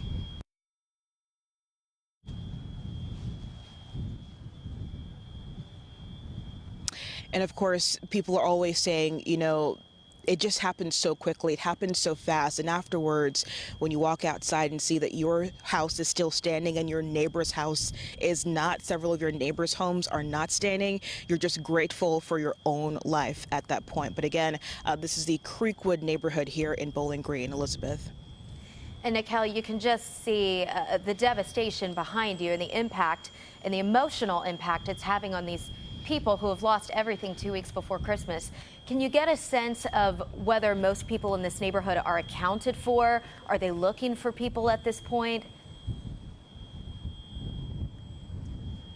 What I can tell you is that after talking with one of the residents here, she says immediately after the tornado hit, residents jumped into action instantly. They were out here, and she said she heard people calling for help, crying out for help. In the building here, she says a man was on the second floor with a baby, and some residents nearby were able to go over there and help him out, and that's what it's been like over here. Residents helping each other, possibly some volunteer firefighters who were in the area helping each other. She says first responders were here quickly as well. They jumped into action. So far we're not hearing of any significant injuries or fatalities in this community in particular, but of course it's very early. The sun is just coming up. We're just getting enough light to see what's going on here. So we're going to have to talk with the authorities to get an exact number of any injuries or fatalities. But of course, the community certainly really came together out here in the dark hours of this morning to help each other out after that tornado rolled through. Elizabeth.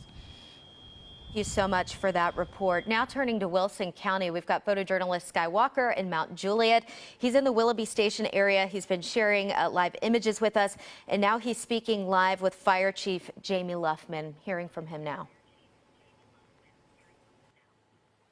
Hi to you both. Good morning. Just wanted to check in here. I'm Alex Dennis. I just arrived in Mount Juliet, and it was clear coming in that there is a debris field right around the corner from here. As you mentioned, the chief is joining us now just to give us some update. It's clear to me, sir, that there is certainly structural damage. How significant is it in the area as you've been surveying? Well, we've just started our assessment with the daylight coming on right now, but in the Willoughby Station subdivision on Sydney Terrace and some other cul-de-sacs, it appears to be some significant structural damage. Our chief building official is on the way in with his team to do the inspections. I've got the rest of my team, and Wilson County EMA is on the scene now to begin the paperwork for the homeowners. You were telling me that you had one injury reported. Can you go into more detail about that? Yes, early on in the event, we got a report that there was a patient that had a laceration, but they were able to take themselves to the hospital. So it was a bad injury, but it wasn't severe or life-threatening. What's the next step for you now? You've accounted for all residents. Is it now just a surveying process? Yes, we do the damage assessment, try to find out the track of the storm, and then everything that was affected in its path. And it appears that initially what I found was that Mount Juliet Elementary School was probably ground zero, and then it worked its way east, northeast from here. We saw a report earlier from Captain Chandler giving us some more information, and I just wanted to see if this is where you are as well. 10 to 14 significant structural damage reported, 60 to 80 significant structural damage, widespread damage from trees. Is that still kind of what the ballpark of what you're That's seeing? what we're finding right now. Most of those structures are residential. They're in this area and Eagle Trace. Right around the corner here, I saw that there's some residents up on the roof trying to tarp their house. What would you say to those? Because it is still a little gloomy out here and slick. Well, tell them, please be careful. If you get up on the roof, obviously be careful. The worst of the storm obviously is gone. There's no electrical activity, lightning and whatnot, but they do forecast some winds coming in and temperatures dropping. So just please be very diligent, be very careful as you mitigate this damage. What's the power like here in the area? I noticed some downed power lines as I was making my way in. It's on the north side and the west side. We're in good shape. All down the railroad bed or division is out, and then once you get on the other side of Mount Juliet Road, it's just spotty. But for the most part, everything's on. How's your community faring? I feel like it's been like one punch after another in Wilson County, and this is just now one more. Yeah, they just resilient. It's the only word I can come up with. We're just, just resilient. Yep. Yeah.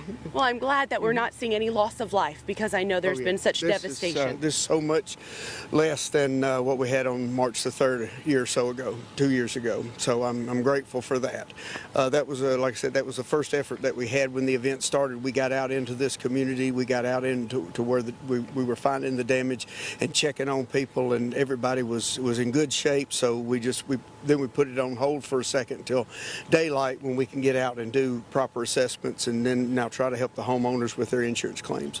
At this point, do you feel as though there's a need for the Red Cross to come in? Is there food or water or anything to that the residents would need, or are we not really to that point? Yeah, we haven't got to that point yet. We're going to start, like I said, Wilson County EMA, their administrators just got on scene, and so we'll start working with them to get all the information that's needed, and then start sending out the calls for assistance. We appreciate you joining us and all your hard work. I know your day is just starting, sir. Yes, it is. All right. I'm going to work. Yes, thank you so much. You stay safe. You too. All right, guys, I'm going to toss it back to you. All right, Alex and Chief Luffman, thank you so much for that report. We want to get you back to Danielle, who's still tracking current weather conditions. Danielle. Yes, and we have a brand new severe thunderstorm warning that just got issued for Franklin County. This is now in effect until 7:45 in the morning, and this is for Winchester all the way back down towards Huntland here. You see these bright pinks and reds in the radar indicating some very strong winds, and you notice that Boeing signature would indicate some damaging winds. Now, wind gusts could be in excess of 50, 60 to even 70 miles an hour. No real rotation with this one. But again, it is moving to the east at about 50 miles an hour. So Suwannee, you're going to see this in about 2 minutes. Montego, 727. Tracy City, 734. It then moves to South Pittsburgh at about 748 and moving into Marion County by 754. We also have this severe thunderstorm warning now for Coffee, Grundy, and Warren counties. This is in effect until 7:30 for wind gusts to 60 miles an hour and also some hail. It is Doppler radar indicated. So this is in effect for another at least 10 more minutes or so. And remember, any of these cells along this line could turn severe, as we've got an area that has not been overworked by storms just yet. So there's warm temperatures. There's also lots of moisture to work with, not to mention spin in the atmosphere. So again, this is moving to the east at about 45, 50 miles an hour. So Pelham, you're going to see this at about 725. Colmont at about 737, and then Lager 745. Dunlap at about 8 o'clock. Pretty soon, though, the heaviest line will be exiting our area and moving into Chattanooga and into East Tennessee. But folks to the east need to be aware because these storms are still pretty strong. We're seeing several severe thunderstorm warnings at this hour. Not to mention, because of all the rain we saw, we still have flash flood warnings in effect for Christian, Todd, and Trigg counties until 9:45 in the morning. We also have this one. That is a flash flood warning for Barron, Warren, Simpson, Logan counties until 8:45 in the morning. Notice there is no rain in the polygon, but that's because we had so much rain overnight, and that has led to the flash flood warning. That tornado watch will continue to be chipped away as these storms clear the region. Notice now you're out of it in Marshall County, out of it in Giles County, Murray County. You're safe to go to sleep. Everybody really west of I-65 can take a nap finally. We also have a wind advisory in effect at least through noon on Saturday. That's been extended farther east and will probably go longer for East Tennessee. And look at these wind gusts. Really impressive. Wind gusts up to about 43 miles an hour now in Lebanon, 37-mile-per-hour wind gusts in Cookeville. See, even outside of the storms, back to the west, we still have wind gusts upwards of 30 miles an hour. So that's why we got that wind advisory in place. This cold front will come sweeping through, and that is going to bring down much colder air as we head deeper into this afternoon. So temperatures will start to tumble. The storms will push out here by about 9, 10 o'clock in the morning, and then conditions should start to improve through the day, and we should dry out. But notice the colder air is reaching Paducah now. We're down to 56, 54 in Memphis, and then look off to the north and west, the 30s out in St. Louis and Branson. All of that colder air also heading our way for later today. Elizabeth, over to you. Danielle, thank you. And at this hour, so many people still trying to account for family, friends, and neighbors. We've got Laura Schweizer at the alert desk who's spoken with a woman trying to do just that. Yeah, I actually just got off the phone with a Nashville woman who has friends and family missing in Mayfield, Kentucky. As we know, that was a very hard-hit area, the governor calling it devastating damage. Patty Hartman told me it's an extremely emotional time as she waits to hear the status of her loved ones. A very good friend of mine, him and his wife is now officially missing. His wife was working,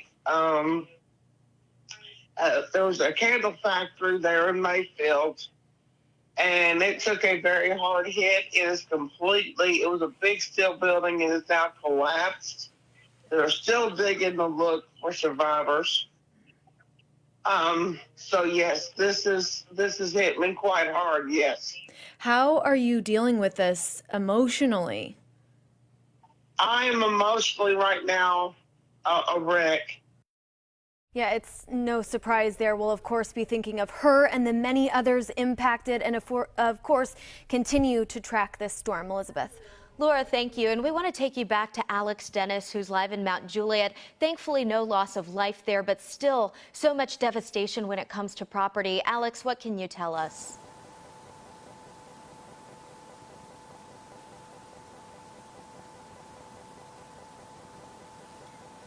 And we apologize, there's no audio there on your live shot, Alex, so we'll try to get back to you momentarily. But we've certainly got some damage in Mount Juliet. We've been speaking with Police Captain Tyler Chandler throughout the morning. He told us thankfully they haven't had to make any rescues, and again, no loss of life, but they've still had some downed power lines in that area.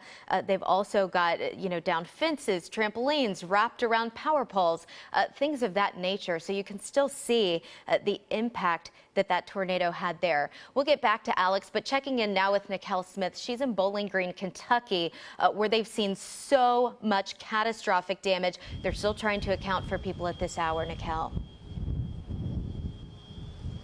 Yeah, catastrophic is definitely the word to describe the damage in this community. We're in the Creekwood subdivision, Elizabeth. I'll step outside so you can see what's happening here. Some residents trying to dig through what's left of their home after this tornado just ripped through here earlier this morning. Now that the sun is coming up, it's giving people an opportunity to see what's going on. And so the couple of folks that you see on the second floor of this home here, Jerry Barler talked with one of those women this morning who was inside when the tornado blew through.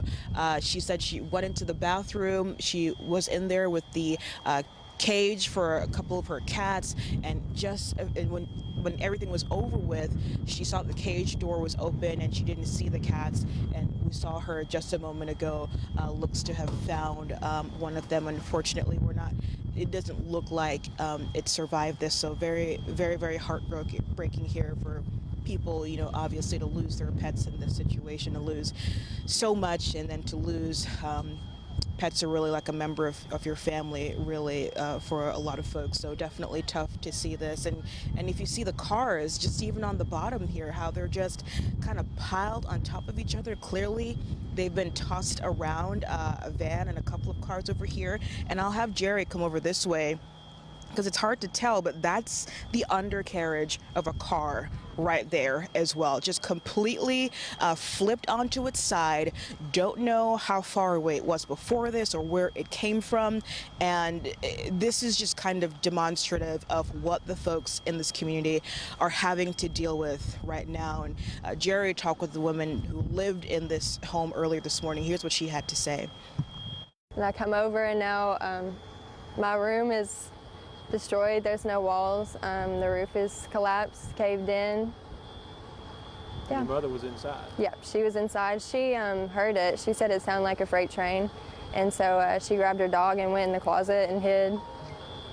So I told her she's a lot more brave than I was, because I would be freaking out and not know what to do. So she wasn't hurt? Her and the dog okay? Yeah, they're okay. They're asleep in the bed right now, so. Well, that's good. At least they're not in the hospital. Right. So what do you think? I mean, when you look back there and see the damage and know that your mom was inside that? It's just scary, and it's just insane to think about something like this. Like, you see it on the movies, like I said earlier, you see it on the movies and on the news channel, but it's like you never really think like it really happens, and it happens to like people like me and you.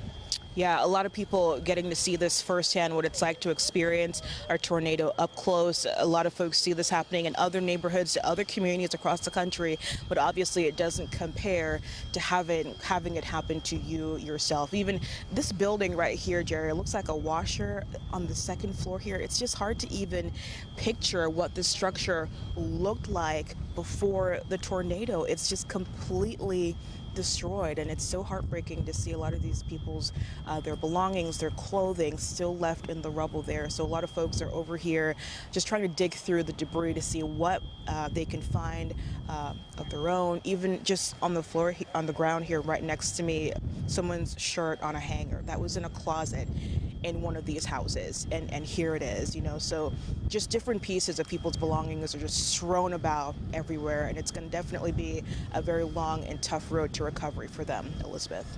And Nicole, it's just emotional to see those people literally digging through their belongings, picking up doors on the second floor of their home. And then you add on the fact that this is 2 weeks from Christmas morning, makes it that much more devastating.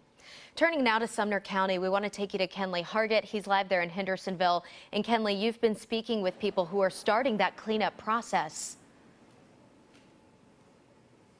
Yes, we've been speaking to several people who've been out here already working to clean up their homes and get the debris out of their yard. And we're going to point at this house right here at the corner of Walton Ferry Road and Leota Drive.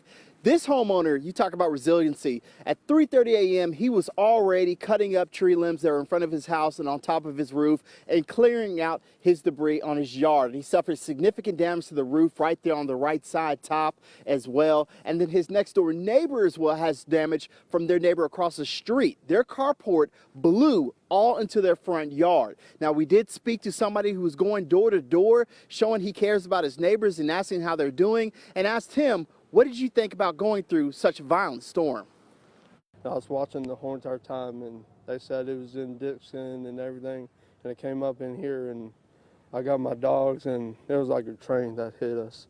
It was like a train. How's your house? It's doing good, yeah, but every other house around it is either down. I know down over here, one of the houses has a tree that's down, and it hit his nice truck. Were you nervous about your safety? Yes, I was very nervous. What did you do? Where did you guys go to with your dogs, and where did you guys kind of hunker down? To the basement. And yeah, and huddled up around, and I put a blanket over me and pillow and everything, and yeah. But it went by pretty quick, right? Yes, very quick. Very, very quick. It was just, it sounded like a train for about 2 minutes, and then it just left. Now, just before we came on, a neighbor's friend actually drove. He said he lived about 10 miles away to come help him clean up the debris in his front yard. He said his neighbor is doing okay, but he was concerned about his friend and wanted to help in any way he can. And this entire community, everyone knows each other, and everybody's here to help. It's showing so much resiliency and caring for each other. So they're going to help continue to do this. And we're going to continue to go around, talk to people, see how they're doing, and also see the damage and give you guys an update a little bit later. Reporting live here in Hendersonville, Kenley Hargett, News 2. Kenley, thank you. And we're crisscrossing our counties both in Tennessee and Kentucky, showing you the damage, giving you the latest as we learn it. We've got Alex Dennis in Mount Juliet. Okay. Alex, you're speaking with people who are dealing with this damage, starting to really start the cleanup process. You know, Elizabeth, you're starting to see the significant damage here as the sun starts to rise in Mount Juliet. I'm here with the police chief. And Chief, we were talking about how this is probably the 4th trampoline we've passed. We've got down trees and power lines. What is some of the damage now that you're assessing and seeing? We're seeing, like you said, some of the roof damages, the trampolines, different debris, Christmas time. You had things in the yard, Christmas decorations and things, and we're seeing things like that, fences and just trees, a lot of trees, and sort of power lines as well that are down. You know, you talk about Christmas time, and this community, as I was saying earlier, has been through so much. This was the parade day. Correct. How are people feeling now? I'm assuming that's now off. Well, the parade is canceled today. It was going to be a busy day. With what we've seen, how this storm came in, we had notice of what was happening and what was going to happen. So we were able to be prepared for this event better than the 2020 event. What was your evening like tonight? Have you been up all evening with your officers just kind of assessing? Pretty much, and because of the parade and having the staffing levels there, we were better positioned because people were getting ready and they were going to be in anyway. And so we're grateful for our team. Our fire department, our parks department, our public works department, our city staff, all of us pulling together. Now we're seeing 10 to 14 homes with significant structural damage, close to 80 with significant cosmetic damage. You're seeing some of that here. Now we were talking about the residents that are inside those homes, many without power. What are some of the obstacles they're facing? Well, those that have medical challenges with oxygen and whatnot, we know that's a challenge. And as we are getting out, as it became daylight and we're getting out and making more assessments, we're going to be better able to understand and know the impact of what's happened. Still right now, we know that there was one minor injury. The person had a laceration. Any other word of any injuries reported in the area? I have not heard of any other. That's very good. We're very thankful and blessed. Now, as far as some of the structural damage we're seeing, I have not seen any roofs completely ripped off of homes. Have you seen anything like that? Or is not that I'm, diminishing what these people are going through, but it's not like what we saw in the March 3rd tornadoes of 2020. Correct. Not full roof, as you see some damage. We do have some homes that the side of the home is gone and open, exposed. So we're just making our way. The captain and I and other staff, making our way around, making assessments along with the fire department and, as I said, our parks department and city of public works officials. So we're now that it's daylight, we'll be able to see better what we're dealing with. If someone does need assistance, what number is best for them to reach out to during this time? They can always call our non-emergency number, 615-754-2550. Well, we appreciate you. Thank you for being here. Stay safe. Yes, ma'am.